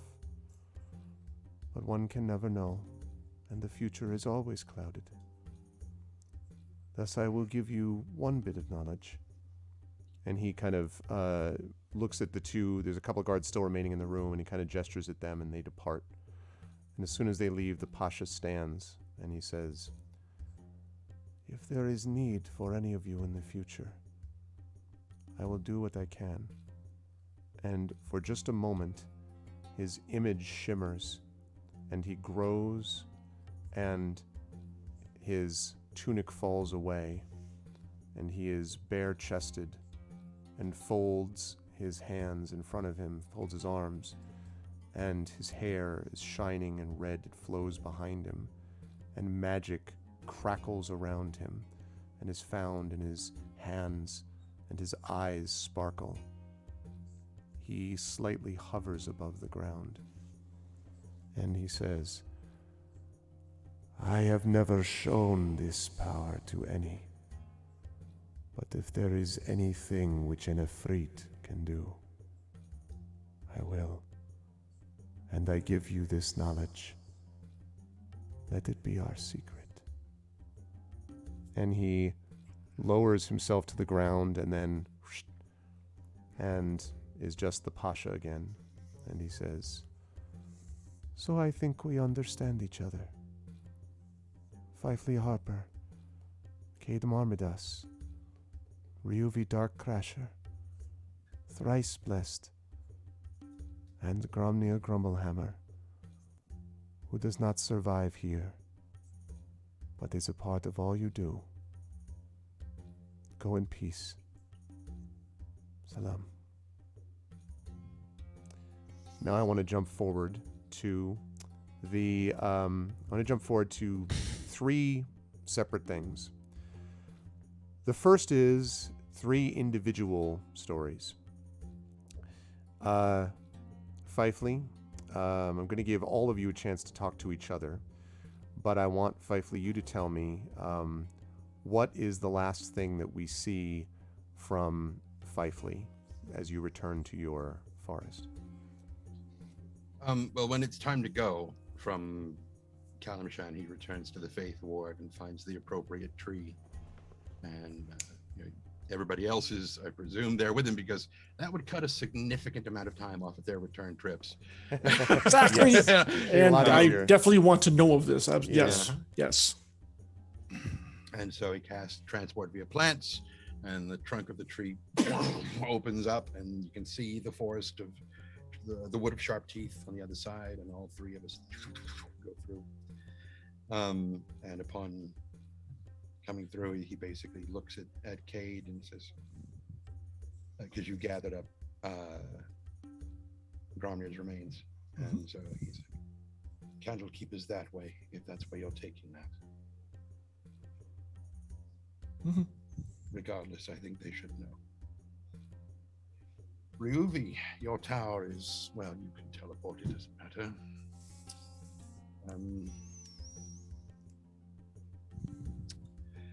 I will be here with my husband, who I suspect is going to spend the next year trying to convince me to not do what I want to do.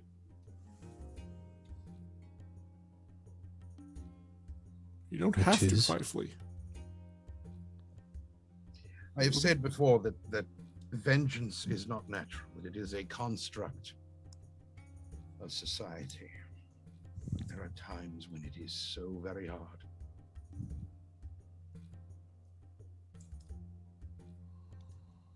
He holds up his hand, and since he's at level 15, he gains 1,000 forms, and his ability to cast alter self at will, and so like his fingernails just become claws and shit, and he's like, feels so good.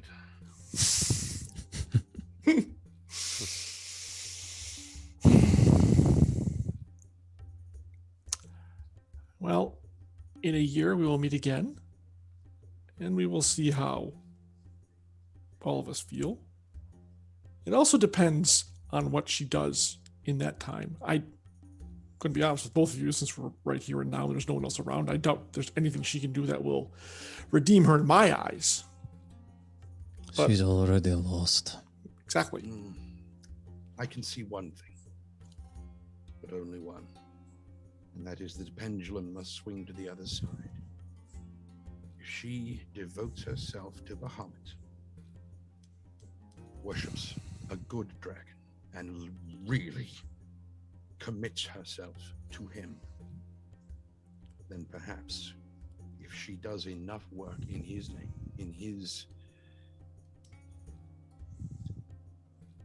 perhaps. It would take a lifetime to erase the stains she has brought upon herself. Deny it. And in the meantime, as I feel the same pain, though it isn't nowhere near as much as yours.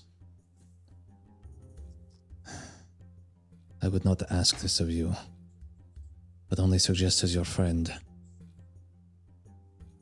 Mourn, but live.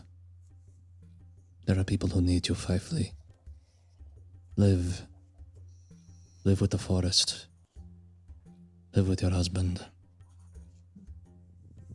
And don't beat yourself up for the next year, or the year after that, or the year after that. And know whether it's solace or not. You still have us. Whenever you need us, friend. If your men had family, please extend my condolences. And to the rest of your order. Done. And you are always welcome. You and yours. Well, some of them, the others would make a mess of the carpet, so...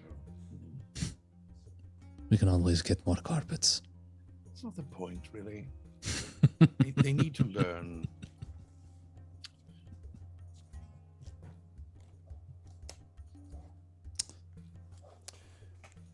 I will So- take my leave of you, my friends. Be well. Be safe. And you, There is one more thing before you go, Rayuvi. I'll keep it quick. Damn it. Trying to reincarnate as a druid spell, right? double check. Yes, it is. Okay, I just good, looked it up. thank you. So I'm going to throw this open to Sod because it really depends. Resurrection's not going to work and Raise Dead's not going to work. Reincarnate, however, will work because you just need a piece of the person. Now, if Sod wants Gromnir to remain deceased, then that is what will happen. But the reason that Cade picked up what he could of him because he was going to reincarnate him. So, but I'm going to leave it up to Sod. If he doesn't want that, I'll return to Candlekeep and we'll take care of it that way. Should also However, note it- Fifely, after a night's study, can take care of this in a different form. I don't know what you're going to come back as. right, So, that's the thing, and I don't have the oils necessary here. We would have to count. I can collect those. He shows a sack full of gems. What do you need? I'll have it for you in a day. But the choice is up to Sod. I don't want to do this without the player's consent. And if he doesn't want that to happen, it won't happen. And do we want to do this? Well, Is this what Gromnir would want? never really got a chance to talk about it. It's not like TikTok. It's a different thing. And all I know is he wasn't done learning. And it wasn't done, as far as I know, his life was cut short. And he never A said that spell I beyond will my knowledge. drop in, fighting the cult, etc., etc. I feel he was taken from this plane before his time. Sometimes that is just the way of it. But since this is magic that I have no frame of reference for, I will leave it to those who know more than me.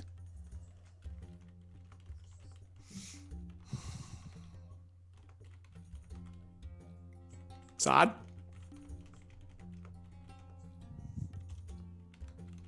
I mean, like, you can attempt it, see what happens.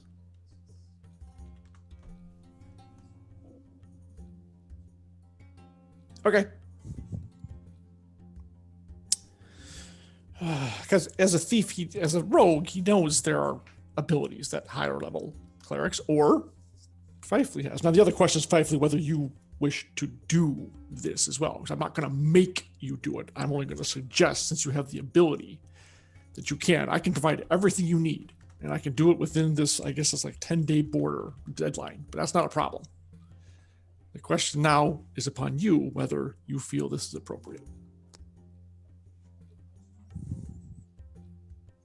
I do. I'm going to set myself up right now. I think he should come back. But that's me.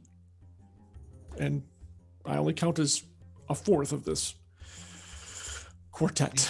It is that fourth piece that is the hitch for me. If it were my choice, yes, I would love to bring him back. I would love to have him back with us.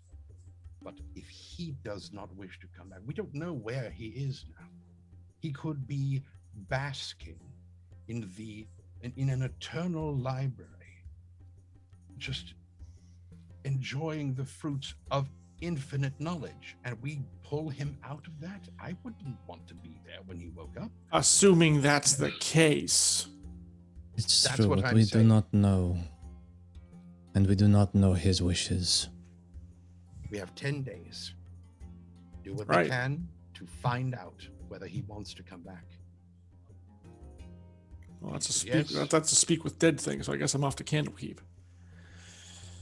With That's all due pretty. respect and love in my heart, this is not a thing I can be involved with.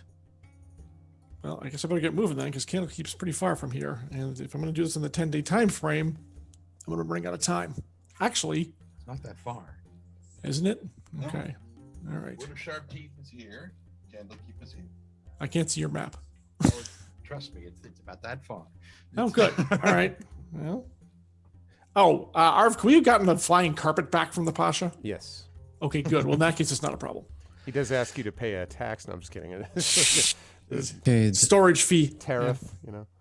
okay. right. All I ask, and I know you will hate me for saying this, but I do say it with the utmost love and respect for all of you as my friends. Just make sure you do this because it is what Gromnir would want, not Oh. what you would want. I'll go find out. That's where I'm going to go right now. Very well. Oh, he takes the gems out and pours like a nice handful into his hand. I believe this is yours. He takes it. Thank you. Yes. I also am sorry for the loss of your men, None more than I, Especially- believe me. especially in the manner in which they were taken. It is something no one should have to endure. And I am pleased that in some form we were able to give them peace at the end. We had a spot that we missed. A route that we did not double and triple check. Hopefully, with the Pasha's help and a commitment to both our peoples working together, it will be possible to have people there to keep both worlds safe. Both the tower and Kalamshan. I'll be visiting the Lord's council and strongly suggesting that I serve as an emissary to Kalamshan to bring the alliance, to knit the alliance between the Sword Coast and the city. And I will be happy to support you in that endeavor and also support you with any men I can spare. that would be useful. My people will be there, but we need to reestablish yours as well. Indeed, and I have already made that clear with the Pasha. They may be gone, but hopefully their loss will be the beginning of a new relationship with a strong ally. Exactly. I go to shake Kate's hand, as I have done so before. If you will receive it. Of course. Be safe, my friend, and call when you need. We'll be in touch. You as well. The wonders of Waterdeep are always open to you, my friend. You just need but to ask. I once again look at Fifely, and I give him the deepest bow that I can with respect, as much as I can muster. To you and the forest. And I just teleport spell. So I want to go step by step here. Let's start with you, Ryovi. When you get back to the tower, we montage a couple of things. First of all, there is you get back to the tower, you are greeted by your people, you inform them of what has happened, there is a sense of mourning and so forth. And perhaps it is on let us say, a week after the events in Kalimsport that you were on the roof of your tower one evening actually, and you are looking around and preparing everything. And you look off into the distance, and you can see as the moon rises, silhouetted against the moon, are the signs of first a dot, and then it gets larger, and then you see its multiple ones. They are flying creatures. They are dragons. And you see large ones, two of them, you think, right next to a smaller one, perhaps slightly familiar looking, as Kiddikawing and his people come to your tower. Simultaneously, as we cut across the scene, we see Fifely in the forest speaking to Roker.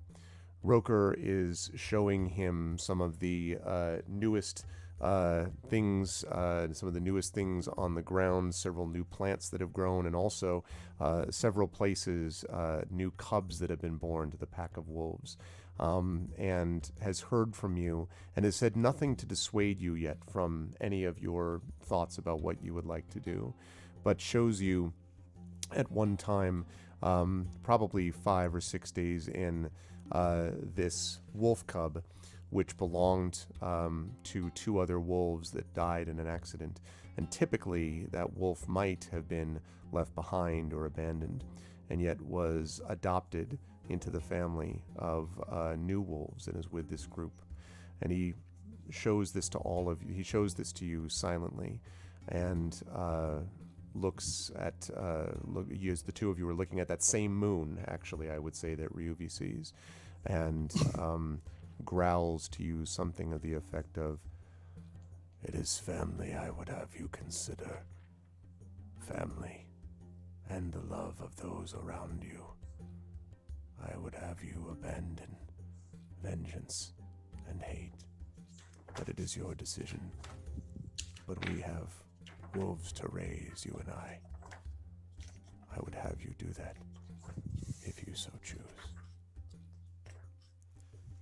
And then simultaneously we cut across to Cade, who has been in Candlekeep looking through rooms, swearing loudly at Gromnir's lack of organizational skill that he understands, trying to find books up and down shelves. Nothing's organized the right way. Does he alphabetize through Dwarven runes? What the hell is this? Yep. And he's spending all of this time. And then in one corner of his room, underneath the pile of books, you find a journal. It is a journal which you've never seen before, at least not for a very long time. Mm-hmm. And as you look at it and you open it up, you see that it is a journal of Gromnir's travels, the book in which Gromnir himself took notes. In there you see a log of his sketches of the things that he saw in the tapestries in the inn, the time that he spent. There are multiple pictures in there of mushrooms with big red X's crossed over them. There are other examples of other dragons, of course, that dominate Frogs. this as well. Frogs. Spells and books. And, Spiders. what'd you say? And spiders and Frogs, spiders. spiders. And the whole business. And several entries that read something like, "Day 23. On the road to Greenest, I stopped by a campfire, keeping a group of men warm," and so on. Every place you visited, every creature, every other character that you found is represented in exquisite detail, and you take hours really to go through it, remembering, thinking about it. It's written, amazingly in a way that you can actually understand it for a change. And at the very back of the journal, there is a page that is dedicated, it says, to the final journey, what lies beyond. And in that journal, Gromnir says the one thing that he had always hoped for was that by the time he left, he would understand the reason for the journey, and that by the time he got to the new place he was going, he would have a whole new journal to fill in. For you, he says, specifically for the people of his party, and he names Fifley and Cade and Ryuvi and TikTok and Gesma and all those who have crossed your path in one way or another. For you, he says, I wish for the best.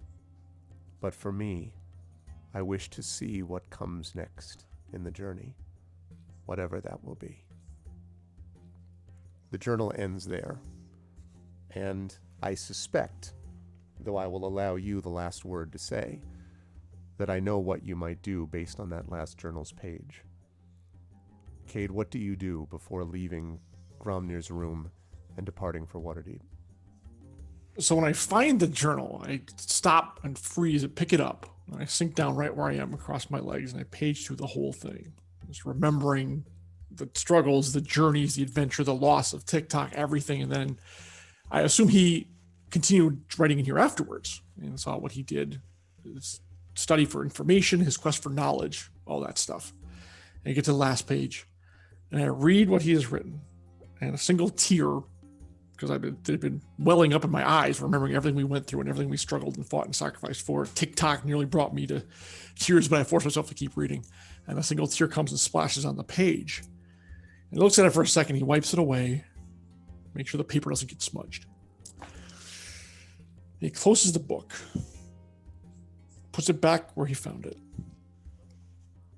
And he goes out, and I'm assuming they have some sort of a garden somewhere here, something out where the acolytes come and do their blah, blah, blah, and this, that, and the other. And he finds a comfortable area with which he can lay Gromnir's remains to rest.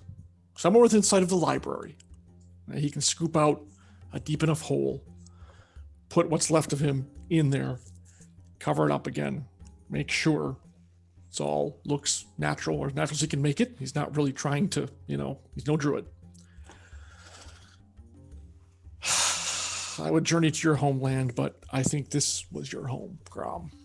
And I think here is where your mortal remains would wish to be, while you and your soul go off to what lies beyond. And I hope you find it, and I hope you're at peace, and I hope you find everything you are looking for. And with that, he turns and walks out of Candlekeep, and actually he keeps the carpet, and he flies home to Waterdeep. Actually, no, he doesn't fly to Waterdeep. He flies to, where's the Lord's? Is it Waterdeep is the Lord's Council? Lord's Council is in, it's in Waterdeep. It can either be there or Neverwinter, but Waterdeep. No, Waterdeep's fine because that's my home. And if we're going to stop, the last thing you see is him rested and dressed in finery, preparing to talk to the council about opening up official diplomatic relations with Kalimshan and volunteering, as in strongly suggesting that he be the emissary to go between, because they got to report to them anyways on what happened, regardless. Yep. So he's going to walk in and make the case that it is time for us to join an alliance with our brethren to the south, and I propose to make that happen. Basically, let's do it, and that's how you can walk out on me. And the last, there is one last clip, which is just, Sure. and yes, it is to be pointed out, there was an extremely detailed sketch of Blagothkus. I forgot to mention that. Absolutely. Before or after the crash? May I add one last thing? Quick, because quick. Sure. Not to, the very last thing that Ryuvi deals with, one thing that he has hated sharing or keeping from his friends in this campaign is he brings all of the power he can from all of the people under his order down to the lowest part that is still part of the tower, and instructs those who follow him to use their power to seal whatever damnable thing is below the tower, so that neither he or anyone else can ever access it again. And once it is done, he turns away from it, feels something still pulling at him, but is happy knowing that may, even if it may still remain beneath, it will never take him. And the last clip I think that we have here, as we sort of fade off on that, the last clip that we have here is the last thing I think we see is a dwarf. He is sitting at a table, and first you see the back of his head, and he is writing. There are stacks of papers and books in every, part of the room. There's stacks of papers and books in every part of the table, and you can see that he himself is sitting there, and light streams through a window. The light seems impossibly bright, and yet streams through this window, and the dwarf is writing. And I would say that after you make that last decision, Ryuvi, we have this montage cut from Fifely to Cade to you. Perhaps we have a brief memory of TikTok. Perhaps Gesma passes by. And with all of those moments, the camera would pan around to see the face of Gromnir. Is it? Maybe? Younger? Older? His brother? not him at all. Smile. And that is where we bring an end to Palace of the Red Pasha. Well done, everybody. Hey. Hey, thank you for the host, Ariella. Well done. It was, it was always going to be a draining experience. Bittersweet. And Bittersweet. with emotions. Yep. Yeah. Having the dragons at the tower, it made it all worthwhile for me. Man, that image just gave me the biggest. I'll get to it when we start. Oh God, that makes me feel so good. Beautiful role play work from everybody. Really good stuff. I will say just briefly before, I know that Echo has a outro he wanted John to do if John's willing to do it, and that's totally fine with me. That he will send. I do want to just note before I sort of speak to all these folks, and we have, remember, our concert coming up in about 35 minutes, but this will give us a chance to talk just a little bit briefly here. Again, you will see most of these folks. I'm hoping we've convinced Rob to maybe consider it anyway. To get It's back all in with, time, baby. That's I get it. That's what it is. I get it's real. Yeah. No, I get it, man. I get it. But we're hoping that we'll have folks back for Eberron. But either way, Infinity and Beyond will go on. We will continue next month, beginning with Eberron, that will have at least Jen Marie, Tren, and John. Hopefully we will get Rob and Dot back in there. Saad, again, is stepping back now for a while. But either way, it has been a continued privilege to be with this group. And this was a mini campaign. It lasted about 5.5 months. That's about what I suspected it would last. Mini. And I'm glad, for us, right? I know. I'm glad, though, that I'm really glad that we had a chance to revisit these characters. This is really a wonderful role play, and it's an example of what you can do. Oh, I should mention you all leveled to level 16, by the way. I was just about to Yes, ask. I leveled Wanted up. to roll. Yeah. All except Grom. No, roll your Grom hit did- points. Grom Roll did. your hit Grom point, did does Gromnir. But Alright. really wonderful work. I really Pretty good. enjoyed getting to see these characters play off. Oh no! We're not already dead. That is fucking brilliant. Yeah. Oh my God, I love it. Oh, man. No, it goodness. needed to be a 1. That was how it needed to come. Oh man, but it was an enormous pleasure and a great honor to be able to DM for these really fine role players who worked really well with each other. And I reject the idea that the emotions of a DM of a D&D campaign are somehow like, oh geez, it's just a game. It calls upon the same human instincts that we all need to be able to feel connected to each other. And given what we've all been through over the last 15 to 16 months, God knows we need something like that more than ever. And so it was a great pleasure to watch folks that can not only have fun with each other, but know when it's a good time to kind of let the moment breathe. And I feel like everyone had an ending that was worthy of them. At least I hope so. And in that spirit, I will begin with Rob. Rob, again, wonderful work. I love that image of wanting to seal off what was down there. I love the idea that we did get that moment where you were tempted by it, and that happened obviously a little while ago, but you turned away from it in the end. I love the idea that honor sort of maintained things. And there was loss, you can't get through something like this, it seems, without some kind of loss. And yet it feels like everyone's soul remained intact, if you know what I mean. And so that was lovely. Also, your spells were critical because dropping those 2 circles of death were hugely important. I told everyone this was a high-level campaign, and I wasn't joking around. This was intended to be a challenge, and it was a big challenge. And not all of you survived it, but enough of you did to call the end to it. And it was, again, what you did ahead of time, setting things up, is what made these other things happen. So I'm really glad they didn't attack us right at the beginning of the fight. Well, yeah, they weren't going to monologue for long either, but Oh, I anyway. know, but imagine if I hadn't gotten that first spell off. No. Nope. I don't think we would have made it. But Rob, lovely work. I did a lot of damage on that first spell. Yeah, you did. So lovely work and big mechanically important in terms of the spells, but also lovely RP at the end.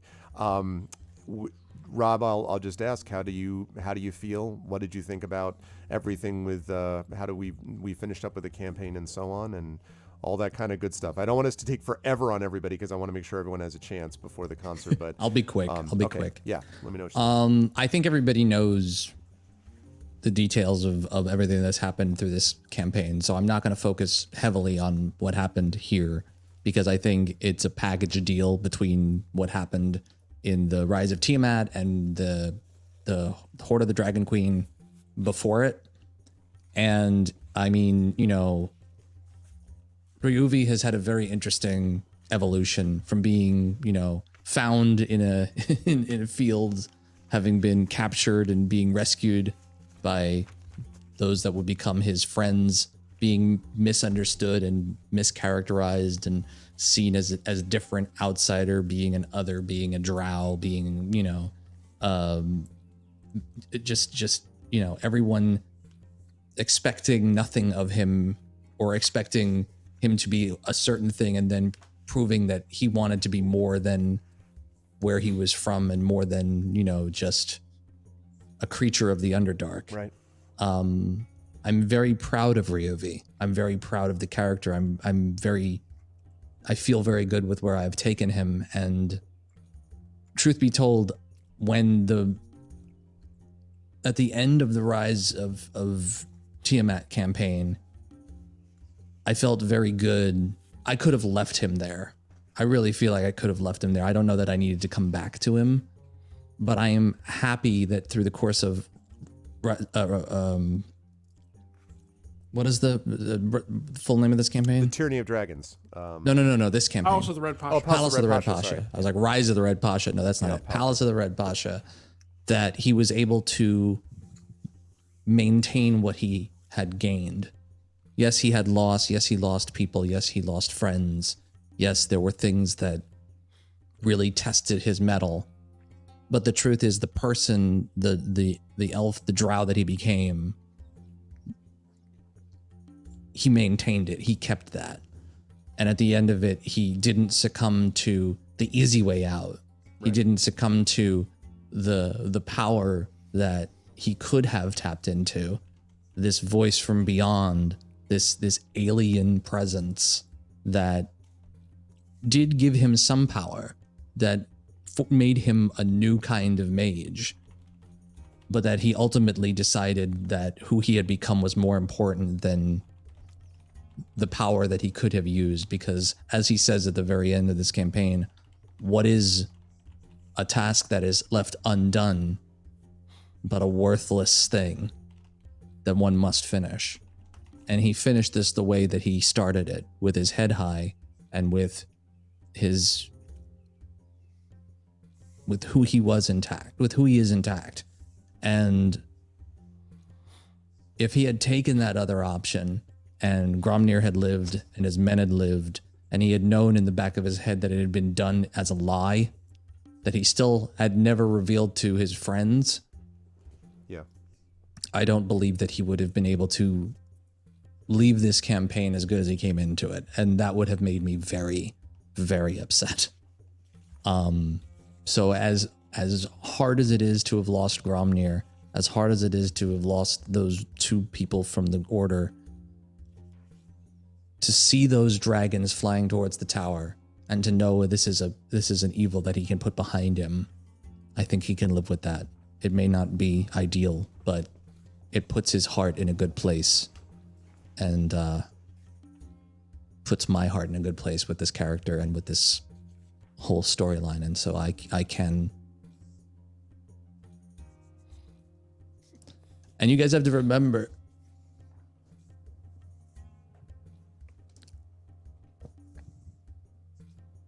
this is the first campaign that I did with these people, with these characters. This is a lot of years of this.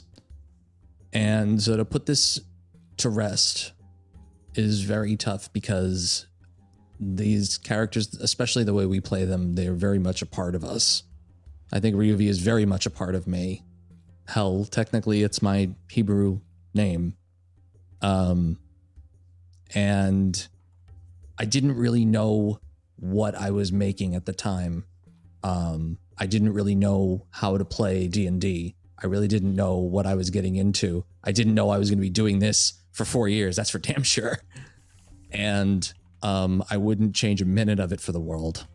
And whether or not I can do Eberron moving forward, I'm very glad that I was able to share Ryuvi with these wonderful people, with these other excellent players, with this wonderful DM, with this wonderful community.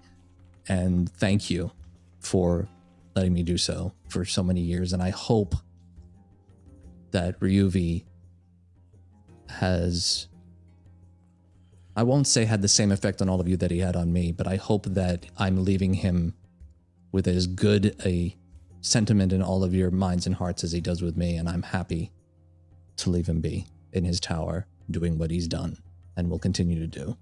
And if we should revisit him again, so be it. But if not, I'm okay with that. I'm happy with where we are. Good stuff. Love you, man.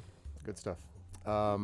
John, Cade also had this, very long journey, and you've been a part of INB pretty much since the beginning. So this is the longest campaign of this longest running group, et cetera, et cetera. And so Cade had a really interesting arc also, I think, in terms of where Cade started, where he ended up.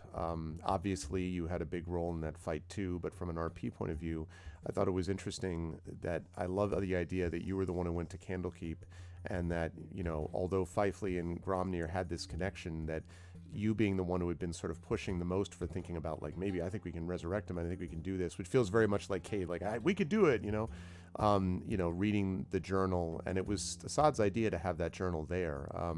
Having that journal available to you, I think, seemed right to me, that Cade would have a chance to kind of make a decision based on what he's learned, because all these characters have grown, and we are not now what we ever were, as the saying goes. So it was lovely stuff. I am glad that you'll stay with us for Eberron, of course, but I loved watching Cade go through, the arc of development that he did. Thoughts about the campaign? So real quick, just let you know, at level 16, I've taken another feat, and that feat is skilled. So now I have insight and investigation and persuasion. Right. So now those are also my plus 10 to them. So good. Look out. If we ever revisit Storm Giants, Keep, whatever, if he ever important. comes back, you've been warned. Okay? Gotcha. Be honest about Did that. dice roll? Did dice roll? Let's see it. Come on, let's see. Oh, I already rolled it. I got 6 points. I rolled a 3. Oh. So I'm at 132. So but I wanted to make sure everyone knew that is the feat he took, because dear God, we did so much investigation and shit over here in perception. And I kept failing. I'm like, I'm tired of this. My insight rolls sucked. Okay, that aside, joke aside. Yeah, it did seem, I was taken by surprise when that happened, because Cade being who he is, I was looking I knew there was a spell somewhere that could bring back anyone from anything, and it's True Resurrection, which is a mage spell, actually necromantic, which could be its own quest. But he's like, well, we could do the resurrection. But as soon as when he found the journal, and that was really nicely played. And of course, as soon as Cade, who's always been the thorn at some point in everyone's side in this party, one way or the other, through the campaign. Fact. And Wait, did I say that out loud? I'm sorry. Hold on. And for those who don't, I didn't mean to. For those who don't know, Cade is the only character who has been through every single campaign in this overarching, from the very, very, very beginning when we were testing out 5e with 5e Beyond. This is the only character who ran through the whole. The next, that was it. The only character who ran through the whole thing, and I'm glad I did that. And I wouldn't, again, like Rob, I wouldn't change it for the world. And those who came in and came out, kudos to all of you. But I don't want to be egotistical and say Cade was a through line, because he wasn't. There was plenty of stuff going on with Ryuvi and Fifely and Gizmo. Everyone had their moment to shine. But at the same time, I feel very privileged that Cade was the one, not only to make it to the end in one piece, but also the one to have witnessed everything that happened. That was there. No matter how annoying he got, or insufferable, or egotistical at times, it was more than worth it. And that ending in the garden was great. And I'm pleased that he got to play that part in laying Gromnir to rest, because that, I think, is how it should have gone down. So yeah, this was a tremendous. I'm very pleased to have been a part of it through 3 or 4 ArvCons, however many we did. Yeah. I'm glad we did our part here, and I look forward to also what comes next with Eberron. It's going to be very exciting, and I hope everyone will stick around for it. Thank you, John. Very good stuff. Saad, I think actually, if you don't mind, I'm gonna I want to finish with you. I'd like to have Trendane Yeah, go no first, worries, if that's no worries, okay. no I worries. want to because I Sure, want go to the new guy next. Fine. Yeah, that's fine. So I'm the new guy. Because I want to end with Saad. Because Saad is Oh, no, it's leaving for fine. a while. So I'm the new guy. I'm it's going fine. to you. Noob. Trent, I thought that your first of all, Fifley's it was such an interesting for me watching in that combat with Fifley fighting and setting everything on fire and then vanishing and then coming back. And actually, I thought a lot of people in chat and in the group were reacting like thank God someone, like Fifley's back here. Like there was a lot of that going on that got managed. And, you also had a couple of important like reminders to me about things that were going on, which was helpful for you folks. But I actually thought to me, I thought the real highlight was the moment. And it was surprising because it wasn't what I personally as a person would do, but it was such perfectly played, I think, Fifley, which was this idea that I'd like to be the one that freaking tears this person apart. Because you're right, you all lost two people that were really important to you. You, not to mention all the other, the ancillary stuff, but you lost TikTok and you lost Gromnir, and those are people that mattered to you. And the idea that, you were almost, I loved the idea both that you had that moment of saying, I'd like to be the one who does it.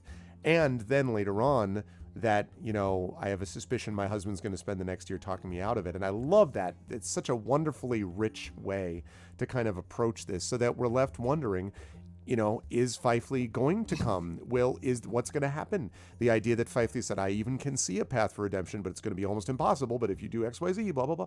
Like that was really lovely. And it gave, I think, a lot of things for people to grab onto about your story. So I thought Fifley was really beautifully handled all the way through. And I enjoyed watching that play out. And I guess same question, which is, thoughts about the campaign.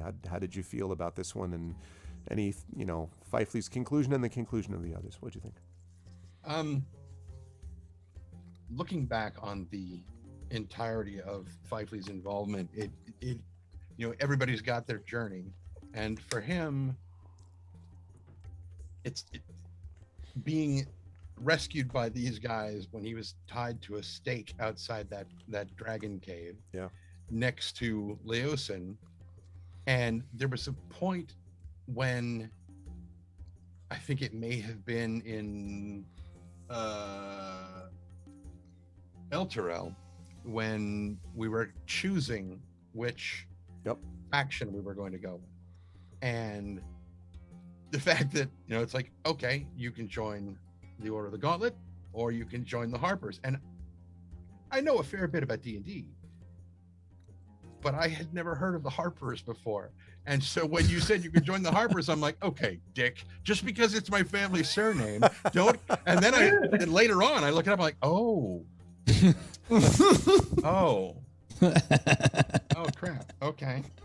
Well, and so I was like, does that mean that his mother and father, which is when that spooled up, and I was like, they probably were, members of the Harpers. That may very well have been where their surname came from.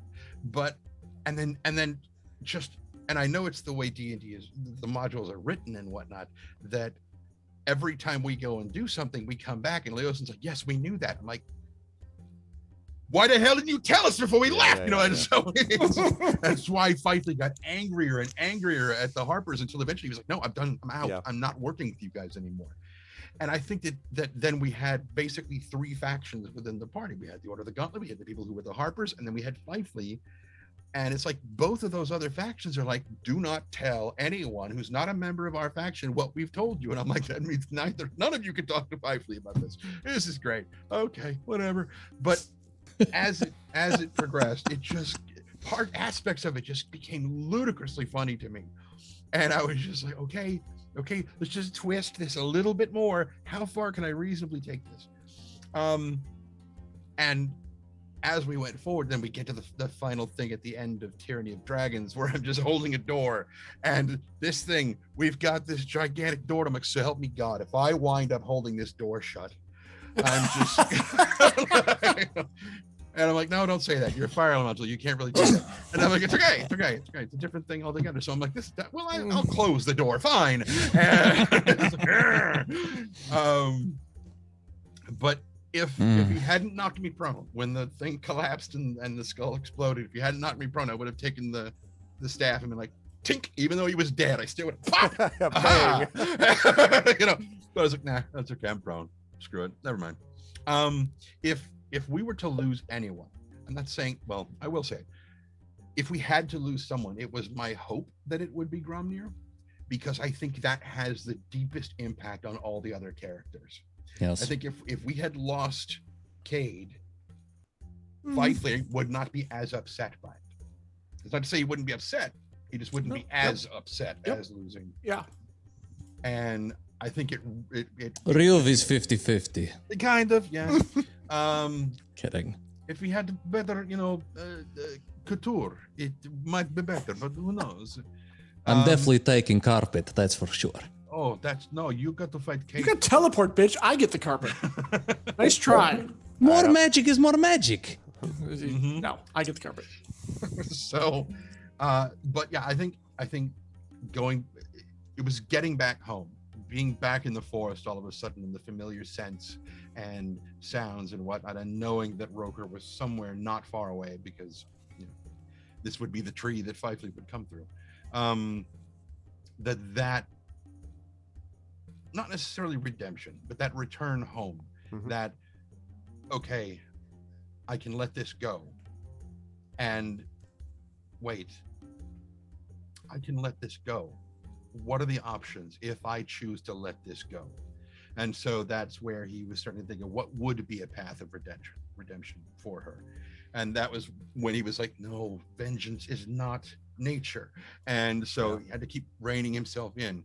And yeah, I think I really like the way it turned out a lot. Thank you, Trent. That's good stuff. And I saved the last word for Saad, because, as we said, Grom, ended up he started this in a way at the beginning of this mini campaign, and he became the end of it. And of course, Grom had expected that he might not make it through, Tyranny of Dragons either, and had all these. We joked about this, about how everyone was like, okay, I'm going to sacrifice myself in the following way. Everyone is back channeling me, but. And I do want Saad to have the last word here, so I'm going to say this too. The rapport between this group, which you constantly see, including Saad, who always accuses himself of not being on our level RP-wise. Don't do that. Stop that, Saad. You are an integral part of this party. You always will be, and we will be missing you in Eberron if I'm here. But this rapport is with whoever has been in this group, who's had to move out, whatever it is. This is what makes this so much fun for me personally. I don't know how I will ever play D&D with any other group, because I get so much joy every time I'm feeling like garbage and I play with these wonderful people. I come out of it feeling so much better. I feel exhausted too, by the way. Well, for something like gonna this. say it's like Great. just pulling all this my soul out through my teeth. But it's this group, this rapport, this relationship, this camaraderie through all of this is the best. Yeah.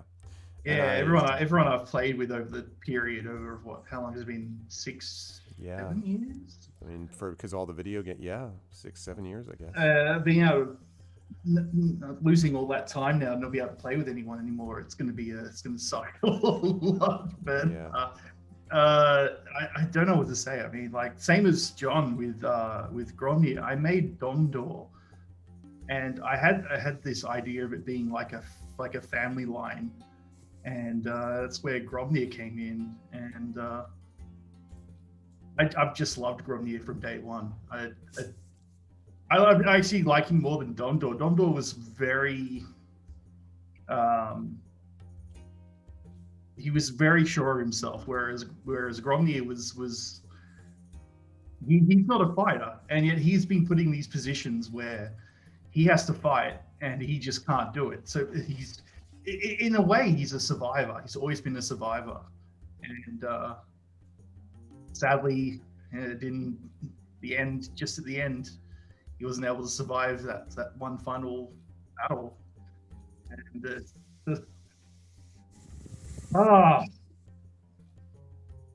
I'm happy that I was at least able to get the Temple of the Gods thing off.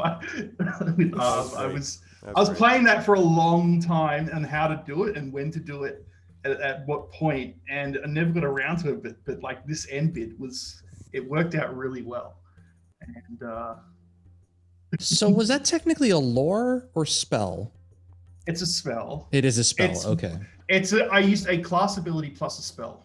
So I used what's known as divine intervention. So clerics get this ability where they can speak to their deity to do one action for them, and it's a divine action. So, and pretty much Gromnir, if you want to know the story, so Gromnir basically chose to use that to help you survive the fight, and the cost Clutch. for that MVP. 100%. and the cost of that was to be like an agent for the gods, like an avatar for them when they need it. And so it's a tough choice. Like I was thinking of using it earlier for some of the previous fights, but That was the time to use it. it was really tough. Like I had to choose between trying to keep everyone alive at that point in time when we were down in the dirt, just trying to push our way through. But we were able to get all the way to the end, just barely surviving. And sadly, it didn't go as well as we hoped. That was definitely the right time to use it, and appreciated and awesome. And I was thinking of a good way for it to happen, and it needed to be in a big enough area so it looked interesting. And ironically, that final room is like the only room in the dungeon where it worked. So Yeah. I can't believe the chances of that actually being a thing. It's just like all the roles from before, where every time Gromnir something happened, it was always because Gromnir rolled at that exact moment in time really badly or something like that. The luck of the rolls, it sort of felt like, like it was some kind of fate or something for Gromnir. Or divine intervention, maybe. Yeah, Hey. throughout all the campaigns. Yeah. Heyo. But yeah, being able to play with you guys and everyone else who has come as well for this Emberwind, even just hanging out. I mean, like even the mini games that I got to do with everyone. Everything from I did the community the once a month community D&D with you. That was fun with Bon John. That was great. Yeah, we did honey. You did honey Bon- heist. Yeah, Honey Heist. Lasers and feelings. Weren't you in lasers? Lasers and feelings. Yep. But then the host, I can't remember who was hosting it. His internet died, and so we made up. Johnny the rest was. of the way. That's right. Johnny. Yeah, and when Alec met Weller, the little mini campaigns within that. We still have the rest of that to do, so maybe we'll do that in the future. Who knows? Maybe in the future. I just have to find some spot in my schedule in the future. And because of that, I've been able to do Gromnir's Guide on this channel, and that was really, really fun. I was planning to do more, but of course, with everything that's happened, it sucks. I just have to thank you all for letting me be part of this merry band of this motley crew, I guess you could say. We really were a motley crew. Yeah. Well, Indeed. Yeah. I'm again, Saad. I'm really grateful also for the assistance that you gave as well. And I reiterate what everyone said about your RP was top notch. It was absolutely perfect for Gromnir. And I think also, the a lot of the stuff that you said behind the scenes that we were working out, should we do this? Should we do that? A lot of those were ideas that really helped develop the characters. And I think that was wonderful, not just yours, but everybody. So thank you. And, best of luck. And obviously, we'll be in touch and, hopefully we'll be able to have you, know. Are back you on seriously board. saying I have to manage my own character sheet by myself? How the hell am I going to do this? I don't know what the hell I'm doing. No, Rob, It's I'll, not a possible I'll thing. still be around. I don't know what the I'll fuck. still be I'm, around. I'll I'm help. still Don't conning worry. all of you people that I actually know what the hell I'm doing in this game. I have So, no clue. None whatsoever. And I do need to, and unfortunately, I know that we have the outro that you want to do. So, John, I'm going to ask you to do that quickly, and then I'm going to say goodbye to these folks because I do have to get to the concert at the top of the hour. Yep. So go I'm ahead all and do ready. your I'm all set. outro right here. Yeah. All right. This is from Echo. So yeah, exactly. To infinity and beyond. These are the words you have heard Buzz Lightyear say on Toy Story, but its meaning bears more than what a toy says in an iconic film. For over 4 years, I, Echo Alpha 5, have watched this amazing group do such amazeballs of Dungeons and Dragons. It's the first time I'm reading this, so bear with me. I have watched this amazing group, Trendane, Sod, John, Rob, Don, Mike, Dot, and others, as together they have brought such joy, entertainment, and passion to their beloved viewers and fans from all over the world. And time flies fast when one's having fun. It surely does. And as we are coming to another close during yet another ArvCon, it is not without its losses. Of course, there will be more adventures with some of these adventurers, but I want to say a humongous thank you, as I know Sod will be departing from the group due to commitments elsewhere. And I second that. And Rob potentially, but I, among many, hope to see Rob return for Eberron, and I'll second that as well. It is with utmost respect and big love that I thank you, Sod, for the amazing entertainment you have given in Emberwind, as part of Infinity and Beyond, and everywhere. I wish you the best of luck with your next endeavor, and hope to see you make a triumphant return to this channel and the Twitchverse. I, among many, of course, will be here to watch the next adventure take shape. And as always, stand by with the inspirations. Much appreciated to you and everyone else. It has been an immense experience. And with that said, and probably repeated, I wish to all the players Godspeed and blessed be thy adventurers. But to Gromnir Grumblehammer, the grumbling one, let us all say this together in harmony and unison. What we do for ourselves dies with us. What Gromnir and Sod have done and provided for us and others is and remains immortal. May the light shine with the blessings of the Grumblehammer. Lovely. Nicely read, John. Thank you, Echo very much. Yeah. Thank you, Echo. Couldn't say it any better myself. Bravo, it has been Echo. a great Bravo. pleasure. Needle And, to the eye, guys. Needle to the eye. All right, I know, Arv, you got to leave. I want to take one final shout out to you, because if you hadn't brought us all together, none of this would have happened. So, Absolutely. Arv, for running a fantastic, amazing campaign. And again, looking forward to what comes next and can't wait. My That's it. great pleasure, and thank you. It was wonderful to have this group of players. I look forward to Eberron. Sod, best of luck. We'll be in touch. And thank you so much as well for giving up a Sunday and bringing us up to 46, which is just amazing. We're just striding onwards and upwards. So, gentlemen, thank you. Great stuff as always from Infinity and Beyond, and the finale, the end of Palace of the Red Pasha and Tyranny of Dragons. Chat, can I get a lot of love, please, for these wonderful players, Trendane Sparks, Sod, John Helfers, Darkside Rob. Gentlemen, much love. Thank you all. And I will see you folks down the road. Thank you, chat. See you next Adios. time. Bye-bye, everybody. Love you guys. Ah, goodness. Emotions that continue. What a lovely, lovely finish. And yeah, I'm so happy to see that. Thank you again, Echo, for the outro. And yeah, I'm so glad that we had a chance to bring this all together in the way that we did. So we folks are here at 4646, but the day and ArvCon is not over. Even though Infinity and Beyond Palace of the Red Pasha is, because next up is our concert. So I'm going to take about a 5-minute break here. I need to go double check and make sure that Kilgore's audio and everything is ready to go. And then we're going to be here for our concert. And our concert is going to feature Kilgore Trout from about 9 to 9:45-ish or so. Then we're going to bring in Zach Clay. He'll be here from 10 to about 10:45 or so. And then we'll wrap up with Indy, and Indy will be with us right up until about midnight. and that'll wrap up day 3 of ArvCon. I would love to see us get this number to 5,000 by the end of the night. Can we do it? Can we go into tomorrow with $5,000 already made, double our goal? I'd love to see it happen. Let's see if we can make it happen. Thank you to everybody who made this. And yes, Thordex Mommy, I do feel a little bit worn out, wrung out, but it's the best kind, right? It's the tired that's a good kind of tired. And I'm just enormously grateful to everyone who supported the charity, and I've been enormously grateful to those players. It's such a pleasure to be able to DM for them and to see that long campaign come to a close.